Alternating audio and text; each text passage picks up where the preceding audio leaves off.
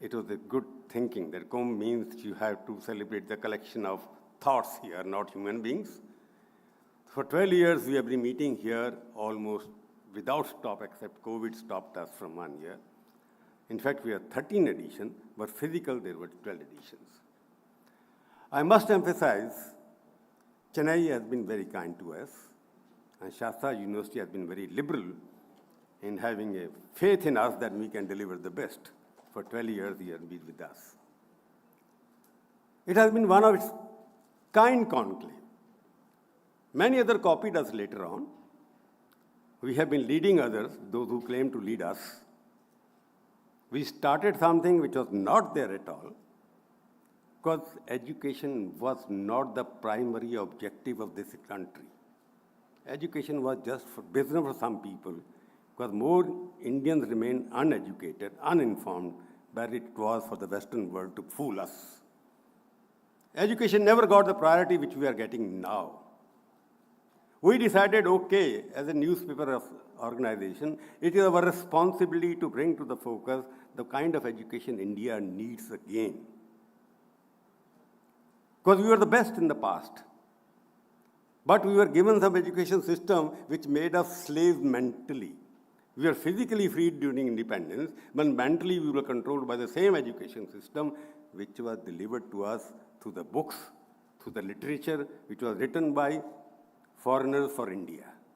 It was not written by Indians for India. The thought process came from Berkeley, from Harvard, from whatever, Oxford and whatever.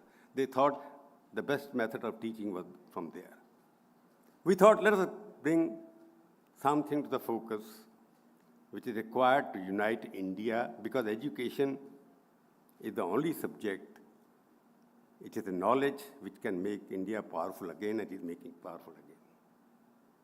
So we started with the concept of Indianization of Indian education. That was the theme of the first, that Bharatiyata, in the term that how we Bharatiyakaran of Indian education, how we Indianize the Indian education, because we have a great past. So when we are looking at it, that how to bring it there, our objective was very clear, that we had for the last 12 years, 25 sessions of 200 hours discussing various issues which involve Indian education, primary to higher education.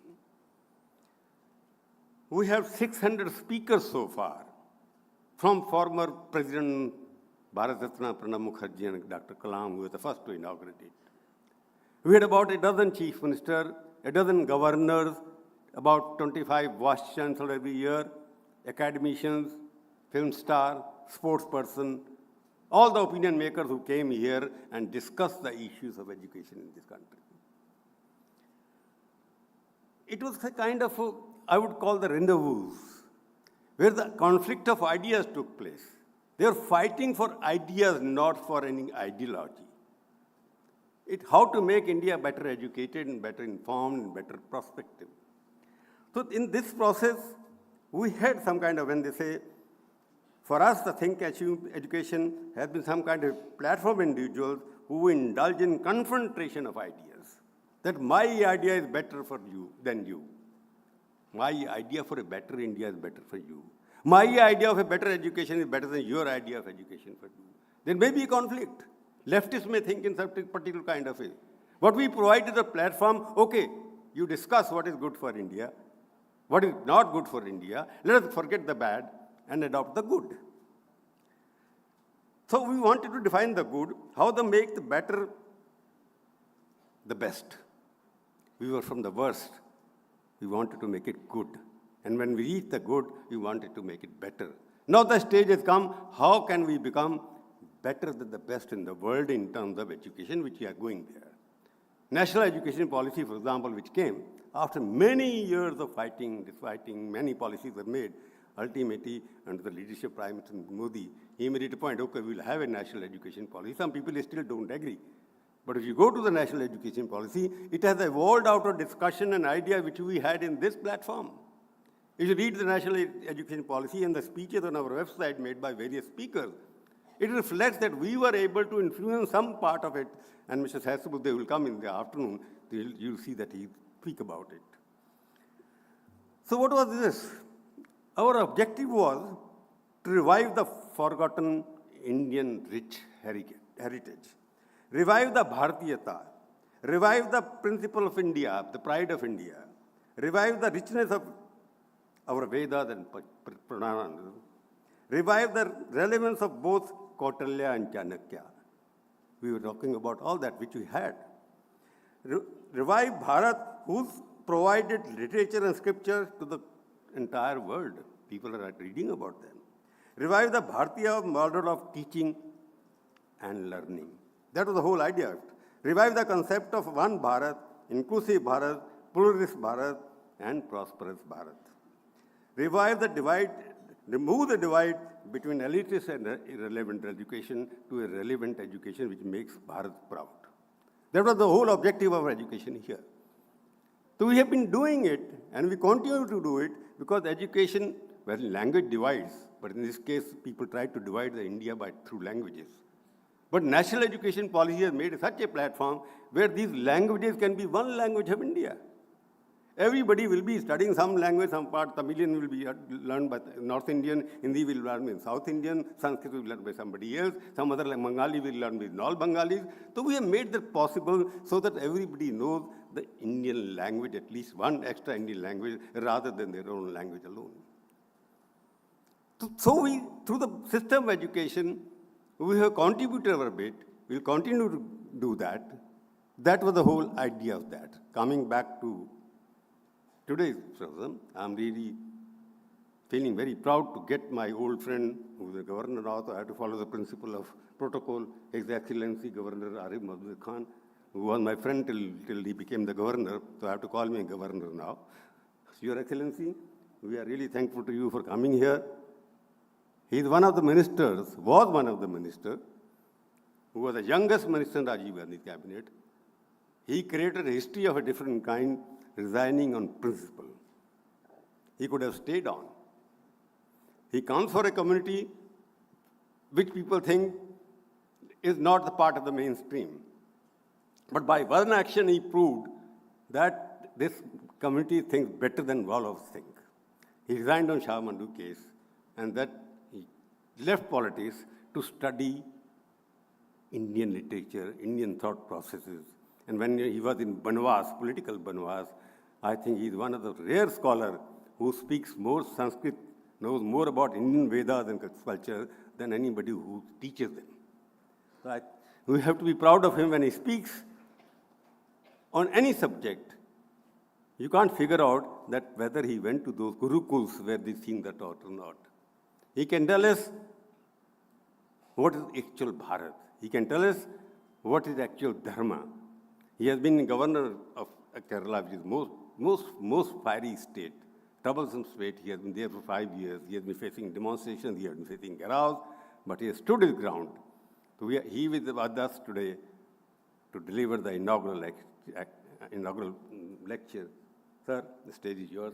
You are most welcome. After that, before we inaugurate formally we have to do that, no? Lamp ceremony we'll do, then after that. Thank you very much. Welcome again, all of you here. Thank you, sir. Ladies and gentlemen, a lot to look forward to here at the ThinkEdu Conclave 2024. Of course, like Mr. Prabhu rightly said, taking our proceedings further, we have a formal lighting of the lamp to invoke the divine powers. If I may invite Mr. Arif Mahmood Khan, the Honorable Governor of Kerala, to lead us with the lamp lighting, Mr. Prabhu Chawla, the Editorial Director, the New Indian Express. It is also my pleasure to extend a warm invitation to Ms. Santwana Bhattacharya, Editor, the New Indian Express Group, to join us with the lamp lighting. I'd also like to take the opportunity to invite Ms. Lakshmi Menon, CEO, the New Indian Express, to join us with the lamp lighting. Ladies and gentlemen, if we may have your complete attention. We'd also like to extend a very warm invitation to Professor Vaidyanathan to join us and grace the stage during our lamp lighting ceremony. Welcome, sir.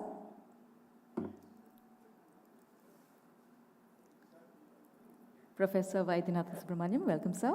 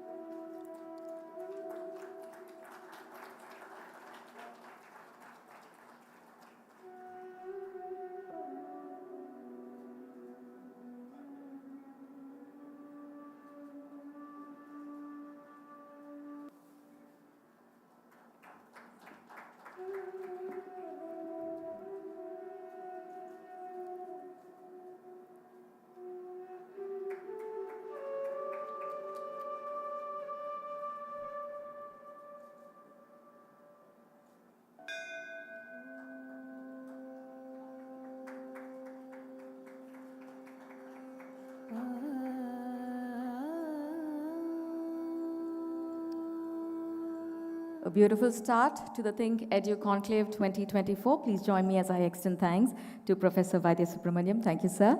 A very special thanks to Ms. Santhana Bhattacharya and Ms. Lakshmi Menon for gracing the stage. And with that, we are all set, ready to begin our sessions here at the ThinkEdu Conclave 2024. Ladies and gentlemen, we have our speaker, the Honorable Governor of Kerala, ready to take to the stage, and our session chair, Mr. Prabhu Chawla. A loud round of applause as we begin our first session, Chancellors and State Universities define.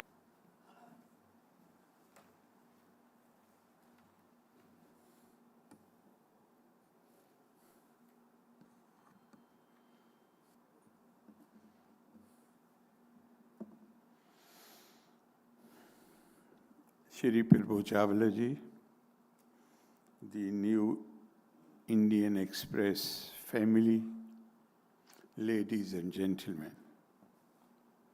I would like to compliment new Indian Express because they are possibly the only one who organize an annual conclave on education. Generally, media groups go for more glamorous and attractive or rather controversial subjects. But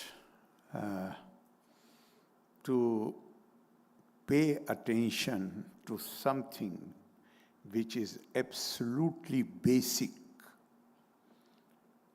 particularly in the Indian context, because our civilization from ancient times, our culture has been identified, and instead of using my own words, I would like to use the words of Arab historians of 10th and 11th century.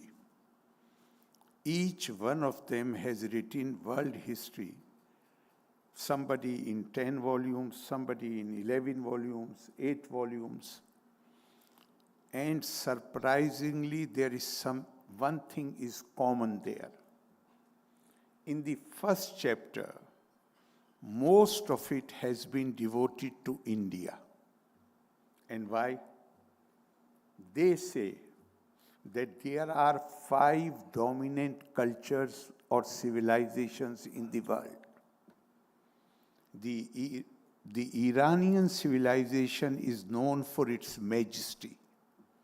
Chinese is known for their craftsmanship and obedience to the law and rulers. Romans for their beauty and chivalry. Turks for their bravery. And these are not my words. They have used these words. India is the only civilization which is known for promoting knowledge and wisdom. That is India's genius. We have been not just one place. All our books are full of exhortations.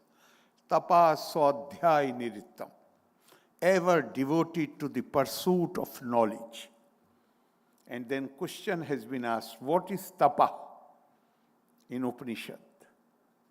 And the reply given is, tapa is the austerities which you take voluntarily,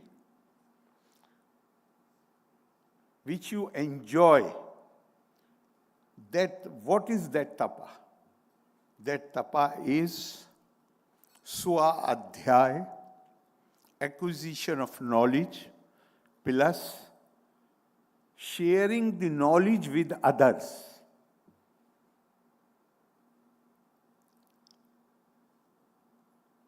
Gurudev Rabindranath Tagore, in one of his essays, has written,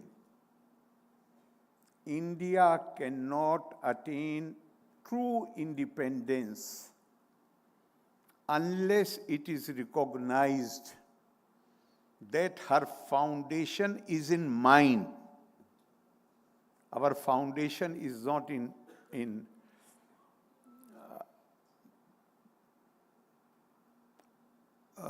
other things.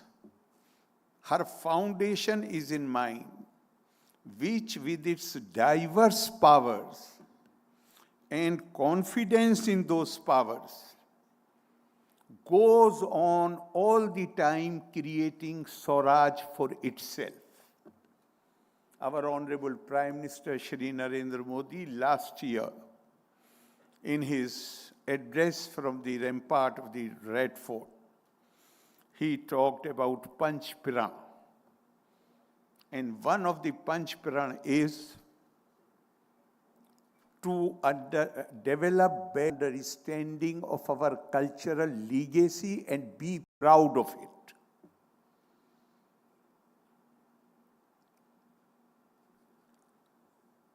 When I had occasion to discuss with him after his speech, I said to him, I said, sir, the Indian legacy is the legacy of knowledge. The time of fall and decline which we have gone through was only because we ceased to be loyal. And again, I won't like to use my words. I will use the words which have been used by Swami Rangnath Nanda in his famous book, Eternal Values for a Changing Society. He has said therein that India, right from the inception of its civilization, was a society who were worshippers of Ma Saraswati. But a time came, and then he mentions about that dialogue in the Upanishad, that pursuit of knowledge not merely means acquisition of knowledge. Sharing of the knowledge is equally important to complete the process. And then he says that we continue to pay lip service to this ideal, but we really cease to be loyal to the ideal. We continue to be engaged in the acquisition of knowledge, but we stopped sharing knowledge with others. And he has quoted from Srimad Bhagavat, Saraswati Gyan Khalv Yatha Sati. A scholar who imprisons knowledge within herself or himself and does not share it with others, then that scholar is not a worshipper of Ma Saraswati, he is a villain of Saraswati. Saraswati Gyan Khalv Yatha Sati. Fortunately, not after independence, much before that, what we call the Indian Renaissance, which started from Bengal. Initially, it was known as Bengal Renaissance. This new awakening has come. And we have realized that without education, it is not possible to produce enfranchised human beings, beings who are free from prejudices and biases. People who have that equipoise, sanctity of spirit, refinement of spirit, development of mind. And that is why in our tradition, education is called Tad Dittiye Janma. You are born from your parents, but you take your second birth through your teachers. If after receiving education, 10 minutes का है, मुझे बता, हैं? Already, 9 minutes already. Okay, 1 more minute. So if you, after receiving the education, if you continue to be the same, then your education, my education, has not really served its purpose. And that is why it has also been asserted. Tejas vina vadita mastu. Whatever we learn, the knowledge that we acquire, we must internalize it so that it manifests itself in enlightening others. And the best, we have to have this question-answer session, so I'm supposed to conclude my remarks in 10 minutes. I've taken 1 more minute. It has been, I find it, there are so many quotes, but what Bhartari Hari has said about education, I find absolutely captivating, enchanting the mind. He said, Vidya nam narasya, rupa madhikam, pirchanna guptam dhanam. Vidya bhokari yasha sukkari, vidya guru nam guru. Vidya bandhu jano videsh gamane, vidya param devtam. Vidya rajsu pujyate nahi dhanam, vidya vihina pashu. That is the importance of education in Indian tradition.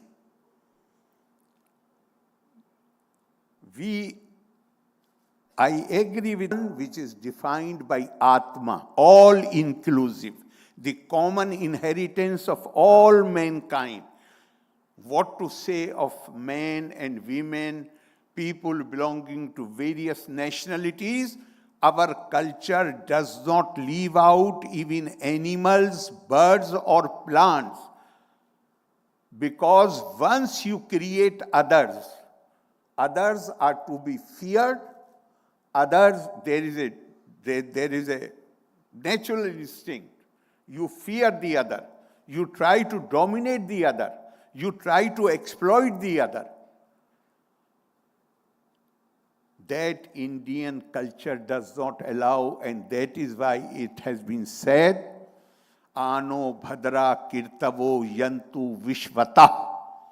We should be firmly rooted in our own ideals, in our own values, in our own ethos, but at the same time, sky is the limit.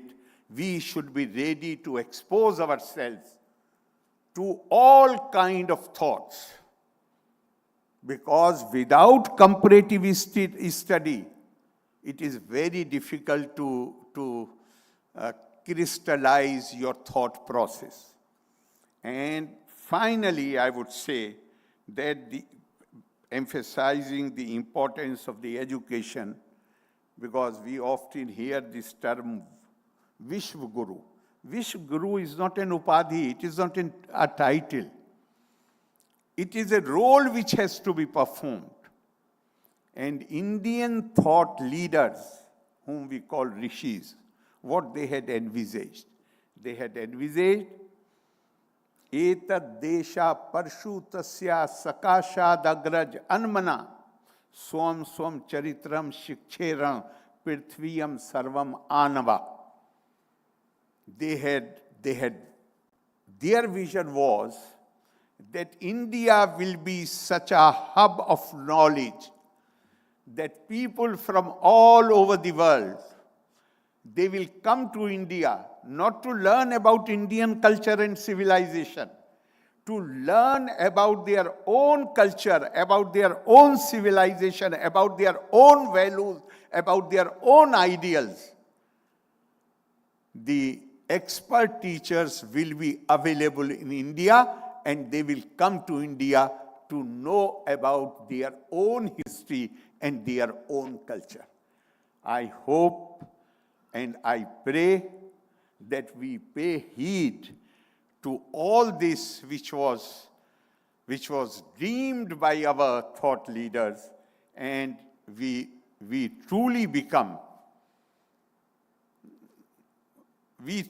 start performing that role. Once again, I compliment you for organizing this conclave, and as I said earlier, on this very serious and grave subject. Loka samasta sukhino bhavantu. Thank you very much. Jai Hind.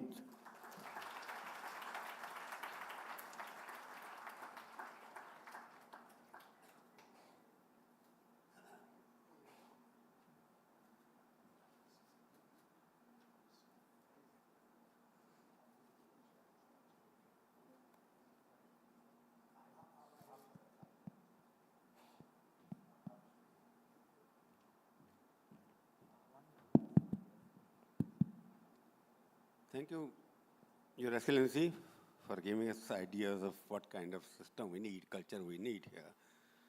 And you spoke so much of English. But education, you rightly pointed out, our problem in India has been politicization of Indian education, politicalization of Indian education. Whether it is in the primary school or it is in the universities, India has been victim of politics of education, because education was not taken as a source of inspiration, knowledge, but used as a power, political tool to get votes in terms of dividing by languages. But basic problem is our university used to produce leaders. Most of the leaders in the last 10 years have been from the university leadership. They have been coming. But coming back to your role, because when I say politicalization of Indian education, higher education is in a mess in India. We have about 800, 900 universities, private universities now. And we have so many government universities also. None of them finds a place in the first 50 global universities. There must be rotten in our state of education. My feeling is universities in India, this is after looking at the last 5, 10 years experience, politicalization of Indian university, making government fighting on political lines. Am I right? Because you have been also chancellor of university, that a chancellor who's appointed by a political establishment, a former politician, can he disconnect himself from the ideology which he represents and the objective of a good higher education? Before I come to the role of the chancellor, one more thing I would like to point out, that unfortunately for a long period of time, education, instead of becoming source of enlightenment, and as it has been said in our tradition, education is something which liberates us. Sa vidya ya vimuktaye.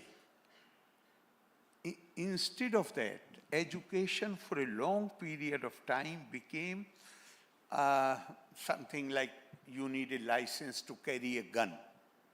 So in order to pursue some profession, you need some degrees. And it became divorced. India has always believed in Gyan Vigyan Sahitam. Gyan and Vigyan. Vigyan is to know the world outside.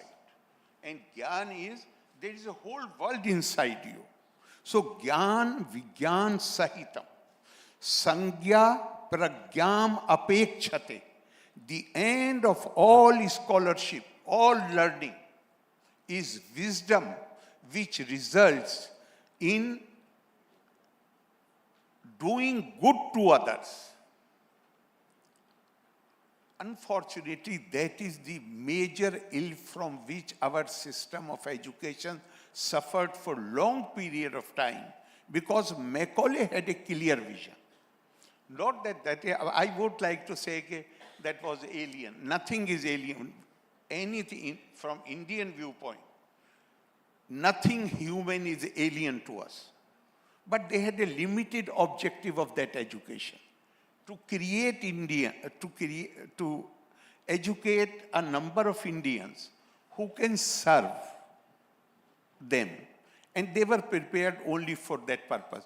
The holistic view was not there. And unfortunately, that even after independence, we did not give up that line of thinking. And now with certain modifications were made, I won't say that we had followed totally that line, but overwhelmingly we continued that tradition. But now with new education policy of 2020, I think at least on the level of policy, there is a sea change. When you talk about the role of the governor as chancellor, certainly there is a we must not forget that for a long period of time, very long period of time, India was politically fragmented.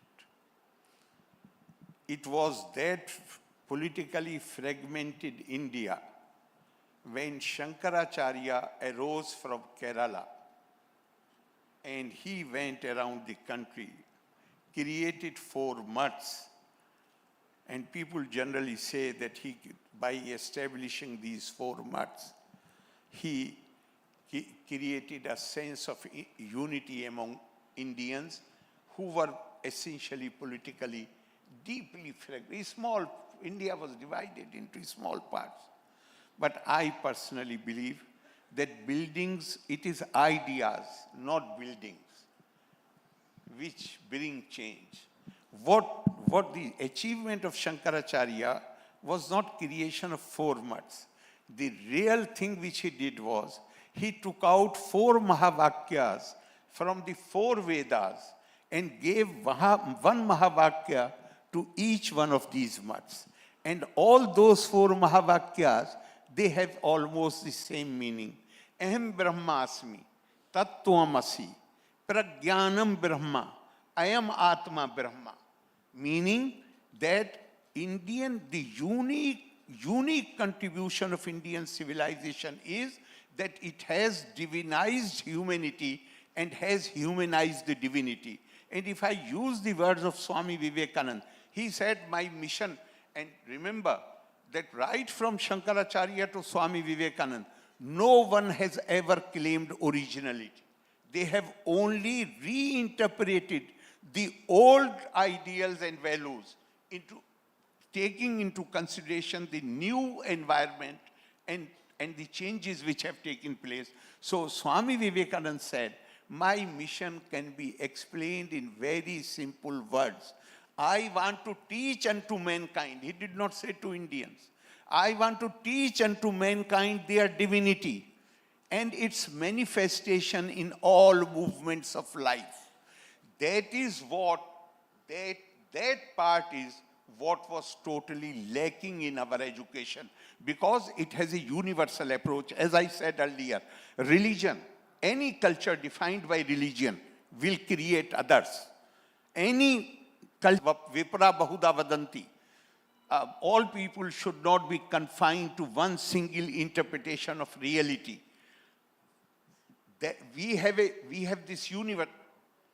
To give an illustration, there are older democracies. They did not give voting right to women. Why? Because they were influenced by the Greek thought, which has really shaped the European mind, that women do not have the soul. Black people do not have the soul. And somebody who does not have Atma is fit for exploitation. We have a right to exploit them. India had only 14 or 15% literacy rate when we became free. We started with universal franchise. Why? Our leaders were better than them? That is not the reason. Sorry, our cultural values were different. I interrupt you because yes. Basic question, the topic is chancellors and governors. So I want to ask a very specific question. Yes. Do you think time has come that governors and president and vice president, they should not be appointed chancellors or visitors of any university? Let to the academicians only. No, I do not agree. And this background I have given you only to emphasize, highlight the thing that in India, forces which are of divisive nature, they are of ancient yore, whereas our unity is a political unity. I'm not talking of cultural and spiritual unity. Cultural and spiritual unity, it is because of that political unity has come. But politically, India has been fragmented.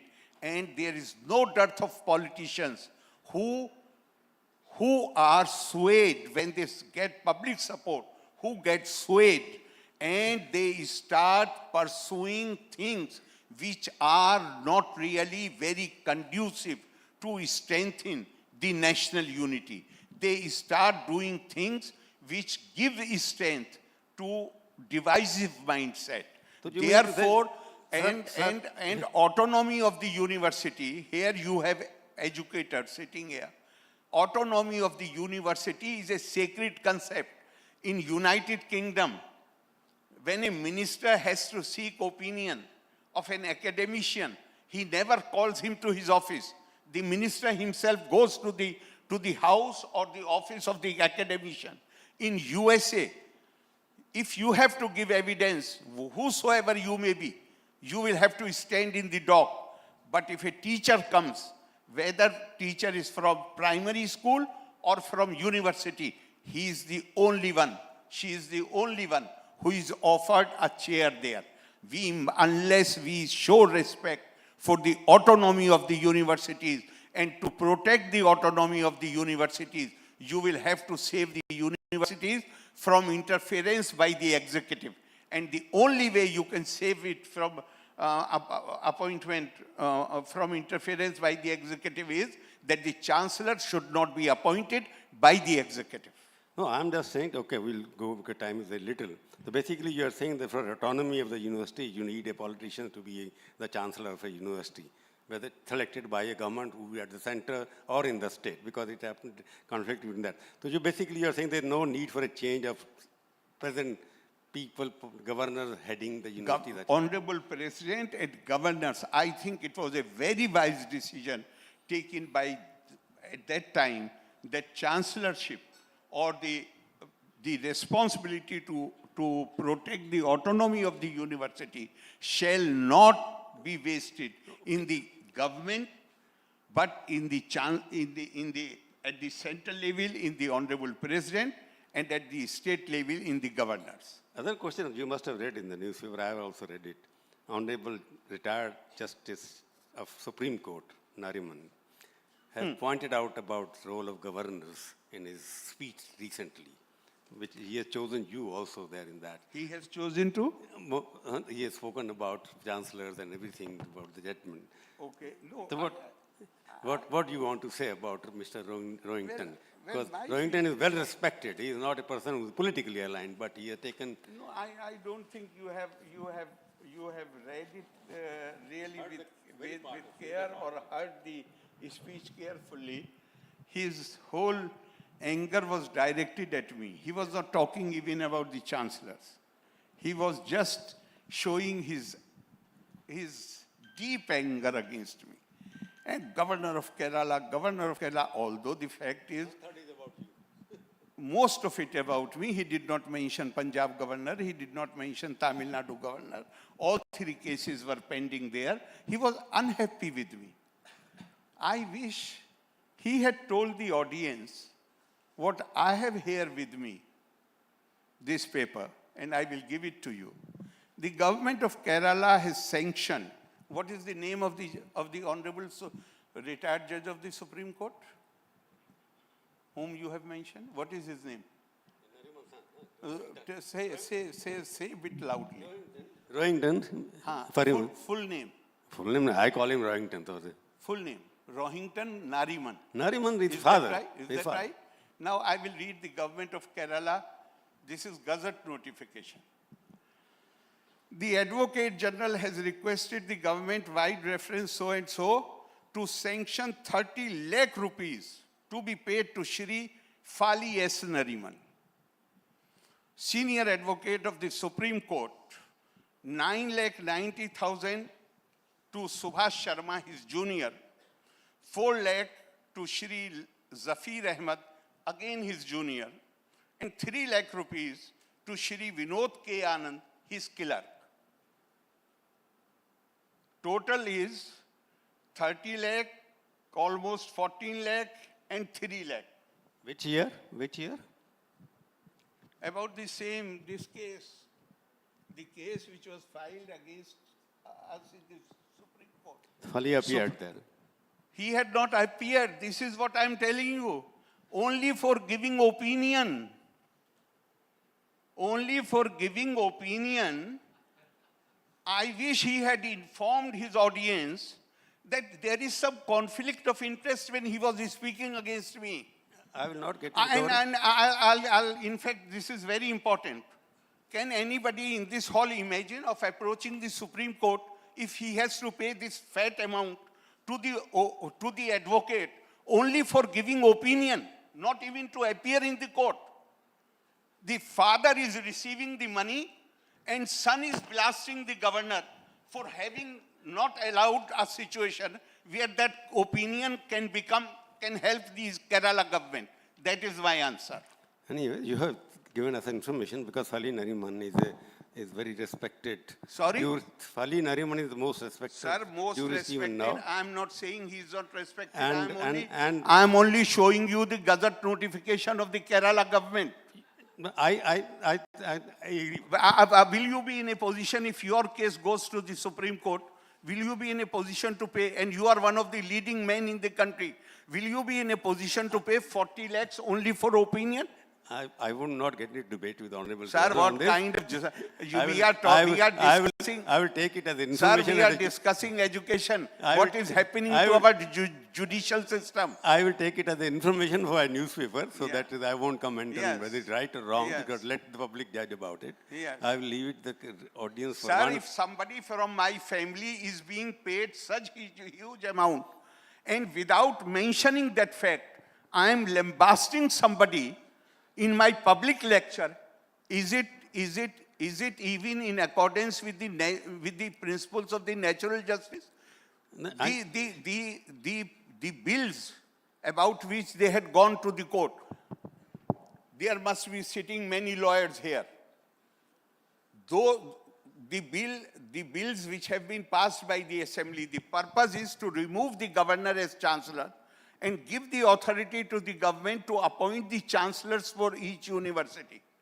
Now you will incur some expenditure on the office of the chancellor, and if you incur some expenditure, then there is a constitutional provision, then that bill will be called money bill. And if you want to pass a money bill, you need prior approval of the governor. In order to curtail that, what they did, they passed on the responsibility to meet the expenses to the universities. In my opinion, those bills are money bills. Those bills, no way I can approve them. But Honorable former Justice is saying, I do not know whether he has read the file. I do not know whether he knows the objection which I have, yet he has chosen to lambast me. But this paper shows that there is a conflict of interest. His father and his juniors have been paid 40 lakh rupees by the Kerala government. Good information. Anyway, now we have to know that how Arif Khan is a man of conviction rather than convenience, and he does what he feels his conviction is right. Thank you very much for coming, because we don't have enough time. Thank you But very we much. appreciate Thank your you very work. much. Thank you very much. Thank you, sirs. Ladies and gentlemen, as we draw the session to our close, it is my honor to invite Mr. Prabhu Chawla, as session chair, to present our speaker, the Honorable Governor of Kerala, with a memento of the occasion, extending our thanks. A truly thought-provoking session, ladies and gentlemen, 100% candid, open to conversation, and a lot of food for thought and conversation, kickstarting the first session here. May I request you to please keep the applause going as we have our session chair presenting the Honorable Governor of Kerala a memento of our thanks. Before we do, in fact, wrap the session to a close, if I may request all our guests to please rise for the national anthem.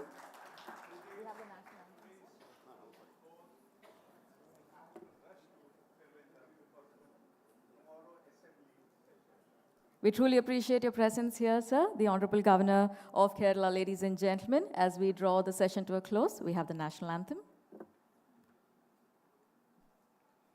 जनगण मन अधिनायक जय हे भारत भाग्य विधाता पंजाब सिंध गुजरात मराठा द्राविड़ उत्कल बंगा विंध्य हिमाचल यमुना गंगा उच्चल जलधि तरंगा तव शुभ नामे जागे तव शुभ आशीष मांगे गाहे तव जय गाथा जन गण मंगलदायक जय हे भारत भाग्य विधाता जय हे जय हे जय हे जय जय जय जय हे Please join me as I extend our thanks to the Honorable Governor of Kerala and, of course, our session chair, Mr. Prabhu Chola, for an amazing inaugural ceremony here at the ThinkEdu Conclave 2024. Ladies and gentlemen, a gentle reminder from our session here that it is not just the pursuing and the gathering of knowledge, but it is also the sharing of it that truly sets us apart. And of course, like Mr. Prabhu Chola rightly said, it is time for us to revive the richness of our legacy and keep it going. We do have exciting conversations, thought-provoking sessions here taking place on stage, and I'm truly excited to let you know that this next session, we're going to delve into the intricate dynamics of political landscapes, exploring factors that may shape the outcome and, of course, influence the pulse of the public. As we set the stage, I have to say that this particular session is titled Pole Position, Who Will Win the People's Mandate? We're truly honored to invite onto the stage Mr. John Brittas, Member of Parliament, to join us for this session as a speaker. Welcome, sir. I'm also excited to let you know that we have Ms. Khushbu Sundar, politician and actor, joining us for this session. Welcome, ma'am. Please continue the round of applause, ladies and gentlemen, as I invite Professor Gaurav Vallabh, National Spokesperson, Indian National Congress, to take to the stage and join us, sharing his thoughts and insights. We're also elated to be joined by Mr. Saravanan Annadurai, official spokesperson for the DMK. And ladies and gentlemen, chairing this session, please join me as I invite Ms. Santwana Bhattacharya, editor, the New Indian Express Group. Like I said, pole position. Who will win the people's mandate? Of course, we are setting the stage for an exciting conversation, getting our day started with an invigorating session. It can only keep our energy high. Ladies and gentlemen, this particular conversation happens here at a platform, the ThinkEdu Conclave 2024, where knowledge converges and excellence prevails. Together, we're here to explore the transformative power of education in shaping the future of our society. Our distinguished speakers, of course, this session and with every passing session, hail from various fields. They're about to share their profound insights and innovative ideas that set them apart. Ladies and gentlemen, with this session, we embark on a journey of intellectual enrichment, fostering a collective commitment to advancing education for a brighter tomorrow. And with that, it is time for our session. Please give it up for our session chair as we begin a conversation on pole position, who will win the people's mandate. Over to Ms. Santwana Bhattacharya. Welcome, ma'am. Good morning.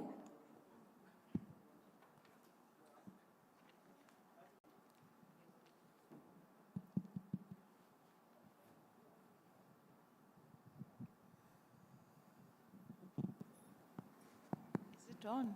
Yeah. Welcome all of you. Why do we discuss election and poll in an edu conclave? Though Mr. Chola just said what ails our university and the education system is the politicization of it, I must say that in a democracy, this is perhaps the most sacred thing that we do, which is elect a government, vote. And especially for students, we have students in higher education vote to elect. So it's very important they understand that role. Whether that leads to politicization or politics in campus, that's another matter. This is a year which we will where we see a very important election, 2024. We are going to choose our next government for the 5 years. But this is it's not just in India, but in the neighborhood and almost 40 countries across the world that elections are taking place. 2024, when we are looking at the year ahead, what was most remarkable is the fact that there were so many elections across the world. And here we pride ourselves for being the largest democracy. So, Kumbh, I would like to begin with you.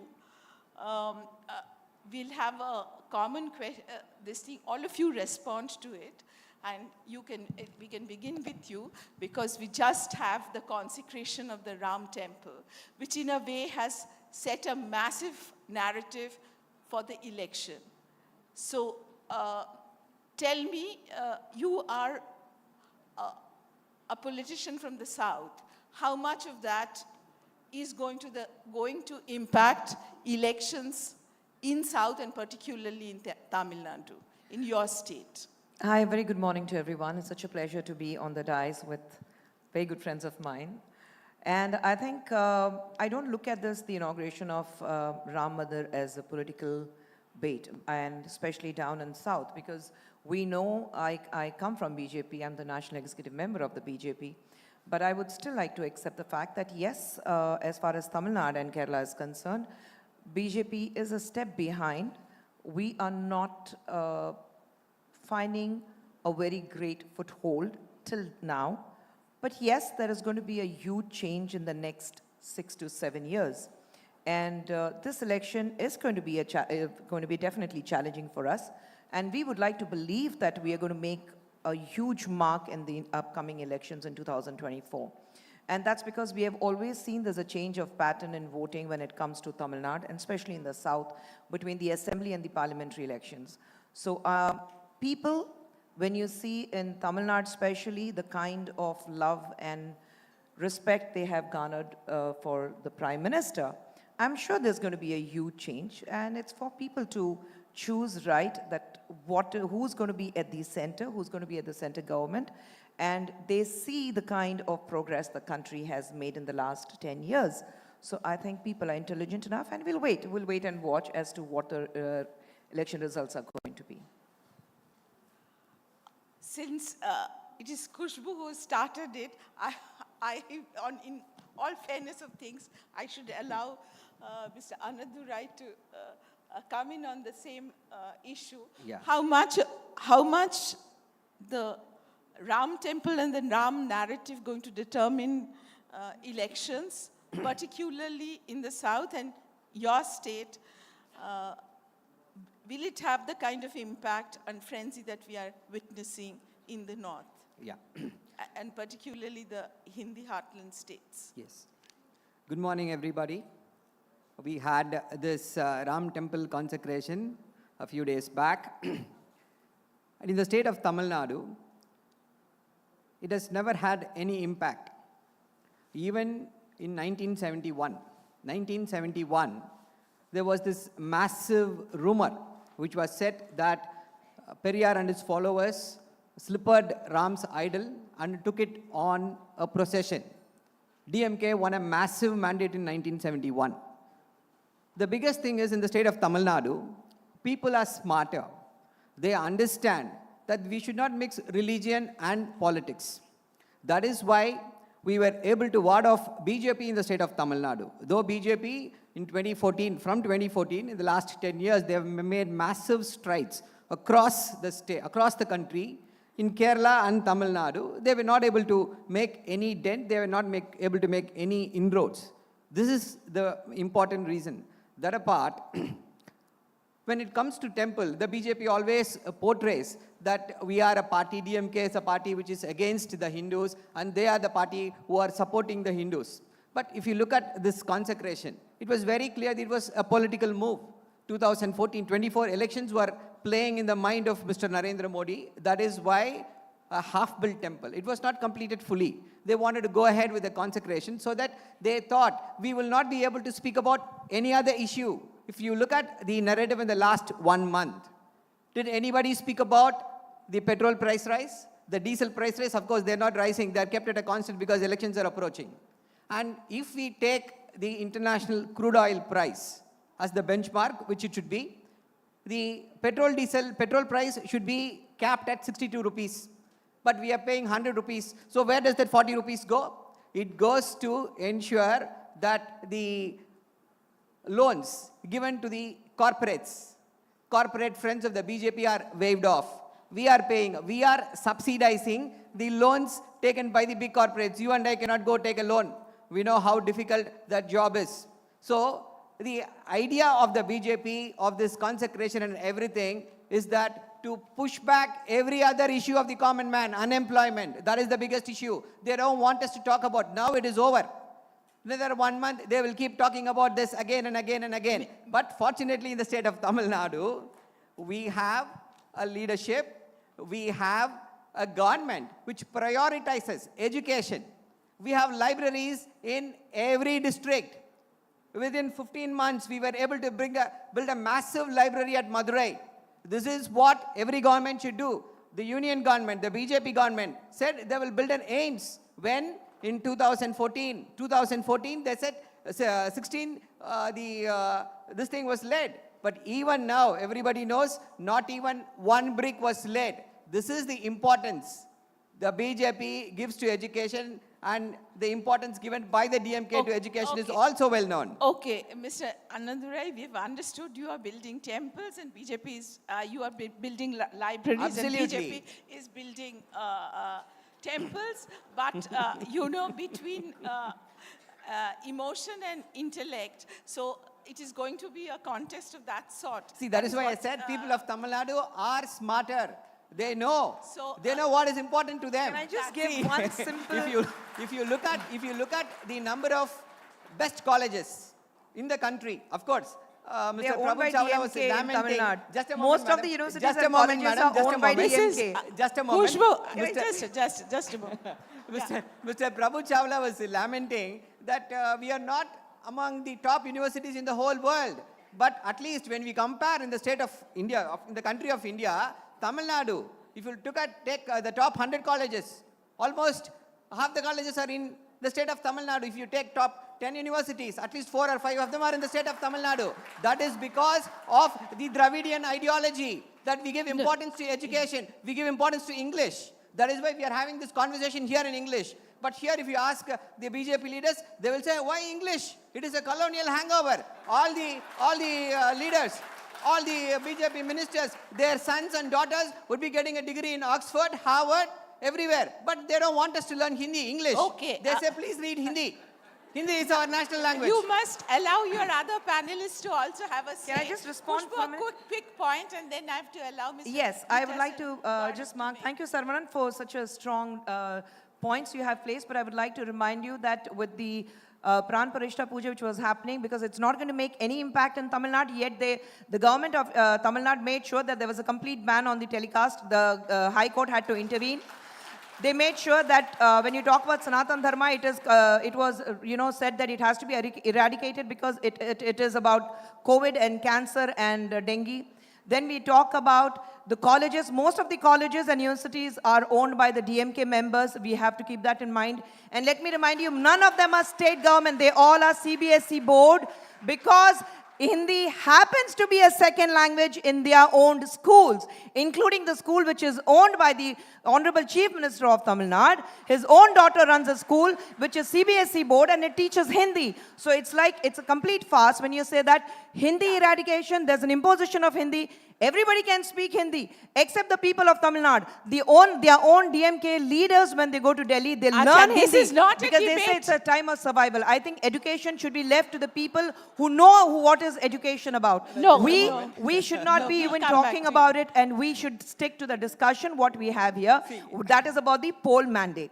Just a small report. No, this cannot become a give me 10 DMK seconds. versus Give me 10 BJP. seconds. No, Give me 10 Saravanan, seconds. this will go on. It will be No, no, between I know. me and Give me you. just 10 seconds. See, she says we don't know Hindi. So what? I'm asking, so what? We don't have to go to Delhi for any job No, you don't opportunities. have No, to. We are going You don't have to America. go to Delhi, so We make are sure going that to London. 2024 you don't fight the students elections. the students here know it very well.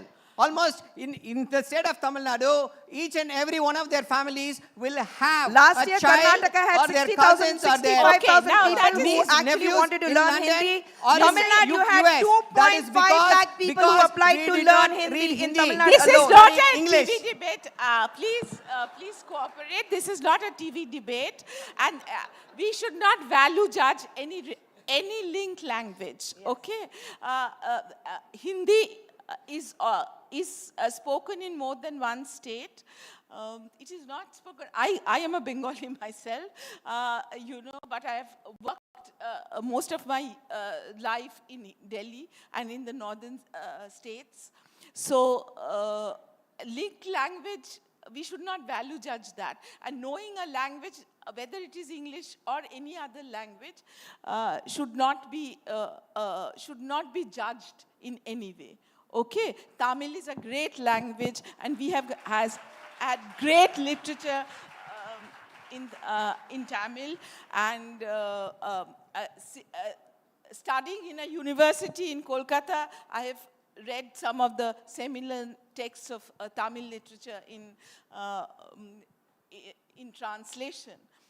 Okay, and that is a good thing, right? It is linked languages make everything, rich cultures accessible to all of us. No, Now we have seen allow how many when- super hit Hindi movies.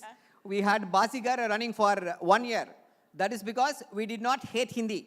We have the largest number of Hindi Prachar Sabhas in the state of Tamil Nadu. We have the largest number of people studying Hindi. We are only saying, please don't impose it on us. If you want to read it, we will read it. There's a point, but we are watching more Tamil films now and South Indian films everywhere, not just in South, in the Northwest, everywhere. Okay, so that way culturally things are opening up. So we should not value judge all the time. Mr. Britas, while we are still on the southern part of the country, please. I will salvage this discussion from the Tamil discourse now. Kushbu should bear with me. The question about next election, I think that is the theme of this discourse. I feel that the most important aspect of the next election is to bring back the country from the brink, restore the institutions, ensure the sanctity of the parliamentary democracy, ensure that the federal principles are upheld. Few minutes ago, you had a session anchored by Honorable Prabhu Chawlaji, wherein the governor of Kerala had the audacity to say that, accuse a jurist like Nariman of taking 30 lakhs to ensure that his son gives a different opinion in support of Kerala government. The politics has reached such level. You need to take back this politics from this trash. A constitutional functionary talking such nonsense in a very important summit. Now, coming back, when I talk about bringing back the country from the brink, I feel that I'm a member of parliament, I'm still under suspension. Could you visualize that the parliamentary democracy has reached such a level when 146 MPs have been suspended for no reason or rhyme? Now the narrative has started in the name of Ram. Yes, we do all acknowledge Ram, but it's not the Ram of Modi, it's the Ram of Gandhi we acknowledge. Please understand that. It's a Ram of compassion, not the Ram of revenge. But the narrative which has been painted across the country by the media, earlier the media was Godi media, now I think the media, one vowel has to be changed. Prabhu Chola ji, you were a giant in Delhi, you are very close to Atal Bihari Vajpayee. Do you see that sanctity of governance now in Delhi in those terms? The media, I would say, the vowel E should be changed as O. Media should be termed as Modia now. So we need to redeem the pillars of this democracy, where it is parliamentary democracy, the executive has become one person, not the collective wisdom of the ministry. Now the parliament has become subservient to the executive.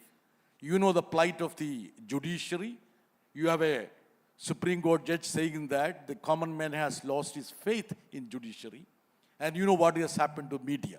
So I feel that this is a time we need to restore democracy, and 2024 elections would be naturally an opportunity for the people. And I have full faith in the people, the resilience in the people. We need to restore democracy in this country. Thank you.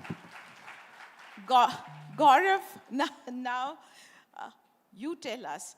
You have you are the other national party.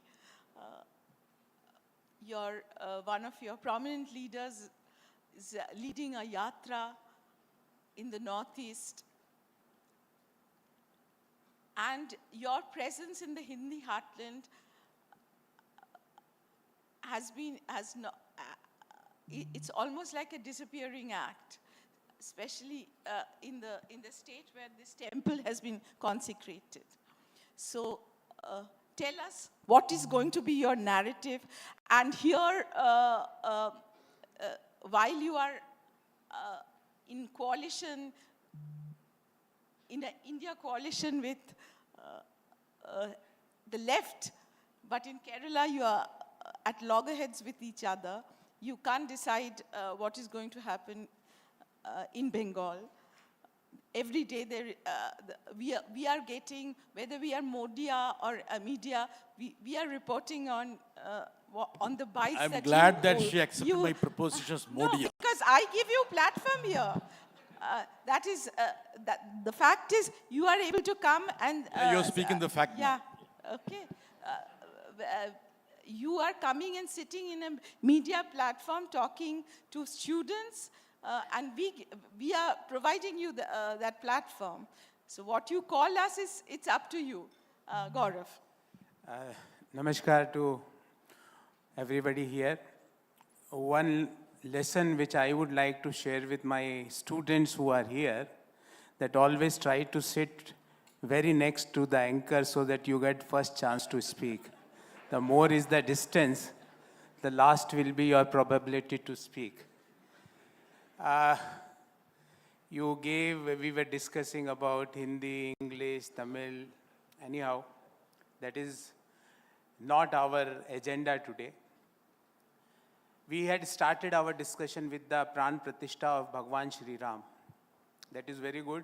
It has been done as per the Supreme Court guidelines. We welcome that. There is nothing against that. But after Ramji's Pran Pratishtha, now it is a turn for Ram Rajya. And people are going to vote for Ram Rajya. And Ram Rajya is with India. And what is Ram Rajya, you know? In Ram Rajya, every young person should have a job. And you will be surprised, in a quarter ended October to December 2023, the unemployment rate in the age group of 20 to 24 is 44.5%. In the age group of 20 to 24, the young students who are sitting there, half of them are not going to get the job. This is CMIE data. The second pillar of Ram Rajya is that every Mahila should have a Samman, every woman should have a respect.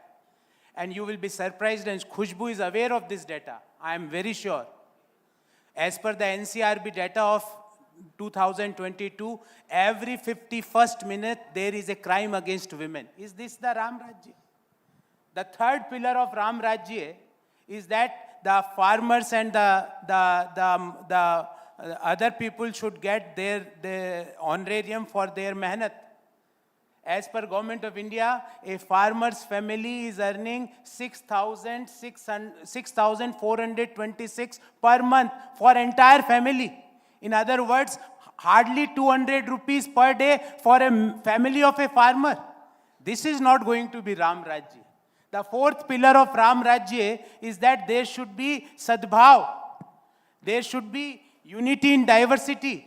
We should not discuss whether Hindi or English or Malayalam or Telugu. We require each language in our country. We require all of them. That is the premise of Ram Rajya. Ram Rajya doesn't mean that my one friend is just trying to say something, other friend is just countering this. That is not Ram Rajya. Why can't we talk about how to get these people, these young students, getting their job? And job doesn't mean getting a 10,000 rupees job on a bike. They are running from one house to other, delivering some Zomato food packet or something else. That is not job. Ram Rajya means we require a good price for the farmers. What happened to C2 plus 50% MSP for farmers? Why can't we give? Ram Rajya doesn't mean that every 51st minute there is a crime against the women. And Ram Rajya doesn't mean, and that is very specific to Tamil Nadu. In FY23, financial year 2023, 13,290 MSMEs were closed down. Ram Rajya doesn't mean that we should promote monopolies. Only 2, 3, 4 business groups are getting the entire business of the country. That is not Ram Rajya. What is happening? And Ram Rajya doesn't mean Bhagwan Shri Ram ne to shabri ke beer khaye the. Right now we are discussing about what is the language, what language we should teach. Are we require education, whether it is in English or Hindi or Malayalam or Tamil or Telugu or any other language of the world. We require jobs for that educated. That is Ram Rajya. And people of our country are going to vote because Pran Pratishta ke baad to Rajya sthapit ho chuka hai. After Pran Pratishtha, if you are not going to follow the principles of Ram Rajya, people are going to throw you out. The Ram Rajya is the Nyay. And that is what you had asked me in a question. Nyay, the justice is the premise of the Ram Rajya. And for that justice, our leader is walking from Manipur to Mumbai. Why our leaders, why our Prime Minister, is he not allowed to get down in Manipur and talk to the people of Manipur with what happened? This is not Ram Rajya. Gaurav, you have gone with this narrative in the recent state elections as well. Our elections in 2024 doesn't seem to, it doesn't look like it is going to be any different. It has become increasingly personality-centric, presidential type of election, where every prime minister that we have had, there was a moment in their reign, which, or in their tenure, that where they peaked. If for Nehru, it was his establishment of the institutions, or his speech, or with Vajpayee, it was an attempt to reach out to the neighbors and solve and long festering problem. With Manmohan Singh, it was the civil nuclear deal. With Mr. Modi, is at the moment, it looks like he is a peak of political career. With whatever they politically, through their manifesto, had promised, has delivered, and it is being clubbed with some development work. Against that narrative, what is your narrative? Unemployment, and it is a very powerful emotional appeal to the voter. See. Right? So what is the counter narrative with unemployment, inflation? These are issues which cannot be ignored. But are you finding traction? And together, what is the counter narrative that you have? And who is your face against Mr. Modi? After a peak, there is always a downfall. See, you said that BJP had delivered what they had promised. Young students are sitting there. 15 lakh, all of you got now? Please raise your hand. I didn't say they have delivered. So- I have said there is a very powerful narrative which has been said. So that is only Yeah. narrative. Yeah. That is not delivery. Otherwise, all of you might have received 15 lakh or 2 crore jobs. By this time, 10 crore jobs has been delivered. But on the other side, I gave you a counter data, 44.5% unemployment level. So our narrative is justice. Justice for these young people for getting the job. Justice for farmers for getting their fair price. Justice for women to have an equal opportunity at all fronts. Justice for everyone. Justice for democracy. As my colleague had pointed out, 146 parliamentarians are out of parliament. Then what kind of this parliament is? After a few days, the budget session is going to start, and he is here. Then what is the use of that budget session? It is not going to be Man Ki Baat in budget. Vote in account. There should be a counter baat also. We are fed up with this Man Ki Baat type of movement that you come and deliver your baat. अरे हमारी बात तो सुनो, इनकी बात तो सुनो. ये यहाँ बैठे हैं, इनकी बात सुनो. There are a lot of things we have to hear from them. So our narrative is justice. Our narrative is मोहब्बत की दुकान. That is our narrative. Our narrative is that all of us, as we were doing in the past 75 years of our post-independence, it is not that one state is doing something But better is than... it giving I'm just concluding. One state is doing better than other state, that is good. But that second state is doing better in some other thing. That is what we are proud of. That is what India is. We are right now talking either on conflict on languages. Sometimes, madam, I am surprised. There is a debate on India and Bharat. Madam, Bharat or India? आपका तो India I'm just telling Bharat or India. Alliances for your So India. She doesn't believe in India. Whether it is, no, I'm I saying believe in India and Bharat both. that is you. I didn't even complete my answer before you pitched I in, believe in Gaurav. both India and Bharat. Madam, India not, no, you No, don't no. believe in India? I don't believe in the this kind alliance of India what you talk cross-questions, about. this India kind and Bharat or Hindustan, everything bhai, belongs. Namma naad, namma manne. That is what is important. So it is something... India is your alliance It what you is talk something- about. Gaurav, we can't. This It is is not AICC podium where you I'm give not saying- this what thing. is this? This I'm is a serious saying, madam, discussion. Please allow others Madam, also I am to saying speak. that They are if all your allies I also. just last sentence, if I don't like name Khushbu, so can't I say, Madam Khushbu, if I don't like her ideology, then all Khushbus of the world are bad.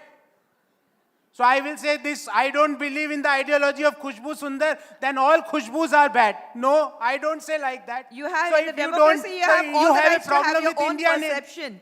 Now coming to Acha, that, please, I'd just like this to kind of personalized conversation is not what Okay, we were looking before- at. Why Let's don't be, you? I think let's be a little more serious because Yeah. it's going to be a duel. See, these are all very difficult times, I would say that. These are the times when scientists talk about astrology, when mythologists write history. Those are difficult times now, you know that. And let us see the facts and figures. When we talk about federalism, we really believe that there should be cooperative federalism. But when Mr. Modi talk in terms of cooperative federalism, there is crony federalism. Even the institution of governors are being used to disrupt state administration. That is happening in Tamil Nadu, that is happening in Kerala, that is happening in all the opposition-led governments. Just tell about a single index where this government has fared better. Let us talk about, say, extreme poverty. See, the states where BJP is ruling, BJP has ruled for decades. As per the Niti Aayog's statistics, the extreme poverty level is something like 30%. In all the southern states, it's below 10%. In Kerala, it is less than 1%. You know what is the reason? You know what is the reason? We have kept BJP away from power.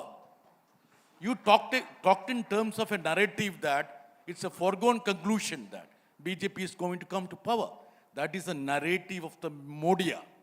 I won't say media, it's a narrative of the Modia. See, now, just look at the television studios. See, the only job of the television anchors to create polarization. Hindu, Muslim, Hindu, Muslim. That's my colleague talked in terms of unemployment, poverty. See, why are we not concerned about those verticals? Mr. Prabhu Chola, I agree with him in all his almost all the points which he made in the opening remarks, except one point he said, troublesome state. Kerala is a troublesome state. That was to, of course, pacify Mr. Arif Mohd Khan. Can you discuss about education without referring to Kerala? Can you discuss about education? Kerala is Kerala. It's ahead of all the states in all the social indices because we have not allowed BJP to have a foothold there in Kerala. Precisely that. We don't want people to fight in the name of religion. Now, you are discussing about Pran Pradishta. Of course, good. You give Pran to gods, no problem. But give Prana Pradishta to Manipur people also. People are dying there. Let the Prime Minister go to Manipur and give some Pran to the citizens. That is his primary duty. Take care of the gods, take care of the people. See, the Prime Minister's duty is primarily to take care of the people, not the gods. Our constitution is secular constitution. We don't want to mix religion with politics.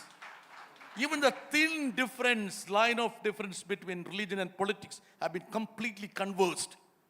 Is there any editorial in the media which is to criticize Modi for merging this religion with politics? No. You have completely caved in. That's why I said all the 4 pillars of Indian democracy, executive, legislature, judiciary, and media, need to be restored. Unless you restore these pillars, you won't be having a democratic process in this country. I think I need to Okay, come in here you for a ta- minute. no, For a minute, I need to one- come in one here because moment. because both my friends have been talking about it. I think I need to come in here when you're talking about poverty, when you're talking about atrocities against women. As a National Commission for Women member, I have to say that all the complaints we get, the maximum complaints come from non-BJP ruled states. And I'm here not as anybody else, but as a woman, because that is why I've always stood up for. Now, I would like to tell them that today the country is going towards 6 trillion economy. You see that we are talking about eradicating poverty. Just 3 days back, we all have seen in the newspaper, more than 25 crores people have been lifted from BPL level. Now, we need to look into it. The damage which has been done in the last 75 years, we cannot clear it in 10 years. We need some time. But today, if the country, if India or Bharat, as what he says or what he believes Khushbu, in, you will I get think enough we need time to to set understand. your narrative No, I'm saying outside. because they have said it. So I need to put in that this conclave is about education. It's not about BJP or Congress or DMK. I think we need to stick to it, that what we have come for, how we are going to provide the facilities to children. Today, when we talk about Make in India, people have been becoming their own leaders. They want to become their own, they're becoming entrepreneurs. They want to be their own bosses. So I think we are moving forward. We are moving forward. And it's just that if some people have a problem with democracy and the way the India is moving forward, I think under democracy of this, as the last largest democracy of this world, I think we need to understand that we have to give them that platform and say that you are entitled to your opinion, but the people of this country, they know what they want to do and they know when to vote and who to vote for. And I will let the people and the youngsters with They will more than decide whether you- 65% of ask them youngsters or not. below the age of 30. 65% below the age of 30 is what the youngest democracy of India is in the world. So the youngest people we have in India. So I think I leave it to them to decide who they want to vote for. So how do you think, Mr. Annadurai, the narrative she is setting, which is also dripping with religion and all that, how much of that will work in a state, say, like Tamil Nadu? See, the BJP, the biggest problem with the BJP is they want to destroy the identity of India. See, when we studied in first standard, I think right from first standard, what we were taught is India is a pluralistic country. Unity in diversity. But the BJP wants to destroy that. They want to homogenize everything. They are afraid of the diversity of our country. That is why they say everything, oneness in everything. They have this toxic obsession over that word oneness. They don't want to appreciate. See, we have repeatedly pointed out. You have to be short now. Yes, Our yes, session, yes. we are running out of time. Yes.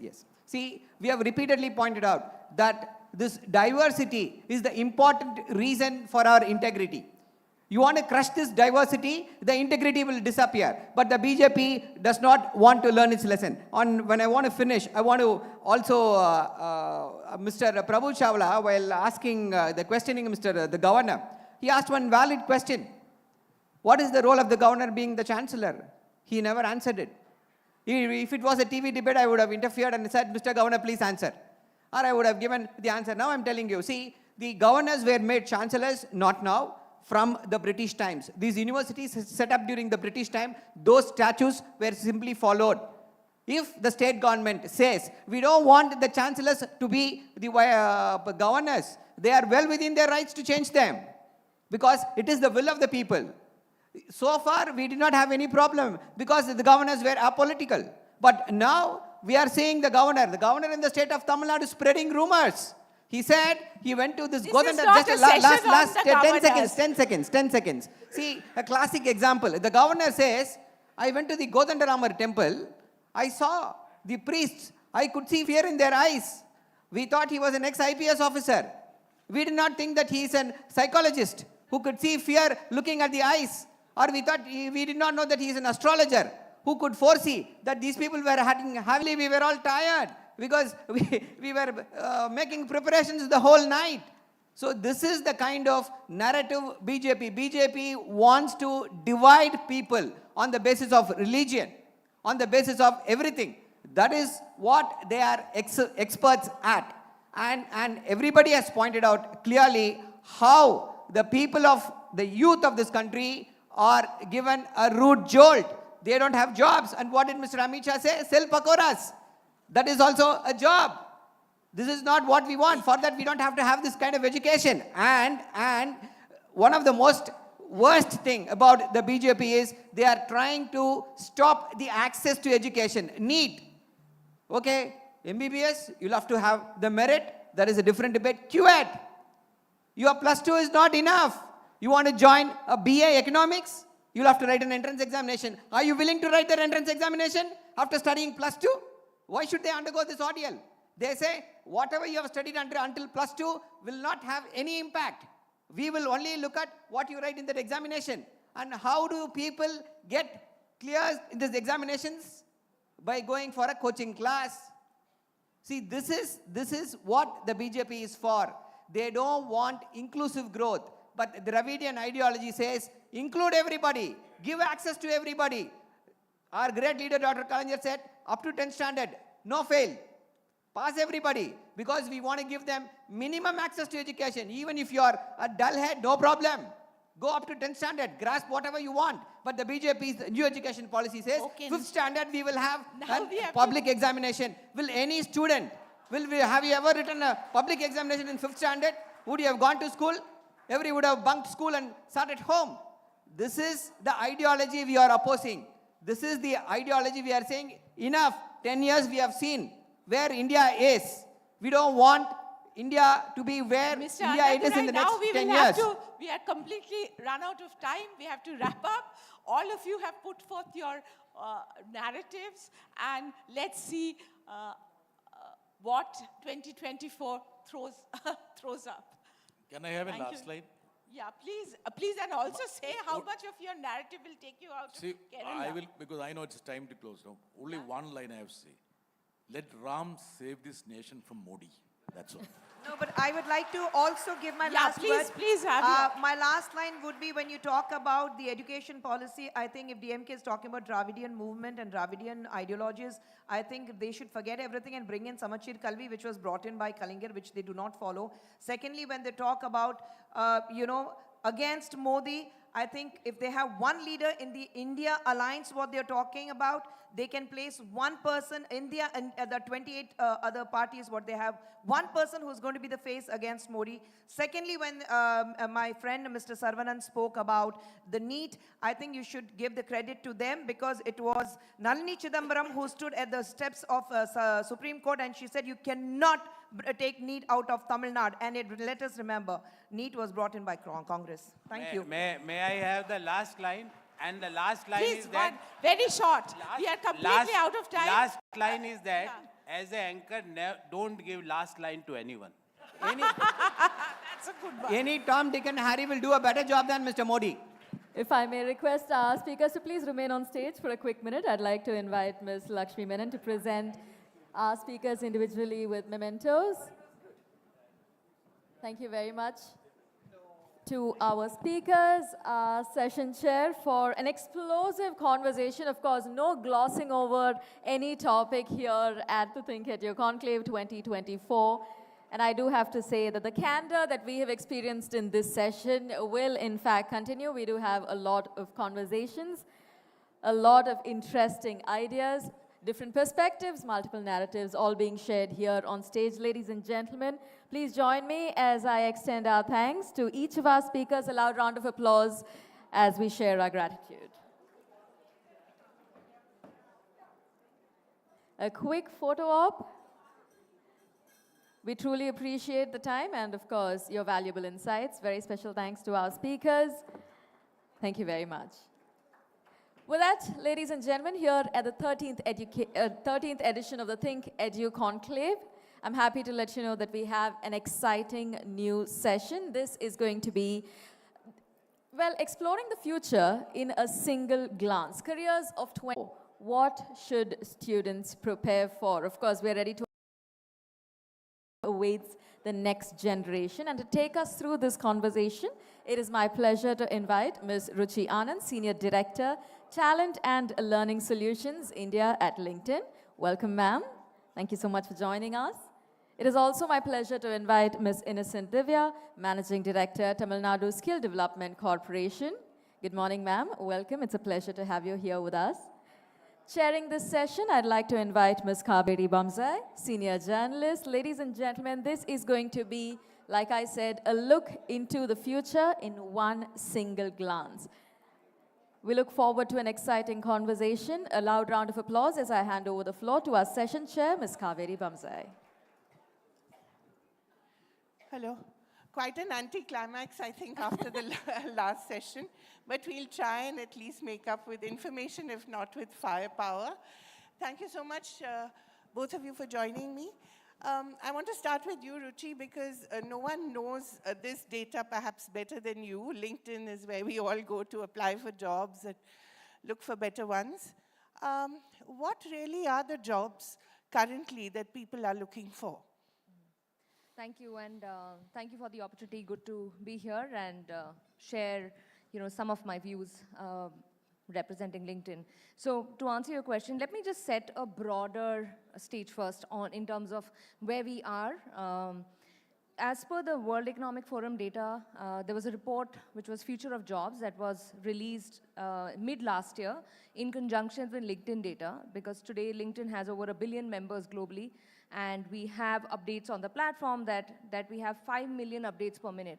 So basis that, we've been able to kind of see what that report really says is that globally, over the next 5 years, 1 1/4 of all jobs will be disrupted or changed. What essentially that means be twin transitions that will be behind these changes, which means one is, of course, technology, the rise of AI, and the other is green transition. So these two primarily will really make a lot of change. So 63 million new jobs will be created, 69 million tasks. There will be certain tasks that will be more prone to automation and that will evolve. So that means that we will see every job and almost all jobs are going to be impacted for sure in some way or form, but the degree would be different. So broadly, while we are saying that there are new jobs also being created over the next 5 years, there will be jobs that will be disrupted.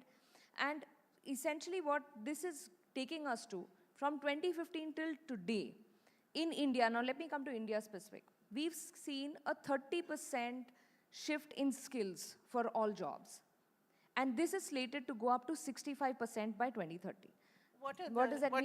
What do you mean? Yeah, so what does that mean is if you see any one job description, let's say on LinkedIn, if there were 10 skills required to be successful in that job, 2 or 3 kept changing every time. Now we will see 5, 6, 7. And as an example, let's say if there's a role of a sales manager or a client-facing executive, what was required earlier, yes, those skills are there. You need good communication, good presentation skills to be able to have good conversations and understand. But how about having negotiation skills to be able to do that while you're doing a conversation virtually? How do you kind of, engage with your customers in a way where you're not meeting them face to face? So examples of these, as well as examples of being able to, can I use AI or any other tools better, in a better way to do better research, right? So even it's about how does every role impact and change. Similarly, one is automation, the other is green transition I spoke about.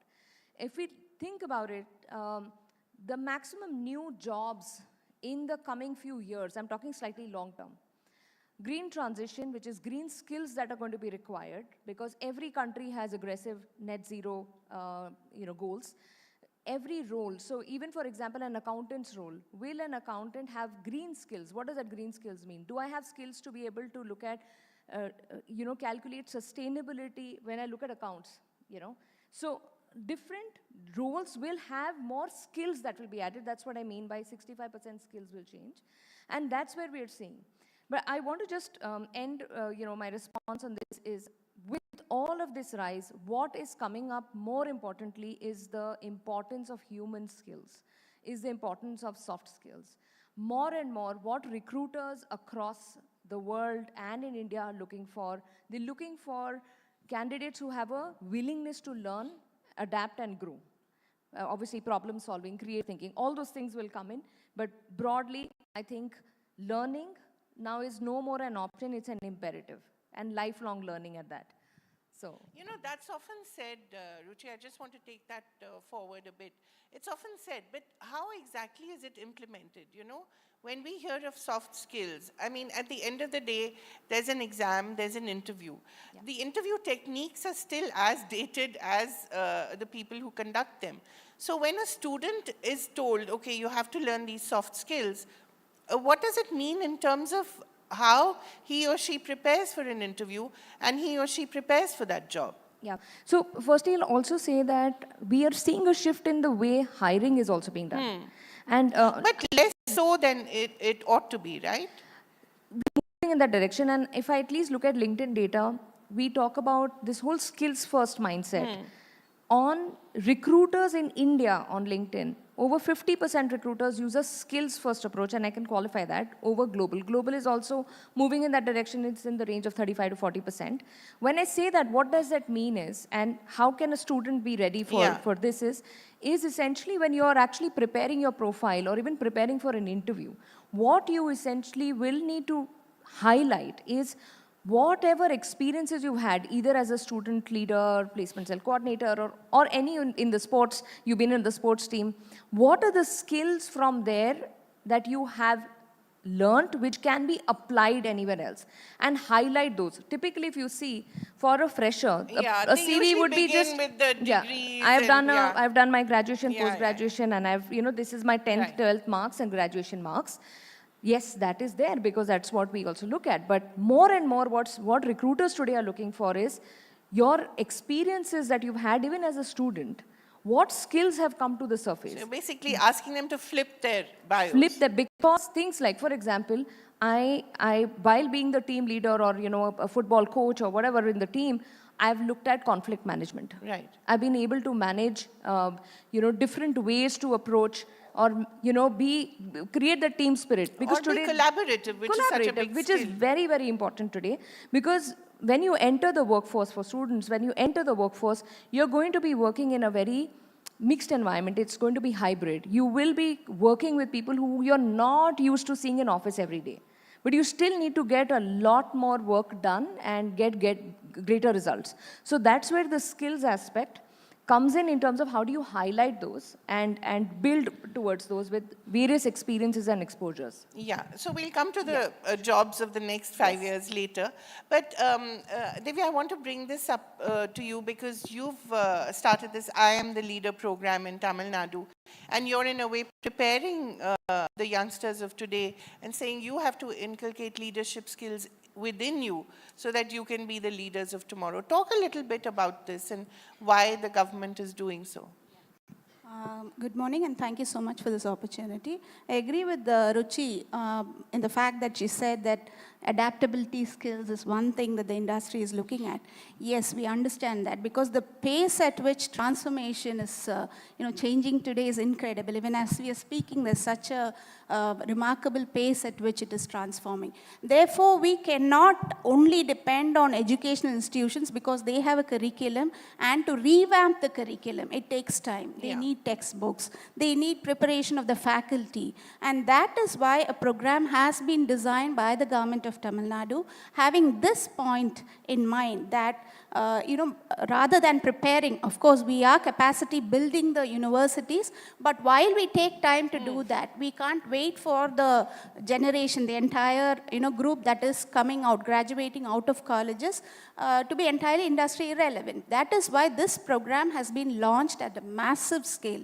It's a massive upskilling program which targets all colleges. It's completely free of cost, where we integrated skills into the curriculum. Along with industry, right? Yes, yes. All of these courses are carefully curated with the industry perspective. We have industry people who are tailor-making the curriculum. Are they offering internships? Yes, of course, yes. So in addition to the internships, it's project-based learning. The entire material that is taught, it's not taught. The children learn on their own. They learn it based on industry use cases. So it's not only theoretical, because that is the norm. That is how children ought to be taught.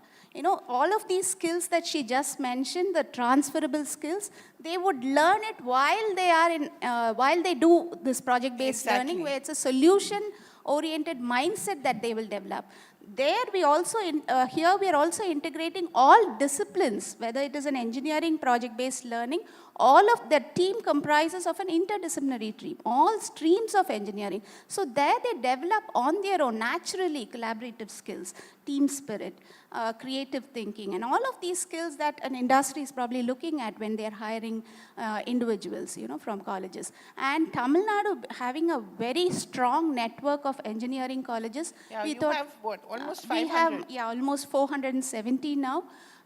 We have a strong network, and large number of students are graduating, about 4 lakh students. But they're not all industry ready, right? That is the intent behind which this program has been designed and has been delivered. Right now, Nan Mudalvan program, that is what translates into I Am the Leader. It has impacted 13.14 lakh students last year, that is in 22-23 when it was launched, and 23-24, this is one semester we've done, the next semester is on. Right now we have targeted around 14.68 lakh students. Right. So this includes engineering colleges, arts and science colleges, ITIs and polytechnic colleges, regardless of whether they are a government-owned institution or a private institution. Right. Except for autonomous colleges, all of them have been onboarded. It's completely free of cost, where the government bears the cost for the student and it is integrated in the curriculum. That's the speciality of the program. The student need not learn it as a separate subject. Like, it's a 2-credit program which replaces a skill-based elective in the curriculum. You know, I wanted to ask you, since you're an IAS officer, and I think prior to this you were posted in the Nilgiris, and I think you did seminal work with the Elephant Corridor there. It's so interesting, the kind of adaptability that an IAS officer has. That is the kind of adaptability that you would like to see in all students, right? Exactly. What would you recommend? Everybody can't get into the civil services, so what would... Mind is to select people who are adaptable. And that's how the entire world of work is shaping now. Yeah. So leave alone civil services, the entire industry is looking at people who are adaptable. Because I said technology is very, very fickle now. It's changing.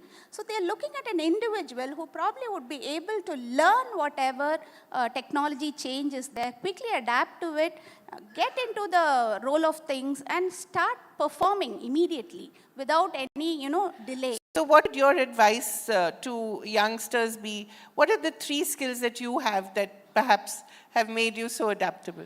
See, first thing is you have to come out of your comfort zone. So you may have a specific liking for a particular position, a job, or a career profile.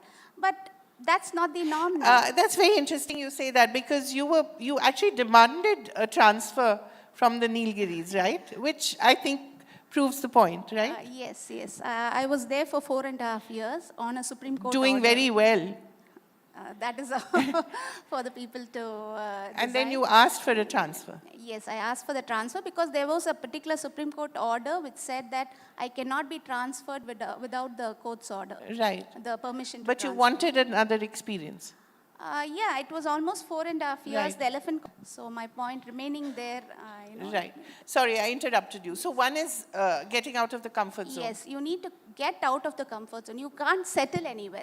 This is a phase where you have to be on the go. Right. And you have to look out for opportunities to inculcate in yourselves, opportunities to develop yourself. Because wherever you are, there's so many opportunities that are open. There's so much of cross-learning that happens. See, I am not an engineer, but I talk about engineering education. I just came from a conference redefining engineering education. So it is just that what I've heard from people, what I understand about the system, and that is what makes a person you have to be sensitive to what is happening around you, the trends that are occurring around you, so that you imbibe those values. Whatever happens around you, that is how you cultivate yourself. So I think you have to be a learner. All your life, you got to be a learner. So get out of your comfort zone, be a lifelong learner. And the third thing, have the humility to accept that certain things you don't know. You don't know. Only then you can learn. Right. So be humble. So I think kids out there, I think you should make a note of that, because these are skills that you really need to develop. Ruchi, I want to get to you and ask you specifically about the top 3 jobs maybe in the next 5 years, may be too long, maybe in the next 2 years. Because as you once said, the jobs that are available now, people didn't even know of these 10 years ago, right? Absolutely, absolutely. And I just want to say, I mean, what Divya just said, lifelong learning is important, and adaptability. And the reason also is because jobs are changing so much. We keep saying that jobs are changing even when you're not changing your job. Yeah. Right? The thing is that if you talk about the top few jobs, while there is always going to be an importance of soft skills, which we spoke about, and even we also spoke about, like problem solving and all of, analytical ability, communication skills. We've just launched a Jobs on the Rise report a few days ago. And what that report is actually talking about is that what's the highest percentage increase we are seeing in the newer jobs that are coming, jobs on the rise, right? And if we look at that, the top 10 jobs there as of today, which I know if we come up with a report next year will be different, are coming from various sectors. So the top 2 or 3, one is closing manager. Now, closing manager is in real estate. In being able to do, because we're seeing a lot of infrastructure projects, we're seeing a lot of real estate go up. So depends where we're seeing the demand that's coming in. Then we're So what does a closing manager do? So closing manager will be specifically if you think about a real estate sector, being able to kind of, have site visits with the customer, be Go able to into do the documentation. deal and then say, okay, Yes. this is what it requires. Yes, and documentation. So even the skills in that for the closing manager Right. will be around knowing what kind of documentation Right. clearances that you need, how do you get those whole contracts done, because that demand is like really going up, because interesting. again so that's again for us has been interesting. The same list, number 4th on that list, and I'm jumping to 4 to give you an interesting one, drone pilot came up. Drone pilot. Drone pilot. And for Chennai, we came up with that list. Chennai, number 1 was drone pilot. So The there's a jobs lot of on the drone, rise. Yes, yes. Yeah, work happening Now, here. yes, so what does that mean? Those are the roles that are required in aviation, in transport, in exports, right?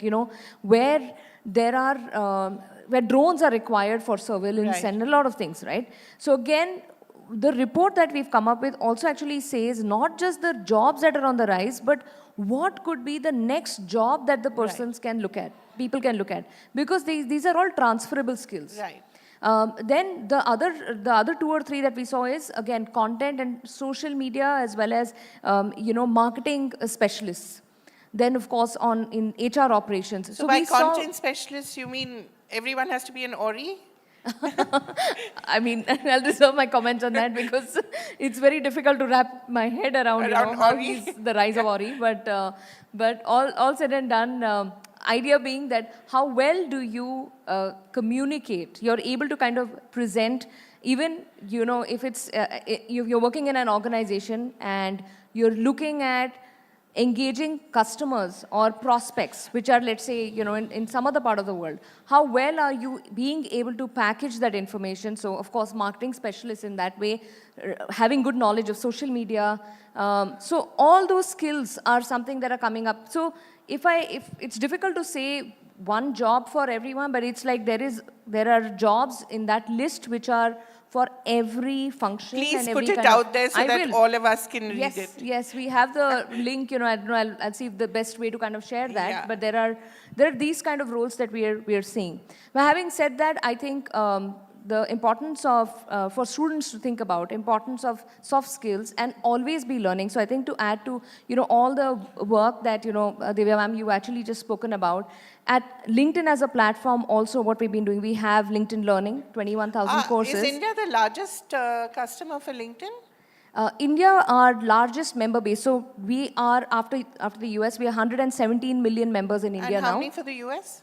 211 million. So that shows you the hunger for Absolutely. jobs and hunger for Absolutely. India is, in fact, we've had 73% year-on-year increase in student sign-ups in 1 year alone, the last 1 year, and it's going on increasing. The reason why we are seeing more and more people come onto the platform is not just for jobs, but also, if you think about it, as an entire career trajectory. To be able to learn, so LinkedIn Learning has courses. In fact, we've been partnering with 100 plus educational institutes across India, where we are giving LinkedIn Learning latest courses across the library of business, leadership, technology, generative AI, which is being taught to students in conjunction with the curriculum that's already there.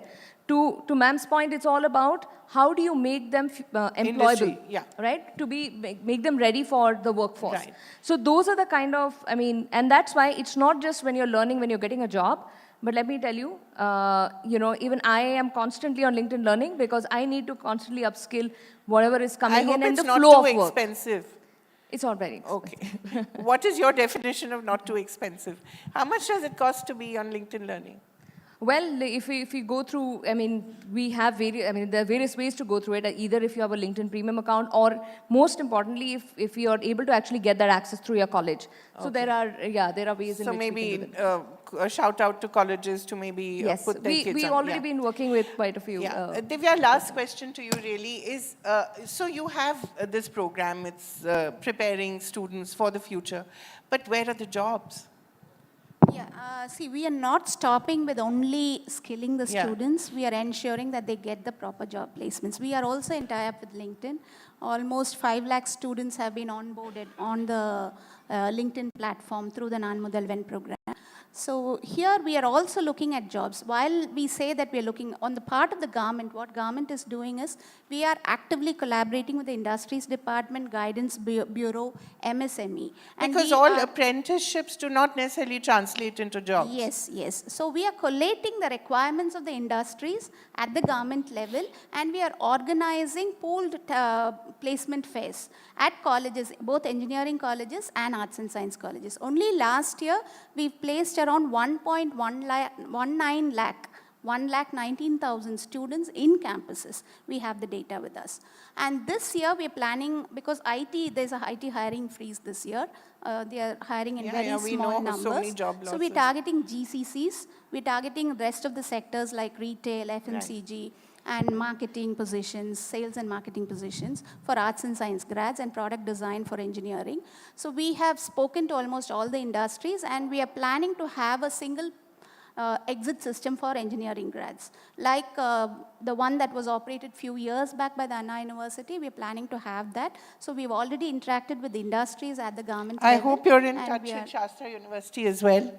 And, Yes, yeah. yes. We are partnering with Shastra also in utilizing centers of excellence for training. So Right. we almost collaborate with all the centers of excellence, both in academic institutions and in industries. Whatever infrastructure, we do not want to create any infrastructure. We have adequate infrastructure.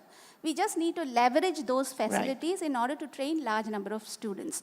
And we need industry participation in training. So this is what's the ask of Nan Mudalvan. That is why actively we are engaging with the industry, both in terms of giving placements, internship opportunities, apprenticeship, and also training.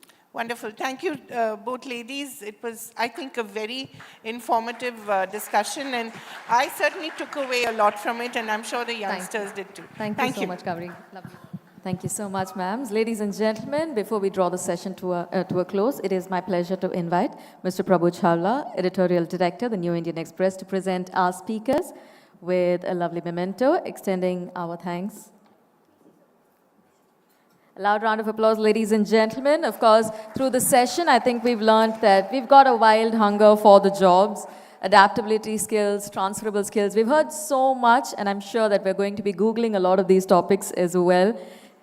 This session showed us that getting future ready starts from today. And of course, as a way of thanking our speakers, we've got Mr. Prabhu Chawla doing the honors and felicitating them.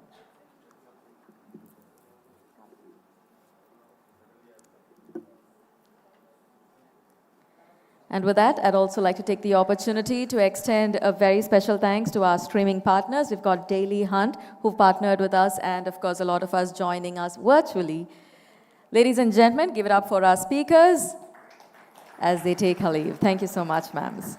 With that, I'd like to welcome back our session chair onto the stage, Ms. Kaveri Bamzai, as we step into the next session. This is going to be with a special focus on taking education higher, synergy in opportunities. Please give a huge round of applause to our speakers who will be joining us on stage, Mr. M.J. Shankar Raman, CEO, IITM, Pravartak Technologies Foundation. Good morning, sir, and welcome. Thank you so much for joining us. I'd also like to invite onto the stage Mr. Saji Gopinath, Vice Chancellor, Digital University, Kerala. Our stage is set, ladies and gentlemen. A loud round of applause. And with that, I'd like to welcome back our session chair, Ms. Kaveri Bamzai, to take over.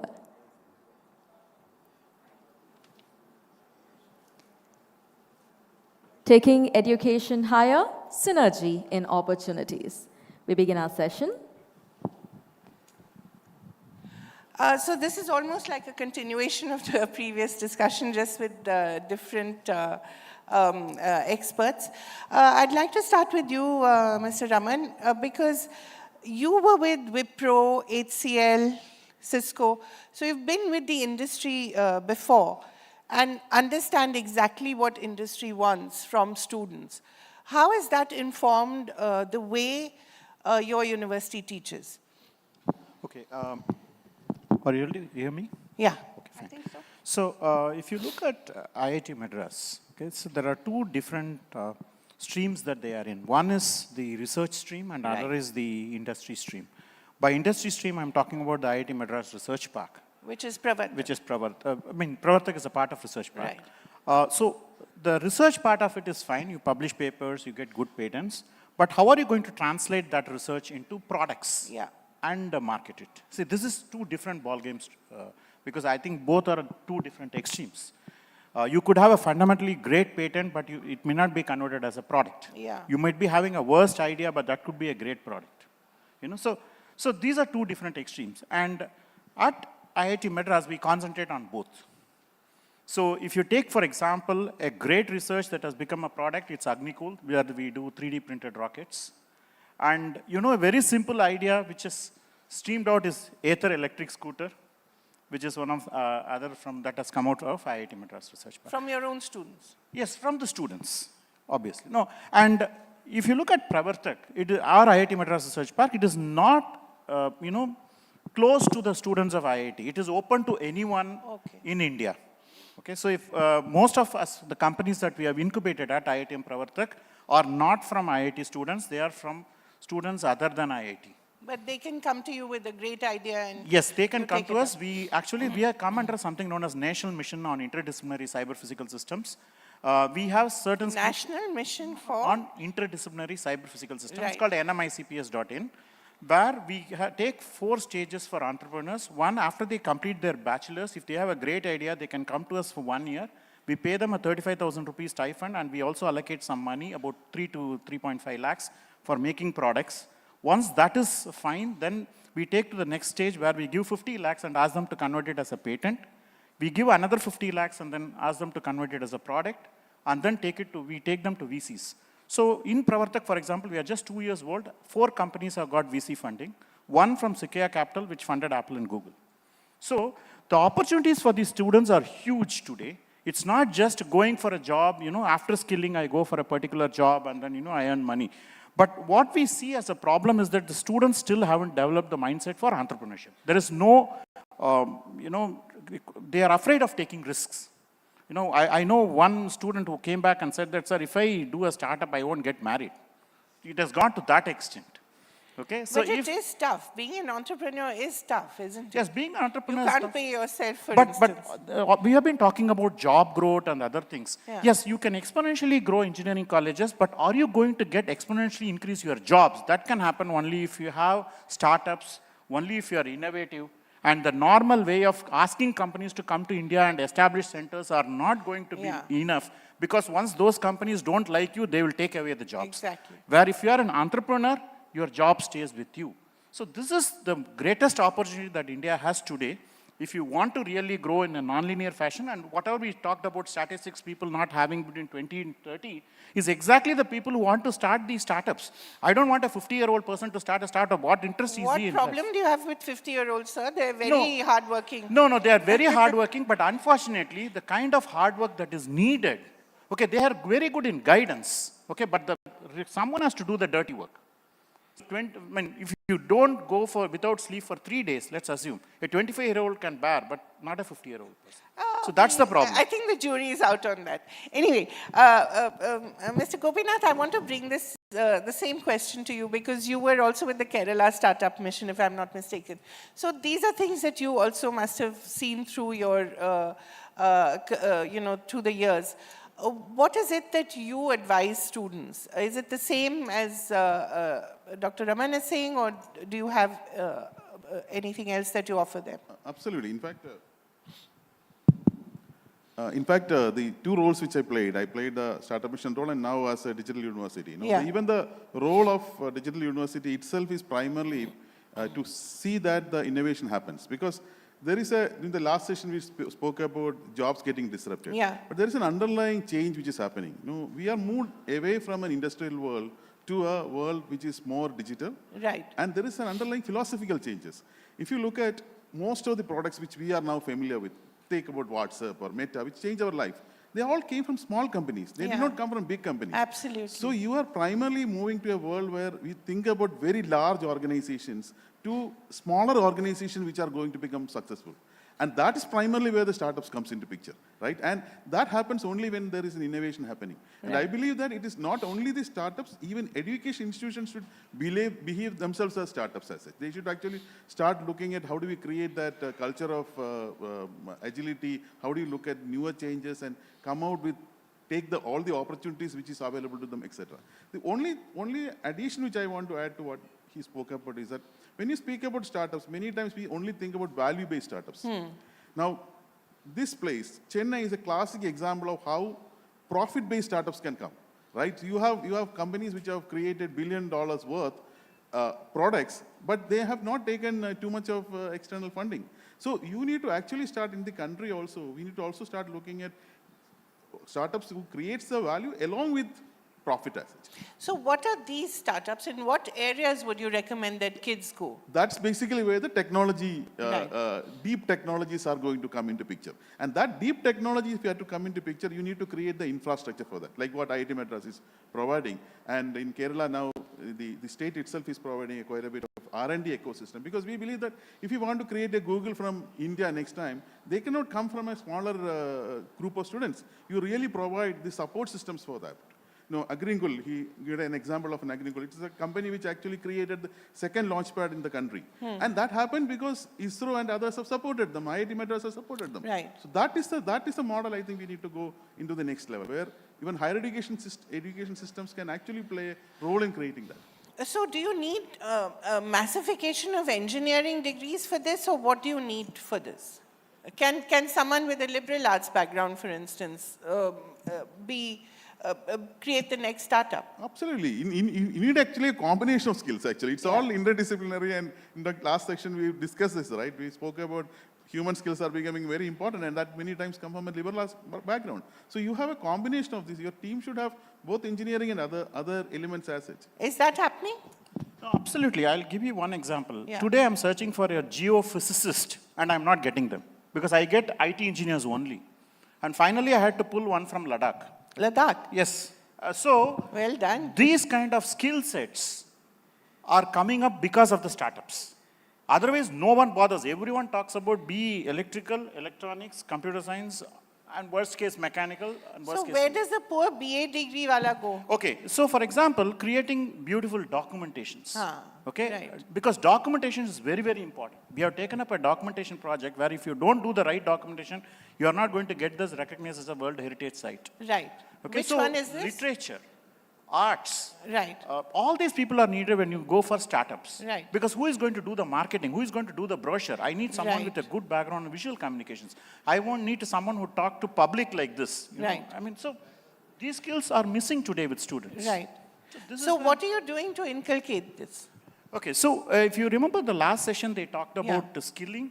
In fact, we are part of Tamil Nadu Skill Development Corporation's program on non-Mudalvan scheme. We have actually have a separate skilling academy, because we are a deep tech startup. We need people to work on the startup. Therefore, we have excellent skilling programs on deep tech areas, as well as areas like soft skills, communication. These are very important for startups, because the startups have to meet venture capitalists. How do they put this elevator pitch? Right. Now, these can be taught in MBA and other graduate students, but then there are certain students who, I mean, if you, for example, Bill Gates was not an MBA. Yeah. Okay, I mean, not all the great people were MBAs. The MBAs is an Quite a additional few were dropouts. Yeah. So, but that doesn't mean that you have to be a dropout. no, so the point is that, these skill sets are now lacking with a lot of people, and they have to talk, they have to go to debates, they have to sell their product, okay? Right. So if that skill set comes, I think... Is that happening with you, sir? Yes. In fact, I think I also wanted to say that it is not true that if you are taken a graduation in history or geography, you should not be a technologist. In fact, our university is a postgraduate university. Our one other focus is how do you take people from non-technical domains into the digital domain. So we have a person who has done a life sciences getting a course on bio AI. A person who is doing a course on geography will go into a geospatial analytics. A person who is doing a media will go into a media tech. So you are primarily marrying both. So you primarily excel your existing course. Because if you look at digital humanities, for example, unless a person has got background in arts and culture, the person will not be able to do that at all. Right. So when we think about preservation of our culture, you are going to the next level, you really require the marriage of technology with the core skills as such. And you have seen several interesting startups coming in that space also. Like, so you have many of the legal tech startups who have come. Right. Just like we have UPI, which has been created for financial, we may require an UPI, similar UPI system in the legal system. so that our to hasten the exactly process of, because we have such a large pendency of cases, right? So So people are working on in yes, this people area? are working on that. What are the other areas people are working? So, for example, when he talked about legal, we are actually working with the Supreme Court on some of these things. See, it's not introducing AI into legal systems. See, it's like this. When a lawyer or an advocate argues a case and he cites some case number, whether that has been preceded by something, even that information today is not available. So, at a person like Supreme Court, you can't make these kind of mistakes. So, technology is helping, and there are startups which have started working on these kind of areas. There is a startup based out of Chandigarh which takes any ideas and checks out what are the patents that are possible in that areas. Okay. So there are different kinds of startups, and each of these startups, I mean, for example, another thing I wanted to add is this national education policy talks about dual degrees. Yeah. Okay, so as he talked about sorry? dual degrees, Right. you can take 2 degrees Dual at the same degrees. time, and that's the reason IIT Madras started BS Data Science course, where you have one domain and then do the data science. Data science by itself is an area specialized in mathematics and other things. But if I am a, say, electrical engineer and I want to apply data science, I can do these 2 degrees together. So these kind of skill sets are becoming very important. What do you suggest for poor journalists? Oh, journalism, media tech is the biggest change, right? But So where are the jobs, sir? see, I always believe that in our country, the unaddressed market is actually much bigger than the addressed market. So we are still thinking only about the existing markets. You have a blue ocean of opportunity. The moment you use this, it becomes sustainable, it becomes affordable. So where do you advise the next media startup should go? Because tier 2, tier 3 towns also seem to be saturated. Where would the next media startup be? See, you need to ask this question. I'm asking for free advice. You should ask the question that who are the non-customers of media today? Right. Like Who are they? why some of them are actually not catched in the media? Right. Can we actually use to reach out to them? So, for example, Daily Hunt is a classic example, right? Yeah. Where they have actually created a technology which actually brought in media very accessible to people who are They not just able to read. aggregated what was already there, but they did it so smartly. They actually moved to a different market Yeah. also. People who are not looking at the market, they have actually reached out. Right. So, in fact, many of the youngsters use Twitter or X today for primarily hitting the media. So, how do you actually make it more immersive? Right. So, the basic journalist knowledge, if you can actually marry with the technology, you suddenly see that you are unlocking a new market per se. Right. So, that's a way we need to actually address, especially for a country like India where you have, I very strongly believe that there are very, very unaddressed market is in every field as such. Right. And so if somebody says there is no job for that, you can always create a job for yourself. The number of Which is not selling per about that from the day one onwards. Right. That's what I said. The universities also have to think about from an angle of a startup per se. You know that somehow we think that we are only creating people to become what Job we call seekers. job seekers. So people used to say that we are moving to a Web3 world. A Web3 world is primarily where you are thinking about economy, creator economy. Till now, we are only looking at economy creators. So I have some skills, somebody will use my skills, and then the capital actually drives the whole the process as such. In a creator economy, it's the other way around. The creator himself will directly address the end market. And you have seen that, right? A good singer today actually will create a YouTube channel and get the returns, which was not the case in the past. You had a lot of intermediaries in between. So those intermediaries are now getting vanished, and you primarily are creating channels which can directly address the market. The only danger is we already have so much YouTube viewing, then no work will get done. You have so much of YouTube creation, who is going to work? People are just going to be glued to their phones. That is happening even today. I mean, whether you believe it or not. Acknowledge it or not. Yeah, in fact, because when we become a nation of YouTube creators. Exactly. See, when I talk to people, how did you learn this subject? They say, oh, this YouTube. mobile phone. No, Yeah, not mobile. only YouTube, mobile phone Mobile also. phone. So we have never read using mobile phones. So now the point is that, okay, it's all fine, but as long as they are creative, there is no problem. You know, I mean, the problem occurs that when they stop with the mobile phone or when they stop with the YouTube. How do you, that's another startup maybe. How to take your information gathering from your smartphone to... So I'll give you one example where the opportunities whatever opportunities we never imagined exist. Okay, a startup came to us called Music Temple, and they said that, you know, we just convert Indian music to text. Okay, so you have Western music where you have the notes, but then the Indian music, you don't have notes. Right. So he has come up with a way of creating it into text. Now, we just thought that, okay, let's fund this startup and see. Now, this had a great impact because what had happened is in Assam, there are some folk songs which are dying. Now, you are not able to preserve it because only the singers know about that song and no one knows about it. So what we did was we went there and told we will convert it into this notation. And once we converted it into a notation, other people started singing the folk songs. So we were actually able to revive the folk songs. Okay. You know, this opportunity, you can go into the, look into our website, the company is called Music Temple. Now, this opportunity did not exist before. So this is why startup innovation ecosystem is must for this country. If we want to recruit these kind of, or absorb these kind of people, there are opportunities galore there. Great. Thank you. That makes me feel so much better about my job as well. Thank you both very much. It was very informative and insightful. Thank you.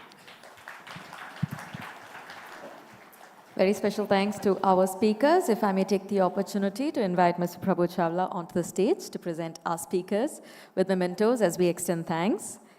This has been truly an interesting session, infusing technology with various aspects of education and, of course, reviving our legacy as we know it. Bringing all these topics together here, ladies and gentlemen, we're at the 13th edition of the ThinkEdu Conclave, a brand new conversation platform today and tomorrow. A lot of interesting ideas being shared. Of course, this is the Maha Kumbh, the Convergence edition, which means that we have different perspectives, multiple narratives coming together into one conversation. A loud round of applause for our speakers and Mr. Prabhu Chawla. Thank you very much to our speakers. And with that, we're unlocking an exciting debate on academic excellence with the topic, foreign universities in India, is it the gold standard? Of course, we're also going to be navigating the merits and challenges of this ever-evolving educational paradigm. It is my pleasure to invite our speakers to take to the stage Mr. Eldo Matthews, Program Officer, Internationalization of Higher Education, Kerala State Higher Education Council. Welcome, sir. Good morning. A loud round of applause, ladies and gentlemen. Keep the applause going. We have Ms. Michaela Kukler, Consul General, Federal Republic of Germany in Chennai, taking to the stage and joining us. Welcome, ma'am. It's also my pleasure to invite Ms. Amrita Sudarangani, Head of the College of Science and Engineering Partnerships, India University of Edinburgh. Welcome, ma'am. Good morning. It's been a lovely couple of conversations and panels that we've been witnessing here. And to take this session forward, I'd like to welcome back our session chair, senior journalist Ms. Kaveri Bamzai, joining us on stage. A loud round of applause, ladies and gentlemen. Good morning, ma'am. We're just joined by Ms. Michaela Kukler, the Consul General, ladies and gentlemen, Federal Republic of Germany in Chennai. Welcome, ma'am. Good morning. Our stage is almost set, setting into the next part of the conversation. Foreign universities in India, is it the gold standard? Of course, we do have our experts delving deep into the conversation. Driving this particular session, we have our session chair, Ms. Kaveri Bamzai. A loud round of applause as our speakers and panelists take things forward. I'm sorry, it's me again. You must be quite tired of me already, but you have to bear with me for another couple of sessions. Eldo, I want to start with you. There's this hunger for a foreign university degree. Has it been assuaged by the idea of a foreign university having an Indian campus, or people will still want to go abroad? Yeah, it's a difficult question to answer because these discussions about the foreign universities started almost a decade ago. Yes. But until recently, things have changed a lot because most of the discussions were about establishing greenfield universities in the country.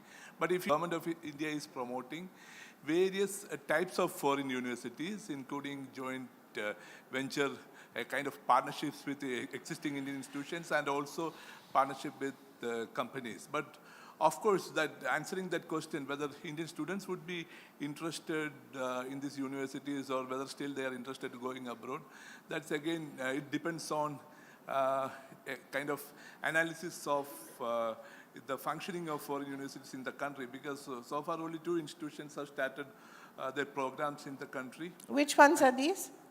Sorry? Which are these two institutions? These two are from Australia. Okay. University of Wollongong and Deakin University. Both have started their campuses in Gujarat because the national education policy strongly recommended for establishing campuses of foreign university in 2020. But in 2022, the Honorable Union Finance Minister Nirmala Sitharaman, in her budget speech, she said that the government of Gujarat is promoting Gift City and the government of Gujarat is attracting foreign universities to Gujarat, and the government of India created an act for attracting foreign universities to Gujarat. And these two universities from Australia, these Deakin and Wollongong, both have started their operations in Gujarat and on the basis of that separate Gift City Act. But the latest act by the University Grants Commission, that is entirely different from the first draft act of the University Grants Commission. And, sadly, not much discussion happened in the country because this act talks about various models of foreign universities in the country, not just greenfield campuses in the country. And these are very important in the Indian context because whether these decisions or policy changes or establishment of foreign campuses would be able to arrest the number of students going abroad, that is very difficult because a lot of things depend on the kind of recognition that will be received by the degrees awarded by these institutions and also the kind of regulatory atmosphere in the country. For instance, one of the clauses says that the courses that will be offered by these foreign universities should be approved by the University Grants Commission, whether that would be acceptable to the foreign university coming to the country, how many of these institutions are interested. And similarly, this is 2024 is the year of elections and many universities are interested to come to India. But this election year, they are also very cautious because education in India comes under concurrent list because state governments also have a say in giving recognition to the institutions because of course government of Gujarat invited foreign institutions, but some of the institutions, because I work with the National Institute of Education Planning and Administration in Delhi, and while working there, some of the foreign universities considered me also. They wanted to know more about the regulatory structure in the states, especially the South India. Because some of the universities were interested to establish campuses in cities like Bangalore, Hyderabad, etc. But the first act of the government of India was mainly for Gujarat. But the recent act says that, of course, they can establish campuses anywhere in the country and also multiple campuses. They can have a campus in a city like Mumbai or Bangalore or... I wonder why there was, Gujarat was mentioned, right? Yeah. But how has Kerala benefited from it? What can Kerala do to attract foreign universities? Kerala recently passed... Yeah, I think bring it up. Kerala recently... A little more. Sorry. Kerala approved the Kerala State Higher Education Policy last year, and it talks about promoting international partnerships in certain areas where the state universities are lacking expertise. So have you done that with specific universities? No, there's no mention about promoting foreign universities, but Kerala government is also now liberal because there are recent discussions, talks about allowing private universities in the state. Kerala is probably one of the few states which doesn't have private universities, but the state government is going liberal in that. So you think foreign universities will be the next step? I'm not in a position to comment at this. Right. Amrita, can I bring you in? Because you've recently come out of a partnership, building such a partnership with a university in Gujarat there. And the whole idea, as I was asking Eldo, this hunger for a foreign degree, is it still very much there? And, is it assuaged by these partnerships and these universities setting up campus here? I think there's a lot of, demand for foreign education in India, from India, in foreign places and in India. So I think this is very interesting because you look at that whole universe. Who wants foreign education? Yeah. A student wants it because they want to experience something new. A parent wants it because they think that that's going to add value to their child's development. Government wants foreign universities to participate in India, to expand the offering both in quantity and quality. And where does this all go? In my view, Edinburgh, I've worked with the University of Edinburgh for 14 years. As of last week, I moved over to Ashoka University in a new role to build global research alliances. And what, I've learned from engaging in this space is that there are multiple ways to do this now in India. So India is opening up, and not only because of the new education policy. This project that I was involved in to build Gujarat Biotechnology University, which is a state government university promoted by the Department of Science and Technology in Gujarat, not the national department, was an ambition to change how talent is delivered to their very important life science industry, and how industry-friendly and challenge-led research and products are delivered to Gujarat and to the rest of India in biotech. So this whole idea and discussion was ongoing from 2017, which completely predated NEP. And the model was co-created between the University of Edinburgh and the government of Gujarat, very forward-thinking, looking at how this is the ecosystem we have. How do we deliver what we want in that current ecosystem? But it took you 7 years, Amrita. It took 4 years to create the model. It took 2 years during which I was executive director to the partnership, working on the ground with the government to actually set up a university with foreign input. So Edinburgh is delivering a bespoke curriculum, futuristic pedagogy, 40% of students' time in the lab, so that when they go to industry, they are not, they know what to do. Edinburgh has mentored the development of research and also policies. It's really important. How a university functions will determine how they engage with industry, how they deliver to entrepreneurship and innovation and impact, which all of us know that for universities to survive, we need to do that. So this is the government asking a foreign university to come and play within the rules, to push the rules, to create something that we all need. And are you doing something similar with Ashoka?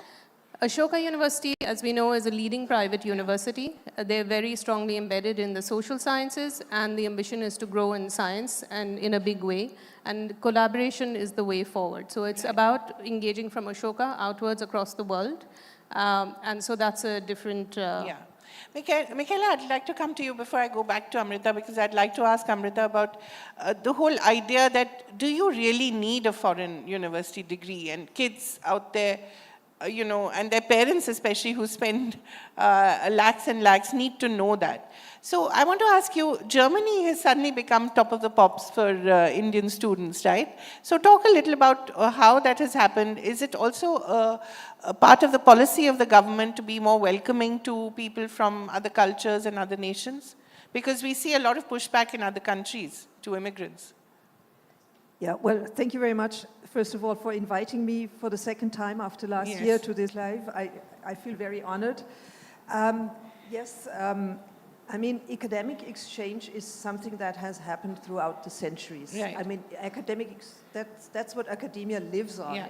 That's exchange with And Germany has been very close to India in terms of Indology, yes. Exactly, it has been very close to India. Actually, it was a German who made Sanskrit popular in Europe. Of course, Max Müller. Yes, so you know everything about that.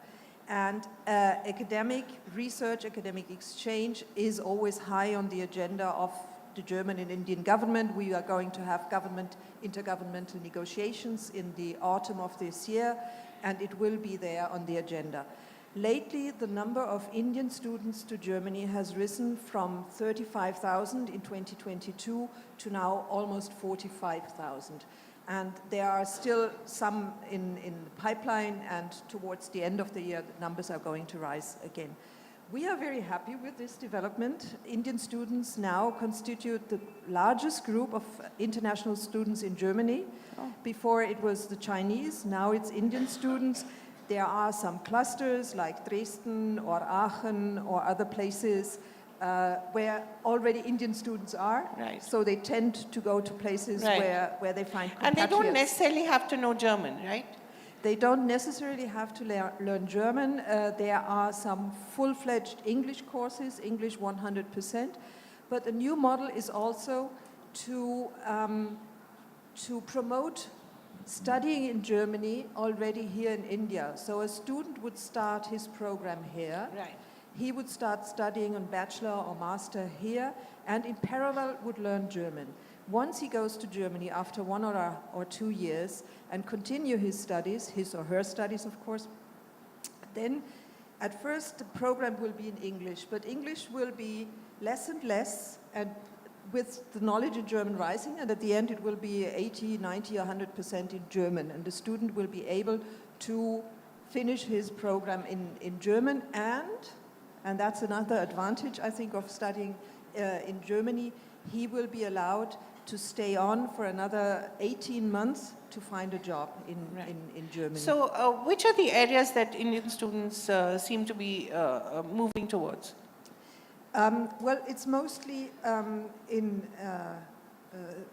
what's it called, in natural sciences, like mathematics. Also, medicine is very complicated because of many regulations, but engineering is very high on the agenda, especially here in the south. All natural sciences, actually. And do you see that most of them end up getting jobs there? Because that's really the aim eventually. Actually, I don't have any statistics at hand because some go back also for personal reasons, and I think that's fair enough. But many will be able to find jobs because the labor market in Germany is very favorable to receive qualified labor. But I wanted also to comment on what you said, and I think having a foreign degree, it's not just about having a degree, but it's going abroad means that you grow as a person. And this is something that is true, but it costs the parents a lot. So really, what would you recommend to a youngster who is desperately wanting to go abroad for a foreign degree, when in a way the action is all here in India? I think India is the most interesting place to be at the moment. But for a young person who's first, tasting independence, they want to be away and create their own space. And if the family can afford it, then that is what usually happens. But whether it is affordable or there's a loan or it's just not affordable, I think for students to choose a degree or a university is really much more about understanding who they are and what they want. That doesn't mean that today, okay, I want to be an engineer because it's going to pay me very well, because I'm going to do engineering or be a CEO. That is, it's learning today, as I think it was Ruchi from LinkedIn who said, it's about being able to learn constantly. So are you getting the education where you are able to continuously learn and understand yourself and the world around you? I don't think any of the young people today can expect to be in the same profession their entire working lives. That is not possible. You don't know if your job is going to exist. It's about also what India needs. The earlier political debates that we had in the morning talked a lot about growth of the country in an equitable and inclusive manner. What does that mean? Does that mean getting jobs? No, it means creating jobs. It means addressing the challenges that we have today on hand. It means being able to address the challenges of the future. Is the university you are going to be able to equip you to be flexible and always learn? So my response to foreign universities or Indian universities is that please understand why you are choosing this. Being open and, if you can afford it, and going out into the world, understanding different cultures, being able to relate to different people is a massive learning curve. And it does help in development and being able to be flexible. So that is an integral part of education. So when it comes to foreign campuses in India, how are these, I think it's a great idea, but I think what India should see is a diversity of foreign and Indian higher education institutions coming together to deliver what India needs.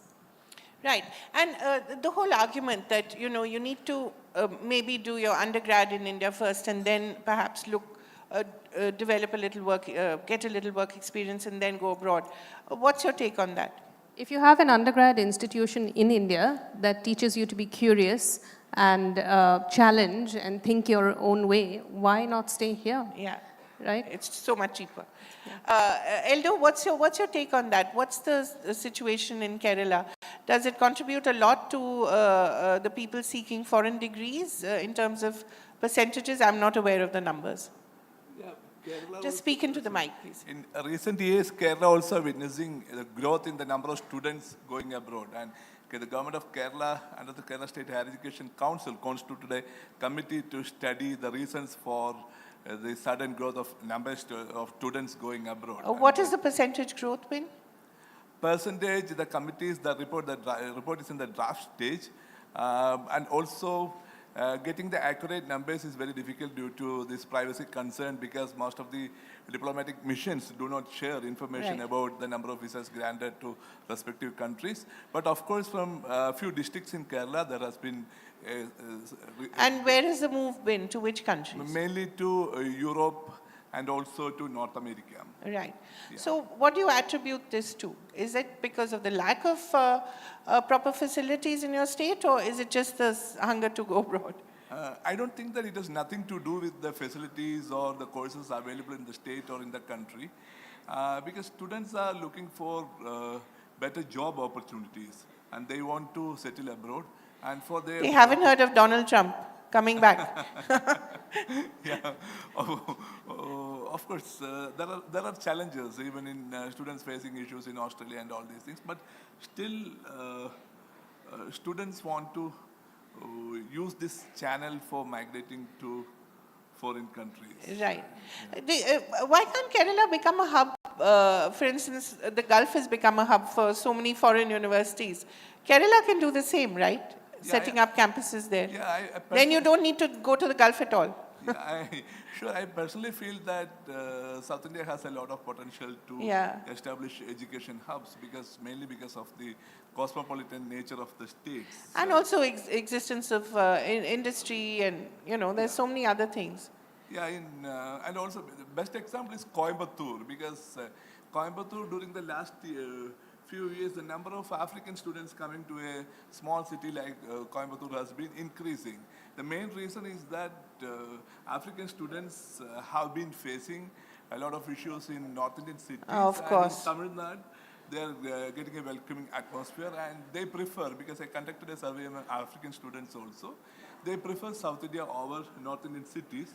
That doesn't mean that the flow of students have been fully channelized to South India, but the increase in the number of students coming to Coimbatore is a good example to how South India can position as promoting different education hubs in different states. So do you see it happening in the next few years? Yeah, that's no, because the state governments in the South Indian states are not doing much to promote the states as education hubs, because private institutions have a bigger role in the states, and they are doing their job to attract students, and they are getting students also. Right. Amrita, I just wanted to ask you, what about in Ashoka setting up a campus abroad? Why not? I'm too new to comment on that.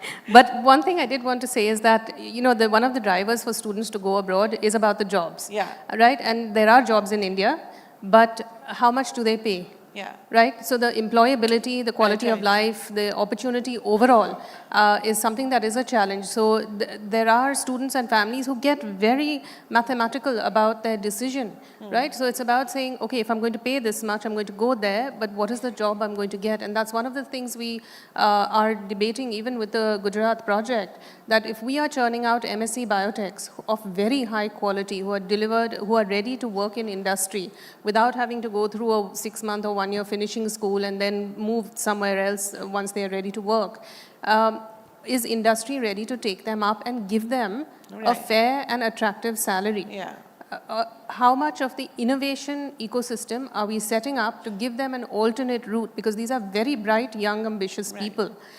Do we have adequate entrepreneurial ecosystem and infrastructure everywhere across our universities, and creating these hubs where countries in the UK, there are so many hubs in the UK, there are hubs in Germany, they all bring the university research ecosystem together, and then the money comes to support that startup culture.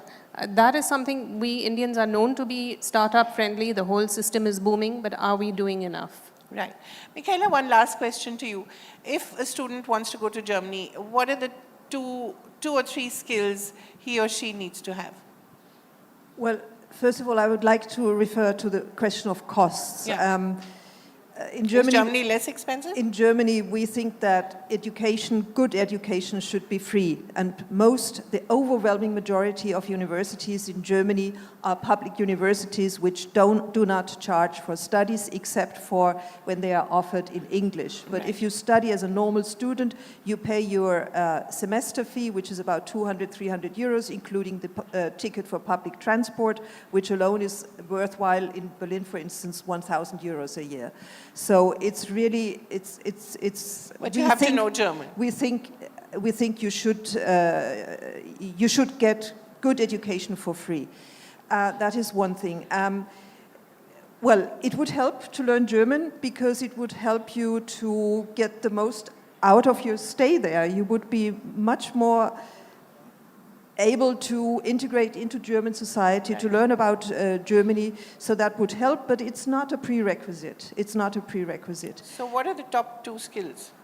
I would say openness of mind and good academic qualifications, and also the will to bring India to the world. Right. And what I see here as my task is, because we already have 45,000 Indian students in Germany and there are going to be more, but I want also German students to come to India. Right.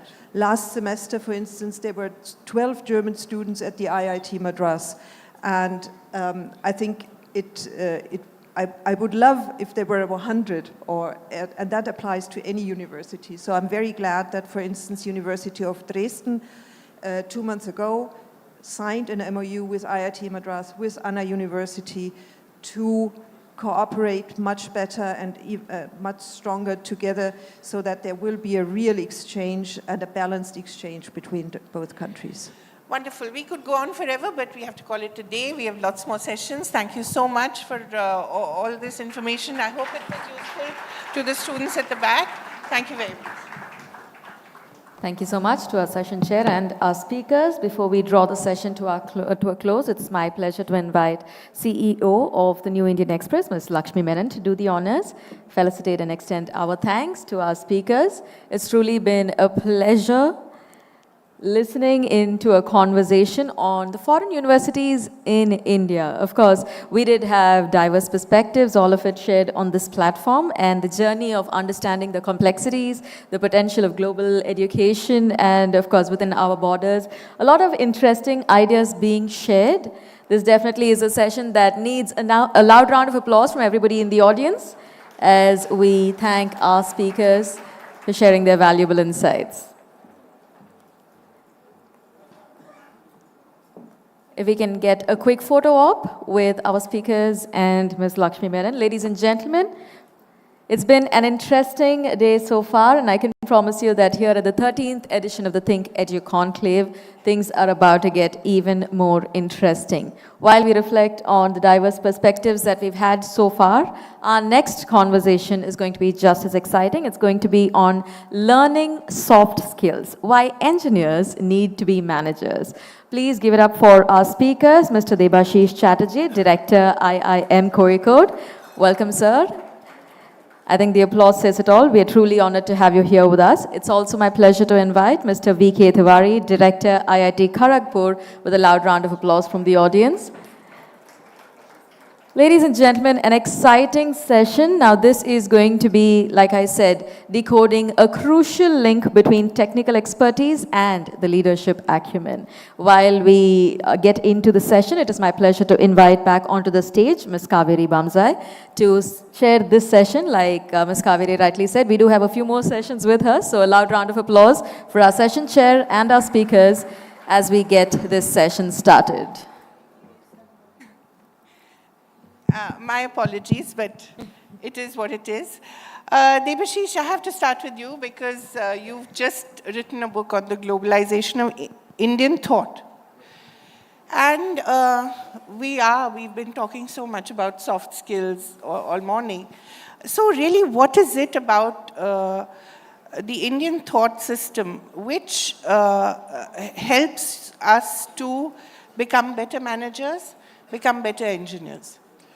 You know, first and foremost, you've got to Indianize Indian thought, because most of us are westernized in the modes of inquiry, in our reflection, in our thought frames.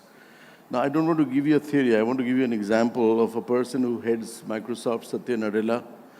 And I was having a conversation with somebody who reports to him. And he says, Satya Nadella believes in Buddhist principle of impermanence, and impermanence gives him a sense of compassion.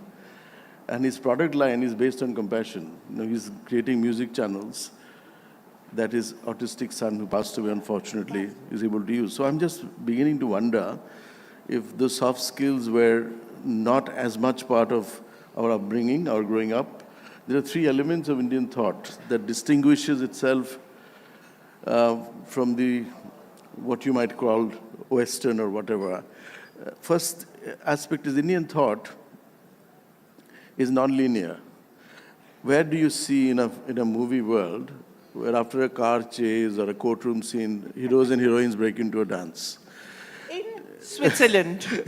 Well, and willing suspension of disbelief, which simply means that the thought world coexists with the world of intuition. Coexist analysis has to also deal with imaginative exploration of the context. And so if I have no orientation to soft skills, I'll be blind to many of the aspects of organizational life.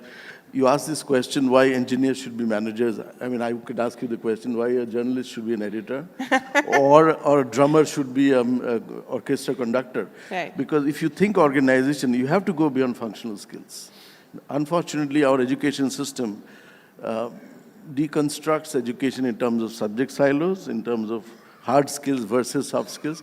They are integrated. Engineers are good managers. In fact, outside the IIM, IIT system, I believe there are better engineers than there are in the system, primarily because India is a country that produces natural managers, you know, by the dexterity of, unfortunately, our formal system can only admit through a test which only excludes because there is no other way. But I have a sense that if you can get out there and see the natural proclivity of an Indian to be able to multitask. The other thought that just occurred to me as you asked this question is that how would non-linearity translate in the world of innovation? We are moving from an economy of production to economy of innovation, where more of the same doesn't fulfill a purpose. So how do you move into the world of innovation without the softer dimensions, what constitutes human capability, human mind, are unleashed? In the IIM system that I had, this time I made a change in the induction process of students. I said, you know, there'll be no lectures, no formal download of who we are. Let students figure out in the first 3 days as to who we are. And so let them report to us, who do you think we are? And we got a very different version of IMK than we did before. And then we admitted 54% women in 2013. 10 years down the line, it has become more of a norm than an exception in the IIM system. So we see many of the things that we've done as a sort of experiment. Turns out that this was what was needed. The IIM system that has started in 64, 2047, India will have a different set of IIMs. I don't think legacy institutions have a clue that some of the stuff is not working out there, and we are outdated. Talking about legacy, I think IIT Kharagpur has the oldest legacy among IITs, and you've been in the system, I believe, for 45 years, both as a student and as a teacher. So, you know, I wanted to ask you, because, you know, sometimes these institutions also hit the headlines for the wrong reasons. There's a lot of student disquiet as well, right? I mean, there's a lot of student stress. You deal with young people all the time. What are the issues that are concerning them? What are the issues that are stressing them out? What are the things that bother them? Well, I hope this is working. I don't think so. Hello. Yeah, I think we are talking of learning soft skills. Yeah. But here the question is something else. Good, I'd like to answer this question. It has to be right from the beginning. You see, the paradigm of learning has completely changed. Yes. And while the students who are coming today in the JEE, when I appeared JEE in 1974, there was 80,000 people appeared. Today, And how many got in? And how many got in? about 3,000, 2,700, something Right. like that. And today, more than 13 lakh students are appearing for JEE mains, and after that we take about 2.5. In fact, generally 1.75 only appear for JEE advanced, and from there we are churning about 16,000 or so. So you can know in this competitive world, there is cutthroat competition. And the aspirations of the parents is one which is very much in the way.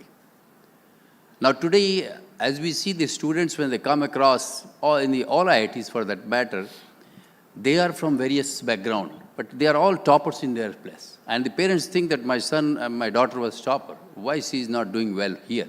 But when they come into this institute, they find that all toppers are there. Yeah. And there has to be a stiff competition then. Now, the very fact that the soft skills or the certain other portions of the attributes which are not given to them, I would say right from the beginning of their career, from schooling to this point. What they are taught is just you have to get it either in NEET or you have to get in IIT and things like that. But they are not told that there is something, a human kind, that human behavior, human feeling, human acceptance of certain things which are many times not available to you. I think that is one which should have been taught. And these are the things which come into play, because even a top student, forget about these two students who have taken, I think, recently in this. I'll tell you, a top student was doing very well. Just for the first internship he appeared, and he didn't fare well, whereas a smart street smart person of 7.5 CGPA, whereas this person's CGPA was 8.5, he did not crack. So he feels that, oh, this is the end of life. No, I'm not feeling well, this and I talked to him, what is the problem? He said, no, sir, I got my higher rank, 8.5, and he got just 7.5, and he's in a position to crack. I said, that's not the end of the world. Maybe that the questions which were asked to you, you are not up to mark at that point of time. That's all.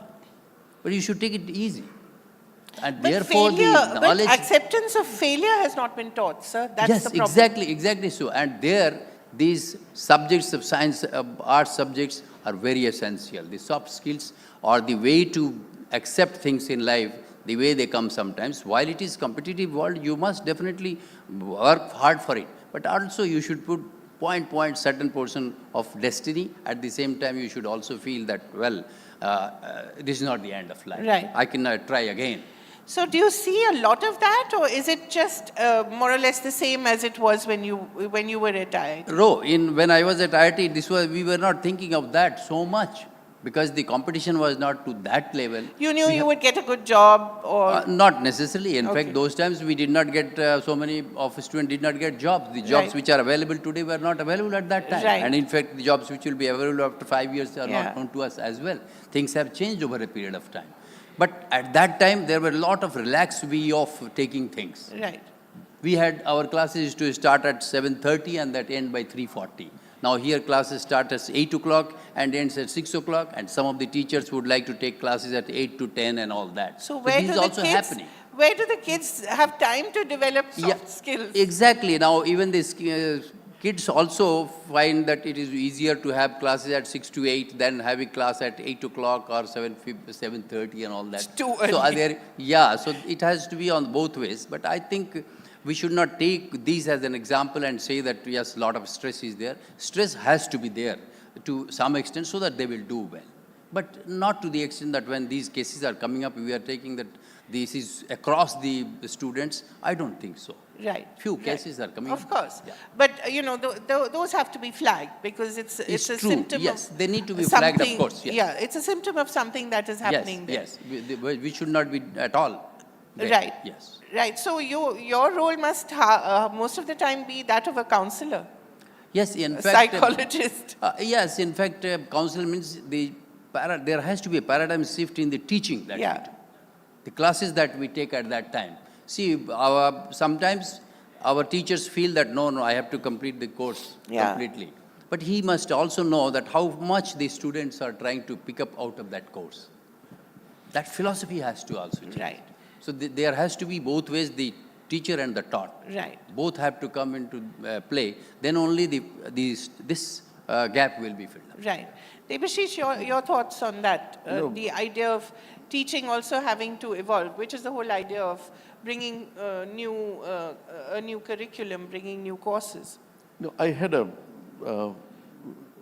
experience when I entered a class and I asked a question of a student, have you had breakfast? Rather than have you done your case study. Right. It changed the whole context of the conversation. He must have wondered. And he wondered what is the new avatar in academic life. But the fact is that that's precisely where learning starts to happen. When you enter first year of teaching, you're essentially teaching a subject that you specialize in. Right. Second year, you learn that it is subjects that you're teaching, not subject. And by the third year or fourth year, you know that it's the space between the subject and the subjects that you're inhabiting, and that space has to be constructed, reconstructed, Right. deconstructed for new generation of learners. That space is changing dramatically. You know, strange thing, I discovered that our new phase of development in IIM Kozhikode, I thought that the student buildings will have to be constructed, designed by students. And they would do it very differently from the architect who has done the other traditional business schools. So students are telling me these hostels have to be interconnected. There should be one shared dining room.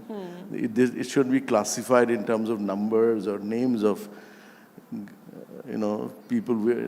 We need to change those models of how an institution is designed based on the future, not on the past. And very strangely, and you see when it is student-led, even teachers begin to learn that the world has changed dramatically. And it has changed for the better sometimes for the worse. He's talking about content-heavy classes that are dumped on students. There is no reflection time. We said, after every class, IIM Kozhikode has begun to experiment with 32 faculty teaching one course called Money, which simply means that the reflection about teaching the course has to be much greater than downloading it. And then we said, after each class is over, they must be given 15 minutes of time to process. So there's no processing time. And so where is the processing time? What is the ideal time for a period? See, ideally... It's supposed to be 40 minutes?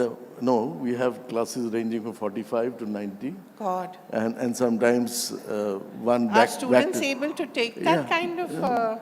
See, back to back, what happens is they go through a rigmarole. They are paying attendance, but they're not present. Right. If you have to choose between attendance and presence, you're losing their presence in the name of attendance. Right. We have disbanded the whole system in a way that we think that less is more. Yeah. And we recognize that we have to revamp the entire structure. The problem is that we have a very successful legacy of 60 years of IIM's existence. Now, to fight that legacy, when I brought in 54% girl students in the PGB course, I got a flack from my own peer group, because they wouldn't want a successful system to be tampered with. But in order for IITs and IIMs to remain relevant in 2047, we have to deconstruct the system, disrupt it. If you don't disrupt it now, somebody else is going to do it. We will not maintain our supremacy. Professor, the same question to you, because as you yourself said, IIT Kharagpur has become much more diverse than it was in your time. And dealing with that diversity must be, quite a task. It must be like running a township. How many kids do you have at IIT Kharagpur? Yeah, we have about 16,790. It's like running a small town. Yeah, it's said, in fact, I could say that outside this campus, it's about a campus about 2,100 acres. And there is a good informal economic growth about that campus. More than inside the campus itself, about 26,000 people stay, with faculty, staff, students taking together.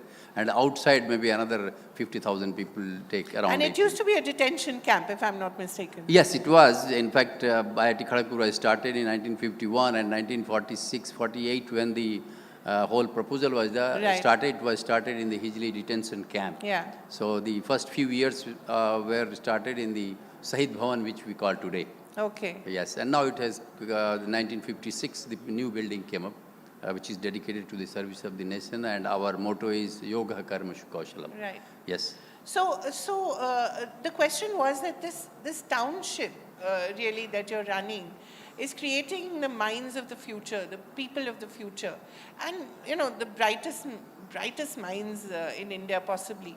So that responsibility, how have the teachers also changed themselves and changed the way they're teaching to meet this future? Yes, I think this is a good question. See, we do, while taking the teachers, hiring the teachers, we are very tough, particularly because these boys are very brilliant boys, brilliant And students. girls. Yes, those who have come up, those first years who are getting admitted into the first year of Yeah. IITs, they are extremely brilliant fellows. And therefore, at the assistant professor level, when we recruit that the fundamentals of the subjects must be clear to the teacher. Because when they ask questions, you should be able to answer those questions. And similarly, when we give promotions also, we don't call promotions as such. The government will say that it's not promotion, it's a selection. At the associate professor level and professor. I think we look into those attributes that the teacher has acquired over a period of time of teaching, research, consultancy, industry, as well as maybe the hostel's work if he has done something, because these are the skill sets which will be required for even teaching in the class and mentoring the students as well. Right.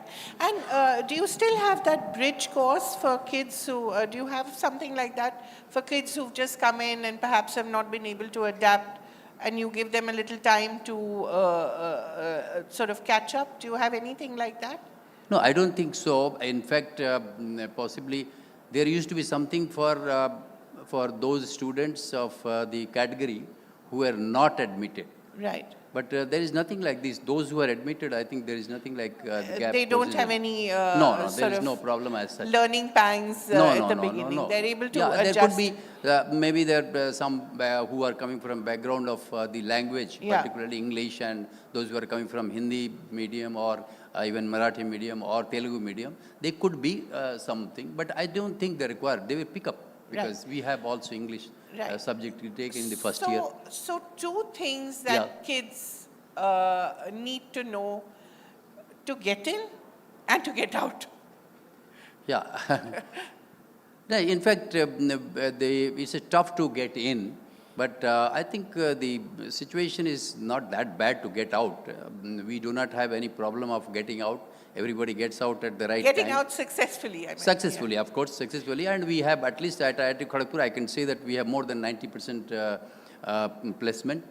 And this 10% is more because of the postgraduates and their research.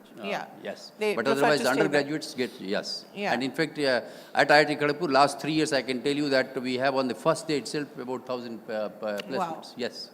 So it really pays to work hard to get in. Yeah, I think my faculty colleagues are doing well, and that's why possibly the results that you can see are there. Yes. So the one skill that you would advise kids who are getting out right now to have?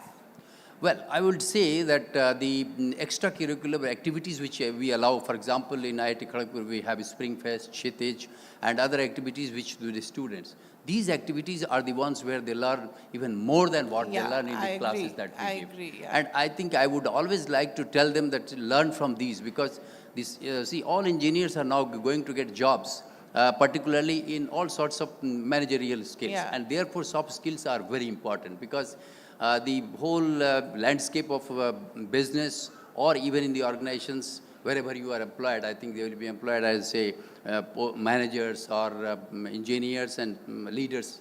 They definitely require these soft skills. And I think sometimes they will have to have adaptability and flexibility. They will have to manage a team.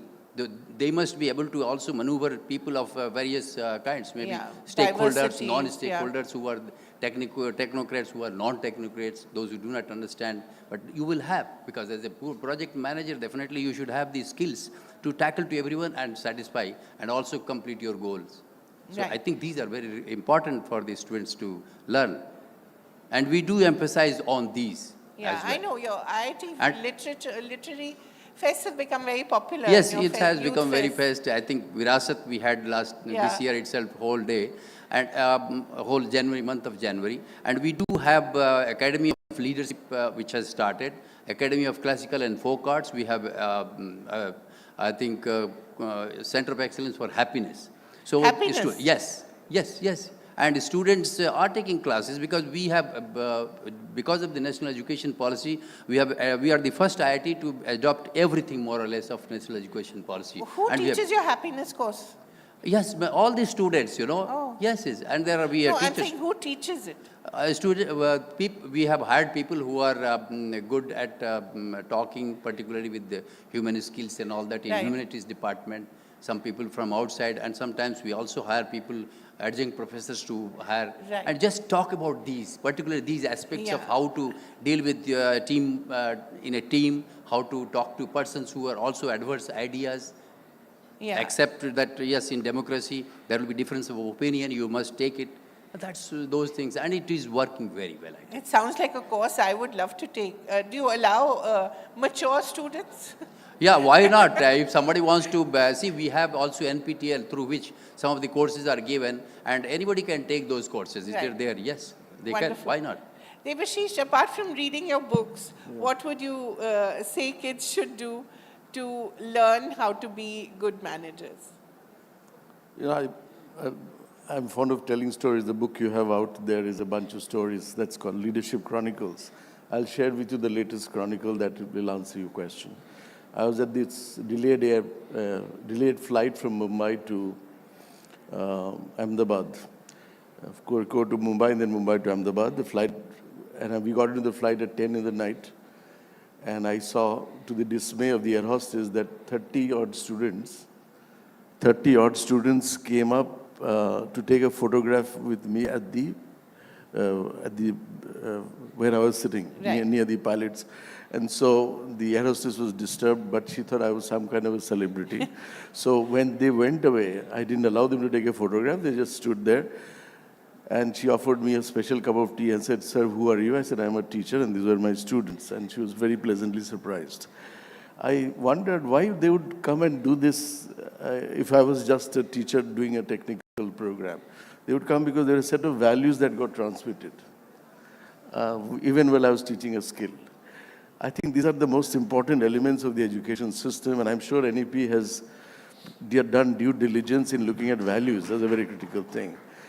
The fact that a teacher loves a student because of the guna, and the word guna has two interpretations. One, it's a quality, set of values, and guna means multiplier effect. Right. It is the gunas that multiplies, not just the skill sets.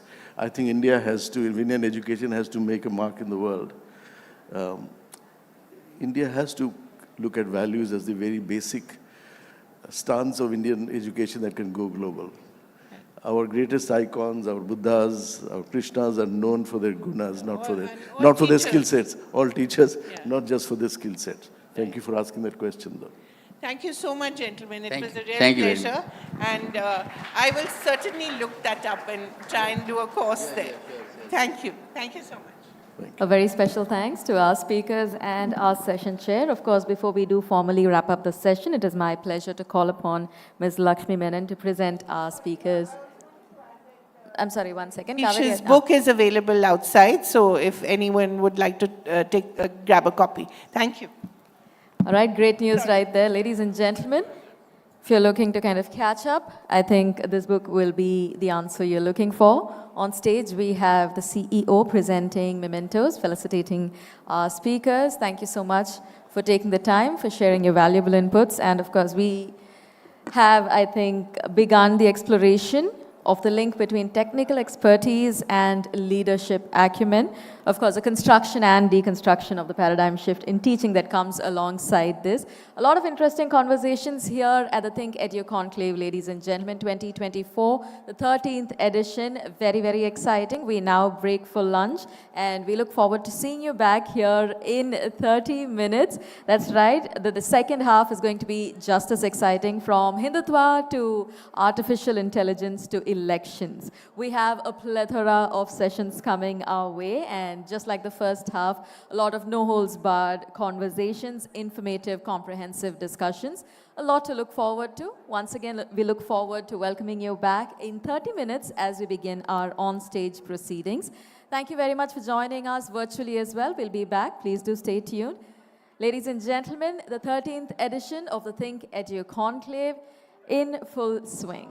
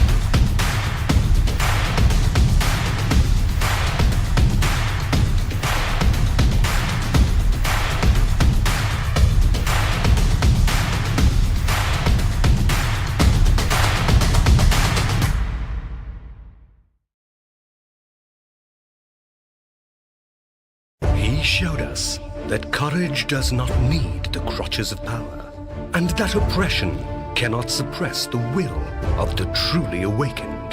Today, his legacy is inspiring a new breed of Indians whose strength, vision, and idealism is changing the face of India.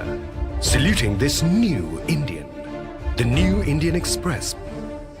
It's new, it's Indian, it's Express.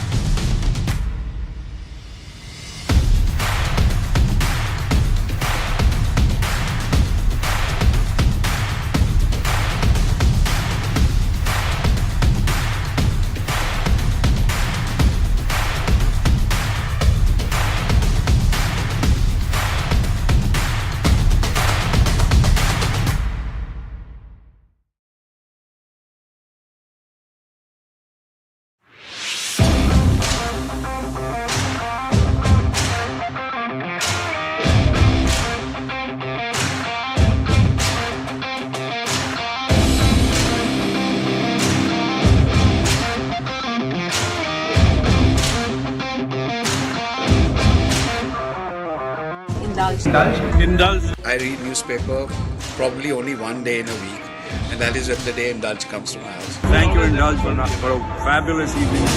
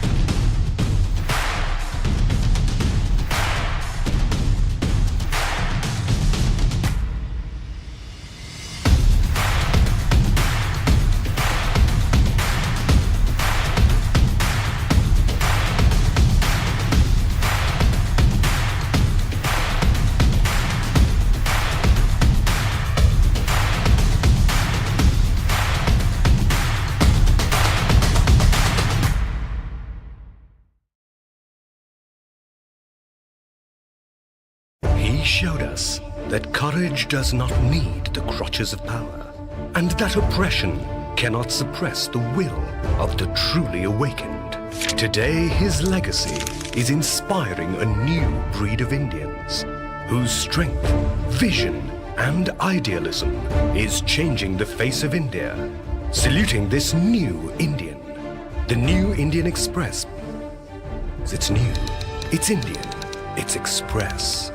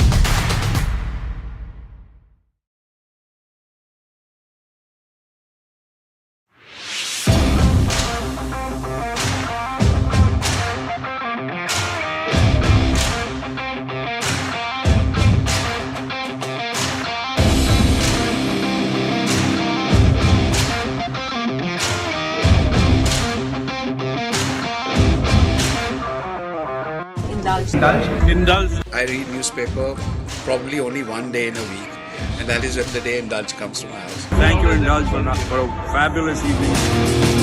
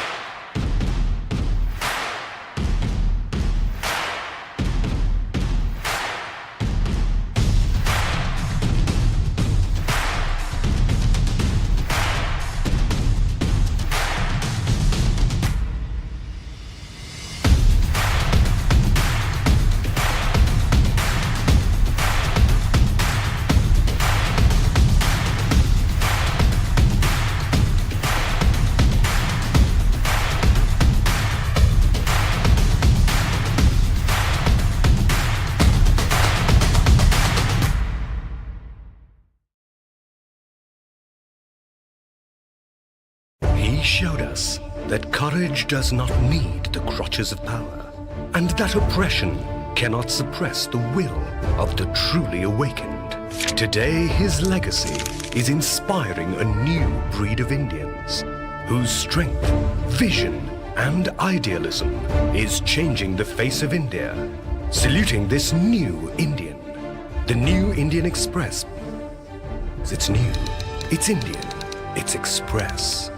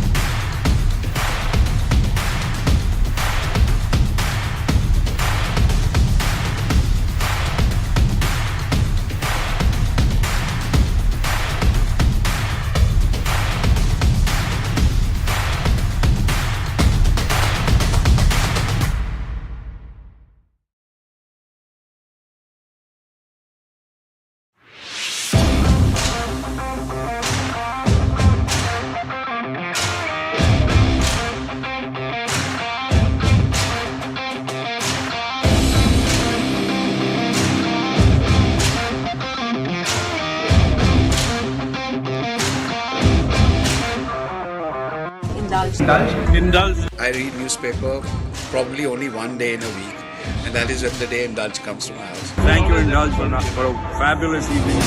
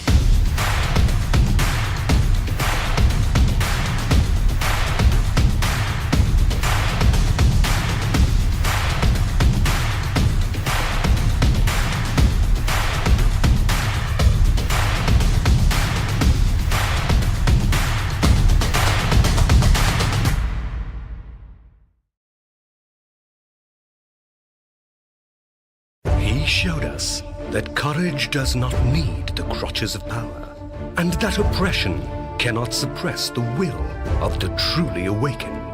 Today, his legacy is inspiring a new breed of Indians whose strength, vision, and idealism is changing the face of India. Saluting this new Indian, the New Indian Express. It's new, it's Indian, it's Express.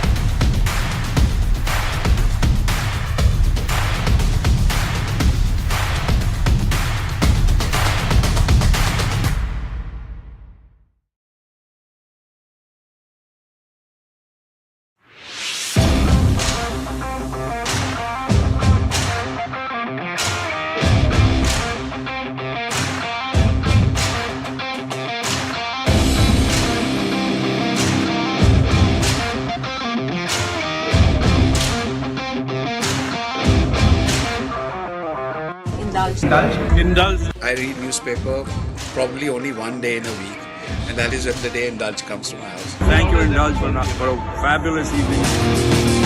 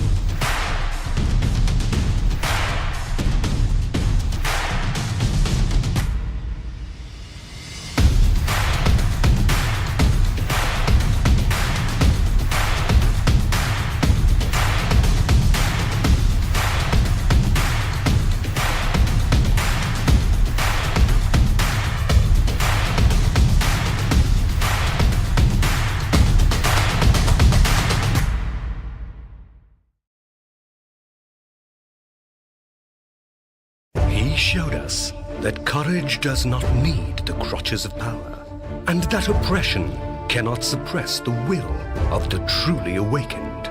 Today, his legacy is inspiring a new breed of Indians whose strength, vision, and idealism is changing the face of India.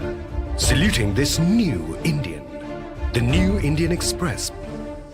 It's new, it's Indian, it's Express.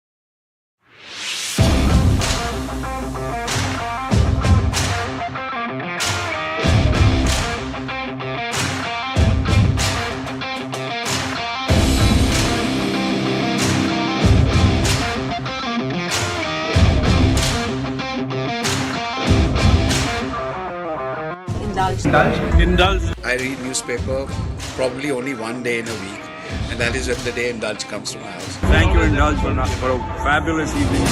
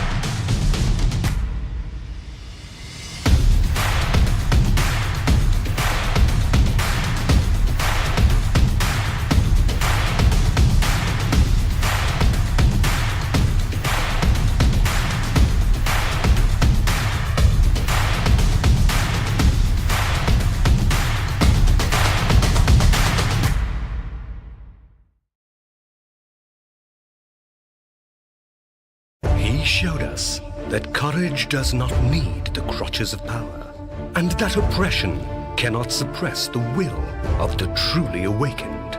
Today, his legacy is inspiring a new breed of Indians whose strength, vision, and idealism is changing the face of India. Saluting this new Indian, the New Indian Express. It's new, it's Indian, it's Express.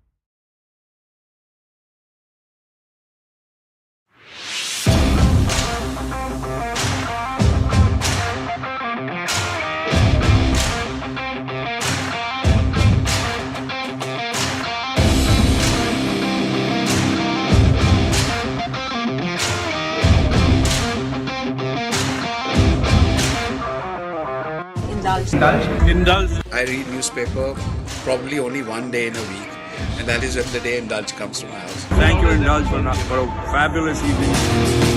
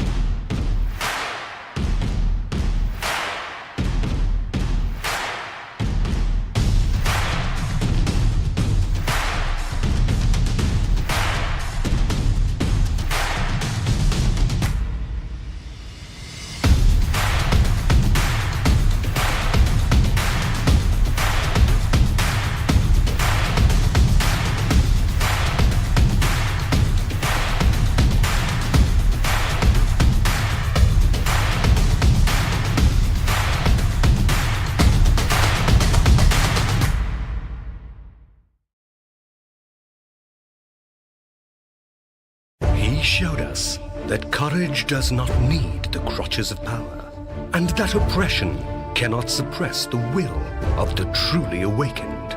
Today, his legacy is inspiring a new breed of Indians whose strength, vision, and idealism is changing the face of India.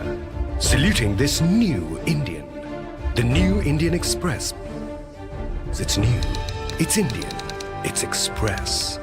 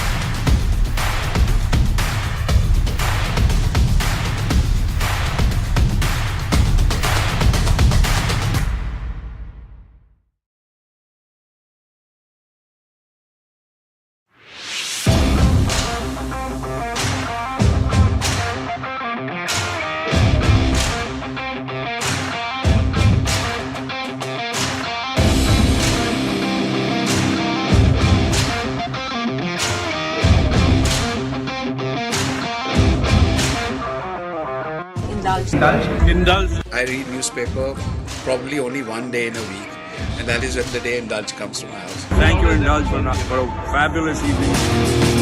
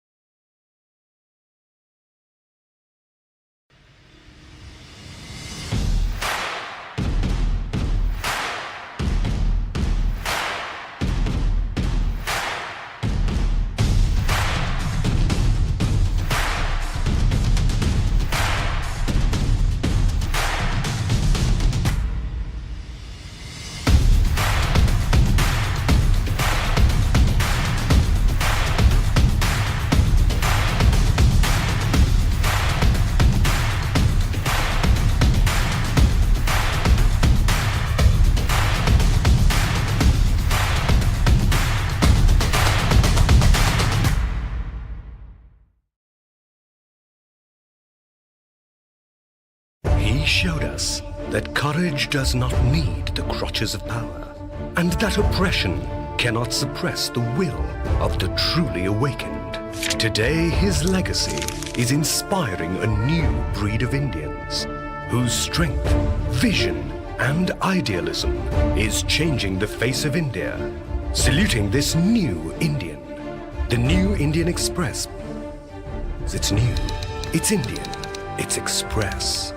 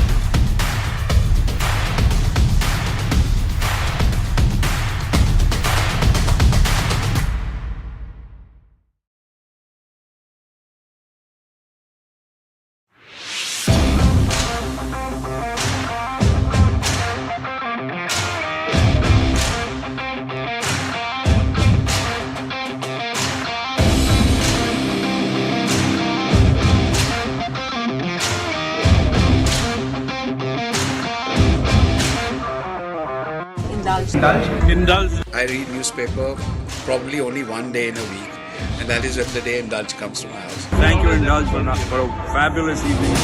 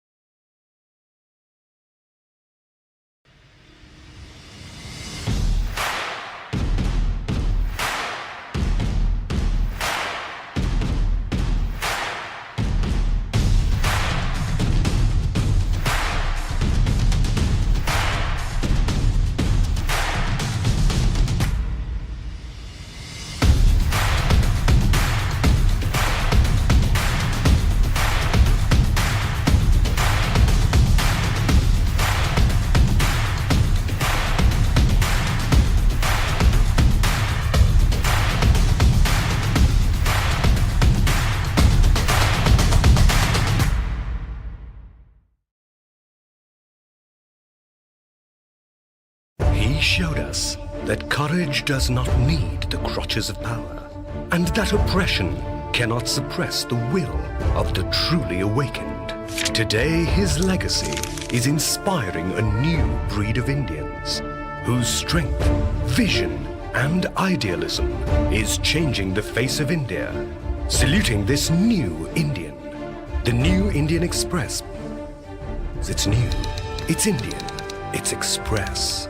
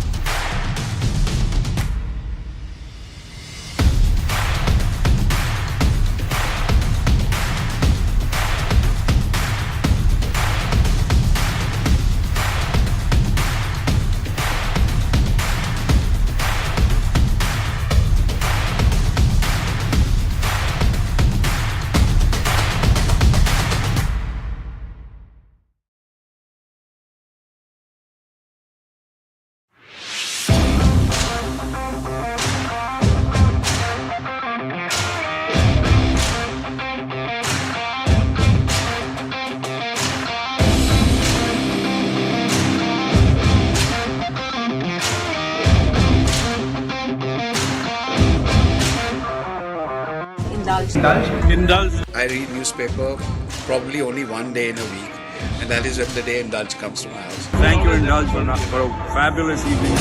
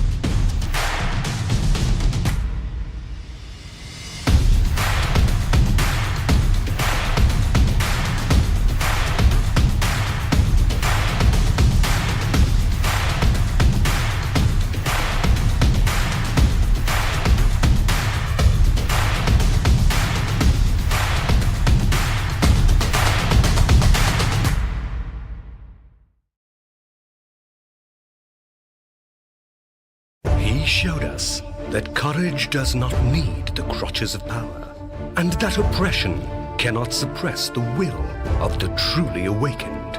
Today, his legacy is inspiring a new breed of Indians whose strength, vision, and idealism is changing the face of India. Saluting this new Indian, the New Indian Express. It's new, it's Indian, it's Express.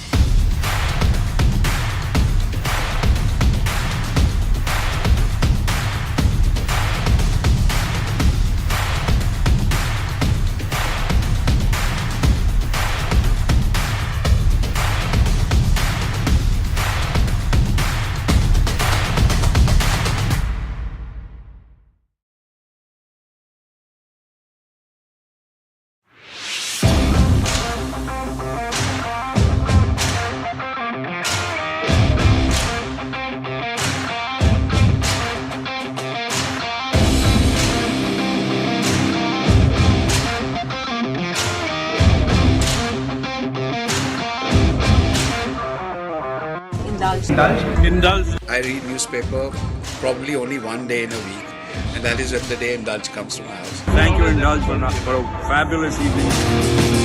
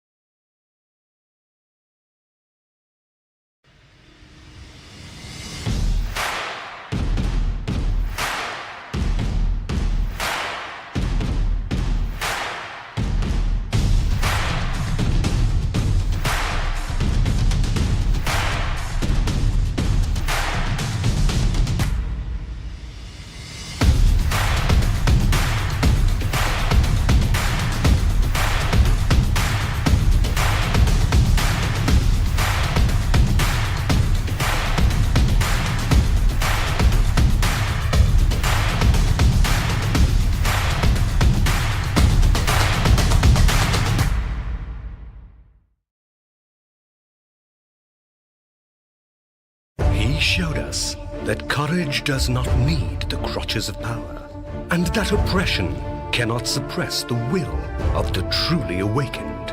Today, his legacy is inspiring a new breed of Indians whose strength, vision, and idealism is changing the face of India. Saluting this new Indian, the New Indian Express. It's new, it's Indian, it's Express.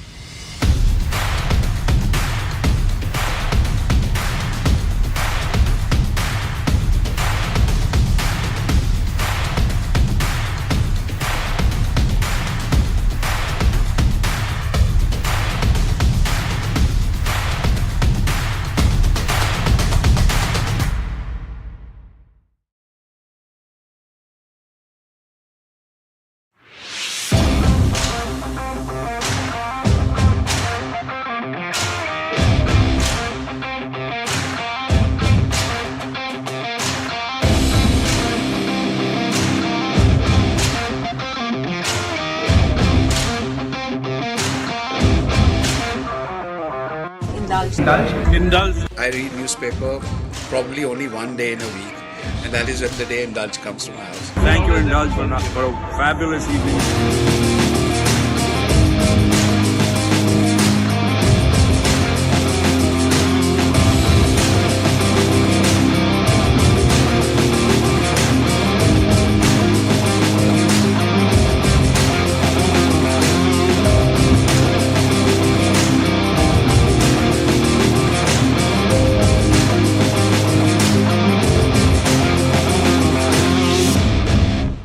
ThinkEdu Conclave 2024 in a couple of minutes. May I please request all our guests to join us within the hall? We have an exciting couple of sessions coming up, and we'd love to have your presence and attention during the course of the second half. So we'd love to invite you back to join us within the hall here at the ThinkEdu Conclave 2024.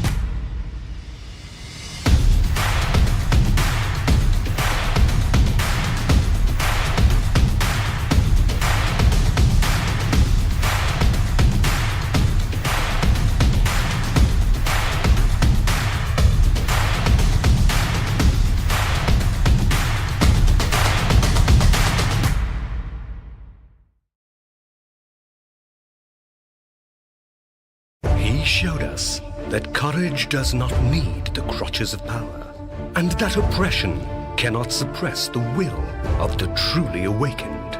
Today, his legacy is inspiring a new breed of Indians whose strength, vision, and idealism is changing the face of India.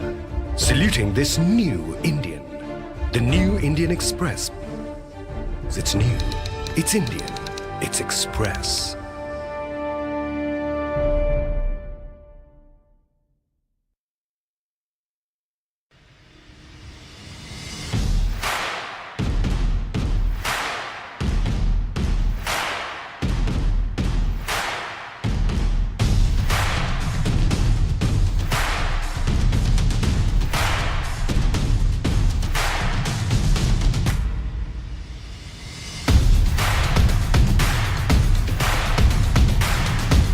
Intelligence to the elections. We do have a comprehensive couple of discussions and sessions coming your way. If I may invite back all our guests to join us within the hall to begin the second half here at day one of ThinkEdu Conclave 2024.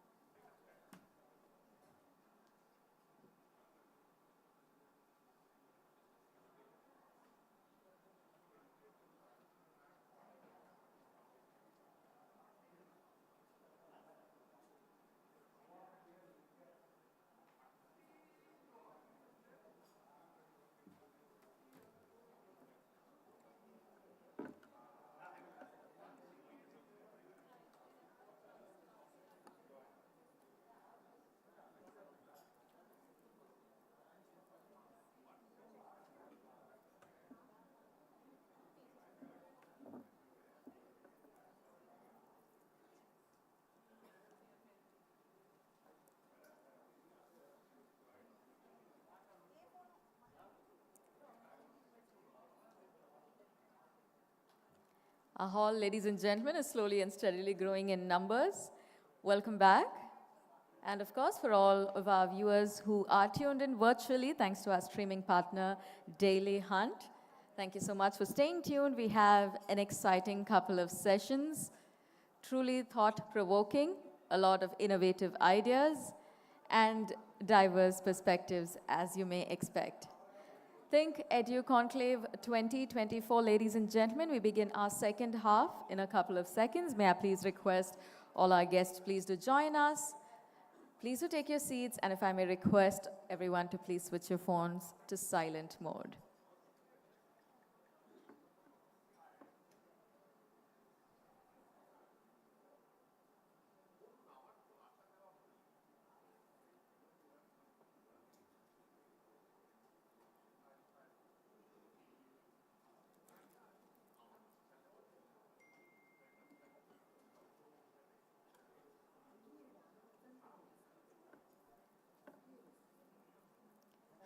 Ladies and gentlemen, the ThinkEdu Conclave of 2024, we stand tall at 13 editions.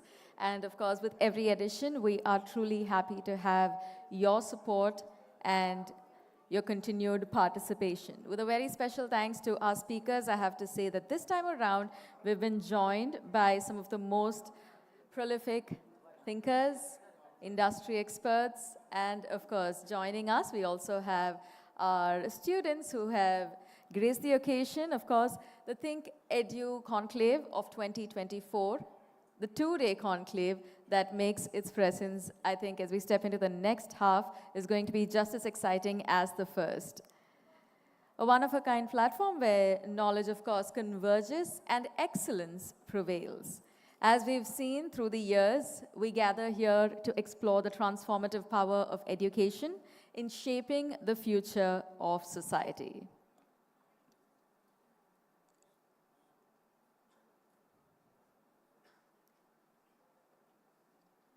On that note, let me take the opportunity to welcome back our guests. We're here at the New Indian Express ThinkEdu Conclave 2024, India's largest and longest running education conclave. Of course, as we witnessed, the first half today kept us tuned in to every word from the speakers and panelists. Not only did we get a lot of food for thought, but we also witnessed firsthand the multiverse when it comes to education. And we also got to witness the focal point where the diverse facets of this extensive field come together. We take our exploration forward with our next session on Bharat and Hindutva. How far do they go? Please join me as I invite our speaker, Mr. Ram Madhav, author of The Hindutva Paradigm, and of course, many other works of literature, a thinker. A loud round of applause as we welcome Mr. Ram Madhav onto the stage. Welcome, sir. Truly a pleasure to have you here with us. Chairing this session, we are pleased to welcome onto the stage Mr. Prabhu Chawla, Editorial Director, The New Indian Express. Ladies and gentlemen, in this session, we explore the intricate interplay of identity and ideology. If I may request you to put your hands together as I hand over the floor to our session chair. Welcome, sir. Good afternoon.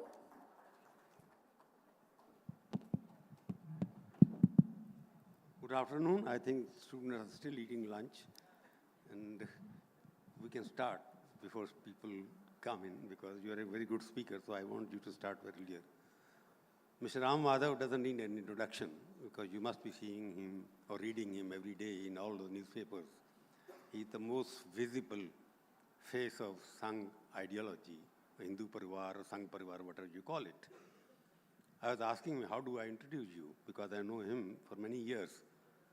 But his role after reading what he does every day, I can't figure out what he actually does. He's intellectual par excellence. He's orator, one of the best. And he must be the most frequent flyer, and he must have accumulated maximum miles, which no other leaders has, because he's flighting. Every flight you go, you will find a Ram Madhav every day in one flight or the other. He's coming here, then he's going to Bangalore, from there he's going to Patna, I don't know how many destinations he's going to cover. You can't compete with him. But currently jobless and busy. Sorry? Said jobless and busy. Okay. So currently the President of India Foundation, which is one of the best globally known think tank. Think tank is a bad name these days in India, because they have banned just one most old Center for Policy Research. But he runs a think tank which is much more active in both domestic affairs and international affairs. So Ram Madhav also is some kind of a unofficial, I would call, whether it's the foreign minister or the foreign secretary, or all combined into one. He represents the Indian culture, Indian ideology in foreign relations, and most of the time he's busy organizing seminars.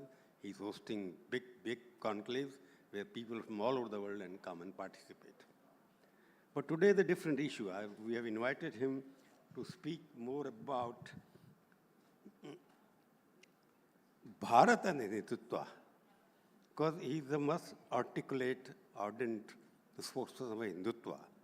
There is a difference between Hinduism and Hindutva, because most of the critics of the BJP, they don't call Hinduism, they call Hindutva, because Hindutva, they think, is some kind of political ideology. Am I right? They think in that way. Whether I want to start with you, Mr. Ramwadu. During the last 9 years, 10 years, we have seen India becoming Bharat suddenly through one invitation which has gone out of the President House. It became Bharat suddenly. Then the second invitation from the Prime Minister went as a Bharat. Without formal announcement, it became a Bharat. The topic is whether Bharat you introduced because you wanted to make it a Hindutva nation, Hindu nation. Is there a connection between the name change and Ram Raj, what is happening, Ram Pratishtha? Is there the connection between the changing the name, not changing the name, calling it Bharat? In fact, I wrote 2 years ago, why didn't you call it Bharat? When nobody took it seriously. So, Hindutva and Bharat, do you think they are synonymous? They are one? Or in India, there is some kind of, India is more important or Bharat is more important? Firstly, we do not regard Hinduism and Hindutva as two separate and different things. Hinduism, many in our parivar do not see it in terms of any ism. So we generally avoid using the word ism for denoting Hindutva, Hinduness. Hindutva is just the very Indianized, version or word for Hinduism, if you want to use it that way. For us, there is actually no difference. But if somebody wants to criticize us and he wants to, sail in both the boats, he wants to be on the Hindu side also, but also against the RSS, then they try to create this artificial distinction between Hindutva and Hinduism that doesn't exist. Secondly, this thing that Bharat we suddenly started is also not correct. It was started in 1950. When India's constitution was officially promulgated, we said India, that is Bharat. By the way, may I remind, I was watching on your screen on the backside, you are one of the sponsors, the Bharat Petroleum. We have not started Bharat Petroleum. It has been there right from the time of independence. Bharat and India have always been in vogue in our countries at the same time. Sometimes we used India, sometimes we used Bharat. We are a party and an ideological parivar which is more rooted in our civilizational or cultural identity. So we sometimes prefer to use the word Bharat more prominently, more eloquently. That's all.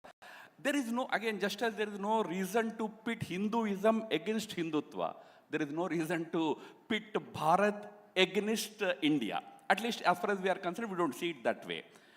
And Bharat, Hindu, India, Hinduism, these are all in a way synonymous with our existence. This country is identified at various levels with all these words. Hindu, Hindutva, Bharat, India, this is the identity of this country. In different contexts, in different ways, we identify with this. So, whether we are now starting something new, whether we are taking the country in the Hindutva direction, I don't think that is really any tenable argument, because these are all always the core identity of this country. We deviated from it. We thought that we should probably discard it. Let me end by just reminding, in 1946, December, I think, when Constituent Assembly's first, objects resolution was to be moved, Nehru was to move it. While moving that resolution, Nehru makes a very interesting statement. He says, I know that we are a 5,000-year-old civilization, great culture, great civilization. But when I remember that, I get overwhelmed. I get petrified. And I think that whether I am really qualified to be a representative of that great civilization and all that. He starts with that argument. So what Nehru probably found was, probably I am not very qualified to be a representative of it. I'm using his own words. I'm not putting my argument here. So he thought, let me take an easier way. The fad of the day was a European idea, so we take it, let us simply say that whatever you talk about your culture, your Hinduness, your Bharatiyata, is backwardness. So it has a history. There was a debate over what should be our country, what should our country be called. India was proposed. by the drafting committee. After a lot of debate, we added that is Bharat also. So for us, India, Bharat, Hinduism, Hinduness, Shashi Tharoorji is there. He authored a book on the virtue of Hinduism. I mean, today we are all recognizing that that is the virtue of it. That or Hindutva, for us, there is no difference. I just want to ask, what was the need of renaming Bharat now, just before the election? India was there, and what was the hurry in suddenly G20 used as a platform for promoting Bharat? Was it a political message, or you wanted to redefine the identity of India as Bharat? What was the hurry? Why didn't you do it when you came back? Because it is written in the Constitution, India, that is Bharat, which I wrote 2 years ago, and I am saying 3 years ago. At that time, there was no connection, because Bharat is there. So I'm just asking, everything, why do you connect with the political convenience of yours? You change your thing according to what suits you. Is it right? That's the allegation. No, not political convenience at all. If it was to be political convenience, we should be doing it now, just a couple of months before election, not in October when G20 was held. But G20 was an excellent opportunity when the leaders of the 80% of the world's economy, all the big powers were present there. You introduce the other core identity of this country as Bharat. See, Bharat in G20 was there used as a country nameplate before Honorable Prime Minister. You know, there will be several occasions when Germany is introduced as Dasherland. They introduce their country as Dasherland on international forums. It is out of a sense of pride that, you know, this is my ancient identity, that was done. But in the G20 literature, India was also used several times. It's not that we purged India and then we now changed it to something. No. But yes, as I said, it's our core belief. We are rooted in the civilizational, cultural history and identity of this nation. So we take pride in introducing us as Bharat and Bharatiya, where it is good, possible. Where it is necessary, India is also used. All the IITs are still called IITs. Name is not changed. So that's why I said we need not pit these words against each other. They all can happily live together. You are changing names anyway. You have changed the criminal law because it's in English, then you made it something very Sanskritized Hindi. So you are in the process of name changing. You will do that also, what you're talking about. IITs might become Bharatiya Anusandhan or whatever you will call it later on. But question again I'm asking, because you, India and Hindutva, I'm linking with that, Bharat, because you have emphasis on Bharat. India is supposed to be, people look at India as a secular country. It doesn't connect it entirely with the Hindutva way of thinking, though India is a majority, 90% Hindus are there. So are you trying to erase that impression that India is no more a secular country? It is Bharat or Bharatiya, whatever your definition is that. Is that an attempt? Hindutva means Bharat, Bharat means Hindutva and nothing else. Oh, actually, on the contrary, Bharat has always been very secular. You see, this whole idea of India being a secular country as stated by our constitution began in 1976. Even in 1950, or a couple of years before when that whole preamble was being framed, Nehru, on record, this was there in Mr. Jairam Ramesh's book on Krishna Menon. He told Menon, go slow on this word secular. Don't use it so liberally. That's the reason why in our original constitution, in the preamble, we did not use both the words secular and socialist. The opposition came both from Ambedkar and from Nehru. Did it mean that we were not secular? Did it mean that until 1976, Indira Gandhi introduced secularism as a word in our constitution, India was not secular? Or for that matter, were we not secular before 1947?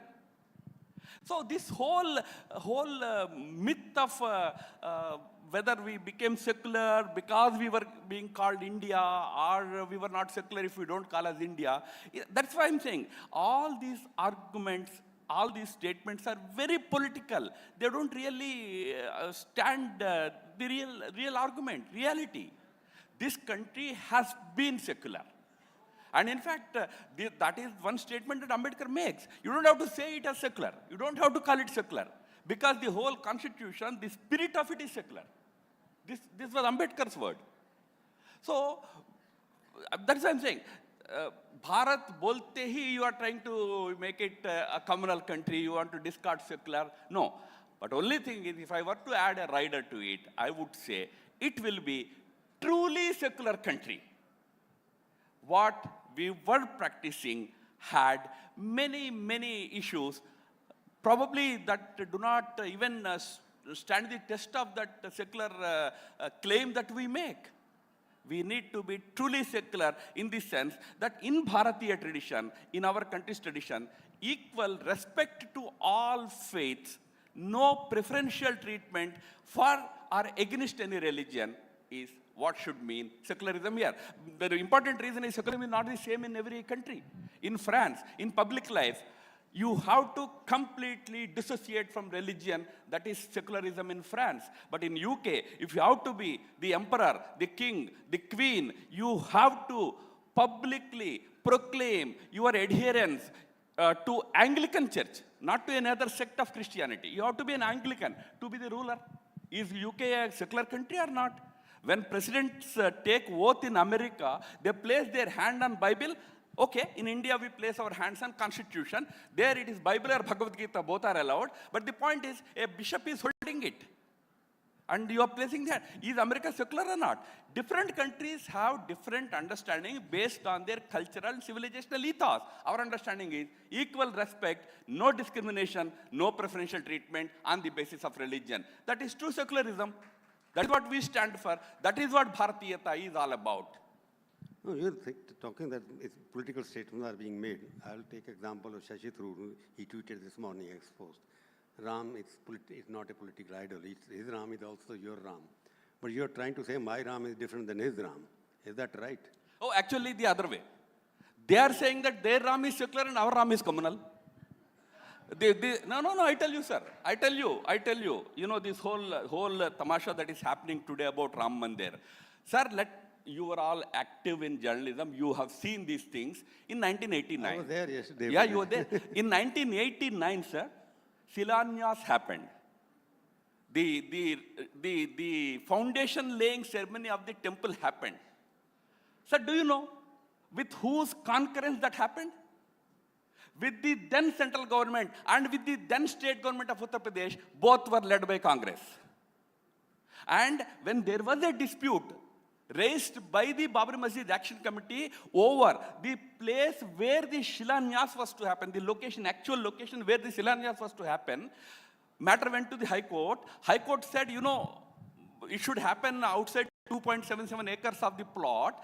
What is the 2.77 acres could not be decided. Initially, the central government said, no, Vishwa Hindu Parishad is violating, it is doing it in the disputed side, etc., etc. Then Mr. Bhuta Singh went, Mr. Kamalapati Tripathi went, the then Chief Minister Narendra Tiwari went, held negotiations with Vishwa Hindu Parishad, suddenly declared that the site that Vishwa Hindu Parishad decided to do Shilanyas is actually a valid site. It is outside the dispute. They gave, media wrote, you all wrote, that active support of the then state and central government, Ram Janmabhoomi Shilanyas happened. That is secular act. When on the same site, on the same Shilanyas site, if a temple is built, how can it become a communal act? Where foundation was laid, that is secular. When you got it laid there, you were present there.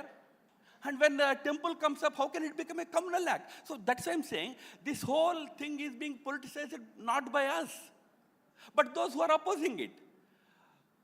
Faizabad say Mr. Rajiv Gandhi started his election campaign in 1989 from Faizabad, October. Why Faizabad? Because, and there was a reference that if we get elected, we will get Ram Rajya. What is the Ram Rajya? Your Ram Rajya is secular, my Ram Rajya is communal. But how can it be that way? The question, you raised Rajiv Gandhi questions, you see, I was covering that time. When you are talking about construction of Ram Mandir, why don't you give a credit to Rajiv Gandhi government for reopening the Ram Mandir, which was closed for 45 years? Do you speak about that? It was Rajiv Gandhi who facilitated the opening of the mandir. After that, you constructed the temple.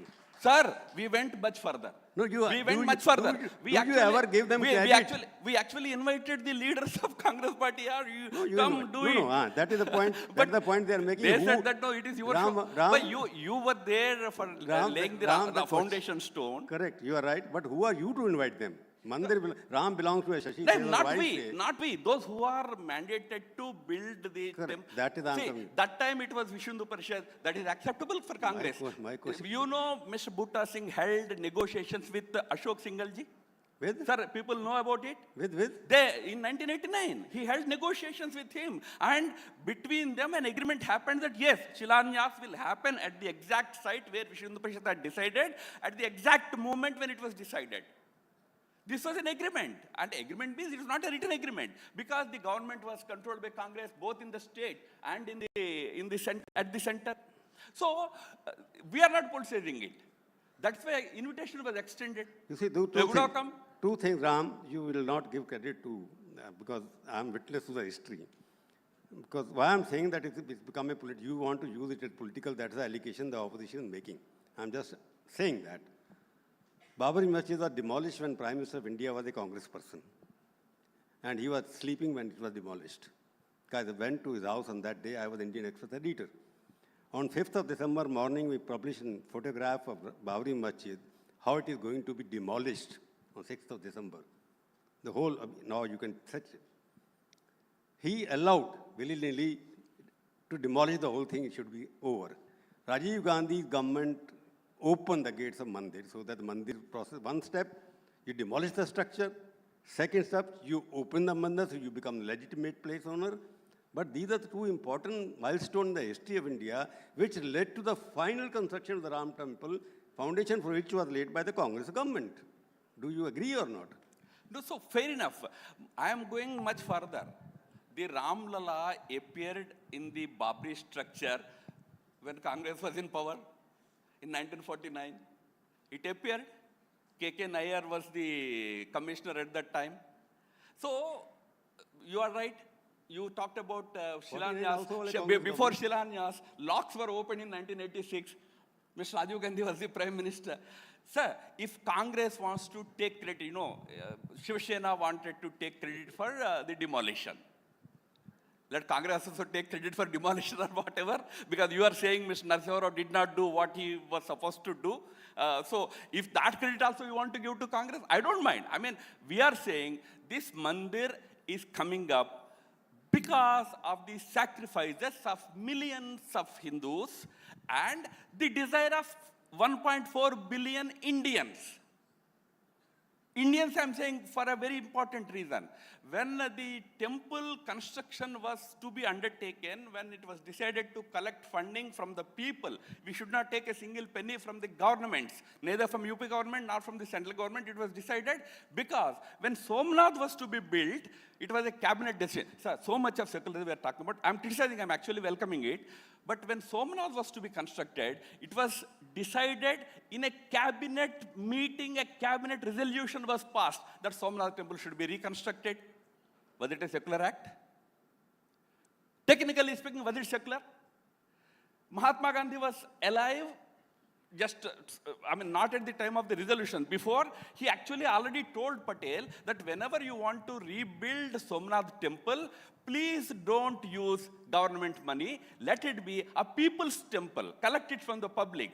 That is why Patel says in the cabinet meeting that, okay, we are passing the resolution to rebuild the temple there, but let us depend on the funds given by people of the country. Somnath was built like that. So when you want to give credit, give to millions and millions of Ram Bhaktas. And when the temple was consecrated in Somnath, Rajendra Babu was president. Okay, you can say he was president of the country, he was there. Why was Purushottam Das Tandon there? Purushottam Das Tandon was the president of All India Congress Committee, AICC. Why was Tandon there? If Tandon can go to Somnath, why not Kharge ji go to Ayodhya?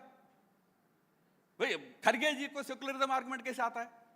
Which Tandon ko aaya nahi hai? So I'm saying we are not politicizing. We see Ram Mandir as the reflection of the sentiment and aspirations of 1.4 billion Bharatiyas. I said when we collected the funds from public, Muslims, Christians, Hindus, Sikhs, everybody contributed. Communists only telling us that don't write our name on the receipt. Take it. We also wanted to. So everybody contributed because some see Ram as God, some see him as great ancestor of our country, somebody who gave a great value system. Why not we see it in that spirit? We are not politicizing, but why others want to politicize it? Anyway, I'll open this because time is short. I'll open this first time because a lot of questions may be asked. Any student wants to ask any question can raise their hand and name like that. Any question from the back side? Where? Yeah, just go there, mic, take the mic there.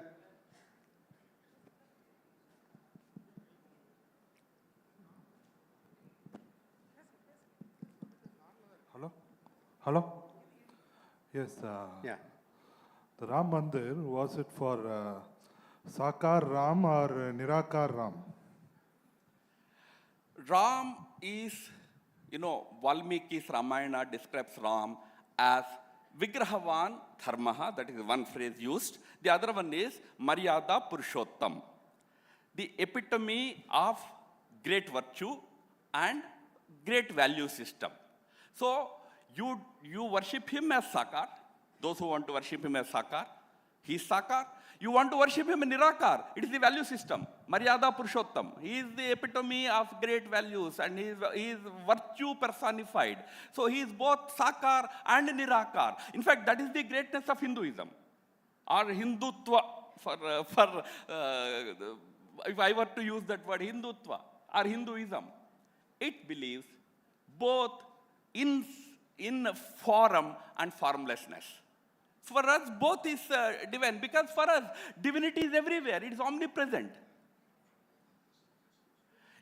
Religions that believed that God is formless. There are many Semitic religions, they believe that God is formless.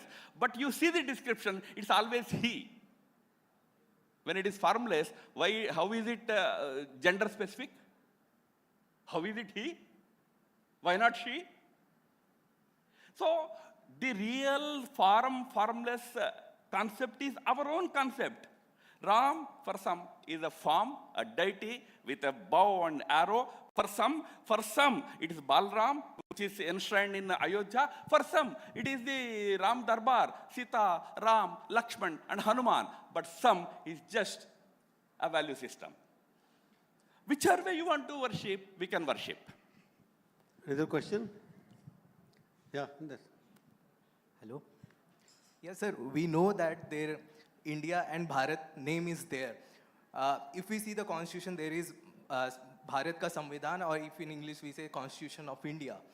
Since if we see that like how the new alliance with the name of India came into picture, is that since the new alliance came as the name of India, now the ruling party wants to fortify the name of Bharat into the nation.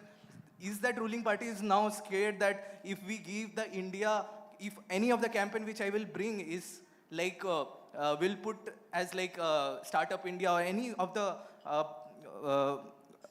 program which they bring with the name of India, so it will be showing that it's come from other. So Startup India has changed?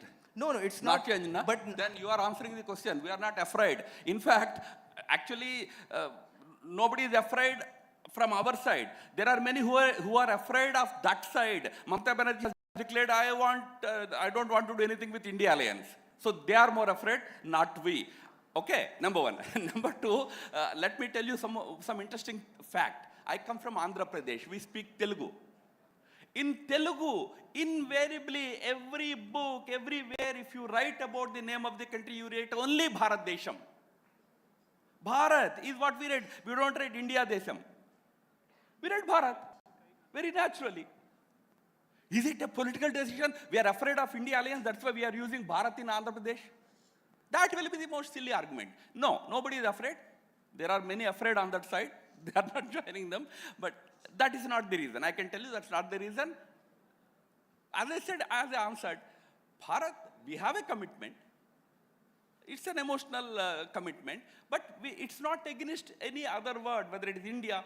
Bharat has the word Hindustan. Do you know so many companies today are Hindustan Aeronautics, Hindustan, petrochemicals, HPCL. So many places Hindustan is used. No, we are happy. Fair enough. You use Hindustan, you use Bharat, you use India. All of them mean same. It's not political at all. Right behind. So, from the Constitution, India is mentioned as it's a secular nation. But from the comments that you made, you said that India can also be represented as India or Bharat. We agree to that. But when you said, you also added that India can also be mentioned as Hinduism or Hindutva. How could it be related? No, India is mentioned, not mentioned, I'm not saying India is mentioned as Hinduism. Hindustan is the word we use for our country. I gave you examples. Public sector undertakings have the name that starts with Hindustan. All these names never represented anything sectoral, anything parochial.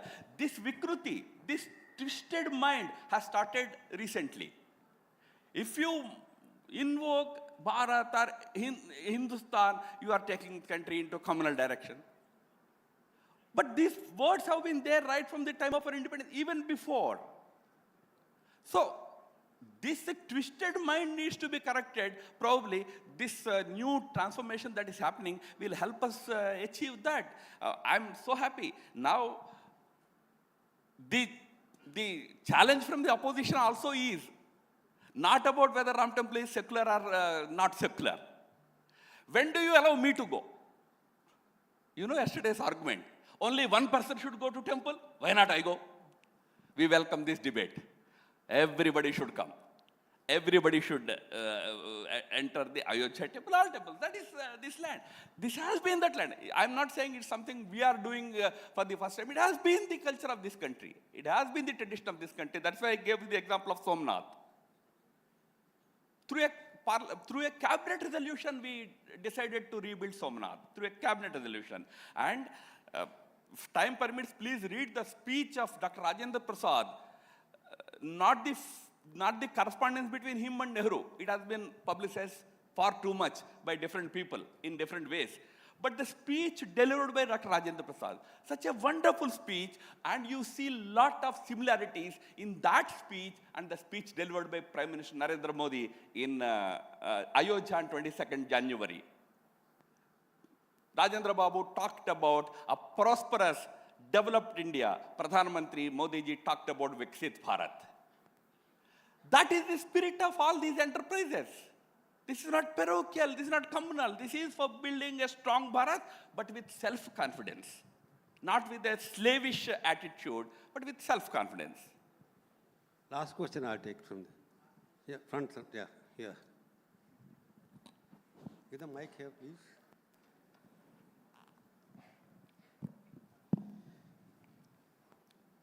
So this question may be from all common Indian. There are many deep-rooted issues. I'm not mentioning about the facts which are disclosed in Hindenburg or what happened to Trivandrum Airport. I'm not speaking about it. The earlier session also, the speakers, they given a humble submission that the ruling government is trying to, divert the attention of the people from the common issues, starting from unemployment, particularly the fuel price hike, all those things they have mentioned. Do you think that the strategy which is adopted by now, with the help of the temple, where the BJP started the campaign to retain the position, or whether the BJP government is having a moral fear about doing the campaign by explaining the achievements made during last couple of years, almost 9 years? So this is a common man question. Okay. Yeah. Okay, first of all, don't arrogate to all common men. It's your question. That's it. Common men are very clear about what is this country and what is Modi ji doing. That's why they are supporting him. And the question has a relevance, whether we are doing it for any political purpose or it is genuinely a project that was initiated and it has come to a conclusion. I would say that for us, it's never an electoral exercise or political exercise. It happens, yeah. You know, again, I'm sorry that I'm going back to that Somnath again and again. Somnath happened in May 1951. In October, elections were announced. So may I now submit that the first election, Congress wanted to win. That's why they built Somnath. May I say that? No, we are all proud that nation's heritage has been restored. And millions are very clear about it. Some are confused. Some have issues. But millions and millions are convinced about it. And that's why I said, in his entire speech, did Prime Minister invoke Babar? The man who demolished the temple as per the Babar Nama. Did he invoke his name? No. Did he try to pit one community against other? No. Instead, he said, Ram should be not an issue of conflict, but of unity. He said he should be the energy for the country. Because Ram has always been a great unifier for us, for everybody. No election, no politics in it. It happened just before the general election. But our whole, this arrogant, educated thinking is that Indians are fools, idiots. You can sway them. Indians don't think they can be swayed. Sir, please remember, not today. 1949, 26th November, Dr. Rajendra Prasad delivered his final address to Constituent Assembly. He referred to this argument by some members in the Constituent Assembly that India is uneducated. There was only 17% literacy at that time. So democracy will not work here. People can be, influenced or purchased. Rajendra Babu says, I come from a village in Bihar. I have full faith in the wisdom and political maturity of my countrymen, even if it is a rural person, even he is educated or uneducated, politically, he is mature, he is wise. You don't have to worry about India's democracy. And we have proved for 75 years. So please don't worry today. It is safe. Because the opposition is not winning, you can't say that, no, Modi is using other things. No. It's not our duty to highlight what is good, what is not good. If it is not good, let opposition highlight it. If it is there unemployment, let DMK highlight it, let Congress Party highlight it, let people agree. If people agree, they will vote for you. If they vote for you, they are wise. If they vote for BJP, they are swayed. Well, 4 states elections happened, 5 states happened, 3 BJP won, 1 Congress won, 1 another party won. How can you say people are swayed in only 3 states, but not in Telangana? So these are all arguments that we educated people, thinking we are very rational, we try to make. People of this country are wise. They know who is the right person to lead this country. Probably they have decided for next 10, 12 years. Thank you. Thank you, Ramadhan. I would ask many more questions, but we are running late. Thank you very much for giving specific questions. Thank you once again. Thank you, sir. Ladies and gentlemen, a loud round of applause for our speaker, Mr. Ram Madhav. If I may request our session chair, Mr. Prabhu Chola, to present sir with a memento extending our gratitude. Of course, a wonderful session exploring the intricate interplay of identity and ideology. We truly thank you for your valuable insights, sir, and of course, for patiently taking our questions. Thank you, sir. Ladies and gentlemen, in our upcoming session, our spotlight is on elections 2024. Will it be the summer of 77? We begin this session by inviting our speaker to join us on stage, Mr. Shashi Tharoor, Member of Parliament. Welcome, sir.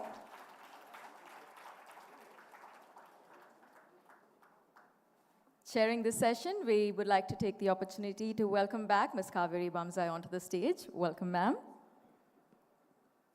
The 13th edition, ladies and gentlemen, of the ThinkEdu Conclave, and of course, we are in full swing. We've got a lot of interesting ideas, thought-provoking, innovating, technologies being discussed here on this very stage. And with that, our upcoming session on the elections of 2024.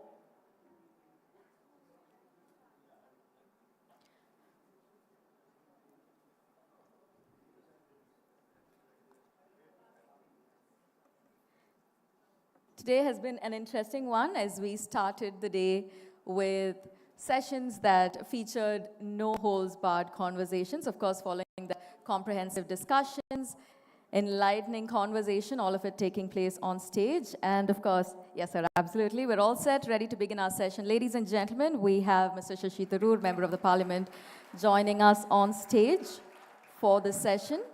Our session chair, Ms. Kaveri Bamzai, all set.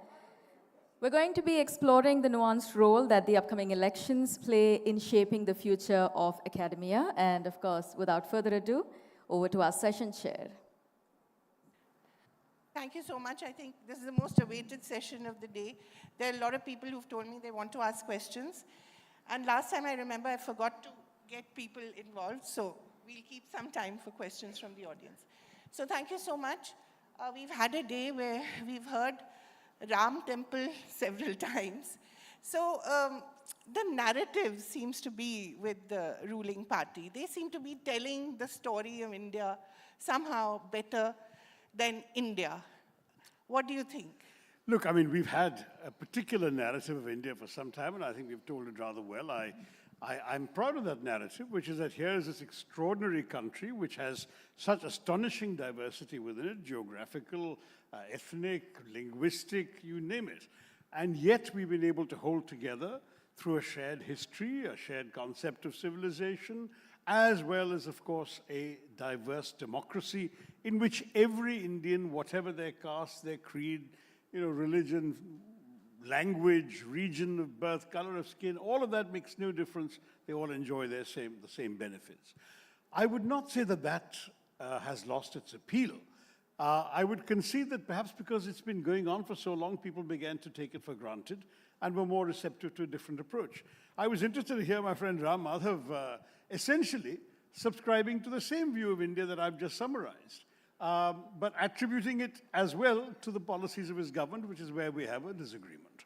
But it's a profound and fundamental disagreement. I mean, it's a completely different narrative from what the Congress has been espousing so far. I think it's a very profound disagreement because really the question is, do you want an India which is genuinely for everyone, or do you want an India where some people are empowered to feel that they have a greater claim on the citizenship, on the prerogatives issued by the state, and on the institutions of public celebration than others?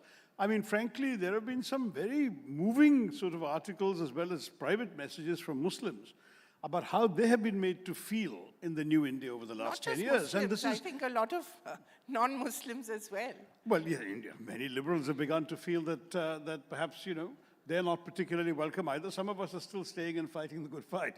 But the truth is that there is a difference between an India that is available to all and an India that's available only to a few, or an India that really wants to focus all the time on what unites us versus an India that privileges what matters to some but divides others. So, I mean, these are fundamental differences.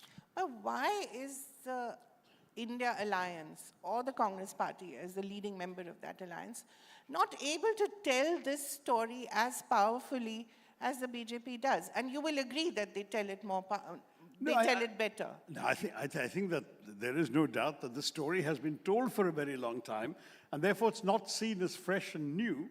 Whereas certainly the new BJP version of Indianness that we've particularly seen articulated in the last 10 years and more so in the last 5 has had the advantage, if you like, of being fresh to people's minds, being articulated robustly by the Prime Minister with his famous oratory, and at the same time has the benefit, as Mr. Ram Madhav didn't hesitate to remind us, of majority support in Parliament. And with all of this, inevitably that narrative has been getting a fair amount of dominance. The media, too, has been complicit in privileging one version at the expense of others. I mean, even if you just read the articles in the Indian media over the Ram Janmabhoomi in the last couple of days and contrast it with the international media on the same subject, you can see that there is a dominance of one narrative in India, even though there may be other narratives that the rest of the world is reading.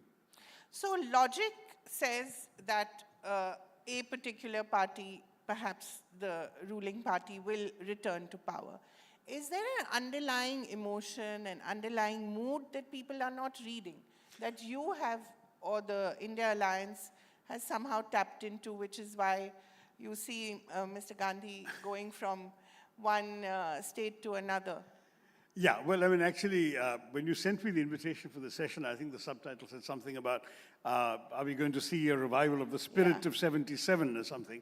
And no, I think in all fairness, the spirit of 77 was an overwhelming rejection of a particular government, and I'm not suggesting that there'll be that kind of rejection. But I would talk about the spirit of 2004, when you similarly had a BJP government that everyone assumed was a shoo-in for re-election, and that was astonished to be reduced after the elections to being in opposition.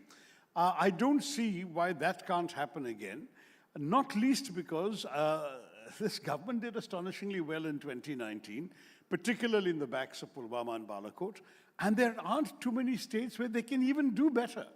I mean, you look at the fact that they won every seat in Haryana, every seat in Rajasthan, every seat in Gujarat, all but one in Madhya Pradesh, all but one in Bihar, 18 seats in Bengal. Almost the whole of UP. I mean, where do they go up? There is no up to go. So all they can do in all these places is lose seats. They may not lose a whole lot. Maybe they will, maybe they won't. That depends on how effectively the election goes. But the fact is they will lose seats. And that's why I feel that some of the complacency that's being expressed in ruling party circles is unaccompanied by any logical explanation of where they're going to increase their seats. So they're certainly not going to increase in South India. There's absolutely no evidence whatsoever of anything but a complete sweep by the constituent parties of the India Alliance, or at least by parties that are not BJP or NDA. In the circumstances, I do believe the BJP is going to really be in for a rude shock. They may be dominating the media waves, they may be getting a lot of publicity, but I'm not prepared to concede this election, as your question implied I should.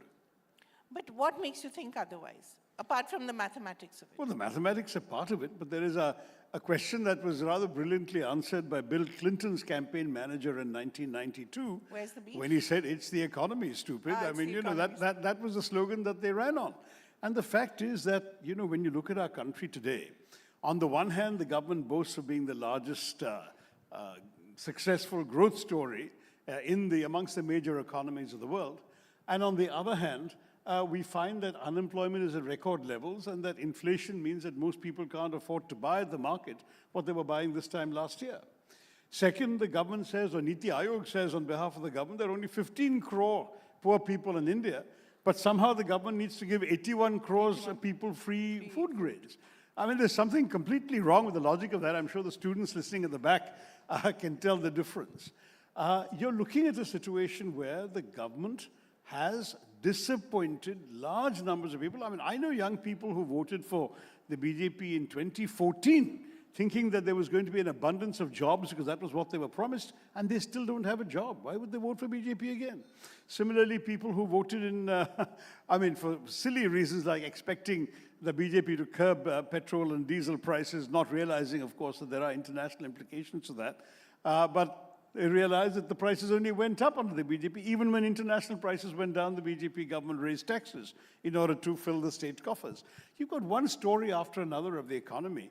The final issue is, isn't there a problem with most people feeling the pinch when it comes to their personal income, either because they don't have employment or their employment doesn't pay well enough to cope with the economy of today?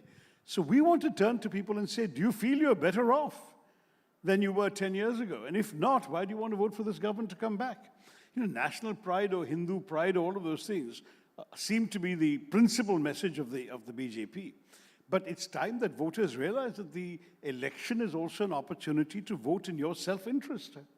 But you can tell the voters that, but they will still vote according to what they want. That's a bit patronizing, Kaveri. How can you expect people to be constantly voting? You saw in Rajasthan and Madhya Pradesh, you expected them to go your way. Look what happened. People rallied around religion, I presume. Or is there any other explanation for why the Congress lost? Well, yeah, I mean, Rajasthan, unfortunately, there was a bit of anti-incumbency, and our party was perceived as somewhat divided. And I must say that the one thing the BJP is very good at is the sort of last-mile campaigning, the last-mile knocking on the doors and getting people to turn out to vote. Because they have become essentially a cadre party. They rely strongly on the RSS cadres. but people, turn up there. I mean, I can tell you in my own constituency, which is the BJP's strongest constituency in Kerala, that it's an absolute fact that people who are voting for me are telling me they've received 5 visits from BJP squads in the last election. 5. Even though they said that, no, we are going to vote for Tharoor, no, they still came and said, let's try and persuade you. So they've got that strength. Remember, in Rajasthan, Kaveri, it was just a 2% vote difference. What about but Madhya that's what Pradesh? mattered. Madhya Pradesh was in many ways a mystery to all of us because we expected to have done better, and many of the polls showed us doing better. Chhattisgarh was another shocker. We thought we were going to win Chhattisgarh, but it seems that we faltered in one area, and that's the Adivasi belt. We lost 15 seats in the ST areas, which we had won last time. So there are, as you do more detailed... Which you ought to have won, given your narrative. Exactly. So we have to do much more detailed sort of Don't tell me post-mortem you've studies. still not done No, they're being done, I'm sure. It's just that I've been in Kerala much of the last few months. It's been quite a few months. No, so this is it, there's either the card... It's been a month and a half, Kaveri. Don't get so carried away. But anyway, Well, I mean, there's a month and a half, I guess, left for the elections as well. So I don't think you guys have much time. Yeah, But I the agree. point being that there's always some reason. It's either the cadre and they're very good at the last mile connectivity. We all know that. They're great at booth management. So, I mean, the Congress knows all this and the opposition parties know all this. Surely they must be having a checklist by now of things to do to win the next election. No, but the truth is the Congress, the legacy of being a big tent party, one where people are attracted to a broader message, is partly also that we don't have the kind of sort of stormtroopers the BJP and in other places like Kerala, the CPM, or in Tamil Nadu, the DMK can call on. We don't really have a full-time, dedicated, sort of 100% all the time, giving up everything, to the extent that other parties seem to have. Some would argue even your leaders are not full-time. Well, look, I'm not going to go there. That's not fair. But it is a fact. No. Look, everyone has their own style and hard work. And I must say that there's no doubt that for anyone in the Congress, this is a hugely important election and that we all have to pull out all the stops and work very hard for it. I mean, as I said, it's all very well said. But what is being done on the ground? There are people perhaps who would like to vote for the Congress. And they turn around and say, oh, but. Because at the end, it is also a bit of a personality contest, isn't it? Well, I'm not denying there has sort of become a sort of, as you say, a personality contest element to our elections. It started really in the States in many ways, where I guess in this state, if you wanted Jayalalitha to be chief minister, it didn't matter to you who the local candidate was, as long as he was running on her symbol, that sort of thing. And that's very much the case with Mr. Modi. You can't blame Tamil Nadu for that. It's been there for... No, it's been on and off. I mean, it started, some would argue, with Indira Gandhi in 71, and then, but it was also off for some time. I mean, when Rajiv Gandhi won his huge victory in 84, there were other factors, and Prabhu has written about them. I certainly, in 89, it wasn't VP Singh's charisma. There were issues and principles they ran on, and you could go down election after election. So it's not always been that way. But certainly for the BJP, this is the terrain they want to fight on, and it's Modi, Modi, Modi all the time. And our counter-argument is, in a country of so many people, 140 crore people, on the one hand, you're being offered I, me, myself kind of approach, and on the other hand, you're being offered we. There was a wonderful slogan that we came up with in 2014 that I wish we'd use more, and I hope we will use again, which said in Hindi, main nahi hum. Right. It's not about me, it's about us. And that us is what the people of India, I think, should feel a stake in. We're going to try and get that message out too. Talking about slogans, you mentioned 2004, and you had a wonderful slogan in 2004. You had India shining on the other side. The other side, you had the Aam Aadmi, You were, before the Aam Aadmi Party came. Well, they took it from us. And it took it from you. But it was really the story of the Aam Aadmi that you were telling. Why have you not come up with a slogan? Well, the slogans, I'm sure there are experts. There's a Nyaya Yatra. Now you've already tried and tested in 2019. Main nahi hum, that also you've tried and tested in 2014. I'm sure there'll be more slogans, don't worry. People are working on those right now. But my answer to your question is, even what I talked about the economy is about the Aam Aadmi. When we talk about but you can't talk about price the Aam Aadmi rise now and unemployment, we're talking about the Aam Party. Aadmi. Yeah, but what do you call this? You're the wordsmith. What would Well, what English slogan slogans would won't you go give? very far in this election. Let's see what they come up with in Hindi. I'm sure they'll come up with a nice phrase. I just feel the lack of a sense of urgency. No, I that's think not true. people who want an alternative are perhaps a little more have that sense of urgency a little more than the Congress does. Is that a fact? No, I wouldn't agree with that. I think there is a strong sense of urgency. I can only speak for my own, what I've seen myself, for example, in my state of Kerala, where we are very much gearing up everywhere. There's this tremendous sense of anticipation and preparedness. I've been holding meetings in my constituency right up to and yesterday with party workers, with our office bearers up and down the chain. We're all gearing up. And in my own view, I think the BJP is not likely to wait, as a rather misleading story today suggested, to April to call the election. I'm convinced that once Mr. Modi has gone and done his second temple run by inaugurating the Hindu Mandir in Abu Dhabi on the 14th of February, I think immediately after that they'll call the elections. They'll want to. I'm sure their campaign is going to be Modi as the Hindu Hridaya Samrat. That's the message they want to give across northern India. And your counter? Our counter is, as I said, the economy. It's about what people, the Aam Aadmi of this country, are going through in their daily lives, and how we need a government that pays attention to that. The problem being that the Hindu Hridaya Samrat works very well in the north, which has more seats, unfortunately. And perhaps there's a fundamental disconnect with the way the south votes from the north. Is that a fact? There is a fundamental disconnect. Some would argue it's not new. I mean, even in 1977, when Indira Gandhi lost the North comprehensively, she won the South comprehensively. So, you know, this is not totally new in India, but there are important factors today, because some of the elements that the South is rejecting are elements that I really worry about, because, you know, we keep talking about the unity of India, and there is a lot of divisiveness coming out of the BJP, which will alienate the South. The emphasis on Hindi, for example, which we understand is the language of half the population of this country, but nonetheless cannot be thrust down the throats of people in this state, for example.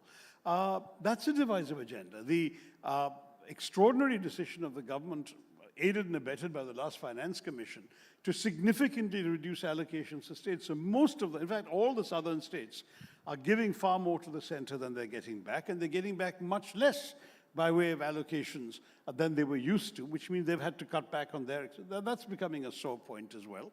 And then in 2026, the 91st Amendment lapses. The 91st Amendment is the amendment which froze all the Lok Sabha constituencies on the basis of the 1971 census. And once that lapses, whereas Mr. Vajpayee, the first time it lapsed, renewed it, the 42nd Amendment, he renewed this provision as the 91st Amendment, and they did so unanimously in Parliament. This time around, the BJP has made it very clear they have no intention of reviving it. They are going to reapportion states and seats in the states, I beg your pardon. They're going to reapportion them, which is in such a way that will give, obviously, the more populous states of the Hindi belt an enormous majority. Some say an automatic two-thirds majority in Parliament. That could be extremely, extremely divisive and worrying for the South. So there will be issues on which the South will have fundamental interests at stake relating to the future of India, which we will need to negotiate from a position of popular support and strength. Will it be enough? Well, I mean, the fact is you can only win the states you have. I mean, the truth is that I'm hoping that the North will also heed the message of unity, of inclusion, of nyaya, of justice, indeed also respond to our concerns about unemployment, our concerns about inflation. All of these messages should resonate in the North and the Northeast and the West and the East as well. So I'm still hoping. I mean, even though it may be that there will be some states in which we will not, in fact, have an agreement to share seats, even some of those who are not inclined to share seats have said that after the elections they're quite willing to support an India Alliance government in Delhi. We saw this in 2004 when in my state the CPM sort of crushed the Congress in pretty much every seat, but then came to Delhi and supported the UPA government. So there are all these formulae possible. I am not prepared to give up the ghost in such a hurry, Kaveri. I think we've got a very good chance. But for that, your party has to engage with other parties. Is it doing enough of that? We are. I mean, you know, each state has its own logic. That's the other extraordinary thing about Indian politics, particularly since the advent of regional parties. There are issues in different states. Certainly, for example, we can just look here and next door. In Kerala, it's unthinkable that the CPM and the Congress could ever work together on seat sharing. But right next door in Tamil Nadu, CPM, CPI, Congress, and DMK are all allies, and there's no debate or dispute or problem at all. So each state has its own story. I would not worry unduly about that. I think we should get agreement where we can and fight as hard and effectively as we can where we can't get agreement. Can you tell your leader to stop walking and start talking? He's talking too. No, he's talking too. Come on, he's been giving press conferences practically every day. Yeah, but he should talk to his fellow leaders, no, not to the people. They're okay with him. He has to talk to the Well, his if the fellow people are okay with him, then he's got the election in the bag. But he's up against someone who's omnipresent, ubiquitous, everywhere, all the time. So it's Thanks a partly tough, to the media as well. blame the messenger, go ahead.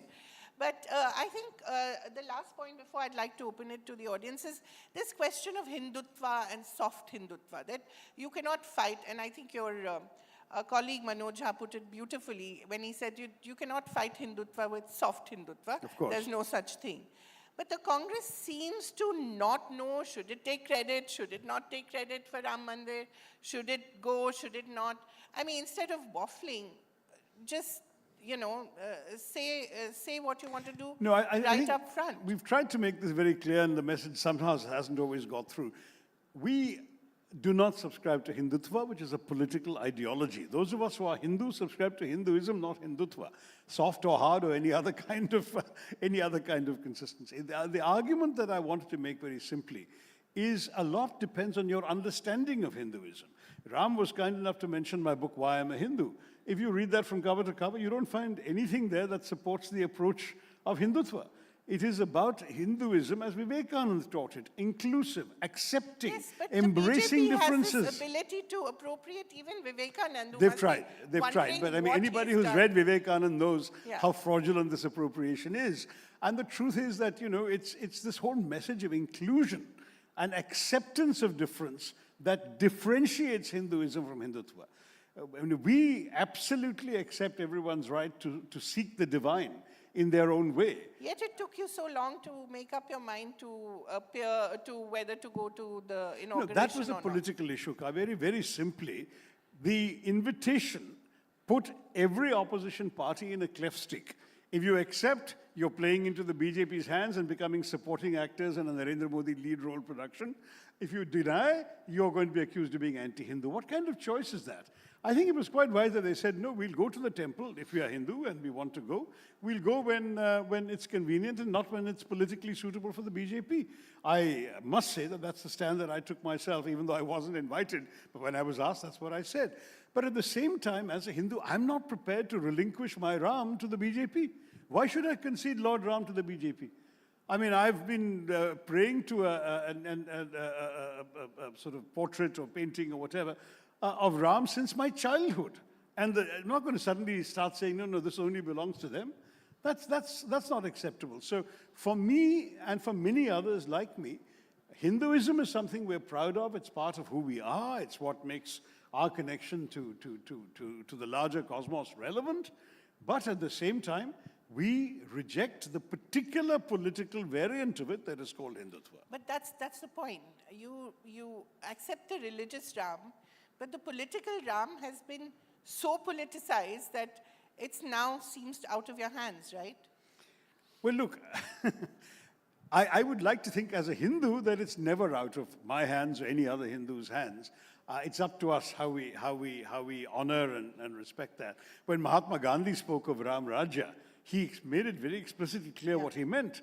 A land of justice, of prosperity, of equality, of fairness to all, not just Hindus. He specifically said, not just to Hindus. But his Raghupati Raghav Rajaram also had Ishwar Allah Teruna. That's right, which is not there in the Hindutva version thereof. Yeah. So there's a very different Ram that you're talking to here. I'm afraid so. Yes.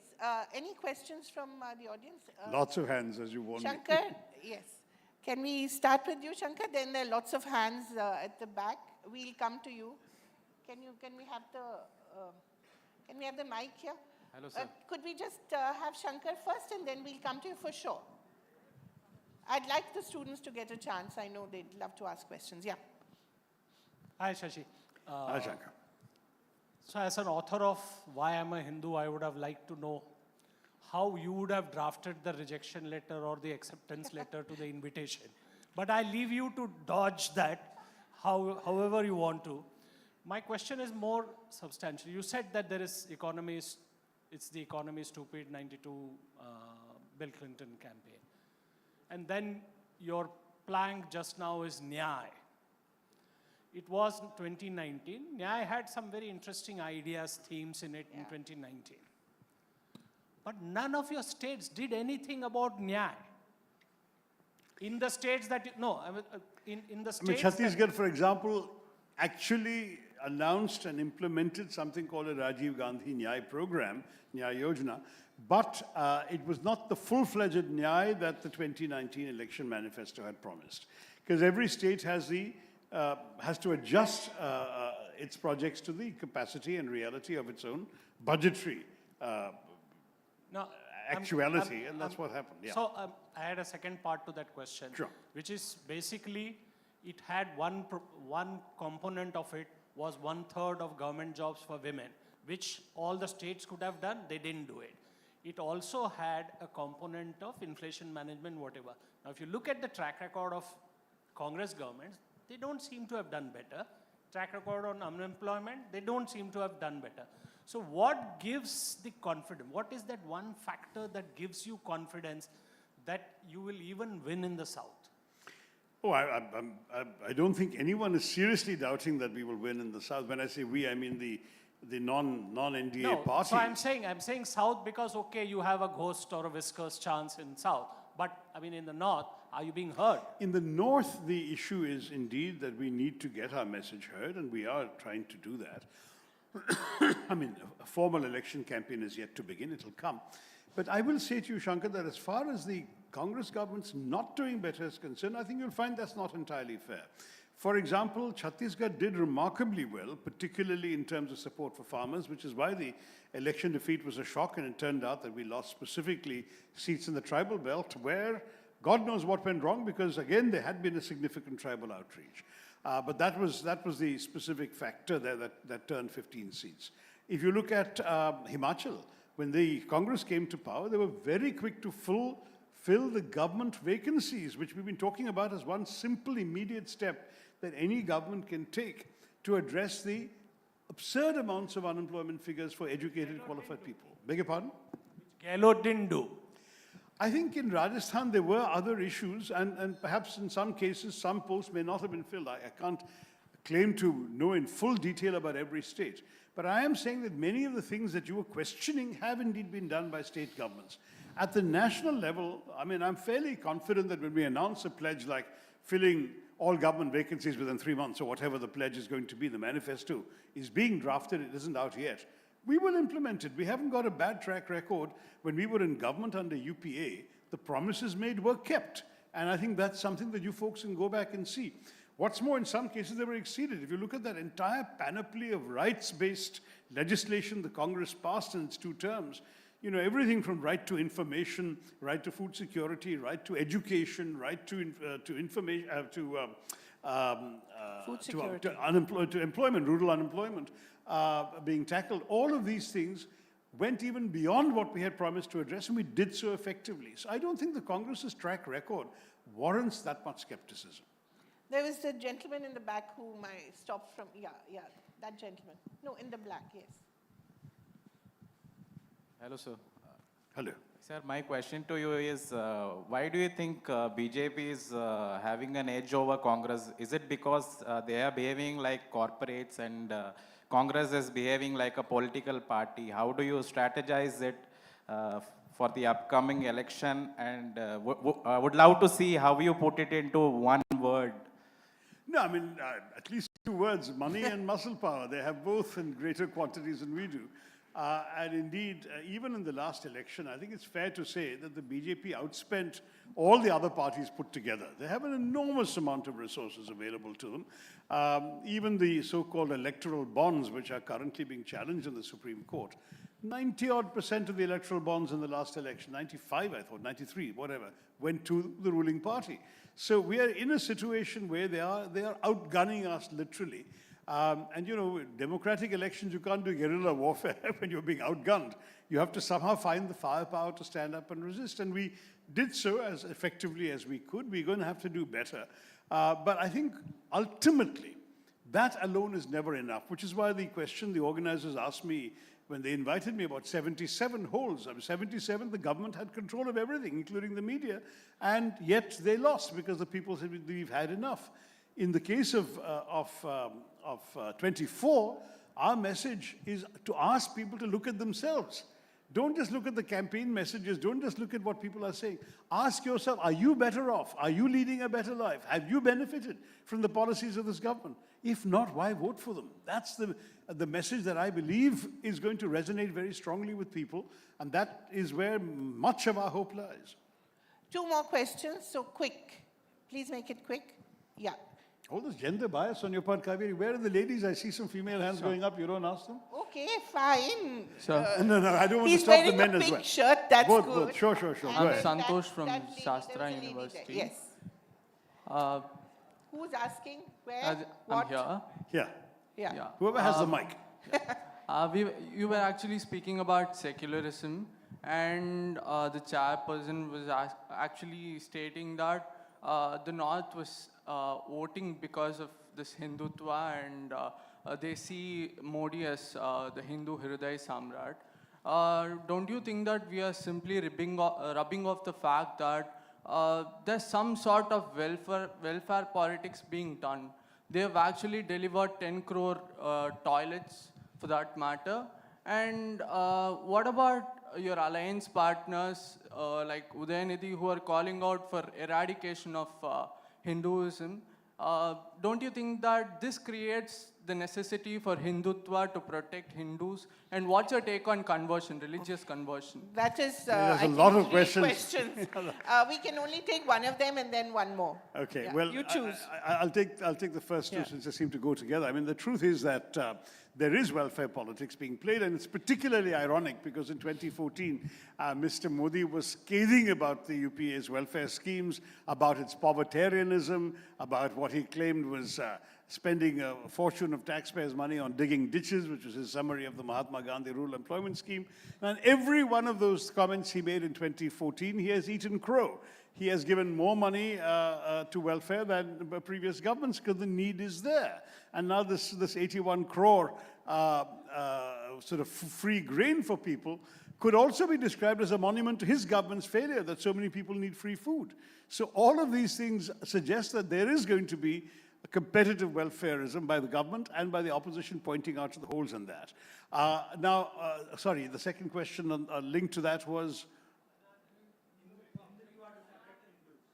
Protecting the Hindus. No, there was something else. Hindus need to be protected, and then it was conversion. No, there was something else. I'm sorry. I lost my train of thought suddenly because of this. But if I recall, I'll come back to you. Conversion is a whole different debate. It's not even being debated very much right this election. Yeah, young woman there, yes.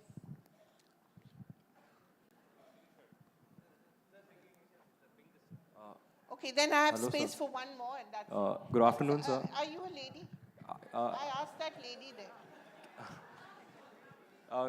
After this, can you please? Go ahead. Good afternoon, sir. Good afternoon. With the whole narrative on Ram Rajya, Ram Mandir consecration and the election, right?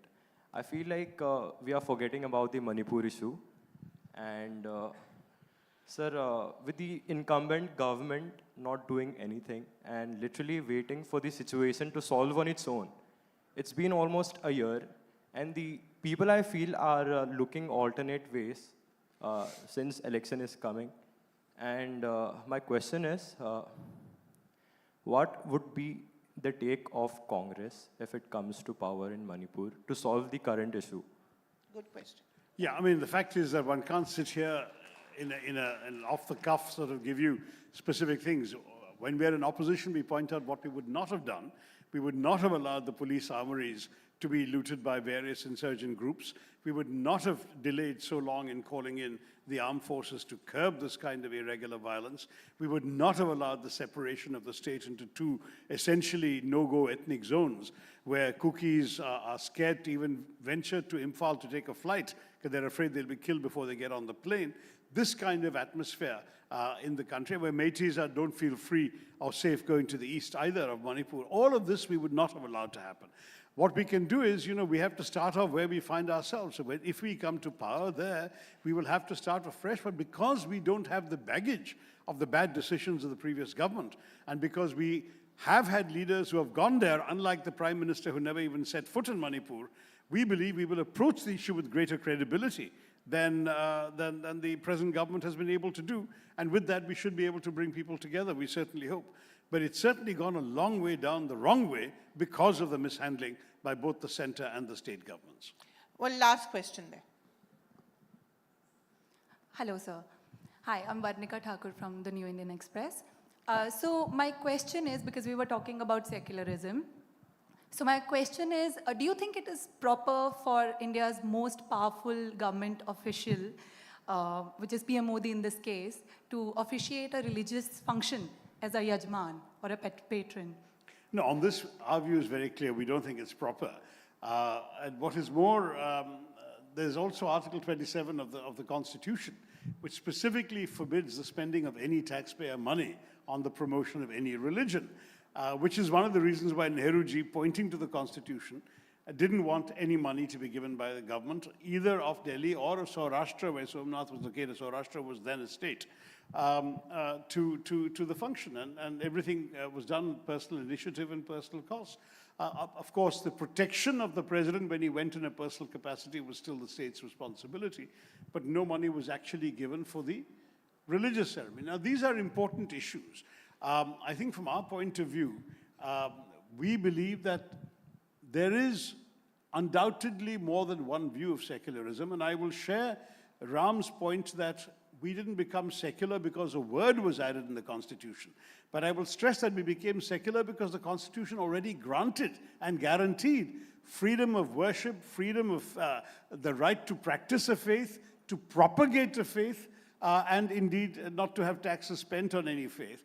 And all of these things, which are very much in the Articles 25 to 28 of the Constitution, make us secular, whether the word secular is in the preamble or not. And that was Dr. Ambedkar's point as well, that the structure of the Constitution is de facto secular. We don't need to say it. So I do want to stress that there may be disputes and debates about all of this, but I think the Constitution speaks for itself. And at some point, the judiciary may have to find itself ruling on all these matters if it comes to them. But certainly as a political party, we were deeply troubled by the Prime Minister's very, very prominent role in the Prana Pratishtha. I am not aware, though Ram says that the president performed a similar ritual, I'm not aware of any non-priest having had this kind of prominence in such a major event as the consecration of a temple. Thank you all very much. Have to call it a day. I think you will have to take yet another session with them. I monopolized you too much, perhaps. But thank you very much. It was always, it's always a pleasure to talk to you. Thank you. Thank you so much, ma'am. Thank you, sir. Ladies and gentlemen, a lot to reflect on from the rich dialogue that has unfolded here. Of course, it is my pleasure to invite onto the stage Mr. Prabhu Chola, Editorial Director, The New Indian Express, to felicitate and extend thanks to our speaker, Mr. Shashi Tharoor. A loud round of applause, ladies and gentlemen, for our session chair and speaker as we draw the session to a close. We've had a lot of thoughts here that will definitely translate into stepping stones towards understanding the dynamic political landscape and, of course, the analysis, the diverse perspectives. We definitely have a lot to take back from this session. Very special thanks to our speaker once again. Thank you, Mr. Prabhu Chola. Ladies and gentlemen, with that, it is time for us to step into the next session. The challenge of AI, of course, is Young India Ready? As we kind of set the stage, let me tell you that today we're celebrating Convergence, the convergence of knowledge, the pursuit of excellence, and together we gather here to delve into the profound impact of education, all of it that is shaping our societal future. We've had esteemed speakers from diverse fields who have taken to the stage illuminating their diverse fields, their insightful perspectives, and taking that forward, the challenge of AI and a special focus on young India. It is my pleasure to invite onto the stage at this particular moment our speakers for the session, Mr. Anil Sahasrabuddhe, Chairperson, National Educational Technology Forum. A loud round of applause, ladies and gentlemen. Welcome, sir. We're also pleased to be joined by Dr. Amar Patnaik, Member of the Parliament. A loud round of applause as both our speakers make their way to the stage. This session will be chaired by Mr. Ravi Shankar, Consulting Editor, Sunday Standard. Ladies and gentlemen, we're about to unveil the future. Challenge of AI, is young India ready? Of course, a critical exploration of readiness and resilience in the face of artificial intelligence dynamics. Over to our session chair. Good afternoon, sir. Hi, good afternoon. I hope you know both my eminent friends here. Amar Patnaik is a BJD MP, former bureaucrat, now politician, extremely well-read, an extremely intelligent, intuitive person. I don't think Mr. Sahasrabuddhe needs any introduction. We find each other always at this conference. Okay, the topic is, can youth be sensitized to AI? So let me start with a joke, you know. I mean, like, so a Catholic priest, rabbi, and AI walk into a bar, and the priest says, Catholic says, okay, give me a whiskey. The other guy says, rabbi says, give me a glass of wine, and the AI says, give me a software update. So do you think the youth of India need a software update compared to as far as AI is concerned? Sorry, can you come? I said, do the youth need a software update when it comes to understanding AI, the future of AI, the perils of AI?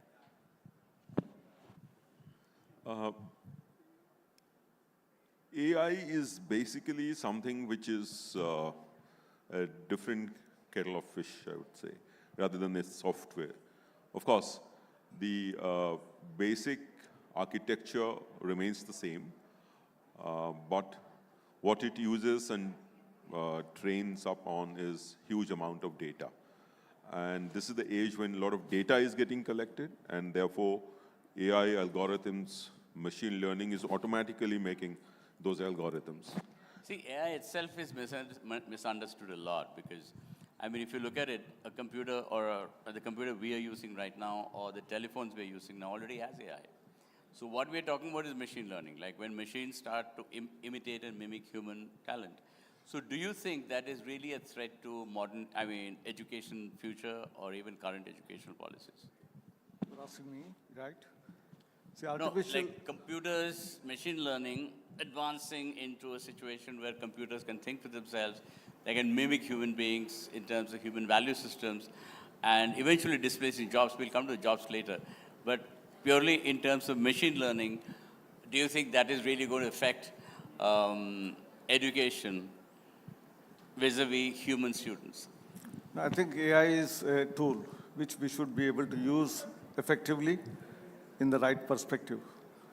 It's artificial intelligence means based on all previous experiences that are available in the form of data, whether it is visual, whether it is audio, whether it is in the form of text, all of that taken together, it works on it and gives you inputs.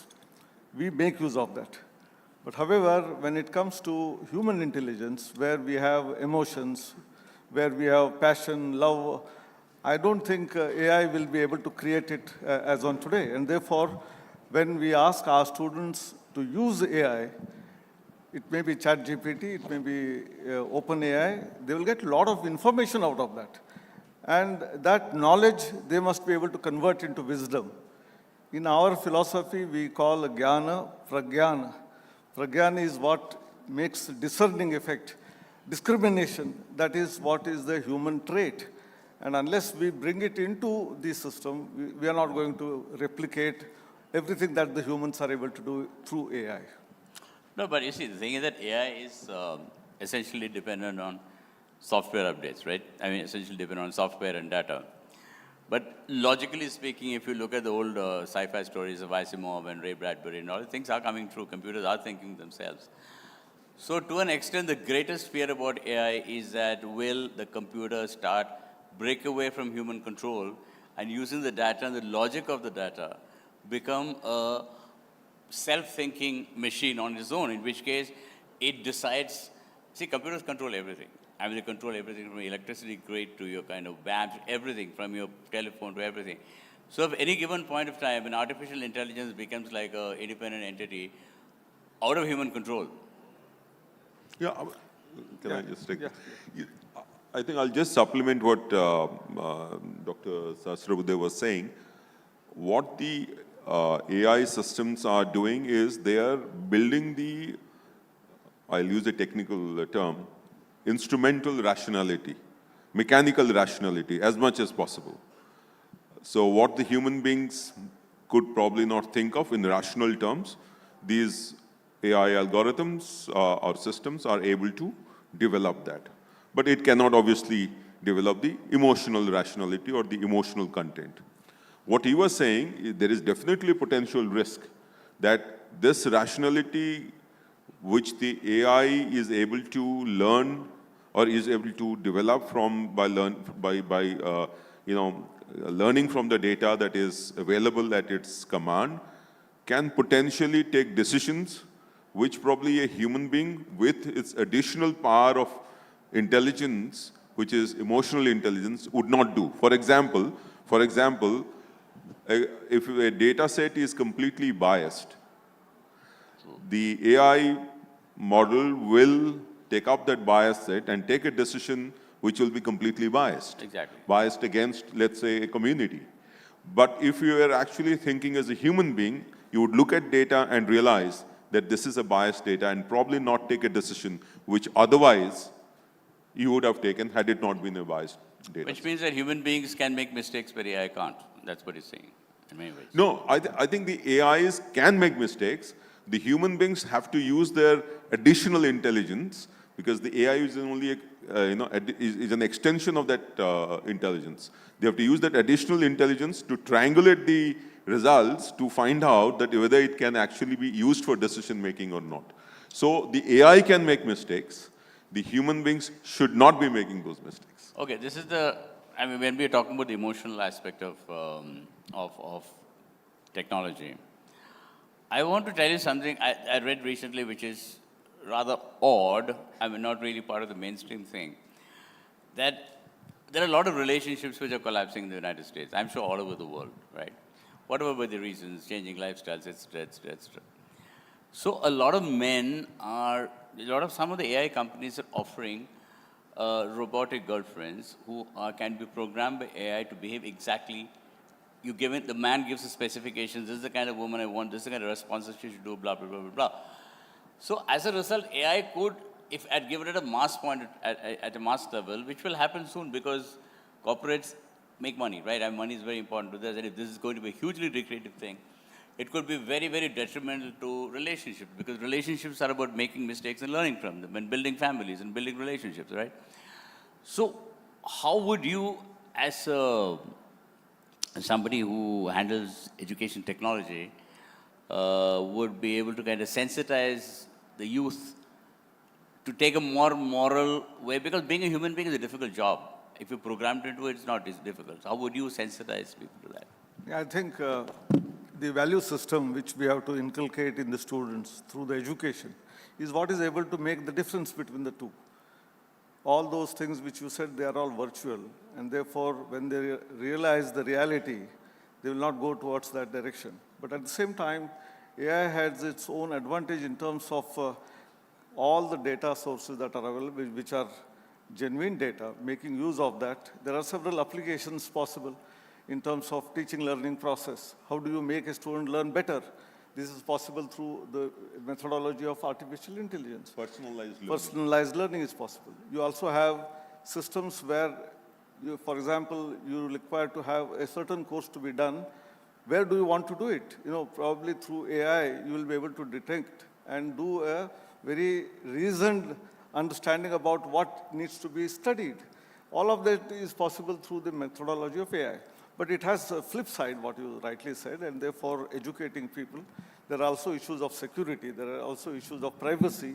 So all of that under our education system, if you have to start training them right from the young age, I'm sure we will use AI for the right purposes rather than for the wrong purposes. In fact, Ravi, that's why I use the term responsible AI.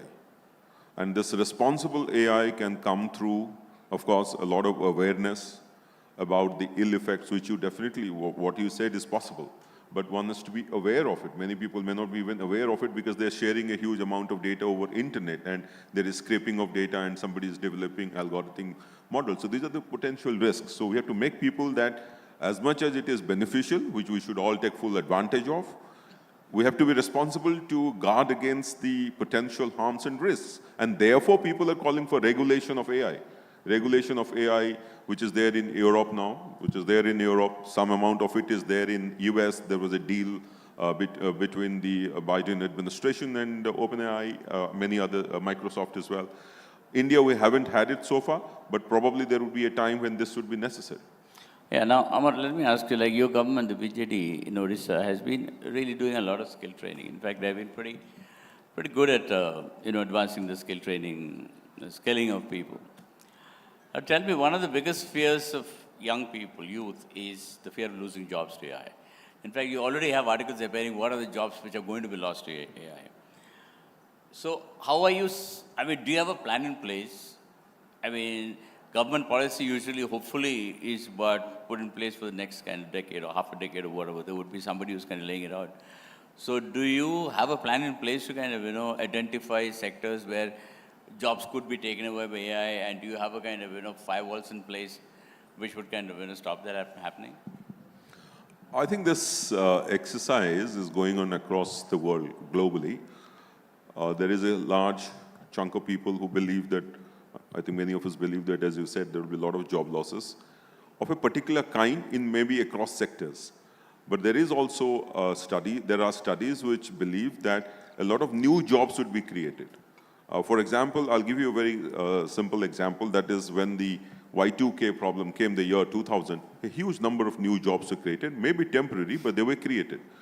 In this case also, just to make yourself AI compliant, a lot of jobs in the AI sector would get created. But besides that, the use of AI for innovation, for new startups, for developing new areas of research and development, even at the frontier of science, I think there are enormous possibilities. But to a question, specifically if there is a plan in place, I think every company, depending on where they are, every industry where they are, the educational sector where they are, they have to think in terms of which are the areas where jobs would probably be lost and which are the areas where jobs would be created. But I'm sure about one thing, that it opens up new avenues, huge benefits to be taken, and new jobs would be created. Anil, that is, and I wish you could have given a more specific answer, basically.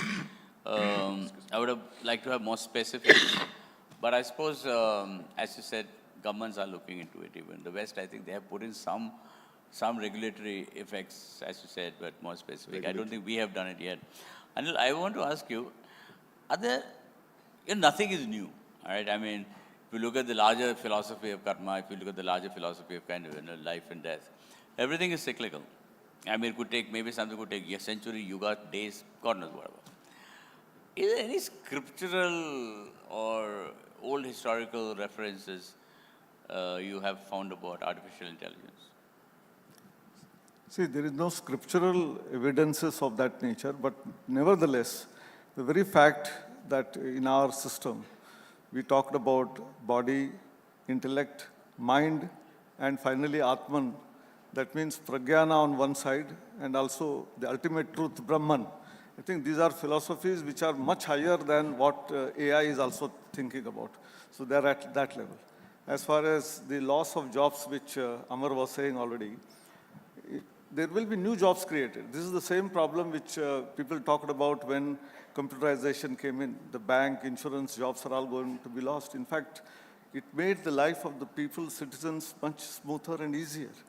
AI is going to do exactly the same thing, whether it is applications in agriculture, whether it is applications in healthcare, applications in education. even in terms of transportation, defense, security, all of that is going to transform, and then there will be hundreds of AI applications created by the startups. I think jobs are not going to be lost, new jobs are going to be created. Okay, so I wish I knew about the scriptural support for this AI, the question you asked. I wish I knew. I have no idea. My mistake. Next time I'll telephone. I'll call you. Next time I'll talk on the phone. I'll certainly inform you of the developments. But so if you, AI is what? It's basically technologies which essentially start thinking like human beings, and eventually sometimes acting like human beings at some given point of time or not. So many times logic is also about analyzing the present to kind of look into the future, right? I mean, that's what it is. I mean, you're analyzing the present, whether it be philosophy, whether it be logic, any of that is to analyze trends of the future, to kind of present to take the, foresee the future or predict the future or create an algorithm to predict the future using postulates of the past. I mean, I'm clear. So if, how would you do something like an exercise like that? Have you ever done an exercise like that? And where would you see artificial intelligence heading 20 years from now? How would it affect youth? Because this generation is what is going to be the inheritor of the next. So inheritor of the next 10 years. So how do you see AI playing with them? I mean, plugging into them. But as you said correctly, actually, there are various levels of AI. In everyday life, from experience, we predict what we'll do after analysis of the previous experience. The AI, in a very simple term or a simplistic term, just does that. If there is no data, the algorithm is bad. If there is more data to train on, then the algorithm gets better and better. The machine starts learning better and better. Therefore, your predictive power increases. The possibility of not predicting rightly reduces. So that is anyway happening all the time. What the AI is, the current generative AIs are doing, are the fact that they are taking away that requirement of you to analyze and giving it to the computer, to the model. But that doesn't mean that there are no other areas or frontiers left to think about. I think with the AI coming in, models coming in, our research output probably should be better. Our new areas, horizons of knowledge should come up because they are going to use this data which is already available to predict things which can be done and predict things which they have not thought about. Our research should become even better. Right, so let's bring it down to a more pedestrian point where people can understand it better, because we have been talking about data, we've been talking about general policy. To be more specific, how are you applying AI in your current kind of mandate? Right now, we have a tool which is developed called Anuvadini, which is a Anuvadini. It's a tool for translating content from English into many Indian languages. Bhashani is also there, but we have developed Anuvadini as well. And while Bhashani or any other translation tool which is used by either Google or Microsoft is based on translating from one language of India into English and from English again back into another Indian language. What we are trying to do is we are using Sanskrit as the base, whereby content in Odia will be taken into Sanskrit and then converted into Kannada or Marathi or Telugu. It will have better grammatical syntax, and lots of words are also common. And therefore, the accuracy of translation will become better. So this training continues to happen, and from, say, 60% to 70% to 80%, accuracy goes on developing, and you will be able to do on the fly. And that is the area where the work is going on. So AI has huge number of applications. We have a portal for internship. Now, lots of companies provide internship opportunities for 100, 200 people. Students also are interested in going to a particular industry, particular place.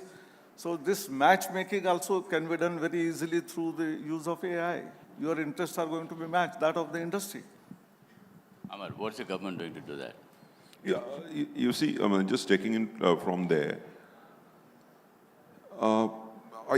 I see the biggest application of AI is to improve our delivery of health services.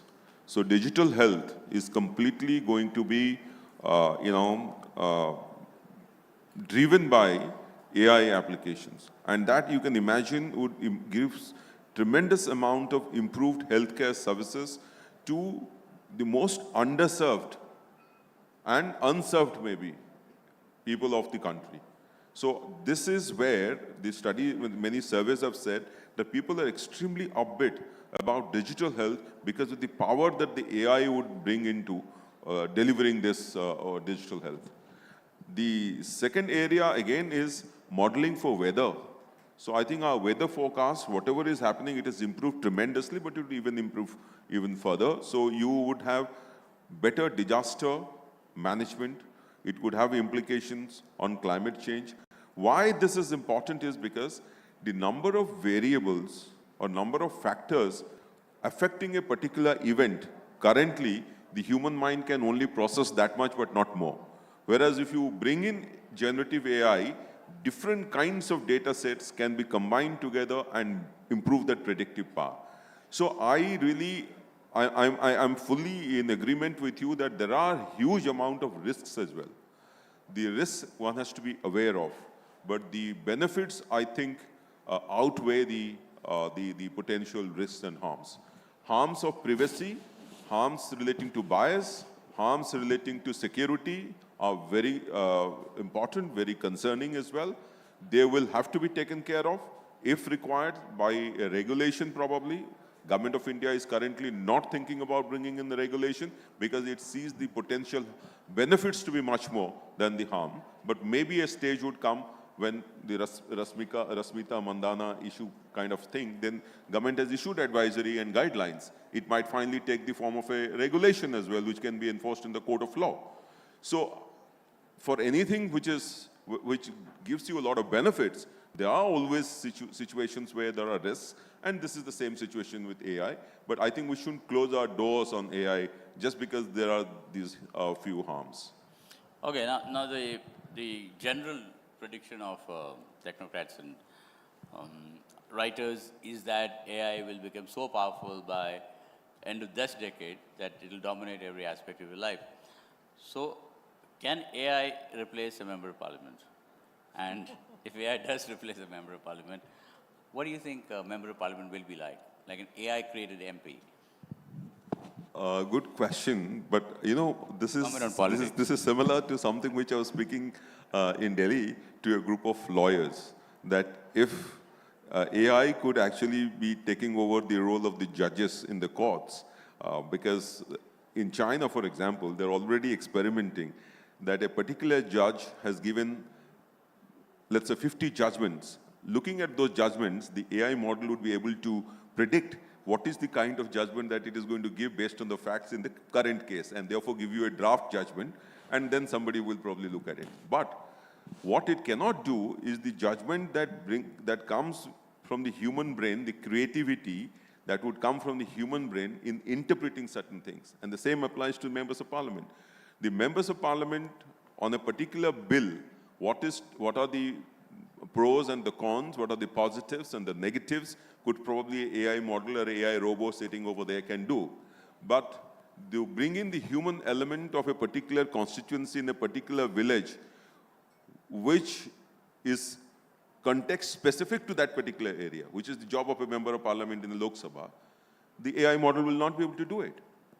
So I think the current use of AI for members of parliament or parliament in general is what is being contemplated is to improve the capacity of the MPs to debate better, to bring those issues which are coming from constituencies better, to analyze which issues are common to a large number of constituencies, and therefore government's action could be drawn in a much more significant way. I think these are the ones which we should be taking it forward. So let me, as a academic technocrat, let me apply the same question and ask Amar to you. So neither MPs can be replaced by AI, nor the faculty members or professors can be replaced by AI. Because you have a role to play, and all this AI is going to help us in taking decisions better. That is what AI is going to do, rather than, because as I said earlier, emotions, the various human values, they cannot be incorporated through the software or through the AI mechanism.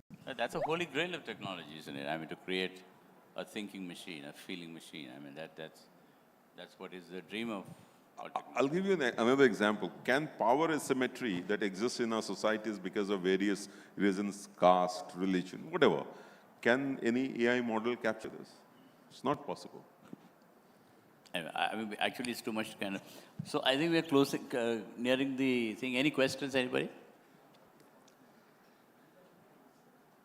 Okay, I see a hand there.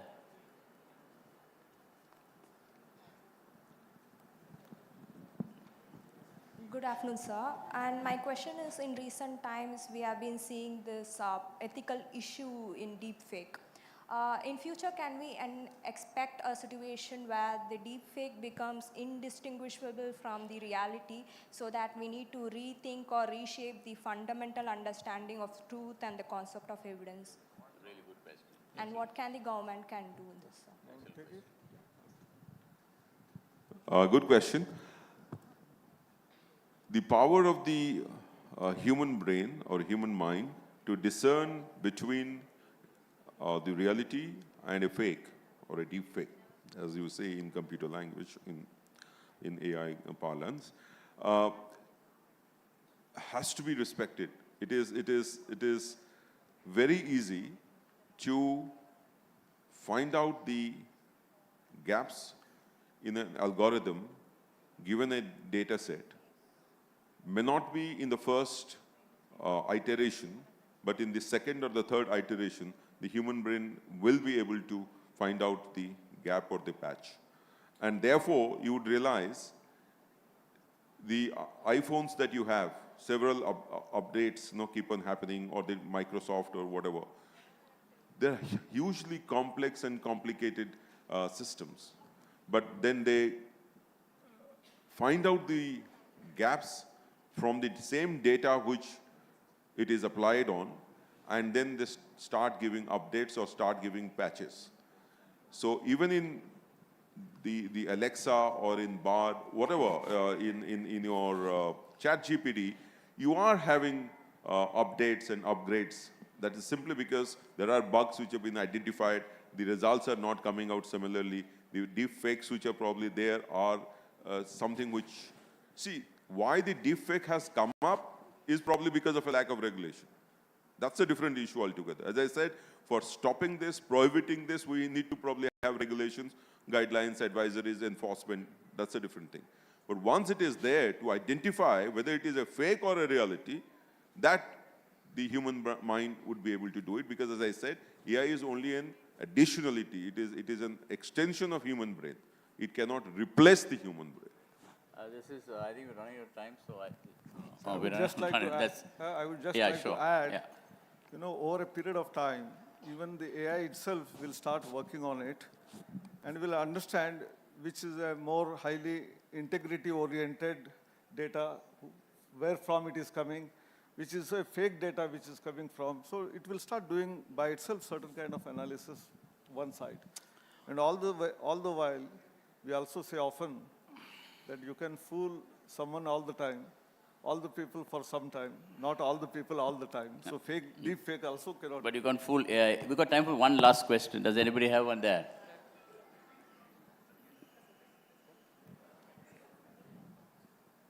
Sir, good afternoon, sir. So my question is, it is believed that the evolving AI technology is one part is good. It is helping to improve the efficiency of many things. But at the same time, it is believed that it will affect the job and employment opportunities widely. So what is your view, sir? No, that question This is was already answered. That's already been answered. Sorry about that. That's a gentleman in black, the last question. This is the last question total. So good evening. The question is very simple. As a professor, I'm asking this question. The question is, if AI is going to help take better decisions, will it impact human thinking in a student level? Right from school level, if they started using AI, will their thinking ability be diminished? Will the quality of students who are coming in the upcoming future, will that be diminished? Will that be a bigger challenge because of AI? Needs a quick answer. There is a likely challenge, then that's why the role of teachers right from school to high school to higher education has to create right awareness among students in order to use discreetly how you have to use the AI tools actually. That is a role of the teacher, and therefore role of teacher will not diminish. Thank you, Anil. Thank you, Amar. Interesting session. Thank you so much. Thank you so much.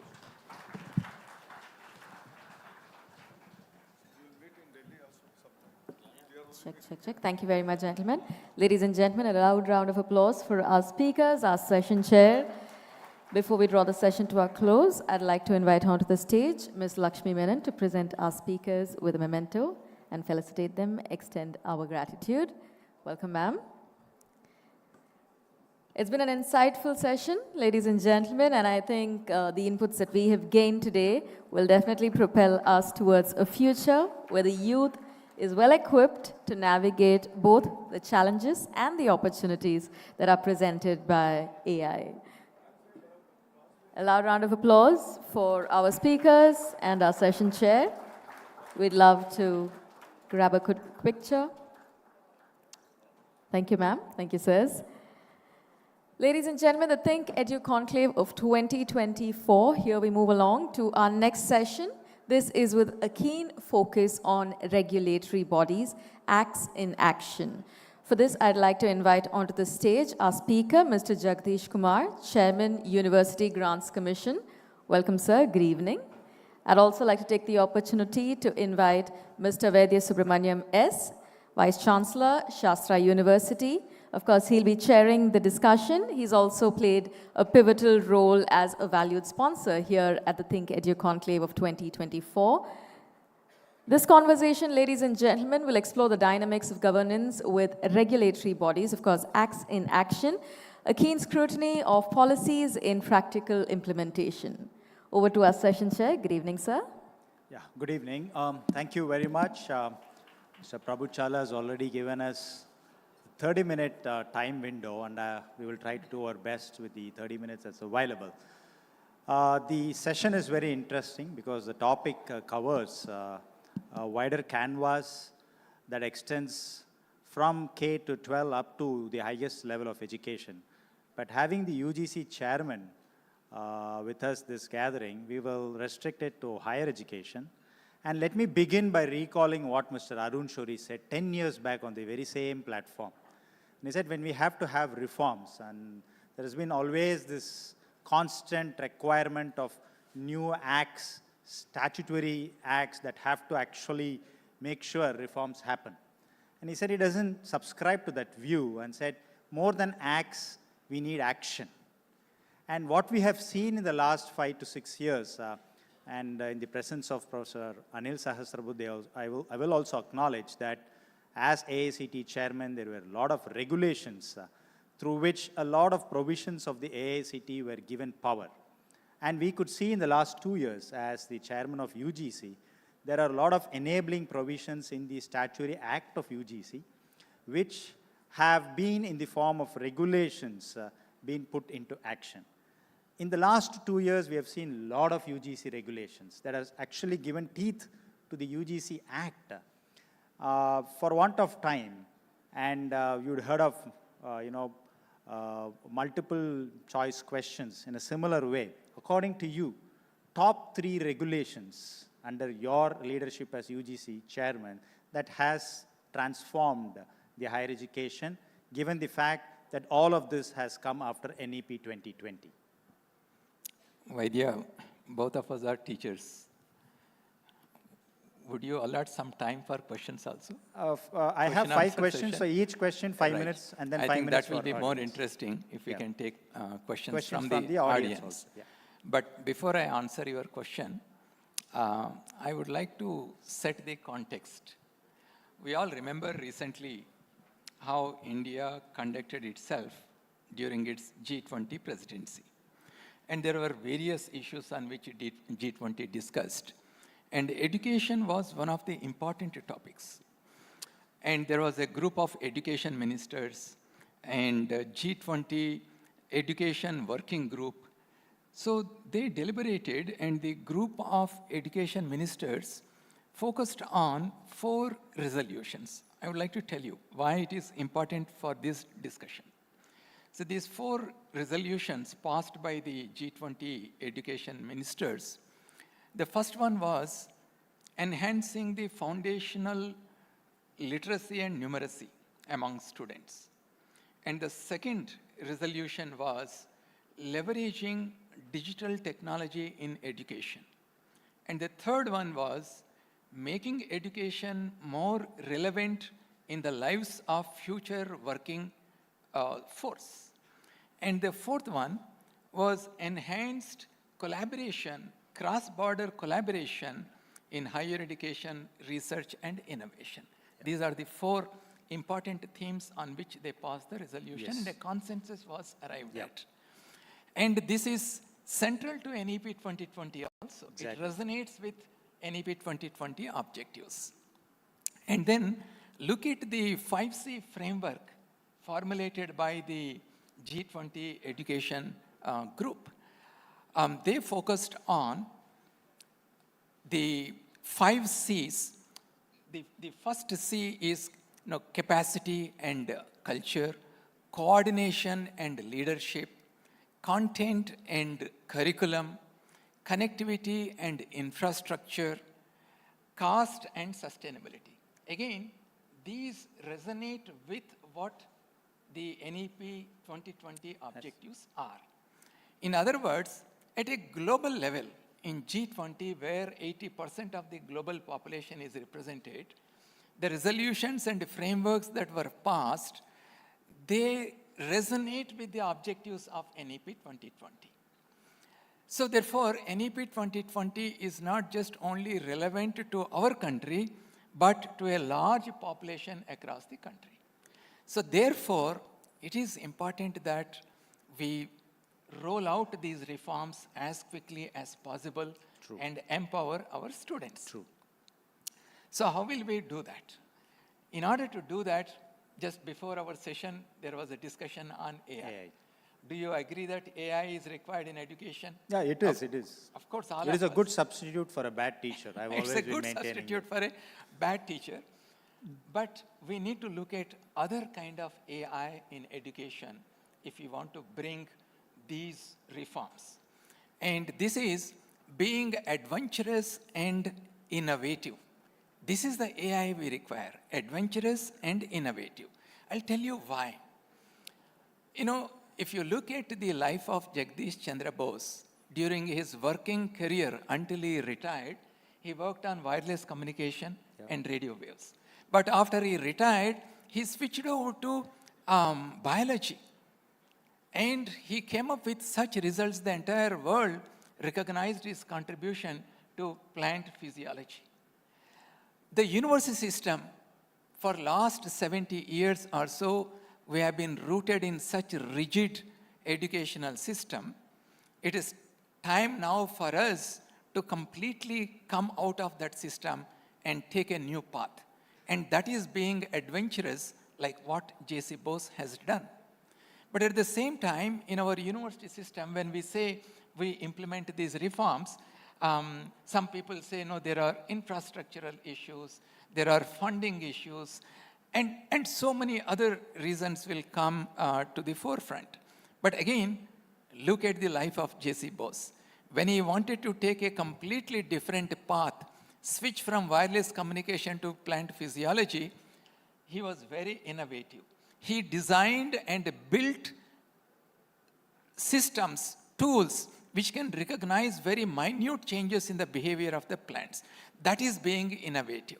He didn't raise his hands and say, no, nothing can be done. I think it is the responsibility of our education system, therefore, to come up with innovative solutions to the challenges that we have, be adventurous, and implement these reforms. Now, while implementing these reforms, while being innovative, if the educational institutions come up with wonderful ideas, I think as regulators, we need to remain facilitators rather than micromanage the institutions. True. And that is what UGC is doing. So can we take this ABC, multiple entry, exit at different modular levels? These are all the AI, the adventurous, innovative regulatory solutions as facilitators you're giving to institutions, sir. You see, the names that you have mentioned, ABC, multi-entry, multi-exit, national credit framework, multidisciplinary education, these are all tools. I think we should not get lost in these tools and lose out on the central objective of NEP 2020. The central objective of NEP 2020 is to empower our student to be a lifelong learner. That is the central objective. And these tools help. And in that context, if I had to tell, recently I came across a student in one of the meetings with the students. He said, "Sir, I'm now doing BA Economics. Actually, I was doing engineering in my second year because of some family reasons. I had to drop out of my education. And I couldn't come back to my engineering program and continue. Correct. Therefore, he started doing BA Economics." Now, this is the kind of rigidity that we have in our system. And the other one is that when the student steps out of the educational institution, I'm not saying drops out, takes a brief break, as a society, we look down at those students. We say they are dropouts, they are failures. And it's our responsibility to tell the students through our reforms that education is a lifelong journey. There can be small setbacks for you once in a while, but you will have many opportunities to pick up the threads and move forward. Okay. And this is what we are doing by bringing these reforms. So if you're addressing the rigidity in a system, I'm just taking it the next step.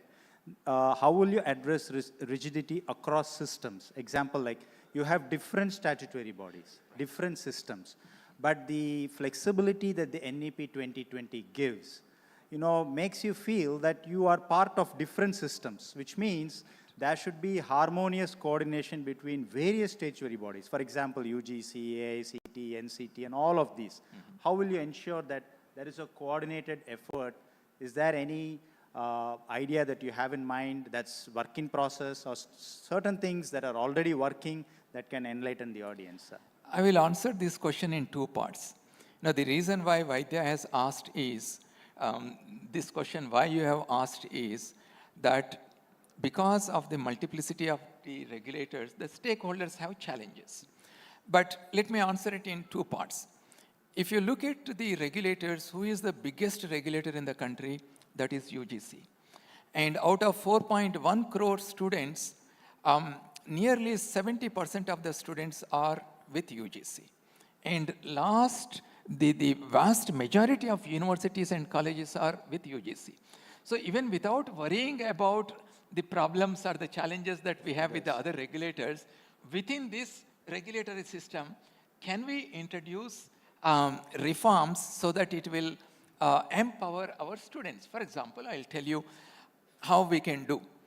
Let's say as a kid, my family told me, or my neighbors or friends told me to take commerce as an example.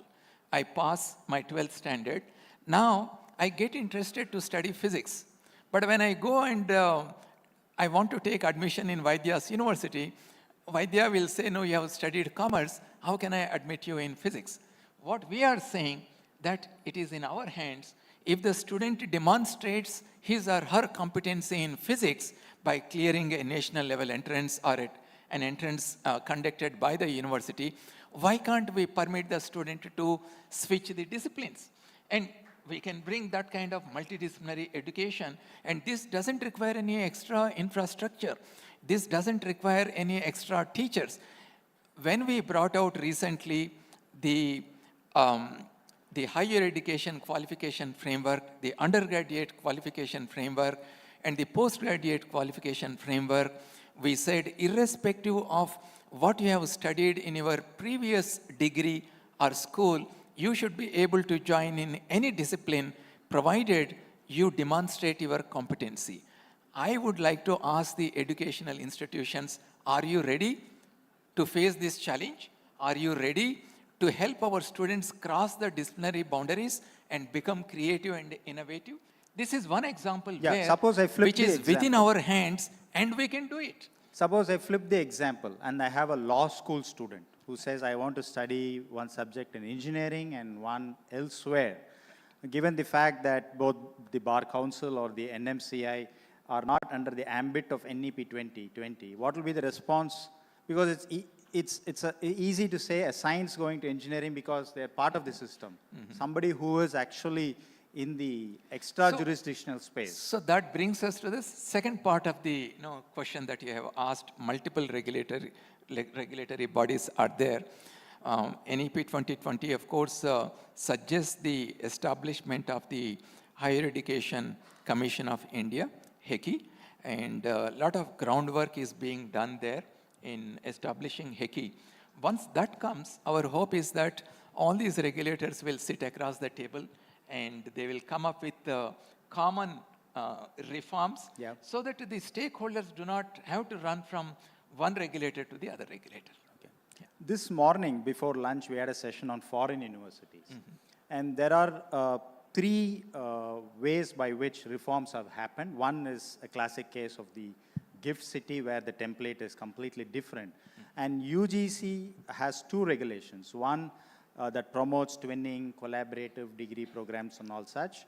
And the second is allowing foreign universities to establish campuses.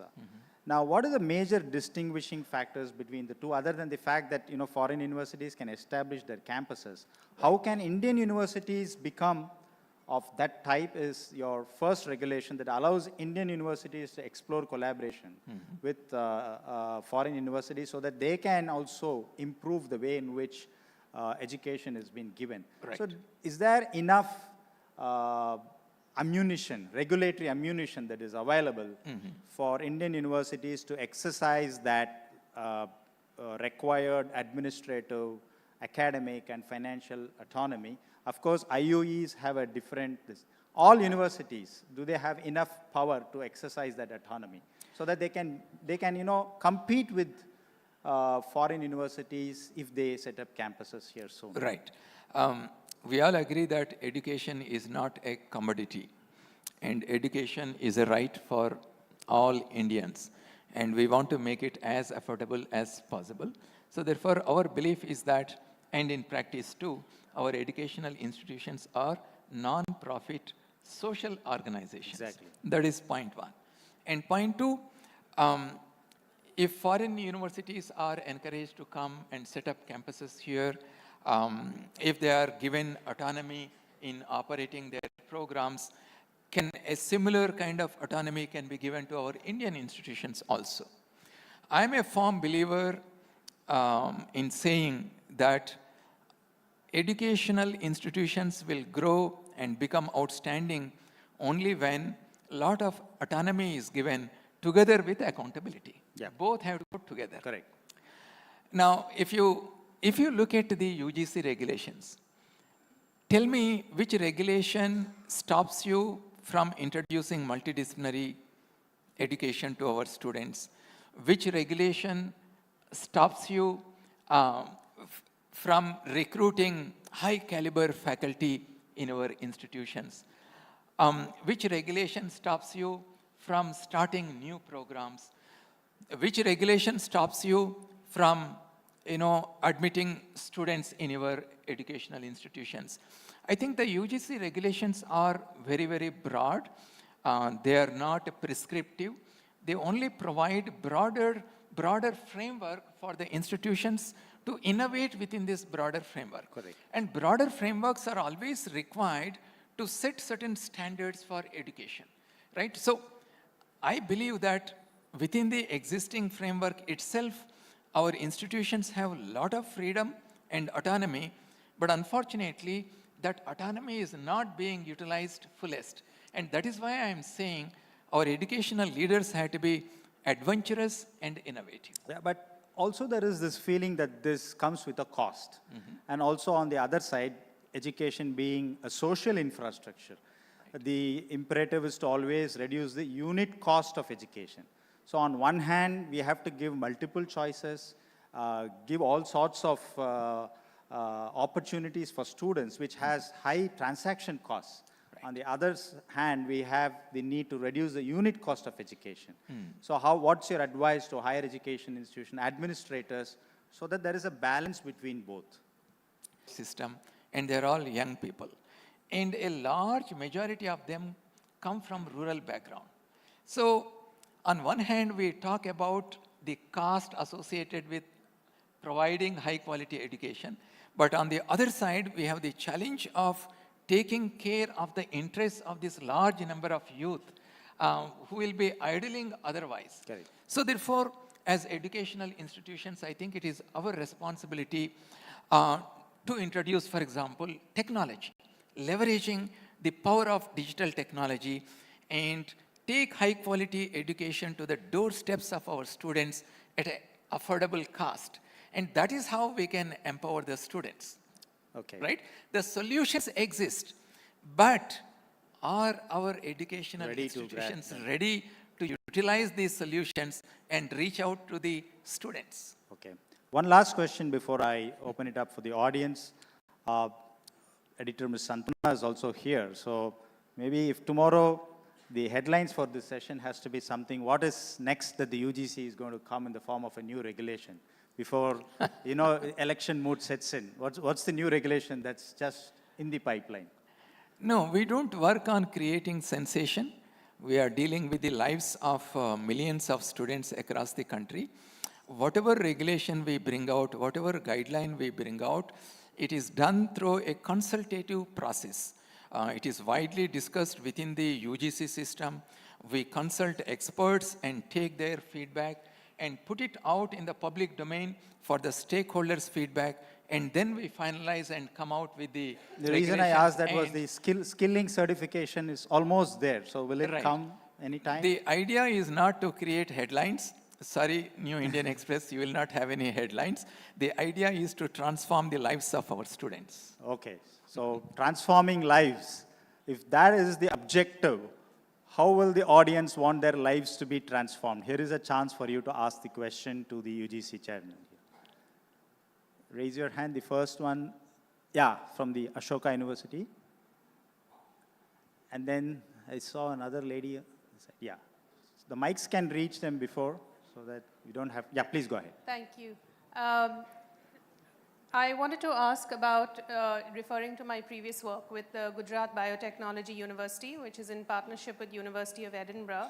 One of the experiences is to match the support given to faculty to be innovative, to have new ideas as an institution, to progress in an impact-driven manner, etc. How does the UGC see itself supporting the growth of professional services or administration? I think capacity building of teachers also is one of the primary objectives of NEP 2020. There are two ways in which it can be done. One, at the institutional level itself, there are so many resources that are available within the country. There are so many experts. Can the institution arrange training programs to our own teachers in order to build their capacities? That is at one level. At the second level, at the national level, functioning. We are now going to work with the Capacity Building Commission to check out a training program for the administrative staff. Many things, such as the... We'll finish, yeah. Namaste to all. I am Sudha Trivedi from MOP Vaishnav College for Women. Sir, my question, when you talk about competency, that means merit, what about the reservation in higher education, sir? Do we compromise with merit? I think competency and merit are two different things, right? Certain skills to the students so that in whatever profession they are planning to work, they become competent. And it is our objective that any learner who wants to learn, have access to high quality education, they should get this education at their doorstep. That is the idea. So therefore, when it is available to everybody, there is no question of somebody who is very meritorious, who is not less meritorious. All that I say, that students have different kinds of potentials. To match their potential, can we provide appropriate skills so that their competencies are enhanced and they become more employable? That's the idea. The young student at the back, yeah. Please go ahead, make it short. I have a question about why educational institutions have more authority in adopting NEP policies, and like, is there a chance to include students' preferences on it? Okay, very good. You know, few months ago, we launched a program called NEP Sardhis. We have selected more than 100 NEP Sardhis across the country, and I'm very glad to see these NEP Sardhis working in collaboration with the institutional heads, creating awareness and bringing feedback to the institutional heads so that NEP reforms can be implemented at a rapid rate.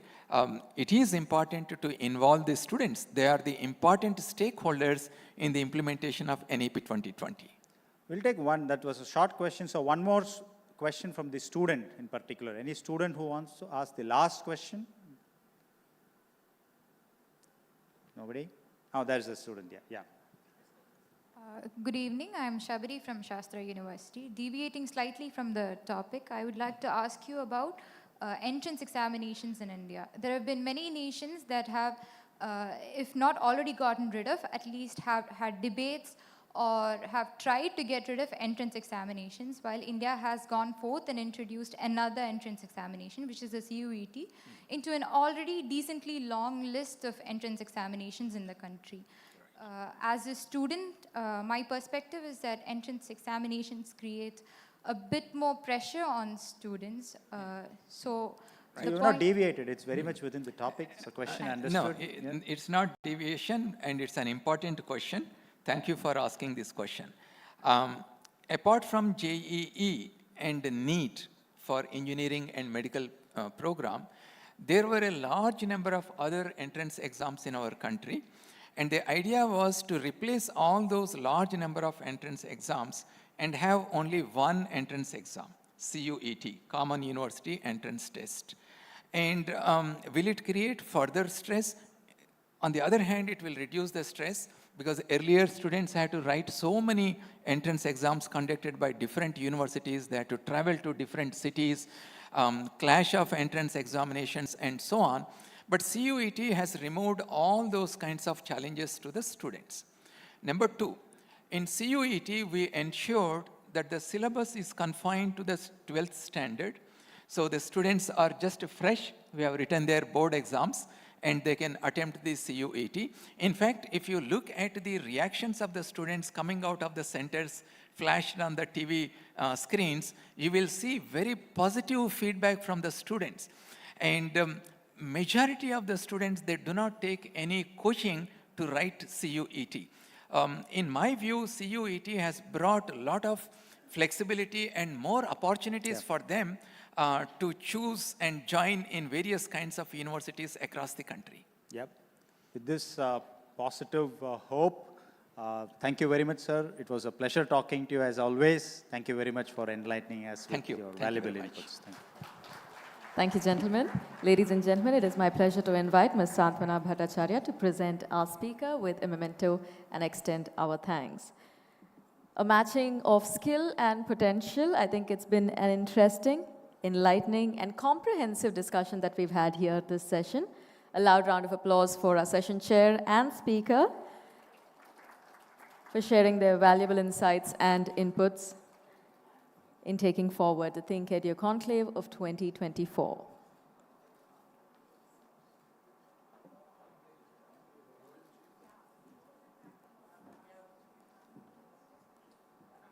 We'd love to have a quick photo op of our guests on stage. The 13th edition of the ThinkEdu Conclave, ladies and gentlemen, we move into our next session. Now, this is on the promise of Gyan, Viksit Bharat. It is my pleasure to invite onto the stage our speaker this session, Mr. Hardeep Singh Puri, Union Minister for Housing and Urban Affairs and Petroleum and Natural Gas. It is also my pleasure to invite our session chair, Mr. Shankar Iyer, analyst and author of various books, including The Gated Republic. This session, we unlock the potential of knowledge with an interesting take on Viksit Bharat. Of course, this is also a session that we are going to be delving deep into the commitment to education for a developed India. Ladies and gentlemen, a loud round of applause as our speaker and session chair take to the stage.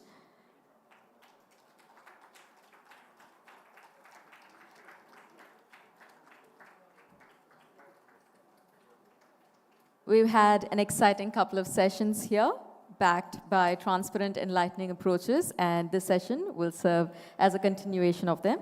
Over to... से देखेंगे, and ज्ञान is the combination of Garib, Yuva, Annadata, and Nari. So what has the government done for these four sections? If we look at it, although the Niti Aayog says that the number of poor people under poverty line has come down, we are still feeding 81 crore people free ration and many other schemes. Yuva, the perception that the opposition is building is that there is unemployment and they are not getting their due.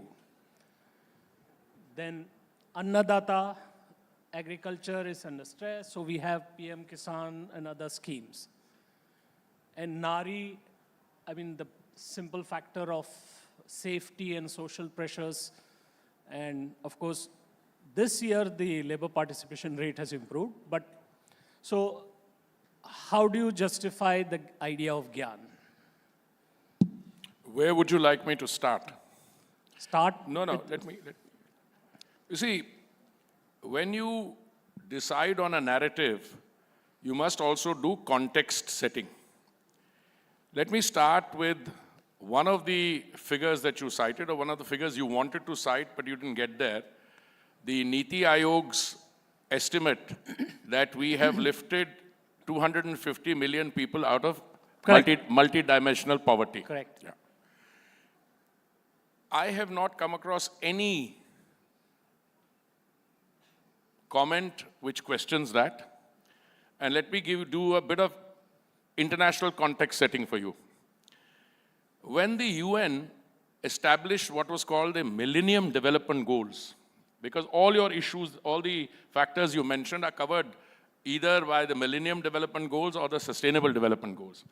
When the UN decided on the Millennium Development Goals, there were many people like me who said that the goals themselves were conceptualized in the think tank of the West, which is the OECD. Okay? And then they were thrust on governments who pick it. And the honest God's truth is, the MDGs succeeded because a so-called large developing country, China, you can argue whether it's developing, now it's $19 trillion economy. That economy succeeded in lifting hundreds of millions of people out of multidimensional poverty. You use the word sometimes abject poverty, extreme poverty. You can have a separate discussion, Shankar, on those. When the Sustainable Development Goals were formulated, I was then the ambassador to the UN, and I made it a point to say that the Sustainable Development Goals must be set by the participants themselves. These are not just governmental targets, but civil society, NGOs, everybody must participate.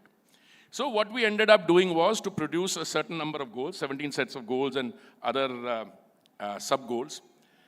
And interestingly, the Sustainable Development Goals, before they were formally implemented, something called a game-changing phenomena happened in Delhi. Mr. Modi assumed responsibility from May 2014.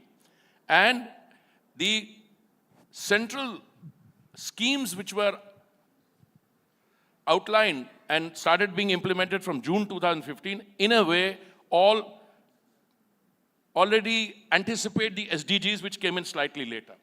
Now, I'm willing to go through each of those things that you said.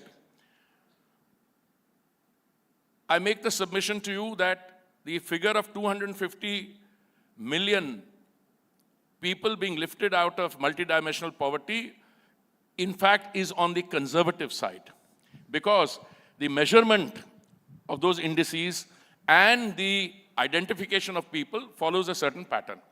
The fact that you give 800 million people or 80 crore people 3 meals of dry ration in a day does not in any way detract from or undermine the fact that you are lifting people out of poverty. Let me make a submission to you.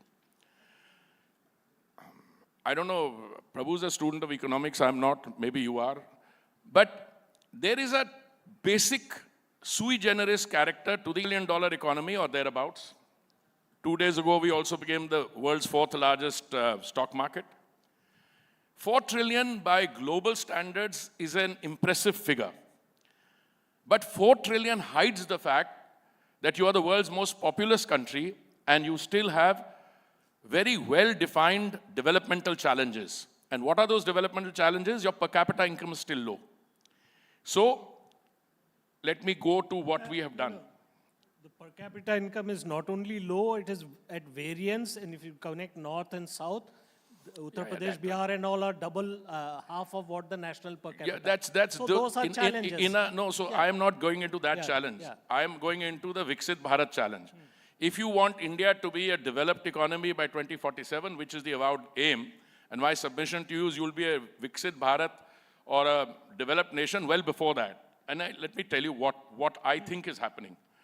4 trillion will go to 5 trillion by 2025. It'll go to 10 trillion by 2030. The per capita, which is close to about $2,800, will go upwards onto a trajectory when between 2030 and 2045, etc., that thing is that, and you're well on wing. What are the definitions of a developed economy? IMF has one definition, World Bank has another definition, and so on. What is it that is being done for each of them? Since I happen to have the privilege of 2 ministries which are reasonably central to the discussion we are having, let's start with housing and urban affairs. When you build toilets, and you've built over 11 crore toilets, it helps the dignity of the girl child. When you do Pradhan Mantri Awas Yojana, or you give affordable homes to sections of the economically weaker sections of society, and the Malikana Haq, or the title is in the name of the lady of the house, it has a fundamental difference. When you introduce a scheme like Swanidhi, which is for street vendors, why do you introduce the scheme? You can say capital expenditures, 10 lakh crore budget, this, that, and the total lockdown situation during the pandemic, there were some sections of society which were very vulnerable. I mean, if you have to buy your stuff to sell and go to the money lender for interest at 18%, and you can't even ply your wares, you have a problem. So it became a scheme which was rolled out in 2020, and today it's a roaring success. Who are the beneficiaries of that? If you look at it, 43% are the Mahila. Many of them are scheduled caste, scheduled tribe, and so on. If you go into the other scheme, let me come to one fast forward this thing. 50% plus of our population is ladies. We have gone from from our sisters, we have gone from a system of women-centered development to women-led development. So I won't come to that 33% reservation, I'll come to that in a minute. But take a scheme like Ujjwala. I mean, you're still very young. To get hold of a gas cylinder, you required either to know your MP or you needed to know someone in influence. Getting a gas cylinder was pretty difficult. The total number of gas cylinders in the year 2014 was 14 crores. Today it's 32 crores. Today, under Ujjwala, which is a scheme handed out, cooktop free from one of the oil companies, to a gas cylinder free during the pandemic, all the Ujjwala cylinders, and the gas cylinder which comes in Ujjwala has got a 300 rupees subsidy built into it. That scheme has already benefited 10 crore, 34 lakhs, absolutely. As we speak, it goes on. And there's near saturation. So my submission to you is, whether you're talking about farmers, whether you're talking about youth, whether you're talking about women, they are all, which we defined were not the ones that you and I have grown up discussing, but are precisely these, the ones you are mentioning. So I could roll out that that is the plan. Now, if you were to argue in an academic setting, well, you could do more, I'll be the first to support you. But if on the other hand, you want to compare it to what happened earlier and what is happening now, I want to give you some figures. On the urban side, Shankar, the entire spend on all the schemes of the urban sector in the 10 years between 2004 and 14 came to 1,57,000 crores. In the 9.5 years or nearly 10 years now of the Modi government, it is 11 times higher. It is about 19 lakh crores. Now, that money, you can come to my office on a portal, I'll tell you under each scheme, what is the central government this thing and what is the other. If you want to look at infrastructure, I mean, as I mentioned a figure of 10 lakh crore provisioning, every year is going up by 30%. And that's what has saved us in the last few years. Number of airports, metro system, we were going to have the world's second largest metro system. So, Gyan, you can have a subjective discussion if you're heading towards being a knowledge-based society, and I think this forum is about education. It's meant to reach out to the administrators of education. It is meant to reach out to the students. I can tell you, and I could conclude my answer, which has been somewhat longer than I'd wanted to. When I was, I'm new to this sector. I spent 39 years dealing with foreign and security policy and trade policy. But if somebody asked me earlier, if you were to buy property, what would you look at? You would look at location, location, location. If you want to develop a country, I can tell you with total, without any ambiguity, education, education, education. And I think all this adds up to what you call Gyan or a knowledge-based society, or this is what the direction in which we are going. Thank you. That was a comprehensive answer. I mean, there are arguments and counter-arguments, and as to whether I learned economics or not, I don't know whether you remember, I met you when I was in Cambridge University. No, you met me. You and I also went in on a Sunday afternoon. We went to see a very senior corporate giant, and I remember, my memory is still functioning. Okay. So, the one thing that now we are in Chennai and this part of India is like highly urbanized. There are other parts of India that are not urbanized. In 2014, one of the brightest ideas in the manifesto was building 100 new cities. Then it became 100 smart cities. Now, whatever was the issue with it, we have something like, I think, 3,900 census towns, and nobody's sort of... 4,900. 4,900 census towns. Isn't that developing, making those towns, I mean, urban, giving them the status, wouldn't that create employment? Wouldn't that create planned urbanization? Wouldn't that create smart cities? You had spoken about this when you took over, but I don't know where that idea is now. When you speak about things only when people like you and Prabhu say, "Wo kahan gayi smart city?" But when it's done, let me give you a few statistics. First, what we said in the manifesto. The honest God's truth is, when the manifesto was being drafted, I don't think anybody drafting the manifesto had ever dealt with a smart city. There's nothing like that in the world, by the way. So when they drafted the manifesto in the run-up to the 2014 election, I'd even pointed this out then. Say, we will build 100 new smart cities. This 100 new smart cities presupposes that they will all be greenfield. That will be built from scratch. But the whole scheme was conceptualized in order to invite proposals from cities which would then be selected, some through public-private partnership, from the state governments, etc. It's a roaring success because now 90% of those projects have got completed and the rest will be completed in a few months. What are the nature of those projects? If you look at, let's say, Surat, for instance, issues relating to women's security have suddenly CCTV cameras all around, and you can see the difference when you empirically compare them. Again, your reference point is 4,900. The Smart Cities project was never designed to smartify all, but the experience has been so positive that now people are talking in terms of smart districts, smart this, smart that. A question that is asked now, since we have done completion of that 5-year 10 years in some. What would happen next? Will you get a smart cities Rev 2? Like in Swachh Bharat Mission, we got Swachh Bharat Mission 2.0, we got Amrut 2.0, and the provisioning is very impressive because there you find that the provision for Swachh Bharat Mission and Amrut 2.0 is 4,71,000 crores.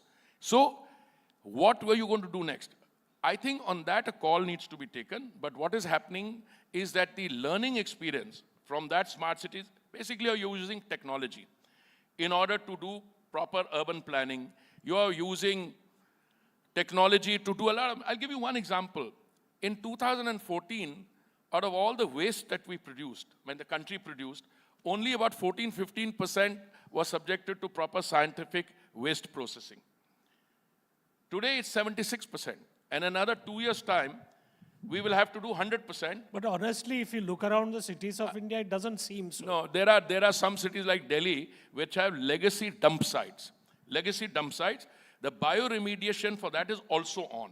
But as I said, if you're in 2014 you were processing 14%, now you're doing 76%, it must be getting better. But I think even the bioremediation, there are two which worry me. One in Delhi, Ghazipur, and another one in Mumbai. Those we need to get done, and because they have become so huge. But now you have reasonably good technology for waste to energy, waste to etc. So that is work in progress. Okay, so there is second large ministry that you handle. I mean, there are questions as to why India has not been able to sort of explore new fields. When this government came in, we were importing, I think, 67 or 68% of our fuel needs. Now the numbers gone up. Our energy needs, we import more than 80%. So there is now some buzz that you have found fields in Kakinada, that you're looking at fields in Kaveri Basin. What's the story there? Let's have some headline. No, there's no buzz. These are facts. Huh. See, I'll tell you, first of all, since you've got an educated audience here, let me just tell you. Oil exploration and production is not something that you decide one day that I'm going to do this and you get it. These are highly capital intensive ventures. You don't even have that much of expertise. You didn't. True. But my question is simple. How much oil or gas have you I'm found in Kakinada? coming to that. If you take a decision today to explore a new field, the preparations you make in terms of how much money you will spend, it'll take a few years. I make the submission to you, just as in the urban space, and I'm not making a political point, there was complete neglect. We didn't have an urban policy before 2014, okay? A lot of people who will come and give you bump about, oh, we did this, we did that. We did, JNURM was the housing scheme of the Congress party, Jawaharlal Nehru Urban Rehabilitation Mission. You know, they total sanctioned 13 lakh homes and only got 8 lakhs. And we've done 4 crores. So this is the difference between 8 lakhs and 4 crores. Today in Kakinada, we have struck oil. And when the announcement made, as a minister in charge, I have to choose my words carefully. If I get too excited, I have members, very close friends now in the opposition, who distort every little thing you say. I'll say, oh, they'll say, "Arey, usne bola, itna nahi hua." So I deliberately underplayed it. I said that by May or June, we'll have 45,000 barrels a day. It'll be more. KG Basin, all that is correct. We had years of not doing anything. As far as that figure of 62, 65, 87, Shankar, today our energy utilization is 3 times the global average. We consume 5 million barrels a day. And even with the exploration and production, E&P still going, be importing. we will, because the economy is, firing on all 6 cylinders. So what will happen? I think 3 things will happen. One, E&P is going up. But the green transition, ethanol blending has gone up from 1.4% to 12% now, and we had a target of 20% by 2030. We'll do it by 2025. We've saved about 70,000 crores as a result of the ethanol blending at local. Green hydrogen is going to do it. So what is the picture I see the coming time? On the E&P side, a fundamental mistake we made then was, we asked people to come and invest large amounts of money, and when they found oil or something, they'll say, "Hey, hamara to sovereign asset hai." They were ran away. They had bad experience. All the big companies went away. Today we changed that. We've gone from production sharing arrangements to revenue sharing arrangement. And out of the 3.5 million square kilometers of sedimentary basin, we have opened it up. We have made 1 million square kilometers, which was a no-go area. We've opened it up. We've taken all the data from here and we put it in a data repository in the University of Texas in Houston. And there are 4 or 5 big companies in the world, you know them and I know them. One of them is devoting 25% of its supercomputing time to the data of the Andaman Basin. So things are now happening. So the question that the young audience here who are all riding two-wheelers and want to own four-wheelers and all are saying that the Petroleum Ministry is collecting money and is okay, fair enough that the government has to spend on welfare, but when is the fuel price going to come down? So the first thing I want to tell my young friends who haven't asked the question, and you're not so young, you're asking it on their behalf, is that India is the only country in the world, apart from Japan, where fuel prices actually have come down over the last 2 years. In fact, in India, petrol prices between 21 and 23 have come down, depending on which reference period you take, minimum of 5%, and diesel prices 1%. No other, in the countries around India, Sri Lanka, Pakistan, mind-boggling. But now we can't count the countries around We are bigger than all of them. Yeah, yeah. We can't count because... Okay, I'm glad. No, but I can tell you 2 things, Shankar. One, if you are importing... No, my question is simple. When will they come down? No, we are moving into biofuels. The Prime Minister's announced 1 crore solar, rooftop solar, and I really hope that you implement this in the urban space because that scope is much bigger. And so once we have the combination of different energy packets coming through, would you be able to reduce the level of taxation on petroleum products? Would the prices come down? Is there a scope for people to feel achhe din? You know, one of the things I have not done for about 7 years that I've been a minister is to answer questions on behalf of my colleagues. So this question on taxes is something you should address to Nirmala ji. But what I can tell you as a line minister, throughout this period that we have talked about, period of turbulence, you know, COVID, Russia, Ukraine, the Middle East, in the first phase of it, we had massive under-recoveries by the companies. They were losing a lot of money per liter of petrol and diesel. We had to compensate them for their losses. The private sector companies went on basically... Yeah, they shut their pumps and all. Yeah, no, they didn't sell at their pumps. They would put up line, if you want cheaper petrol, go 3 kilometers down. You'll get it there cheaper. So public sector companies were good corporate citizens. They played ball.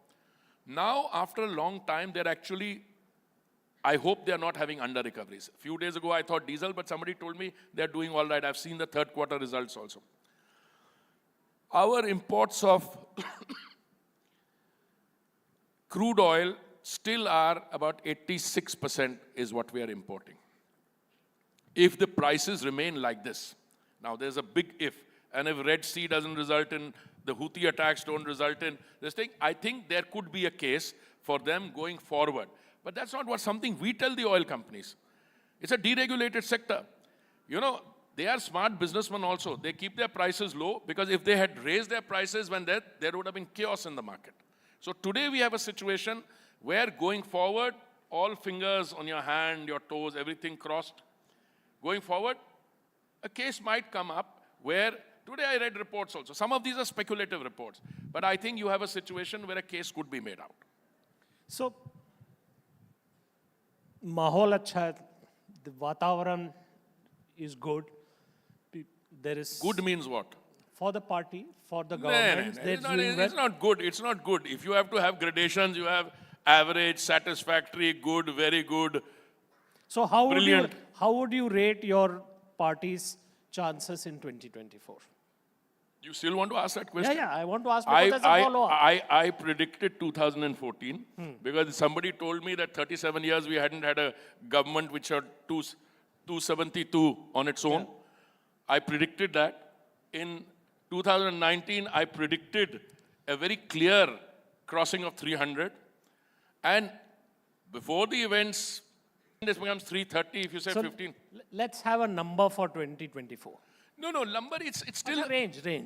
Range, I told you over 340, over 345, but as I said, the getting numbers game starts when you have a code of conduct, when you have electioneering going on. Just now the mood is very positive, but that shouldn't put a number on it. I mean, I've been around in this game long enough to know. I mean, I'm not a psephologist, and psephologists and those other characters, those, वो क्या कहते हैं वो जो, वो क्या opinion में नहीं क्या वो जो, वो the guys who do those surveys, those guys should close shop before the last election. I mean, we have friends in the opposition who don't want us to succeed.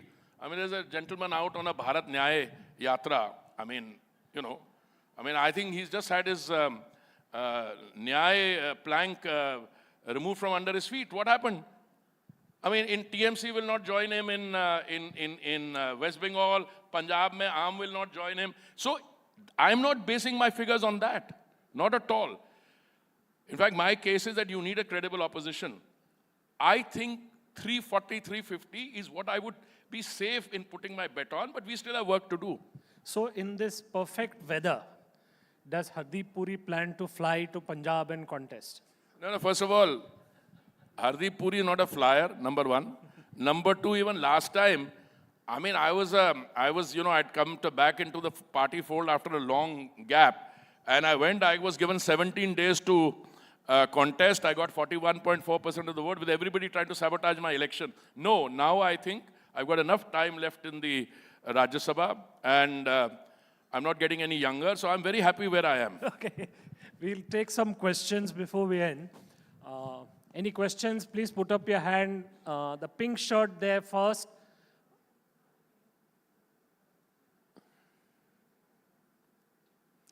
You've written down questions. Good afternoon, sir. And it's a very honor. Can you please identify yourself? Identify yourself, yeah. Okay. My name is Shiak, and I'm an UPSC aspirant. And it's a very pleasure to meet you, sir. So my question is, how Indian cities are getting ready to tackle urban floods, which might be intensified due to climate change, and also how we are getting ready to tackle the increasing urban air pollution with many cities in global list of polluted cities. Okay. So he is asking, how does the government plan to tackle the mess that will follow climate change? And the second is air pollution in Indian urban cities. I must, first of all, thank you very much. I think they are brilliant questions. First on climate change. Climate change and global warming, these are not specific to India. Changed it, say we want to be part of the solution. When I was a young diplomat, not so young, I was secretary to government, I once asked my prime minister the then prime minister, you can guess who it is. I said, sir, I want to ask you a question. What exactly is our policy on this issue? Because he had two advisors. One who was a very vocal critic of our government, and another one who was an academic, an IAS officer, but very, very perceptive. So I said, sometimes you listen to the advice of Mr. X and sometimes Mr. Y. Because when he wanted to give this, it's not our problem, somebody else's problem, he would listen to Mr. X, the first person. And when he said, no, we are part of the solution, he would use the language of the Mr. Y. Look, make no mistake, we are all in it together. Whoever caused it, we have to solve it. So first point, insofar as the corrective action is concerned, we are all doing our bit, etc. And I'm sure we can have a separate session, or you can invite Mr. Bhupendra Yadav or anyone, they will give you. Insofar as atmospheric pollution is concerned, I'll give you a student's response. Atmospheric pollution is caused in Delhi partly in winter by parali burning, burning of agricultural residue in Punjab and elsewhere. It's caused by vehicular traffic. It's caused by the toxicity that buildings produce. In order not to take more time, insofar as parali burning is concerned, the route to go down is you don't burn parali, you make ethanol from it. So we have a second generation ethanol plant in Panipat, in one of our companies, IOCL, where we are producing second generation ethanol from burning. There was a lot of problem in aggregation of the waste. I had to call my collaborator, the Chief Minister of Haryana, and I said, I need your help. He said, tell me what? And I said, you give 1,000 rupees per ton for people to aggregate. Because what happens is, once people realize that kachra can result in wealth, they'll say, ye to mera kachra, main nahi le jane dunga. Same thing with aggregation. So we have a plant running beautifully there. In Northeast, we have a plant running from bamboo, okay? And this same facility in Panipat now has a third generation ethanol production from the waste gases which come out of a refinery. That's one. Insofar as vehicular battery swaps and so on. And for the cars, we are moving to ethanol, biofuel blending. And IOCL will, in another few days' time, have 15 fuel cell buses, huge buses running on green hydrogen as demonstration. And I think we have to accelerate towards green hydrogen. Once we do that, all the fossil fuel use will come to an end. But be realistic, you are young. You are the actual guys who will benefit from 2047. This gentleman is still young, but I'm not going to be around. So what I'm telling you is, today, the transition is taking place at a breakneck speed, all right? Now I come to buildings. The Prime Minister, Honorable Prime Minister, decided that private sector was already beginning to use green technology. But we had a global housing technology challenge for a full year. We invited all the companies in the world. They come to India not out of philanthropy or altruism. They come to India because they will make money. They have projects. So 53 technologies were shortlisted. They were incorporated into the CPWD's list. And finally, 6 of them were selected to produce lighthouse projects. 6 projects where 1,000 units are made using the most advanced green technologies, and 1,000 units in a year. And when the Prime Minister took one of those review meetings, I remember very vividly, we prepared all the statistics that these are the people working, this is the material. He said, no, he doesn't want that. He wanted to see it in real time, that is using satellite imagery and drones. So this technology, on all fronts we are moving. But we still have to we keep sending land is a state subject. Beyond a point, the central government cannot tell a state government as to how to done it. But we keep issuing advisories on urban flooding, on, checking pollution and all these things. But it's happening. Any other question? One more question I think we can do. Wait. Let this, who put up the hand first? This boy, yeah. Hello, sir. Myself, Anay Komagan from DG Vaishnav School of Management.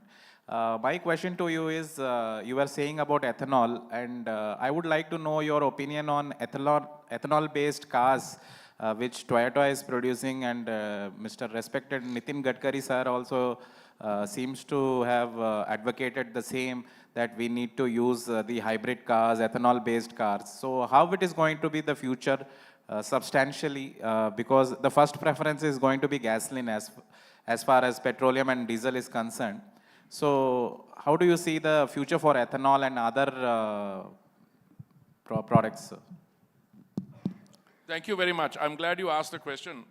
Between 2006 and 2008, from January, please, 2006 January to 2008, I had the privilege of being posted as India's ambassador to Brazil. And I got completely fascinated by the ethanol story. So I have a very senior friend sitting here. Whenever I used to come from Brazil, they used to make fun of me. They say, oh, ethanol has come, ethanol has come. Because whenever I came to Delhi, I used to talk about ethanol. Look, the beauty of ethanol is that you can make ethanol in any rural economy with minimal investment. The beauty of ethanol is that ethanol can be made from a diverse range of feedstock. In Brazil, because it's a very fortunate land, it has 3 times our land area, it has 1/6 our population, and it has 23% of the world's freshwater reserves. They largely make ethanol out of sugarcane. The United States makes ethanol largely out of maize or makkah. We make ethanol from sugar, from maize, from agricultural waste, from bamboo, and diverse feed. Ethanol-run cars are commonplace. This 20% blending is actually a mindset problem in our case. Because when ethanol blending was tried in the previous government, we decided that we wanted 15 of our states and union territories to have 5% blending. Because we didn't have the ecosystem, we didn't succeed. By 2014, we had 1.4% blending. Then the current Prime Minister set a target of 10% blending by November 2022. We did it 5 months in advance. Target of 20% blending by 2030, we brought the target to 2025. Why this 20% blending mindset? Because somebody told us, and I'll tell you who, the Society of Indian Automobile Manufacturers, SIAM, said that if you blend 20%, you don't need to change any parts in the car. You know, there are corrosive parts which corrode easily and so you don't need to change anything. But I pointed out to them, and I had meanwhile become petroleum and natural gas minister, I said that in Brazil, you can go to a petrol bunk any day. And depending on the international price of petrol or ethanol, you can, in your car computer, decide whether you want 85% of petrol and 15% of ethanol, or the other way around, 85% of the other and 15% of this. So after that, and the other thing is that all the cars which are using ethanol in Brazil are also manufacturers. They are also the ones supplying cars here. So E85 cars have started coming. What I see as the future, I told you, as a result of ethanol blending so far, we have saved about 70,000 crores and we've given that money to our farmers. When we did 10% blending, we saved 41,000 crores. We were able to give 42,400. My sense is that ethanol will become the norm. Today, we already, thanks to the Indian presidency of the G20, we have an international global biofuels alliance. When I was in Davos till a few days ago, the whole intellectual focus and energy is that the European Commission now wants to mandate 5% SAF, that is sustainable aviation fuel, blending for flying aircraft. Now, where can you manufacture the ethanol? You can only manufacture it in Brazil or in India, or maybe China, but it will consume its own. So ethanol is a great future, and ethanol's time has come, and I think in the coming time, the manufacturers, just now if you buy one of the current models of cars, you'll probably buy something which will be petrol and electric. But the next generation of cars which is coming will be ethanol and electric. So there will be displacement of fossil fuels as we go along, but no matter which way you peel this onion, at the core of it lies the fact you need to scale up ethanol production.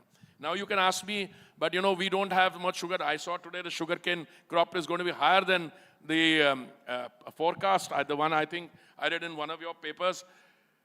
But we can also produce ethanol from seaweed. We haven't even got started. We can produce seaweed, ethanol from so many other feeds. And I think that is where our scientists and technologists will be providing answers for us.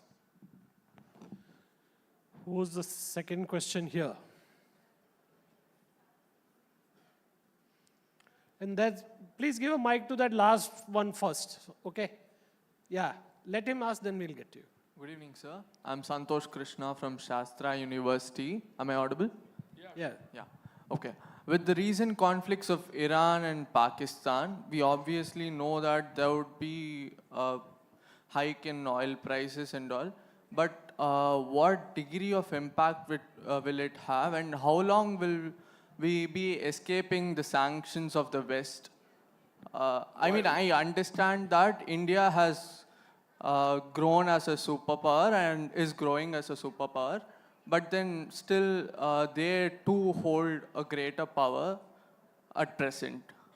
No, there are two aspects to your question, my friend. One is, you said something about Iran and Pakistan, and I think you met the Red Sea and oil prices impact. But the other one is that how far can we avoid sanctions? Now, my mind is certainly not wired to receive any pressure. And I don't see why there should be any pressure on India. If your question is buying Russian oil, I don't want to let out a secret, but is very well known. The West is very happy that we buy Russian oil. Because if we don't buy Russian oil, you know what will happen? Oil price will go up to 250. So why should there be any upset? What they tell us is buy the Russian oil cheaper so that more money doesn't go into their coffer. But you know, price is not something you and I determine. We float tenders and we pay for the oil at the point of importation at our ports. So we'll float a tender saying X units of oil required. Whoever gives us the cheapest price, we'll buy from there. Insofar as the Red Sea and this thing is concerned, look, Iran and Pakistan, you know, I spent 39 years in another profession. What strikes me as very interesting about all this is, and I'm going to choose my words very carefully, that whenever there was a cross-border terrorist action against us, and we would talk to the concerned authorities, we were told, "Arey bhai, ye to non-state actors hai." अभी तो अब क्या हुआ है? वो भी तो non-state actors थे, पर non-state actors ने state actors को involve करवा दिया. So you know, this is exactly the point I've been making all these years, that these non-state actors have an umbilical relationship with the state. So that part is solved, but now I know that I read somewhere the foreign minister of Iran is going there and they'll sort it out. But we issued a statement, and a very good statement, and we said that Iran had a right to defend itself against these terrorist attacks, and the right to self-defense always comes in there. So given your previous avatar and life outside,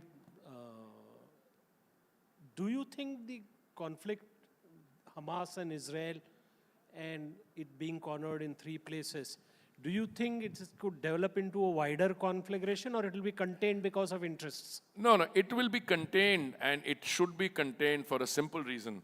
Shankar, I don't think any country in the world today wants the outbreak of large-scale hostilities. Now, there were fundamental changes taking place in that part of the world. You know, we never heard of Israel and the Kingdom of Saudi Arabia coming to terms, Iran and the Kingdom of Saudi Arabia. So some of the non-state actors, for whatever reason, you'll never be able to make a determination whether a non-state actor acted on his or her own, or whether they had the backing of somewhere else. But I think today, everyone who's part of this ecosystem and who has some stake in this, would not want large-scale hostilities to take place. But on the price of oil, with our young friend asked, I'm not a soothsayer.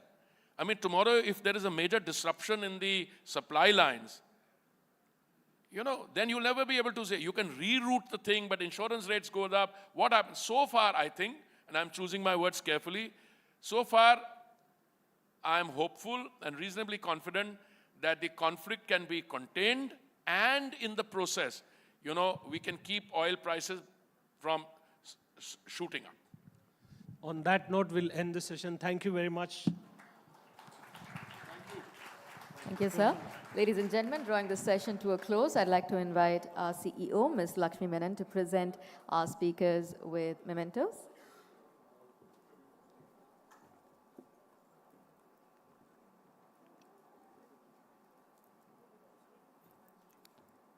This session has been data-rich, information-packed, and of course, here's hoping that the shared data becomes the cornerstone for realizing the promise of Gyan Viksit Bharat. A lot for us to carry forward, ladies and gentlemen. The insights, the inputs have been truly valuable. A loud round of applause. We'll also be joined by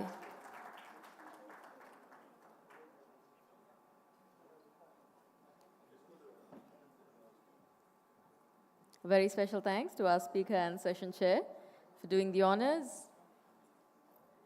and sharing your valuable thoughts.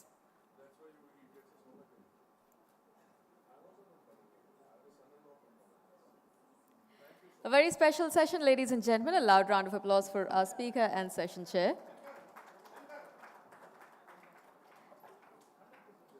The next session, we continue with our session chair, Mr. Shankar Iyer. Of course, this is going to be reminiscent of the past couple of years, with it being a hybrid session. We have our speaker who's going to be joining us virtually, and our session chair, Mr. Shankar Iyer, joining us here on the physical stage. Of course, this is going to be with a keen focus on Indian economy, global context, onwards and upwards. We begin to decipher the ascent and influence of India on the global stage.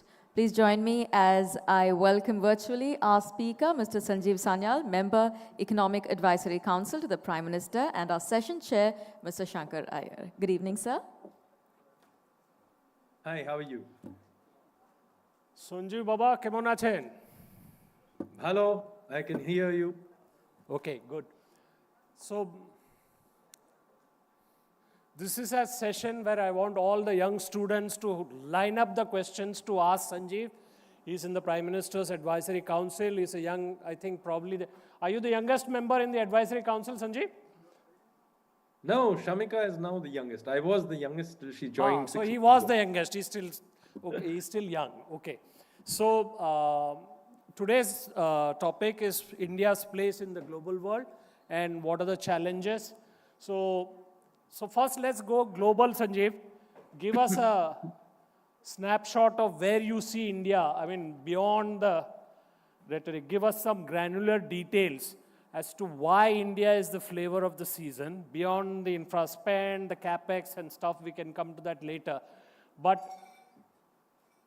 why is India the flavor of the season for global investors? Why are we getting into the, we are into the JP Morgan index. We probably next month we'll get into the Bloomberg index.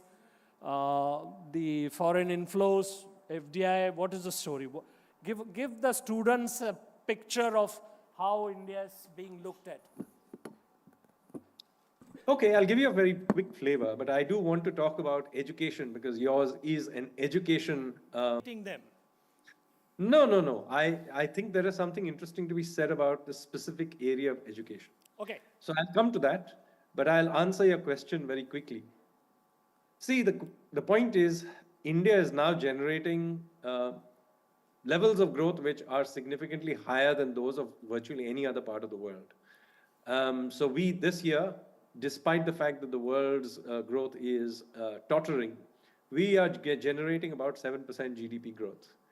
And in 18 months' time, we'll go past Germany. And another 18 months' time, we'll go past Japan to become the world's third largest economy in dollar terms. We already are the third largest economy in PPP terms. So we are already a reasonable player and a serious player and growing reasonably fast. More importantly, we are doing this without macroeconomic stresses that very often come with these kinds of high growth rates, especially when you are outpacing the rest of the world. So we have done this without our banking system blowing up. In fact, our banking system is in rude health compared to where it was 5 years ago.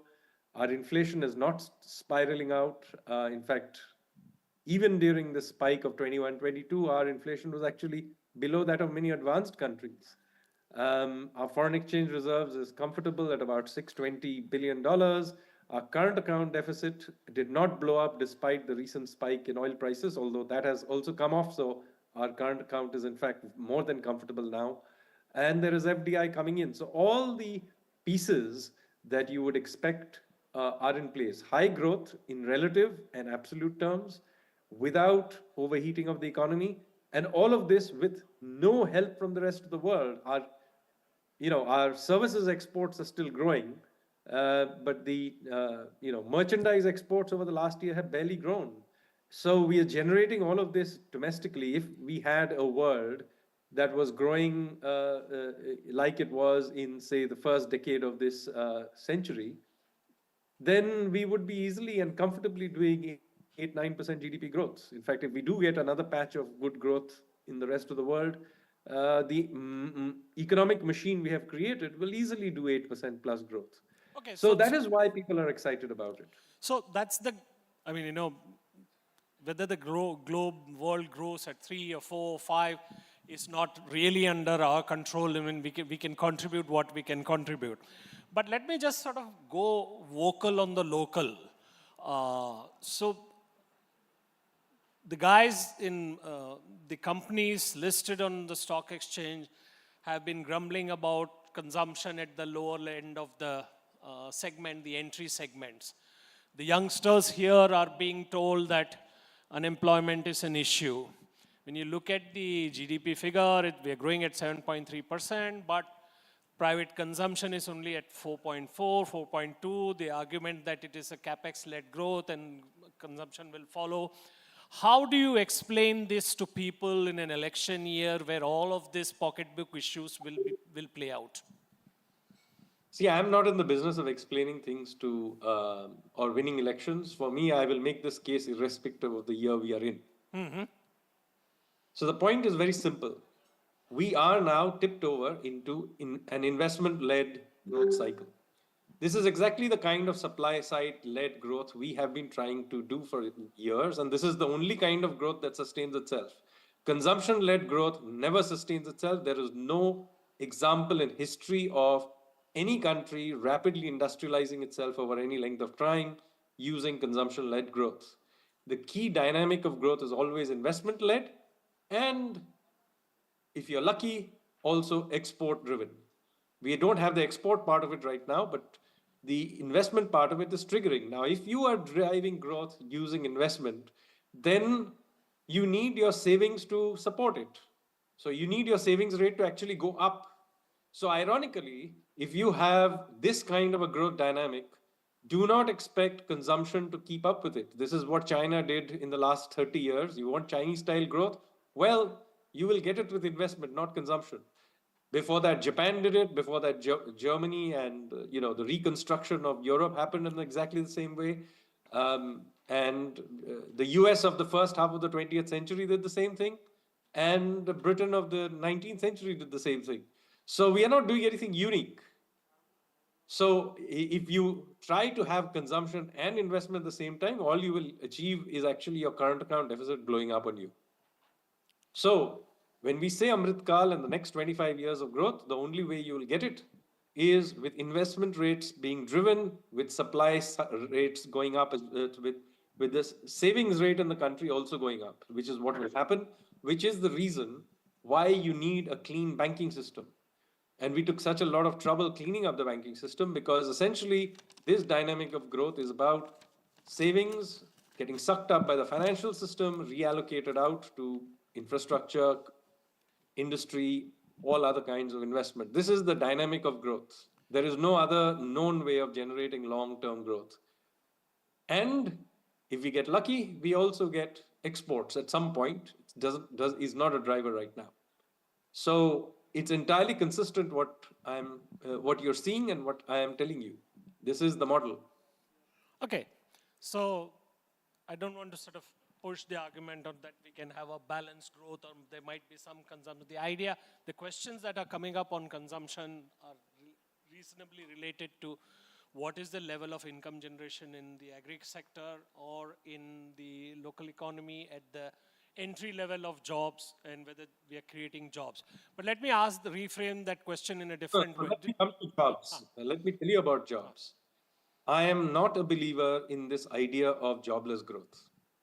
There is no example in history where jobs have been created without there being prolonged period of growth. Okay? And there is also no example in history of a sustained period of growth without jobs being created. So how do we define prolonged period of growth? 3, 4, 5 years of 3, 4 years of growth, maybe more of growth, but at least 2, 3 years. We've just come out of COVID for 2 years. You just have to keep going at this. The point is, you have to sustain this. And if you sustain it for 25 years, that's what the whole Amrit Kal point is. Okay. So the point is, you generate growth and keep at it. And there is a peculiar argument, Kerala model of growth, or some bizarre arguments will be made about trying to avoid growth as a generator of jobs. I've never understood it. The Kerala model of growth is about generating jobs in the Gulf. Okay, so there's a large Kerala audience here who I will get to respond here. But let's move on. When we say that we are well placed, Minister Hardeep Puri was here earlier and other speakers who have spoken about the level of growth we are achieving, where we will be at in 2030 and stuff. How do you sort of see we invest less than what we need to in education and we invest less than what we need to in health. Now, beyond and above that, there are 3 levels of disruption labor mobility is challenging in anti-immigration world. Technology acceleration, now IMF has come out with a report saying AI could sort of shift or retrench human interface in between 30 and 60% depending on the level of development in an economy. So that many jobs may be created or fewer could be created. And then there is climate change. Okay, I'm not even getting into the climate story because it's a bigger unknown. How do you think India is preparing? Now, you're part of the council. These questions must be coming up. How is India gearing up to be ready for the disruptions, or how is it sort of gearing up to move past the disruptions? So first of all, be very clear. Artificial intelligence may need to be regulated for a variety of reasons, but we need to embrace this. Like any other disruption, technological disruption, but it will also create lots of new jobs. What we need to do is to be fluid enough to be able to get upskilled in all of these things. And by the way, the jobs that will be created are likely to be for the relatively educated. So, if the jobs that will be destroyed and being created will basically in the relatively educated group. It's not like the guy who is doing municipal services and sweeping the streets. Yeah, fair enough. It's not going to retrench the physical jobs. That's fair enough. So the people who are getting retrenched are also people who are in the best possible position to retrain themselves, particularly given the fact that our demographics is young. So we need to embrace artificial intelligence, and as it happens to be, a lot of this artificial intelligence is getting developed in India, not necessarily by Indian companies. Google and Facebook are doing it, but it's getting done in India. So in that sense, we are creating a fairly big artificial intelligence sort of capability in India. Now, in this context, I want to get to the point about education, which I will get to. Sure. The fact of the matter is, the education field, particularly academics, love to talk about disruption everywhere else. But in fact, it is their sector that needs to be disrupted completely. Why is it that, and I'm talking specifically about higher education. School education is a different matter. And for the purpose of this discussion, let's talk about tertiary education only. The point is, why in the age of YouTube do we need repetitive class lectures? It's an already outdated idea. All you need is to give a lecture once by the best lecturer in that subject, put it on YouTube, and the whole world can listen to it. And then all the questions can be answered by ChatGPT. You actually no longer need classrooms, certainly not for lecturing and not even for answering questions. So this is a very important thing because it can mean that university education can be completely revolutionized. We need universities maybe for doing research. You need them maybe for doing testing and certification. You do not need them for teaching, at least not subjects you don't need practical things. I understand medicine may be something, or or you're trying to teach a pilot, you probably do need to get them to do live things. But there are large numbers of subjects where you do not need classrooms in the way you used to, or need very little of it, which means that we can actually do a massive expansion of our tertiary education system into a totally different scale. And in fact, I would argue you can actually make it completely free for a large number of subjects. And as I said, not true for a few areas like medicine, where you still need hands-on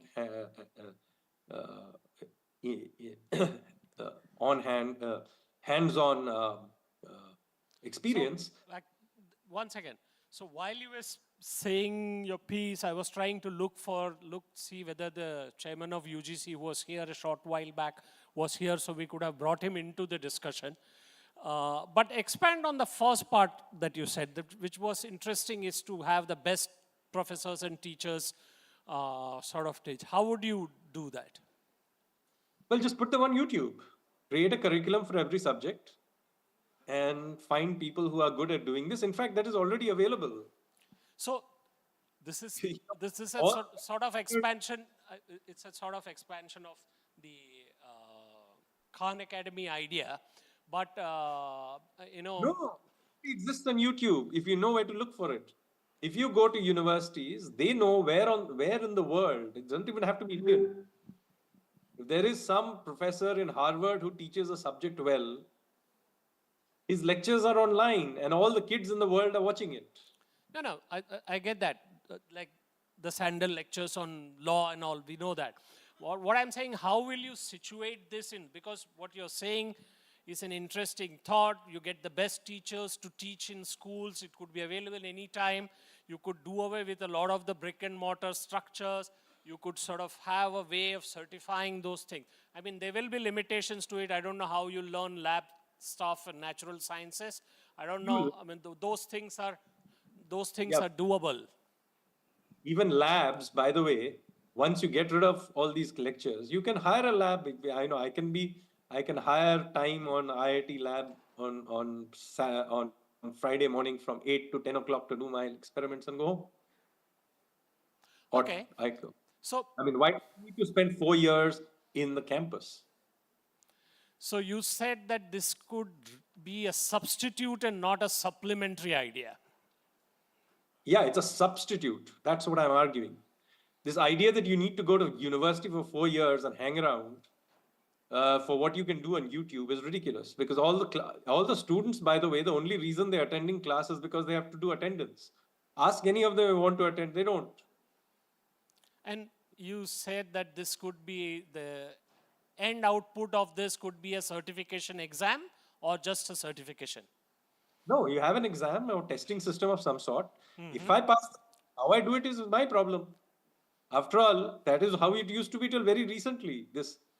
You don't have to come to campus, you don't even have to visit anything. If I can pass the test online from anywhere on the planet, you give me a certificate. I just need to prove that I understand what is being done. That's all. What you are teaching me, right?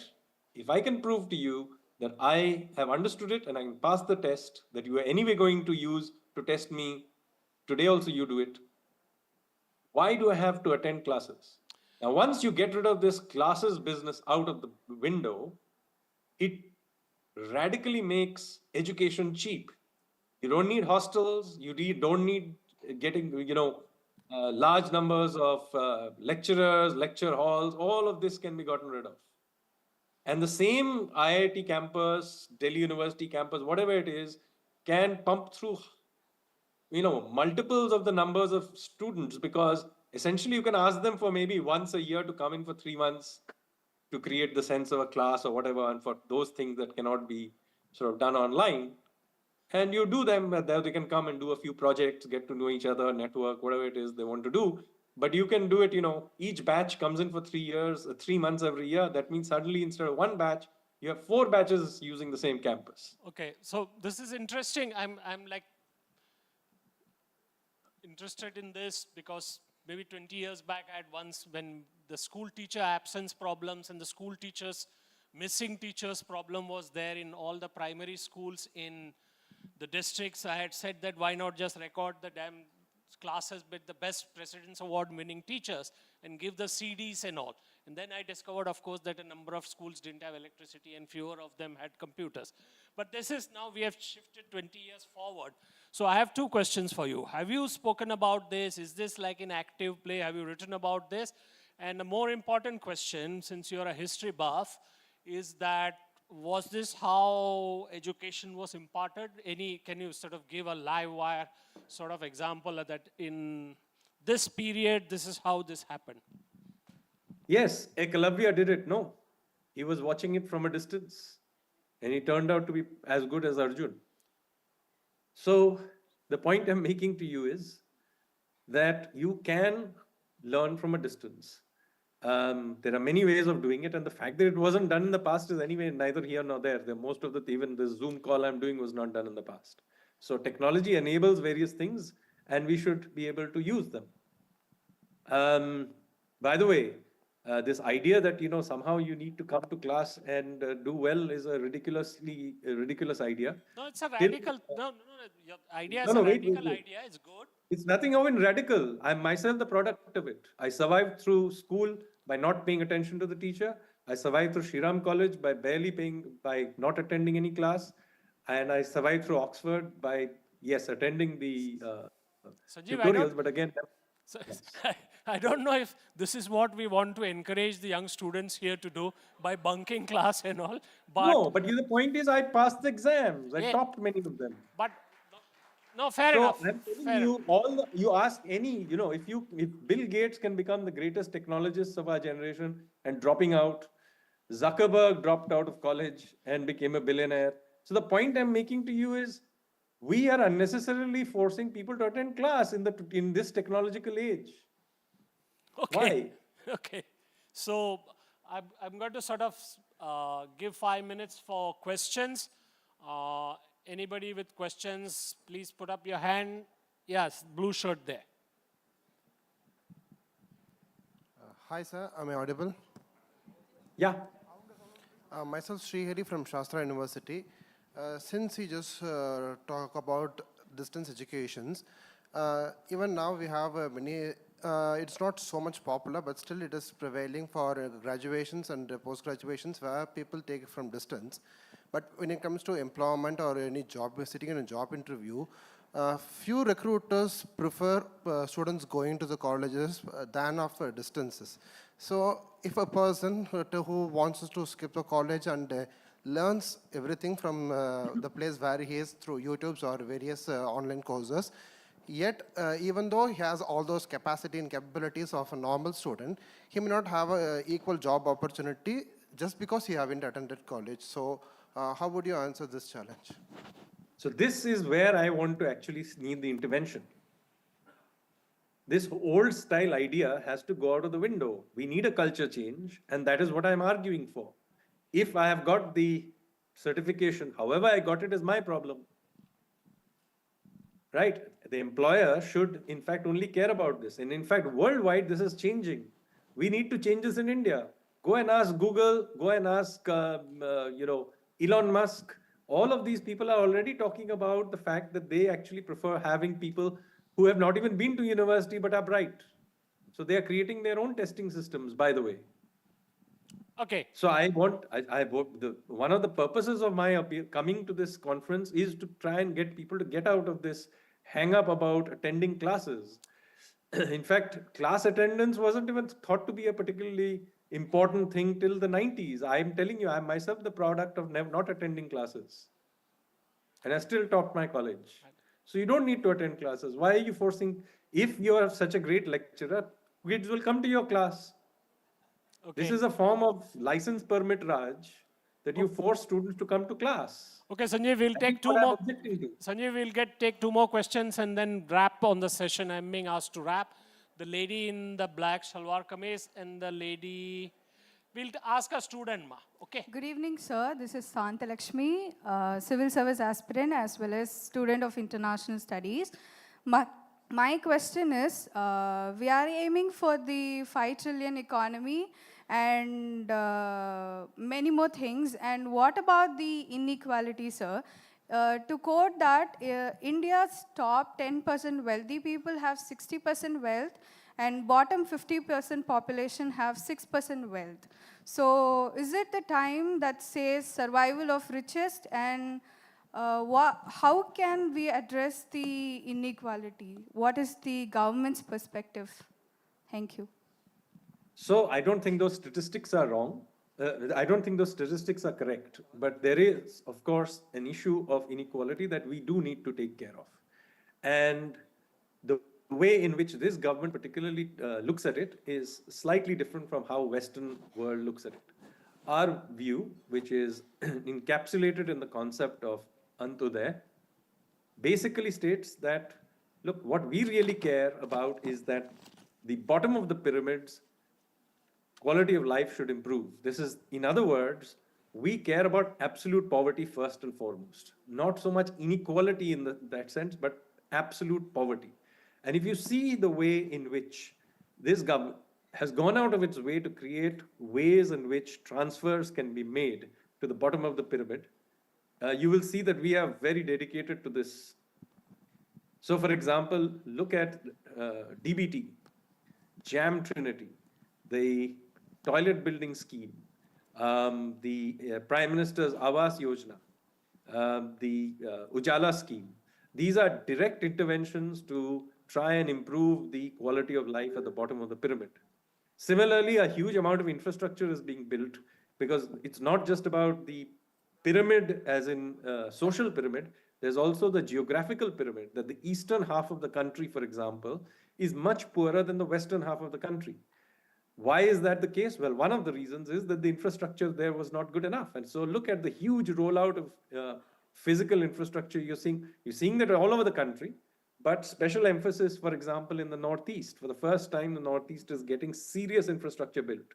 You just saw the building of a temple in Ayodhya, but it also came with an international airport, huge amounts of other infrastructure, hotels, all kinds of things. That's Eastern UP, one of the poorest parts of the country.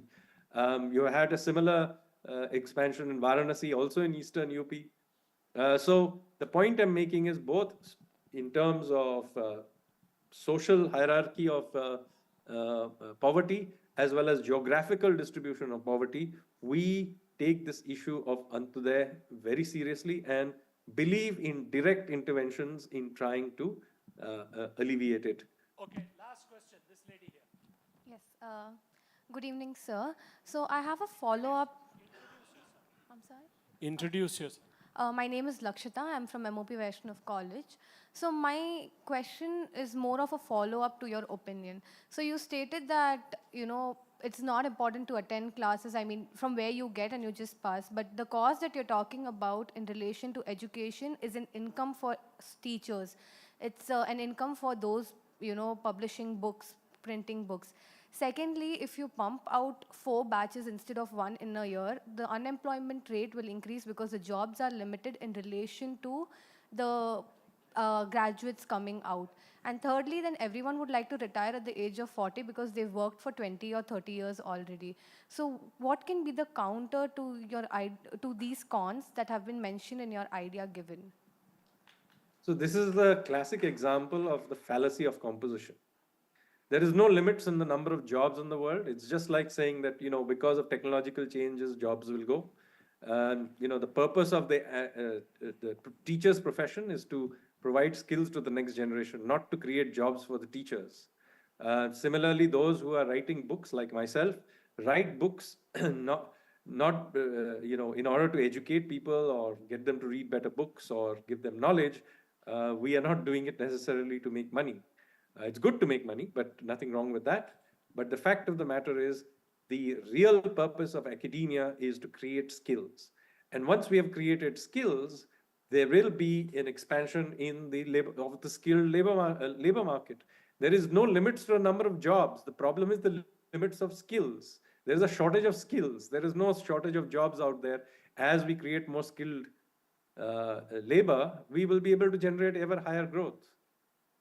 That's it. Thank you, Sanjeev. Lovely talking to you. Are you writing about this? I can't hear what is being said. I said, I'll wrap the session here, but are you going to write about this idea? I have written about it. I have spoken about it in earlier thing. Achha? I'm happy to write about it in your newspaper as well. Okay. I shall inform Santwana if she's here that this is like a controversial, interesting subject to sort of bring in. Okay, thanks, Sanjay. It was a lovely session. Thank you. Thank you. Bye. Bye.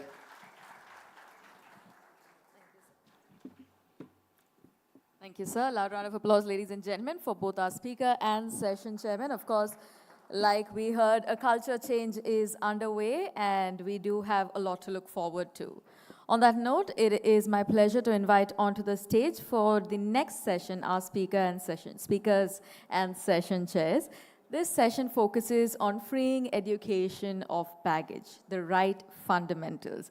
We explore the essential principles for an unburdened and impactful learning journey. To take us through this session, I'd like to invite Mr. Jawahar Sarkar, Member of the Parliament and former Secretary, Union Ministry of Culture. Welcome, sir. Good evening. It's a pleasure to have you here with us. Joining us on stage, we also have Ms. Nandita Krishna, who's an author. A loud round of applause for ma'am. as we set the stage and welcome them. Chairing this session, we have Mr. Ravi Shankar, once again, consulting editor, Sunday Standard. This is going to be a session of exploration, where we're going to be taking a deep look at the principles for an exciting and unburdened journey when it comes to learning.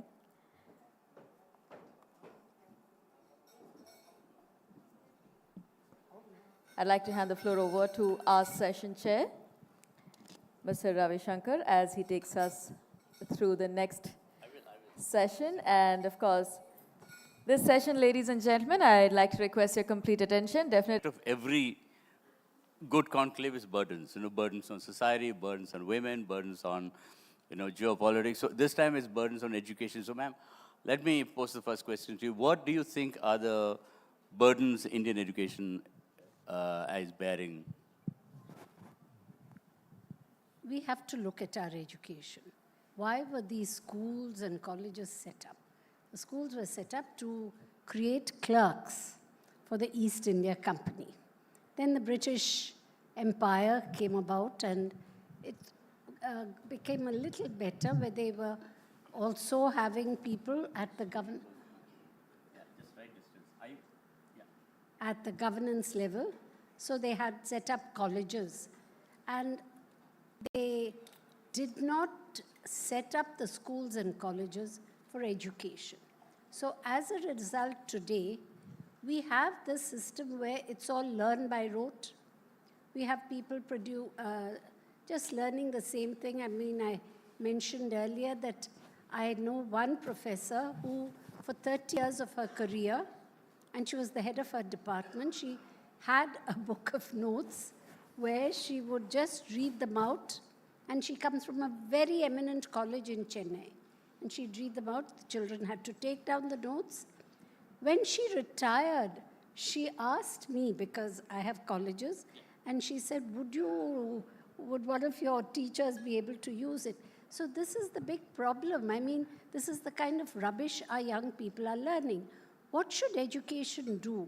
It has to make them think. It has to make their brains more creative. And so it has to make them challenge what they learn. But at present, our system does not encourage that. And I think one of this is the kind of education that we are getting. That is a baggage. The second is the baggage of the caste system. And I think this is something that is a big problem, because when a child enters school, parents have to mention the child's caste. When a student goes to college, they have to mention their caste. And did you come in on the MBC quota, OBC quota? Which quota did you come in on? As a result, everybody knows your caste, origins, and this goes on. I mean, you're not breaking. The only way to break it is to stop discussing caste. Your previous conversation we had in private, we had discussed how there was no caste before, a directive came from the government sometime in the 50s, something like that. And how this family came to, it's a good story to illustrate, so people can understand from a human perspective. Till about 10 to 15 years ago, we never took down in our schools or colleges, of course, they came with a caste, but schools, we never asked for the caste of the children. Then one day, we received a directive from the government that you have to collect all the castes, I'm fine, thank you, get all the castes of the children and write it down and give it to the government. It was shocking that 2 parents came. They were scheduled caste parents, and they said, why are you asking us for our caste? Because we sent out a letter saying, please inform us about the caste of your child. And they said, we put our child in your school because you never asked for the caste, and now you're asking. So, I mean, this is the way our governments are also functioning. They are going on, they're going back to this caste. I mean, now you and I don't know your caste, you don't know my caste, it's fine. When I went to school, we were never asked about our caste, and to this day, I do not know the caste of my classmates. We're all senior citizens, very senior now, but we don't know our caste. So this is what we have to get rid of this constant what's your caste, do you go into MBC, SC, whatever. So caste is a Big burden of problem. education. Yeah, lobbing the question to you, Mr. Kar. Would you like me to talk on this? The basic question is, what, in your view, is the burden on Indian education? Yes, that would depend on what you mean by education. Sanjeev just spoke about making bunking college a sacred art. Everybody bunks college. Some do it more, some do it less, but a college is a place where you start settling post-adolescent relationships. You meet people who were not part of your family, and there's a lot of social interaction. It's actually rehearsal for you to tackle society. That part is completely forgotten. The transmission of certain educational content is not the all of education. Education is just not transmitting educational content. It is beyond that. When you meet in a college, or otherwise we have to say that Plato, Aristotle, and all others, and including Nalanda and Taxila, they were all wrong. You have to have a place where you congregate, fight it out, discuss, make new friends, and exchange ideas. Okay, so having said that, I would say that the baggage is also there. I mean, one can't deny, because our education system has some amount of continuum from Macaulay's Binet. And I also believe that substantive changes were not made in a form post-independence. There has been content change, there have been new discoveries that have been factored in, new knowledge that has been factored in, and there is a general feeling now, right now, and under the present, let us say, dispensation, that it is too westernized. So that it is too westernized, and these baggages need to go. That is a matter of considerable value judgment. So I'm distinguishing between modifying and upgrading the educational syllabus and whether it needs to conform to a particular ideology. These are two different things. Okay, so, if you look at it, Indian education is very strongly dominated by the left. Yeah. In fact, as you say, when history is written by the victors, it's very true in this case, because history is the battlefield of education today. I'm taking the case of Savarkar. Savarkar now is the West's poster boy of hate, poster boy of colonial apology. The man spent, we never studied anything about him. The man spent 16 or 15 years in jail. So a man who spent 15 years in jail fighting the British cannot be just an approver or a lackey of the British. It's impossible. We know nothing about the man. When I grew up studying, I knew nothing about Savarkar. As I was discussing with Mrs. Krishnan here, Gandhi wrote letters to the British. So why is Gandhi such a great hero, and why is Savarkar a villain? So, whoever writes history is written by patronage. That has been the oldest trick in the book. Whoever is...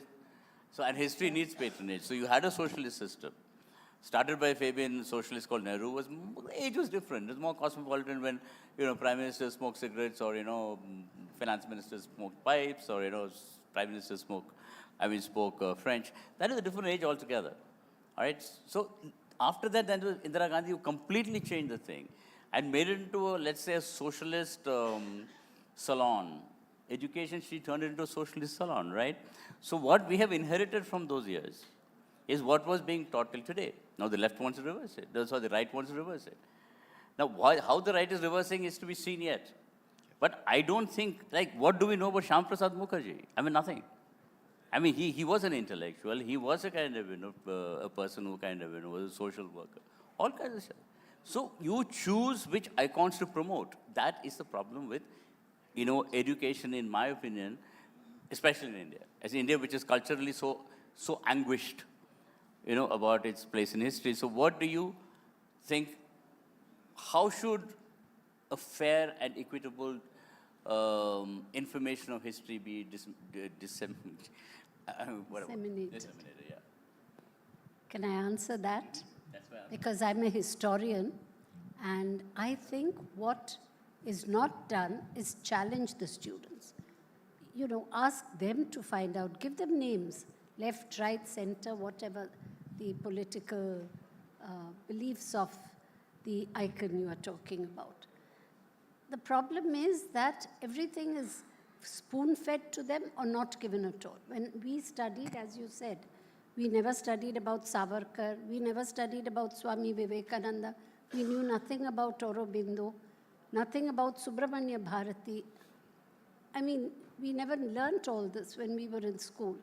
So I think the time has come that all these names from all over India, there are enough names. I may like one, I may not like another, but students must be challenged.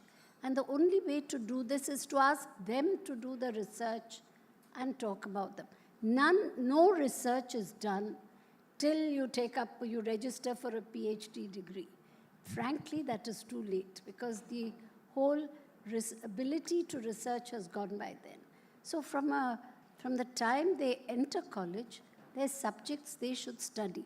I really think that we have to have a kind of a galaxy of names in Indian history. Take modern Indian history if you want, because that's more pertinent for us. And ask the students to come out with them, because there aren't enough books. There are books about, one book about Savarkar, is it right or left? The rightist will say he's good, leftist will find only faults. So let the students themselves find out. But I think this galaxy of names must be given to students, and they must be asked to find out more. See, sorry. I have two comments that I think would help the discussion. Number one, we are discussing this in 2024, when there's a lot of technology and a lot of information available on the internet anyway. Every child of consequence uses a mobile and a smartphone or shares one. They are aware of a lot of things that we don't seem to know. The amount of information that comes on the net, good, bad, ugly, good and informative in the most cases. So that's number one. Or like wiki knowledge, like wiki knowledge is a pejorative way of... Wiki knowledge, WhatsApp, university, fake news, whatever you say. The point is we can't have any control on that stream of knowledge. That stream of knowledge, if you put that Stream of information. I would say that let the system find its own solution.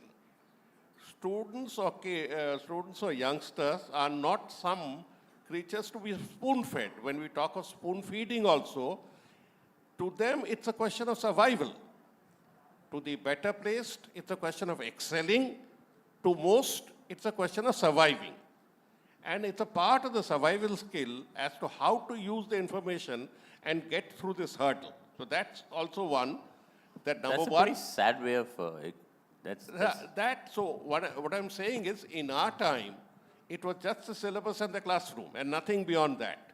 But now they're exposed to a lot of information that they pick up anyway. That's my point. Beyond classes. And sometimes more important than classes, self-education. The second point is, you just touched upon history. I'll take only 1 minute for that. History is just one subject, and usually a very boring one. No. I'm from history. Subject in the world. I used to find it Apart from extremely physics. boring in college. The question is, history is the foundation of a civilization, defines. And a civilization is one that collectively remembers some parts of the past and collectively forgets some parts of the past. Collective forgetting, amnesia, and collective remembering are stimulated by education. The education is one of the greatest stimulants to it. That's all. What's happened? Yes, I would like to say one thing. You said history was very boring. Yes, history was very boring when we all studied. But that is because there was, again, a very sanitized form of history, leftist history, where again they chose to teach us what they wanted to teach. There was so much we could have learned. For example, I mentioned Aurobindo. No, nobody taught you about Aurobindo. I mean, because I live in Chennai and Pondicherry is next door, and I'm interested, I find out. Ask a student in Bombay whether they've ever heard of Aurobindo. I grew up in Bombay. Nobody knew about the Pallavas and Cholas. Nobody, even in Tamil Nadu, many students don't know that Rajendra Chola conquered the whole of Southeast Asia and things like that. I think it's fascinating if it is made interesting. It is boring because the books are dull. I practice history and I've read your books. I'm not saying history is boring. I'm saying to a student, especially in the afternoon classes, when somebody goes on rattling I don't dates. think you should get to you're kind of tripping yourself. No, let me ask you one thing. I mean, like, you represent I mean, is it correct to say you represent a party, I mean, which is very, very strong Bengali identity? I mean, especially with Mrs. Banerjee. Ms. Banerjee wanted to change the name to Bangla, etc., etc. And now to the left liberal, the educated left liberal and the educated left liberal intellectual. The word Hindu is a bad word. All right, it's a very bad word. If you say you're a Hindu, you're a bad guy. You know, you must say that, you know, I'm a secular liberal. I mean, I'm talking about that particular kind of people. Now, if you look at the way the Bengal Renaissance has been, you know, portrayed by us, the syllabus is something I don't know, so I'm just asking you. I mean, from outside Bengal, Aurobindo has, I just heard the name in a textbook in passing, man with a long beard, that's it.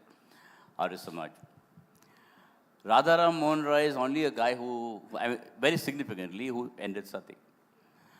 Tagore himself. So the Gitanjali is a Hindu aesthetic of poetry. I mean, you know, you cannot deny it. So I'm not politicizing the whole thing. I'm talking about culturally, why does Bengal, from the Congress to the Communists to TMC, why is the Hindu Renaissance aspect of Bengal not projected as that, but with different facets? Okay, he's a freedom fighter, he's a Nobel Prize winning poet, we returned his, we know more about Tagore about returning his Nobel Prize than what he's actually done, you know, for Bengal Indian culture or Hindu culture. Can I answer, is the TMC doing anything about it, or you kind of? This part of history is very interesting in the sense that social reform and religious reform were required about 200 from the early part of the 19th century. And incidentally, the social reform movement for caste equality, for removal of religious superstition in Bengal was led from the early 20th century, and everyone you speak about, whether it be Ram Mohan or whether it be this thing of Tagore or Vidyasagar, everybody was a Brahmin. So that consciousness came to them at that point of time, number one. Number two, social reforms in the rest of India had to be led by the so-called backward groups. They had to seize their position. They had to go through a lot of intellectual fight, lot of social fight, and including physical conflicts to find their place under the sun. Tamil Nadu is one of the best examples of where you get this coming up from Periyar and others. But here it was what I would put it almost commissioned from the top.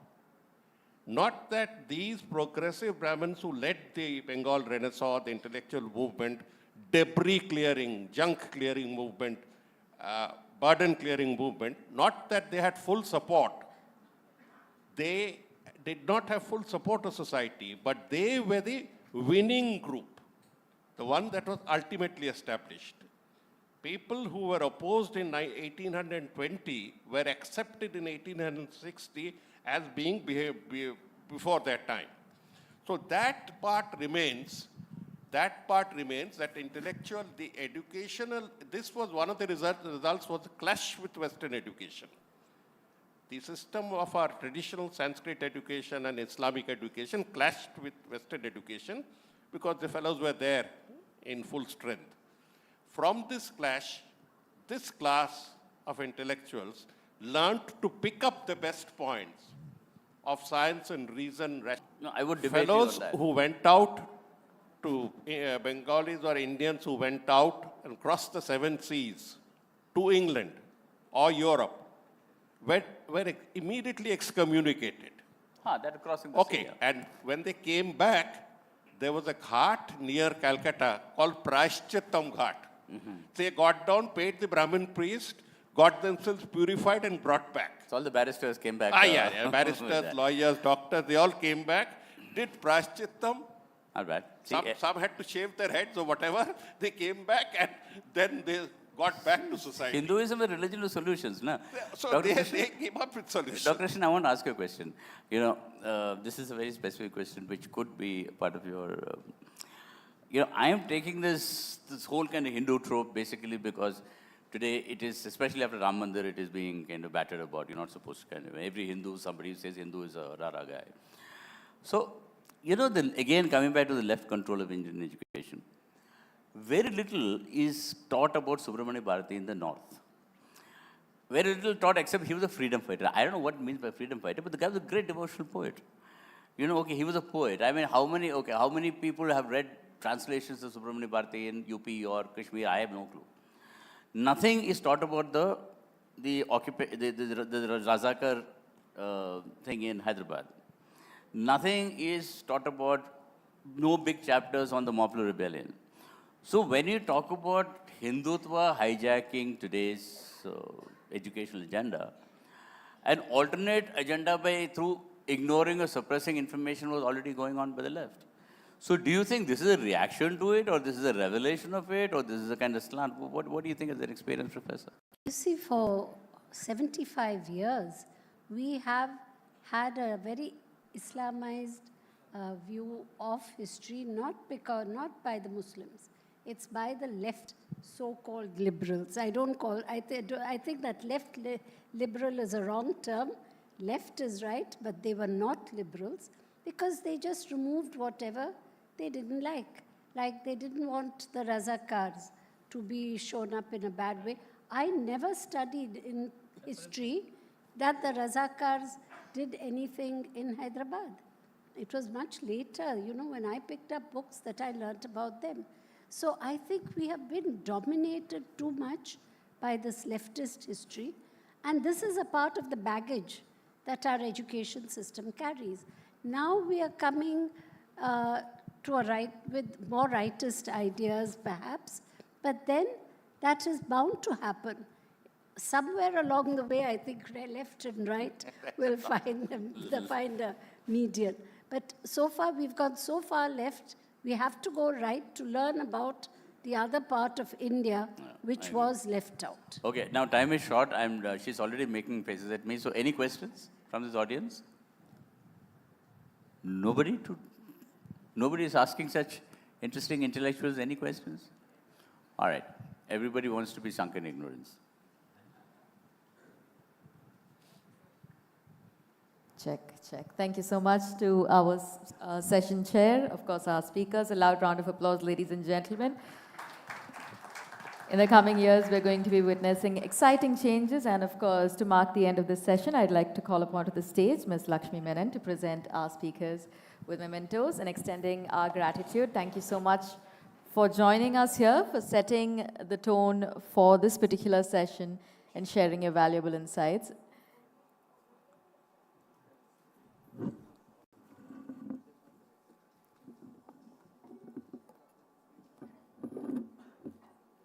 It's been an exciting session, ladies and gentlemen.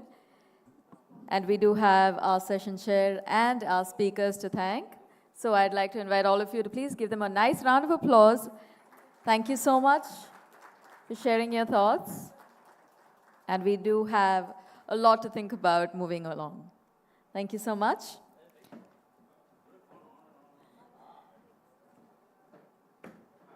As we draw this session to a close, I'm happy to let you know that our next session is going to have a spotlight on EdTech and creative pedagogy. Is it the new Gurukul? It is time to find out. Please join me as I welcome onto the stage our speakers this session, Ms. Srimati Shivshankar, Corporate Vice President and Global Head, HCL EdTech Business. A nice round of applause as ma'am joins us on stage. It's also my pleasure to invite Dr. Anil Rana, Director, MIT, Manipal. Welcome, sir. Good evening. It's a pleasure to have you here with us. Our next speaker joining this panel is Mr. Kalpati S. Suresh, Executive Director and Chairman, Veranda Learning Solutions. It's a pleasure to have you here with us, sir. Thank you so much. And with that, as our speakers take to the stage, I'd like to take the opportunity to invite our session chair, Ms. Kaveri Bamzai. Welcome, ma'am. Good evening. Today, with this session, ladies and gentlemen, we take a deep dive into the dynamic synergy of technology and innovative teaching methods. Of course, we're going to be redefining the essence of modern education. And for that, I'd like to hand the floor over to our session chair. Good evening, Kaveri. Thank you. So I'd like to start right away with Srimati. Srimati, you have been a big champion of Tier 2 and Tier 3 cities, and you say that that's really where a lot of innovation is happening, and EdTech can really help in creating a new workforce. Talk a little about that, and then we'll go on to our favorite subject, women. Yeah, wonderful. Thank you so much. And I feel very nice here because if you had a chat GPT instead of me, it won't have any emotions seeing how audience is going in and out for a cup of coffee, yeah, right? But I think so many of them have been to asking. Come back. Yeah, I mean, it was so nice in all these sessions. Nobody even questioned if the journalist will be replaced by AI. They brought about every other profession, including mine, but they never said so. Journalists are so confident that, nobody can replace what they do. It's good. I love that confidence. That's exactly, I do believe that everyone in this room should feel confident. And that's one of the reasons as to why we took work to where the workers are and move the work to talent hubs. I think somehow we should just stop calling this as Tier 2, Tier 3. Yeah, and I it brings agree. a lot My of divide. My apologies. Yeah, My apologies. Because we just realized that all the urban cities today are born and have been wealthy. It's because 65% of the workforce have migrated from the talent hubs. Right. What do we do in small towns other than getting educated, right? Yeah. We don't have anything. And that's maybe one of the reasons as to why much of the workforce also don't go to these talent hubs, because they say they're all great place to live, but without pubs we can't survive, right? So we are also trying to change there. So what is so important? Education on one front is very important because nothing can replace degrees. Whether it's online degree or whether it's not going to replace, because education is for life. But however, competency-based skilling is for jobs. These two run in two tracks on which any train has to move. This destination is the same. It's raising the quality of life. It's raising everyone's else aspiration to be participating in this 5 trillion economy of India or globally. So these two are parallel engines on which we have to run anyone's career going forward. It's also because, Kaveri, the UN has predicted, in fact, the World Economic Forum has predicted, that more than 1 billion jobs are going to be impacted by technology. So technology is going to be one of the run and change the way we work, be it a journalist or be it a talent in the Tier 2 or Tier 3 or so, what we call is the talent hubs in India or worldwide. Look at how technology has transformed. It's not only cutting across jobs, but it also bringing contiguous workforce. There's a difference between continuum and contiguity. The whole workplaces are moving towards contiguity. Kaveri and myself can sit anywhere and work anywhere. The customers may be elsewhere. Your workforce can sit anywhere. It's not about virtual. The places are becoming more on the meeting of minds rather than meeting of workplaces. So when we moved and when we started to work from these places, it was not just about branding, but also saying, how do we make everyone empowered in those cities to take up global roles? This abundant women in these places, they have been studying BE, ME, MTech, suddenly they'll switch to MPhil, then they love MBA, then they have foreign degrees. They have not been working, right? Just take the work there and just help them to, competency here is what? Aspiration. They want to learn. They don't need, and some of these people who don't have background in engineering don't need to unlearn to learn. those people who don't have anything to unlearn to learn are the best ones to radical moves that we did way back in 2015. So when the COVID struck and pandemic struck and everyone started to go back to their homes and be with their parents and the loved ones, we found that we are already there. Right. And we have the hubs, which was built through skilling and not just purely through the basic education and degree backgrounds. Right. I just need to add one more thing to this. It's also, the focus is on pedagogy. Yeah. So I have to mention that there's a lot of speakers and I see a lot of teachers also in this room. The line that you also talked about is Guru Cool. I think the future is all about the gurus being cool. The gurus need to be That's a nice cool. one. Excellent. Right? Whether it is an education guru or a spiritual guru. Yeah. Because even if I go to a spiritual guru, I will go with a lot of answers already through my ChatGPT. Yeah. Because when I came to this forum, my creative agency, who partners with us for events like this, and my executive assistant who runs the office, they have nothing to do with edutech. They went to ChatGPT and generated a lot of material for me running to 75 pages. But then I come here and Kaveri throws a very different question. Yeah. How does ChatGPT Exactly. cannot help you? Exactly. Which the gurus need to become cooler. Yeah. And they should be open to a lot more interesting, immersive, confident questions coming from Gen Z. So I think while the technology... Or my generation, why only Gen Z, yeah? Gen, Absolutely. Gen Everybody, EX. Gen E, Y, X, everyone. So I think there's a lot more going on to that part. So when we talk about technology-based learning, taking to different parts of the world today through for inclusive learning. Every speaker before me was talking about inclusive development and inclusive learning. It's also about who is going to impart the inclusive learning. The gurus need to be there.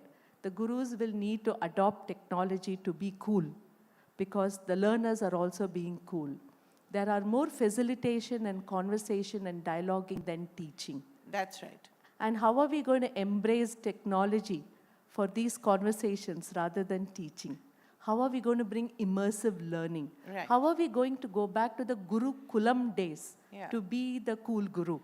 I think these are some of the things I'm sure we're going to discover in the next few years. Wonderful.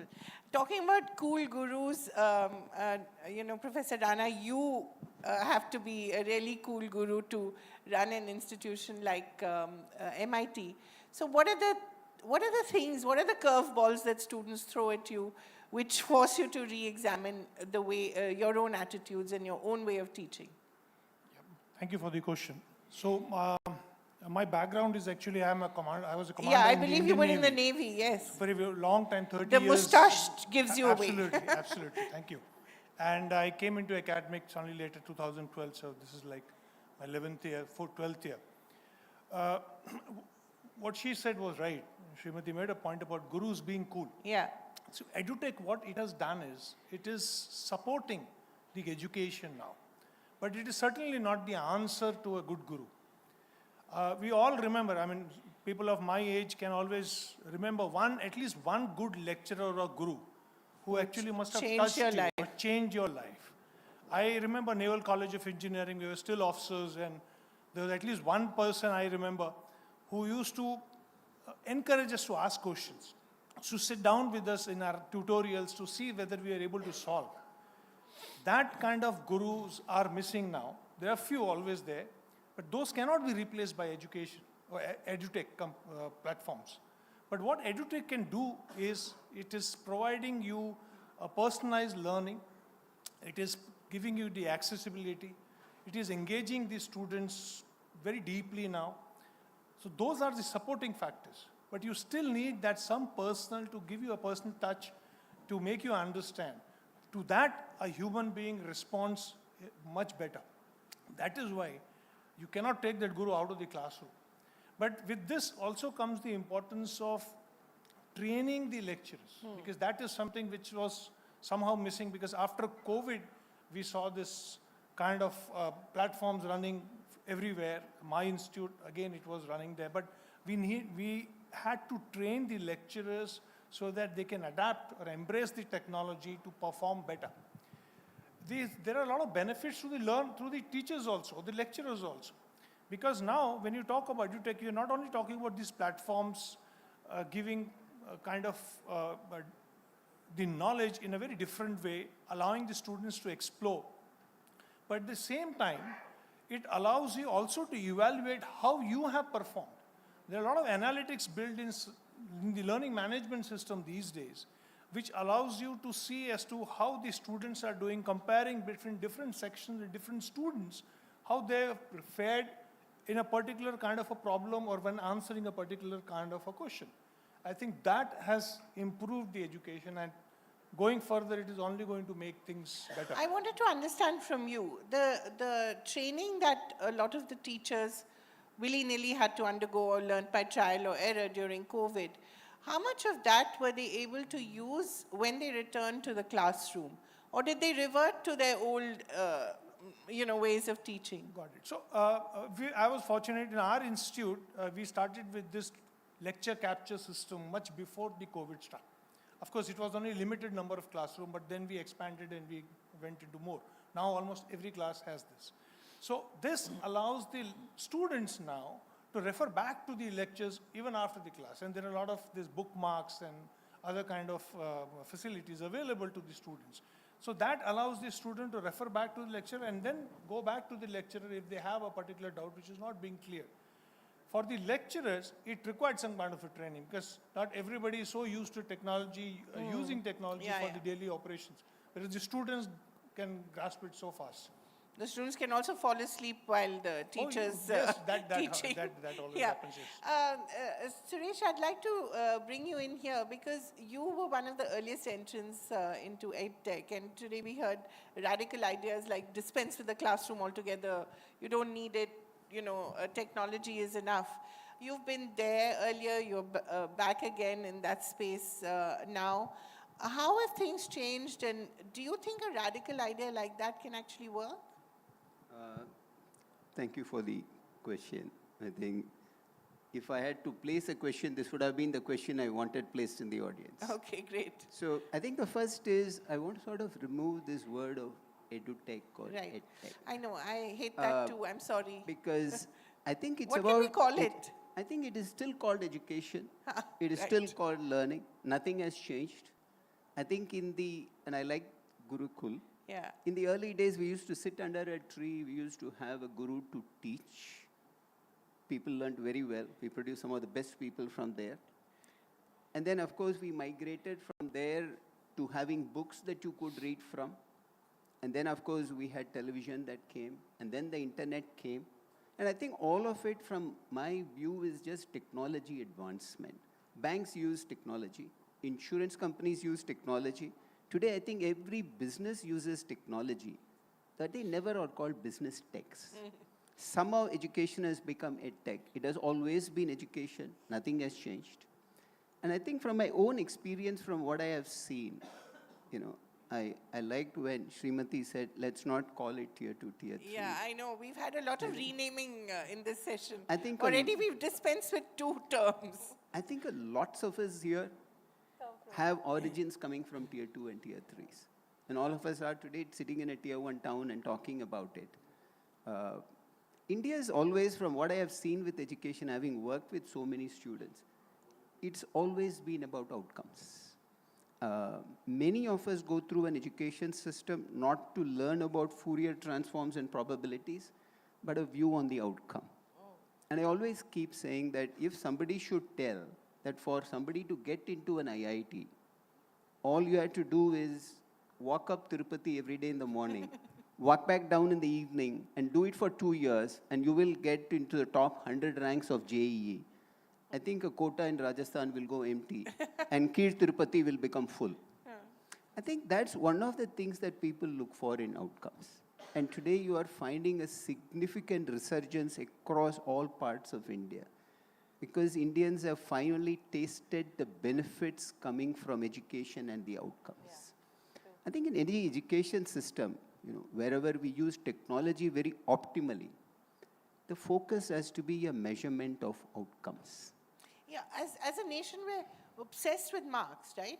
I mean, we want, right?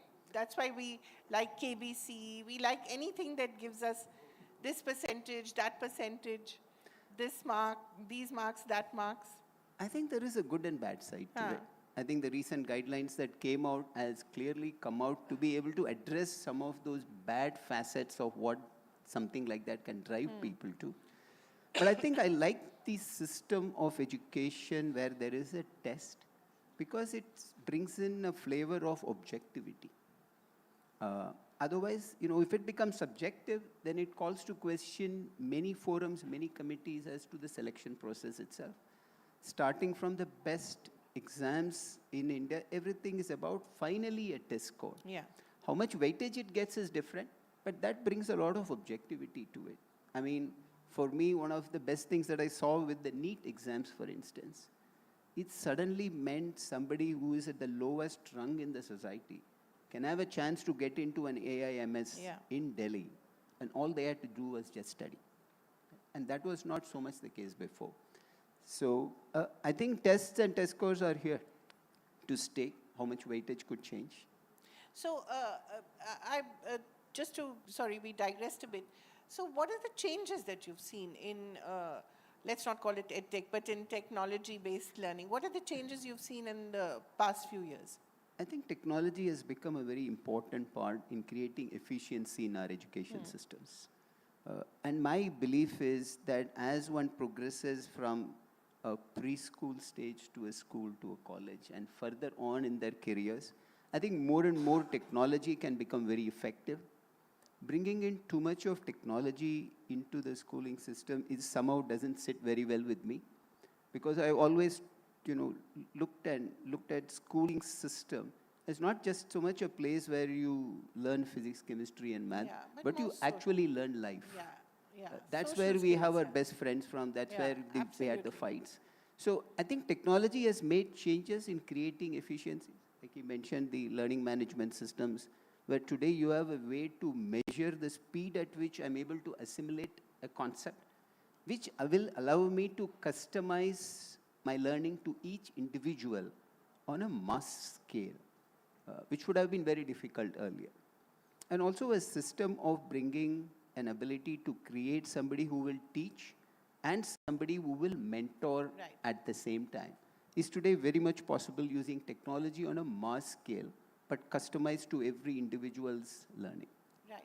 Srimati, I want to bring you in here and ask you, you said the talent hubs have empowered a lot of people, the fact that you took work to the talent hubs. How have those empowered and informed your work? Yeah, so I actually head a business of learning and assessments platforms, and we run it globally. What do we learn when we work with diverse talent? The jobs today are evolving. Yeah. It's evolving. As we sit here, it's evolving. That's why I said the teachers need to be cool, gurus need to be cool, because their jobs are also evolving. A lot of people in the world, at least 60% of us in this room, will need to fit ourselves for a new purpose. So technology plays a very important role on how you learn and assimilate the new skills so that you fit yourself for a new purpose. In order to make whatever I'm saying may sound hypothetical, but that's where, when we started to work with diverse talent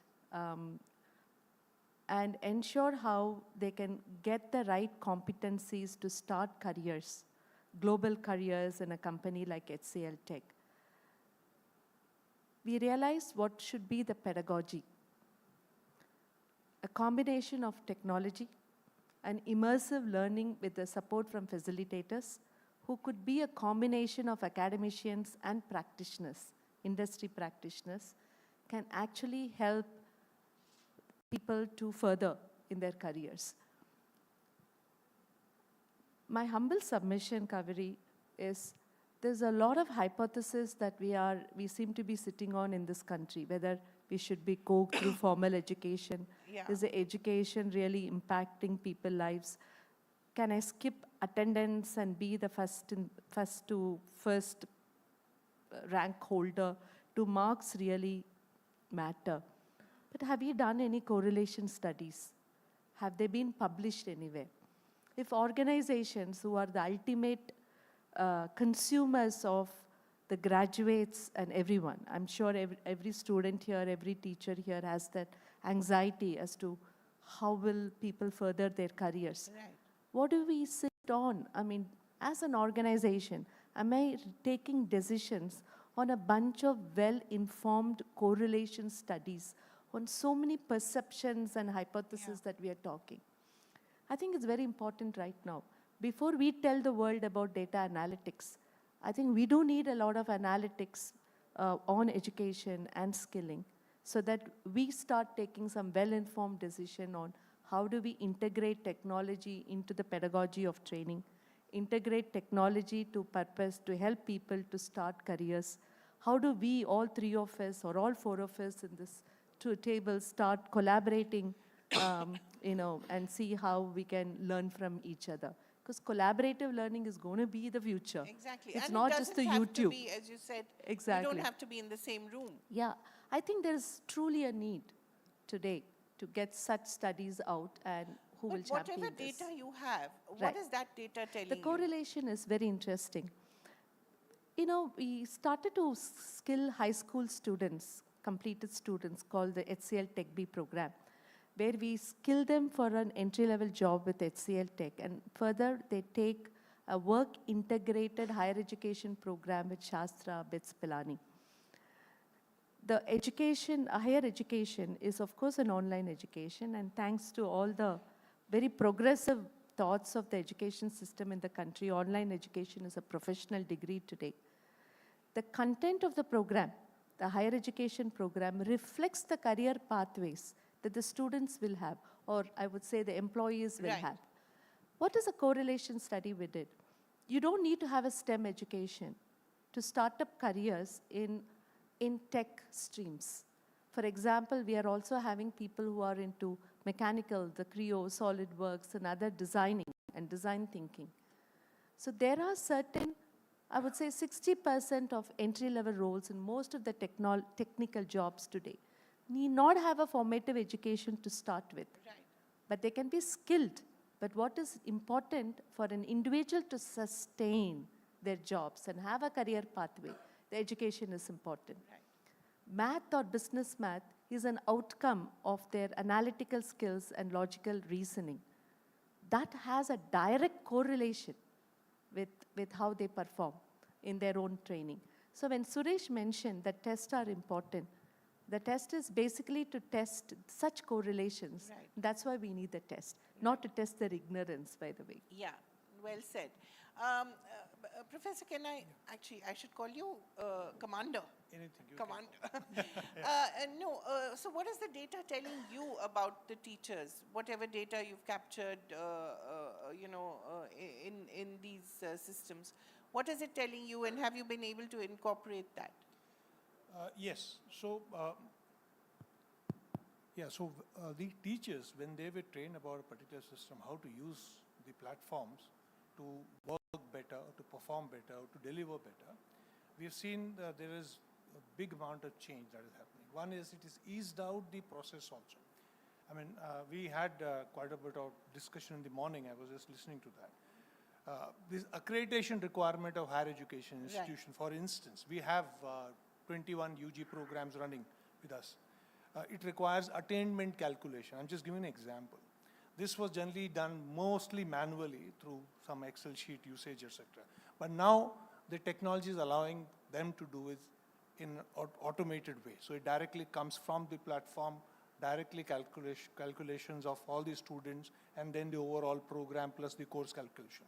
So it is eased out all the manual and hard work that they were doing. As a result, much of the load that they were sharing has come down, so they can now focus better on delivering better quality. Right. But are they doing that? Oh, yes. And there is also this one mention of the pedagogy. The creative pedagogy, I think that was one of the titles of today's discussion. This, along with the collaborative learning, we have this kind of group projects that are running very successfully now. So what happens is we have about 24 projects where you have students from various engineering disciplines, so mechanical, electrical, computer science, everything coming and working on products like Formula Race car, thrust rocket systems, Mars rover, Have you been able to patent anything? Oh, yes. Yeah? Yes. So this allows students to come out with publication, Right. patent, but more importantly, it allows the student to work in groups. Right. Important life skills get delivered inside the workshop. The real world problem they are facing, they learn how to manage the task, they learn leadership skills, they learn teamwork. These are important skills, apart from the degree that they will generally get, but these skills matter today. Right. Yeah. Suresh, at the end of the day, what do we want to do? We want happier children. We want children who are fruitfully employed. And as they say now, we want a better work-life balance. We don't want to work as hard as you guys did. That's at least what I hear from my kids and a lot of kids of that age. So we want that. How, in your view, can technology help in creating a happier, more fruitful, and also more, shall we say, useful generation? Since you mentioned children, I will just share something that we are doing for the preschool kids. Yeah. And I think it's a great blend of lot of technology, lot of efficiencies that technology could afford, and at the same time ensuring we don't lose touch with what has always worked. So here is a way that we had tried to structure the program for the kids. So there is a kit for the kid to work with. We work with many preschools and we give them the kit. So it's sorted day-wise, and in every day, every hour is sorted. So if the kid has to paint so that they get certain skills of drawing, all of that comes in the kit. At the same time, for the teachers, we have an online recorded program which tells them what they need to do the next day, how do they use the kit, and how do they run with it. And there is an online forum for all the teachers who are in these preschools to get their doubts clarified from somebody. So we have brought in lots of online, which has made it very easy. But it's a touch and feel. That's when the kids develop a lot of haptic skills, grammar skills, and which is very critical. The kids just absolutely love it. The parents enjoy it. For us, it means we are able to guarantee a minimum quality of outcome because we control the pedagogy through online and giving them all these skills. On the other end of the spectrum, we are seeing a lot of exciting coming together of education institutions and professional bodies. So one of the programs I would like to mention is a program that we do where we integrate BCom with ACCA right at the college. So we had one of Sorry, what is ACCA? ACCA is a qualification that's accredited in UK, very similar to a chartered accountant that we have in India. And we had a significant demand coming from one of the big four, where they said they needed 5,000 people. They're setting up a facility in the gift city. And we don't produce all of India 5,000 people. So we started working with one of the colleges where today the BCom is integrated with an ACCA program. So the kids who finish that BCom through that program, 70% of the requirement of ACCA is waived. And so they just need to do another 1 year and they are ready to work with the industry.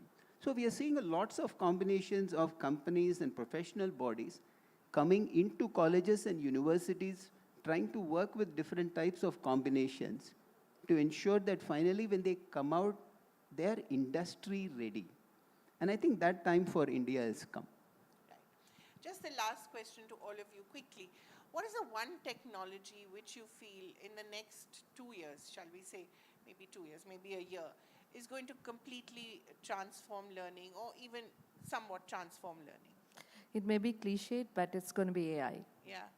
But it has A responsible AI, and how I think the teachers when you asked about happy students, I want teachers to be happier teachers because they're going to be clamored with a lot of, when they give any exams, when they give any questions. I'm sure there will be enough AI randomizers which will pick up these questions, put them into public, and already the students will be ready for those answers, for those questions. So it's very important for the teachers to now start becoming cooler and say, how am I going to test the students? So that they don't get answers in chat. For example, the tests are going to become more adaptive tests. Even if you're going to have an assessment platform, you're going to have more adaptive tests. It may just check on the intelligence of the student and start getting more complex questions. So there are ways to use technology, adopt technology, AI especially, into learning. I think teachers will go crazy, and they're going to have the best of their times in the coming years.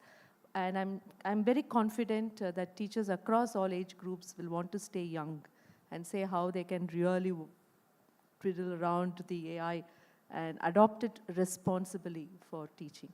Because you can't, what you resist will persist, Kaveri. So you can't resist AI. Yeah, you may as well. You can simply train AI to become your friend. Yeah. And that's, I'm sure teachers will be the best because they've taught so many students. I'm sure they can teach AI to perform better. Wonderful. I think we are going to be unanimous on this. It will be AI, generative AI, which is going to take the personalized learning to the next level. Right. This is what's going to happen. It's already happening. I think last year I met one young IIT Mumbai graduate in Bangalore who already has a startup, and we are trying his platform in our institute for English communication. And the kind of results that I'm getting, the feedback I'm getting is amazing. Really, from the students? Yes. Yeah? Yes. In what way? This improves the communication skills by allowing each student to interact with the platform individually in his own time. And the platform will point out the weaknesses, ask him to be creative on a particular topic, give him a choice, whether verbally or written, and then correct his communication that is done. Her or him. It's amazing. And Suresh? I think like what Anil said, it is AI. I think the only thing that I want to mention for a lot of the teachers, and it's just, I used to use a lot of log tables in IIT. When I was going through IIT, log tables were the only ones allowed. Calculators were not allowed in the classrooms. Right. It was forbidden. Today we know calculators are used everywhere. But at that point it was forbidden because they thought people will not know how to use log tables, right? It has made all our life very, very efficient. So I think with the coming of AI, it's a fantastic But I tool. hope we don't forget to learn our tables. No, Those but are very important things, no? I think lots of people have gone beyond. I think today if you ask Sorry, somebody... I still remember tables in my... So I think with the coming of AI, I think it is just one more tool like a calculator. It is a fantastic add-on. I know there are some colleges and universities which don't allow the kids to use. And I have seen some universities which have embraced it so completely as an efficiency tool. I think just my word of advice is it is just like a calculator that replaces log tables, and the world is a much better place. We move much faster. AI is going to do the same thing, but that's going to be the one that's going to make big changes in the next 2 years. Wonderful. Thank you so much. It was a real pleasure to talk to all of you. And I've learned two things: talent hubs, not tier 2, tier 3 cities, and no more use of edtech, and three things, and cool gurus rather than gurukul. Thank you so much. Yeah, thank you. Thank you. Ladies and gentlemen, a lovely session drawing to a close. If I may call upon Ms. Lakshmi Menon to join us on stage and present our speakers with mementos. This session, I think we've kind of witnessed the transformative potential, and it has unveiled quite a bit. It's shared the evolving landscape of education itself.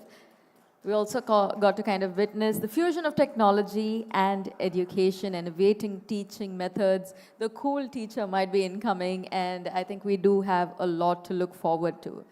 Learning, as we move along, ladies and gentlemen, it's just not going to be accessible, but also a source of inspiration and creativity.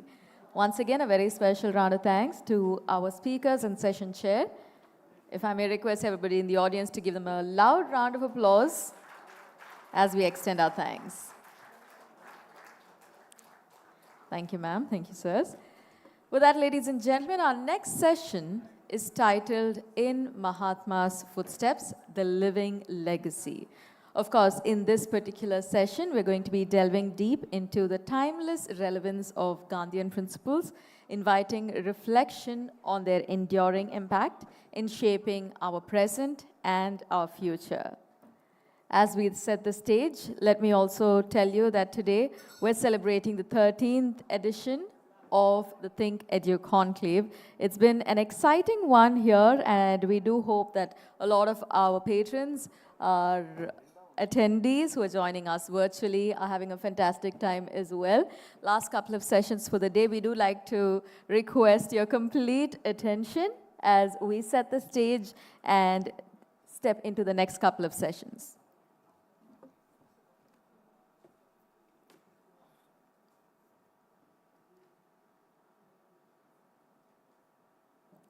With that, ladies and gentlemen, ThinkEdu Conclave 2024 is an absolute celebration, a celebration of the power of knowledge, innovation, and collaboration.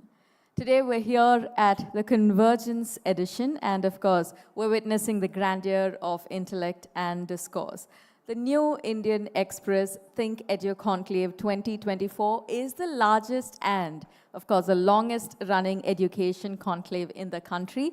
We're truly happy to have your presence here with us, and today, as we are midway through our 13th edition, we have to say that your presence here has reflected your commitment to fostering excellence, creating a wonderful, a positive impact on the education landscape. Through the day, we've seen educators, we've seen policy makers, we've seen industry leaders from a variety of fields who've taken to our stage.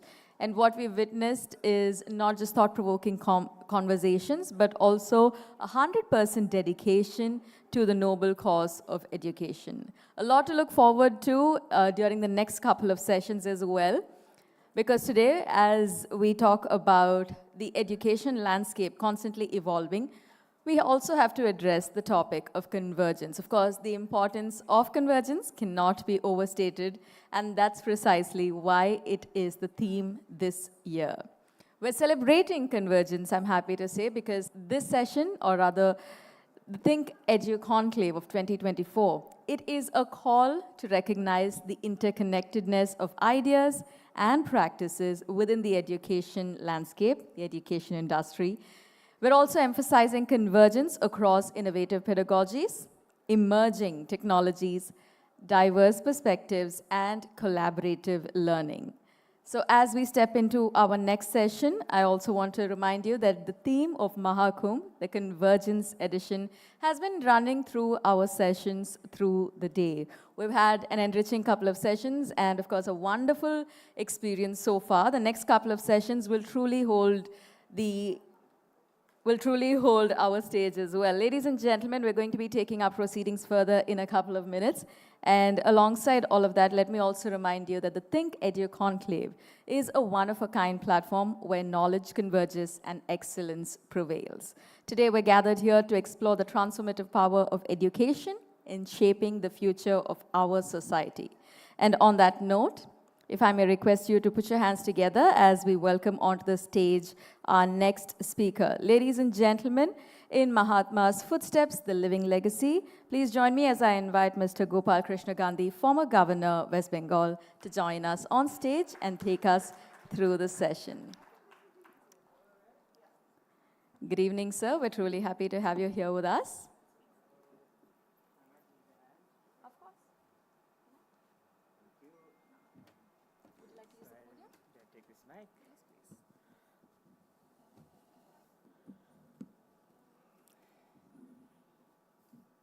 Greetings to all of you.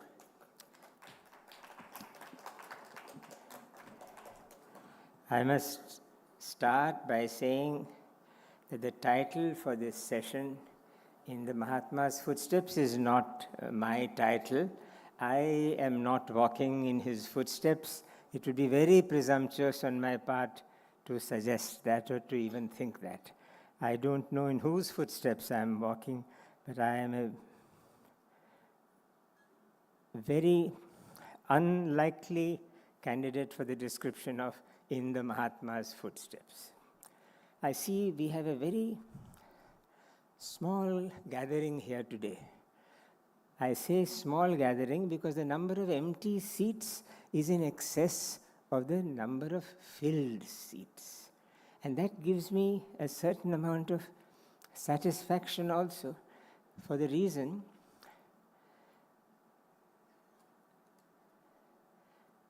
that those who have not come, though they were expected to come, are doing something very valuable with their time, are doing something other than listening to an old man wanting to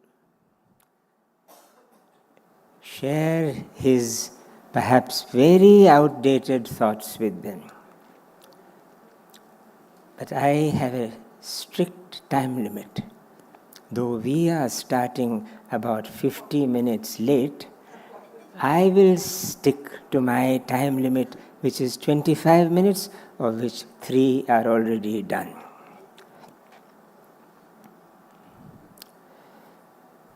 All of us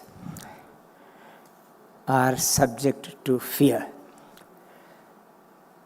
I had imagined there will be about 200 students facing me, and I will ask them, how many of you are completely free of fear?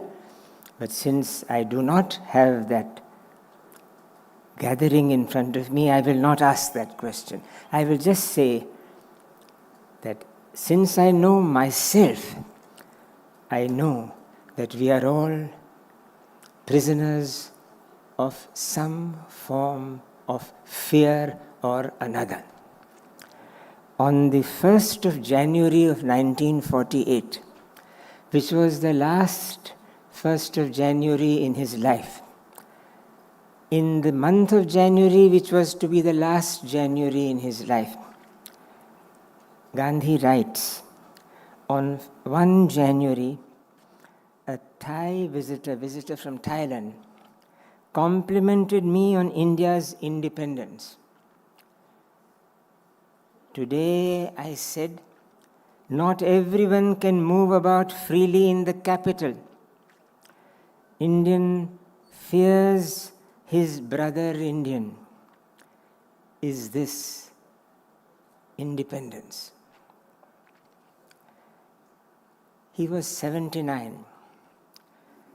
I want to go back to his childhood when he says about fear. I used to be in constant fear of thieves, gnomes, and creepy crawlies. The phobia had me in its complete grip. Going anywhere alone after nightfall was out of the question. I imagined ghosts emerging from one direction, thieves from another, snakes from a third. A lamp burned in my room through the night. He had a housekeeping nurse called Rambha, who was charged to look after him by his parents. Rambha saw my fear and suggested as a remedy for this fear the repetition of Rama Nama. This was when he was a child. So I had gone from his last January, when he said there is fear in the Indian capital, Indian fears Indian. I took all of us back to his childhood, when he was extremely afraid of creepy crawlies. And Rambha told him, as a remedy for this fear, you should repeat Ramanama.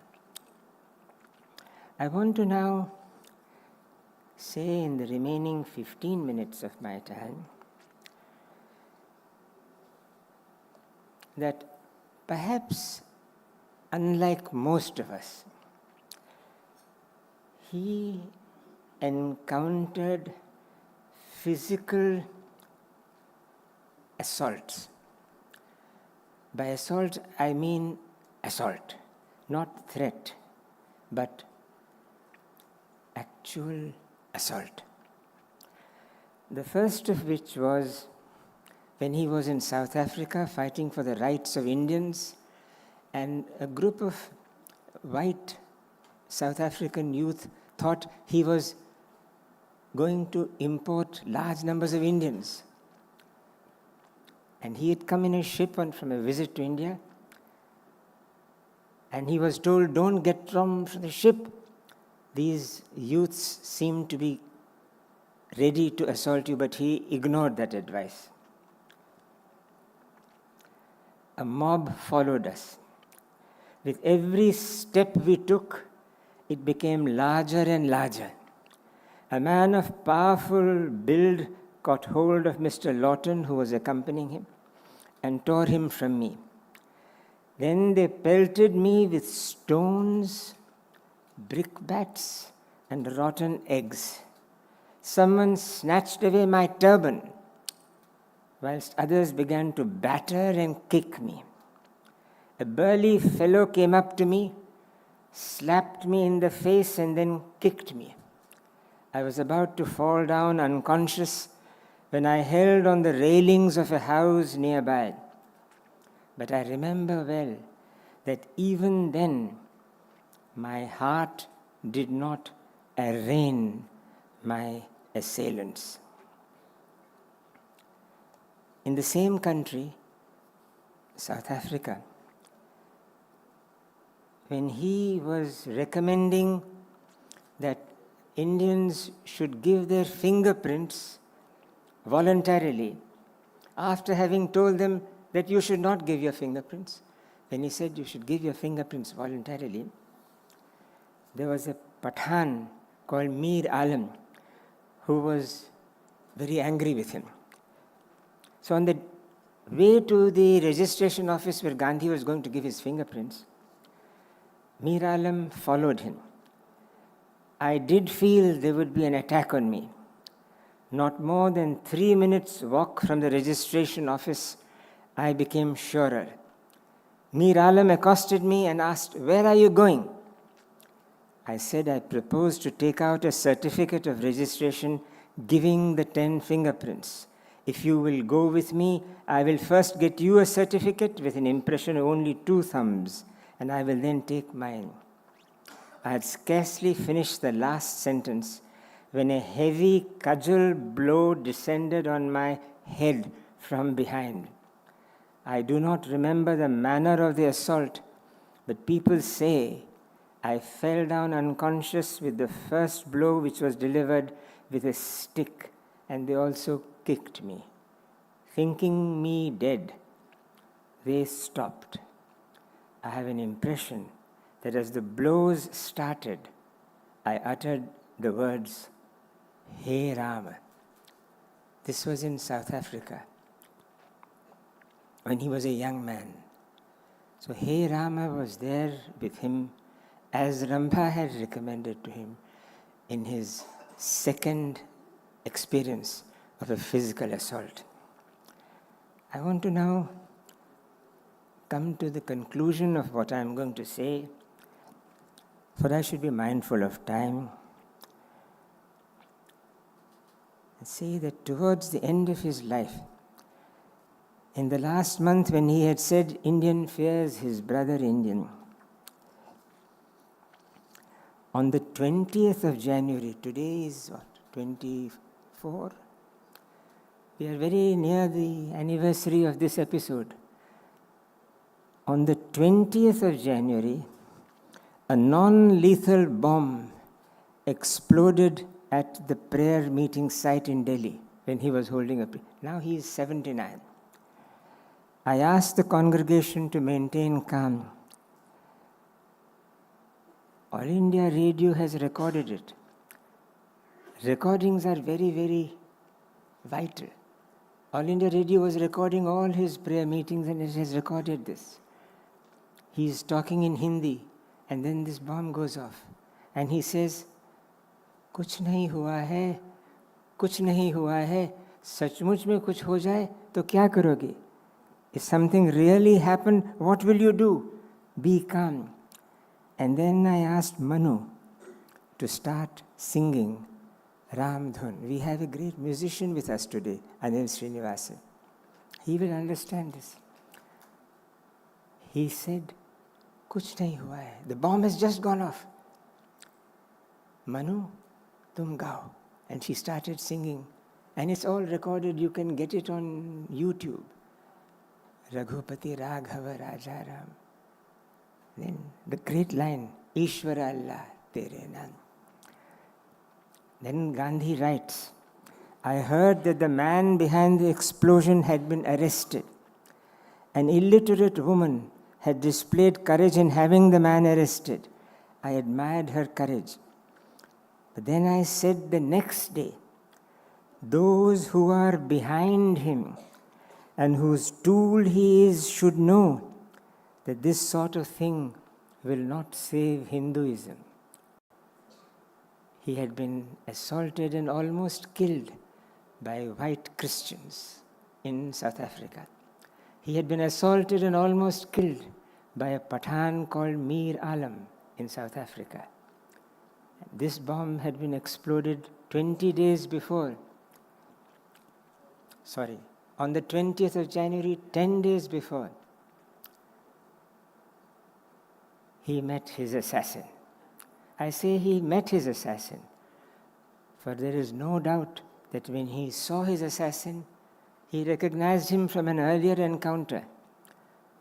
The assassin had nudged Manu, whose rosary had fallen on the ground, and she had stooped to pick it up.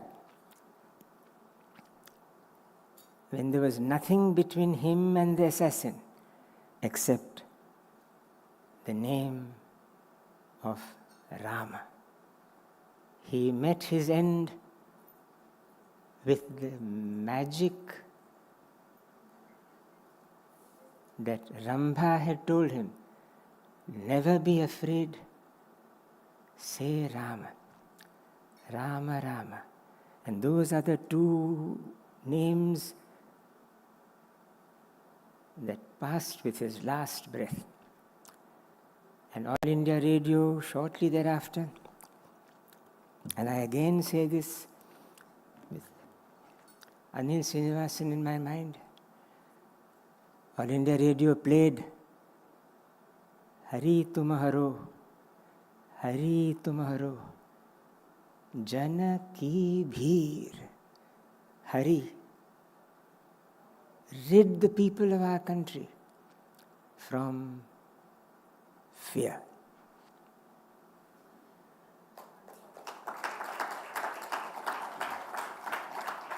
I need your hand again.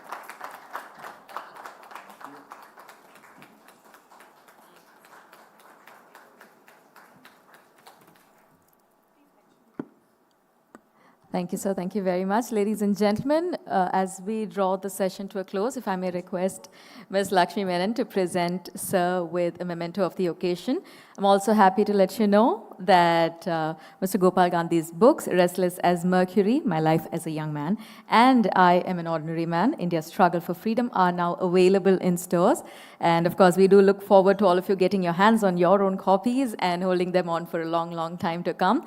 If I may request our CEO, Ms. Lakshmi Menon, to do the honors and present sir with a memento of the occasion.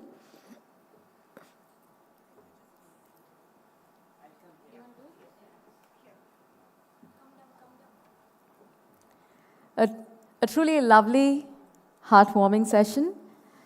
And I think we did kind of get a beautiful glimpse into the works of art. As I said, the books are now in store. Please do get your hands on them.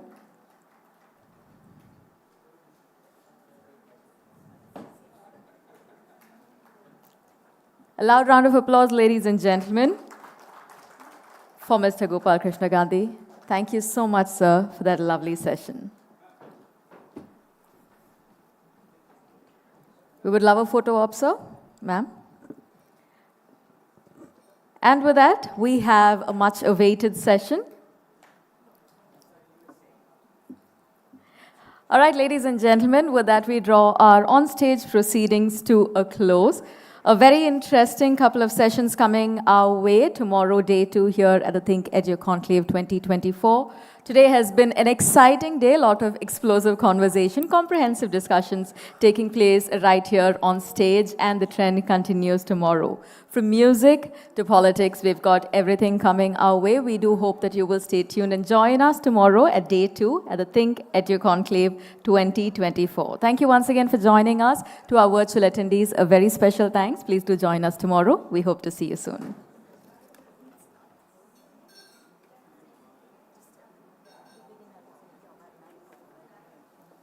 Our proceedings on stage tomorrow begin at 9:45. We look forward to your participation, your engagement, and most importantly, your presence. Ladies and gentlemen, once again, thank you so much for joining us here, day 1 at the ThinkEdu Conclave 2024. We look forward to seeing you tomorrow. Have a great evening.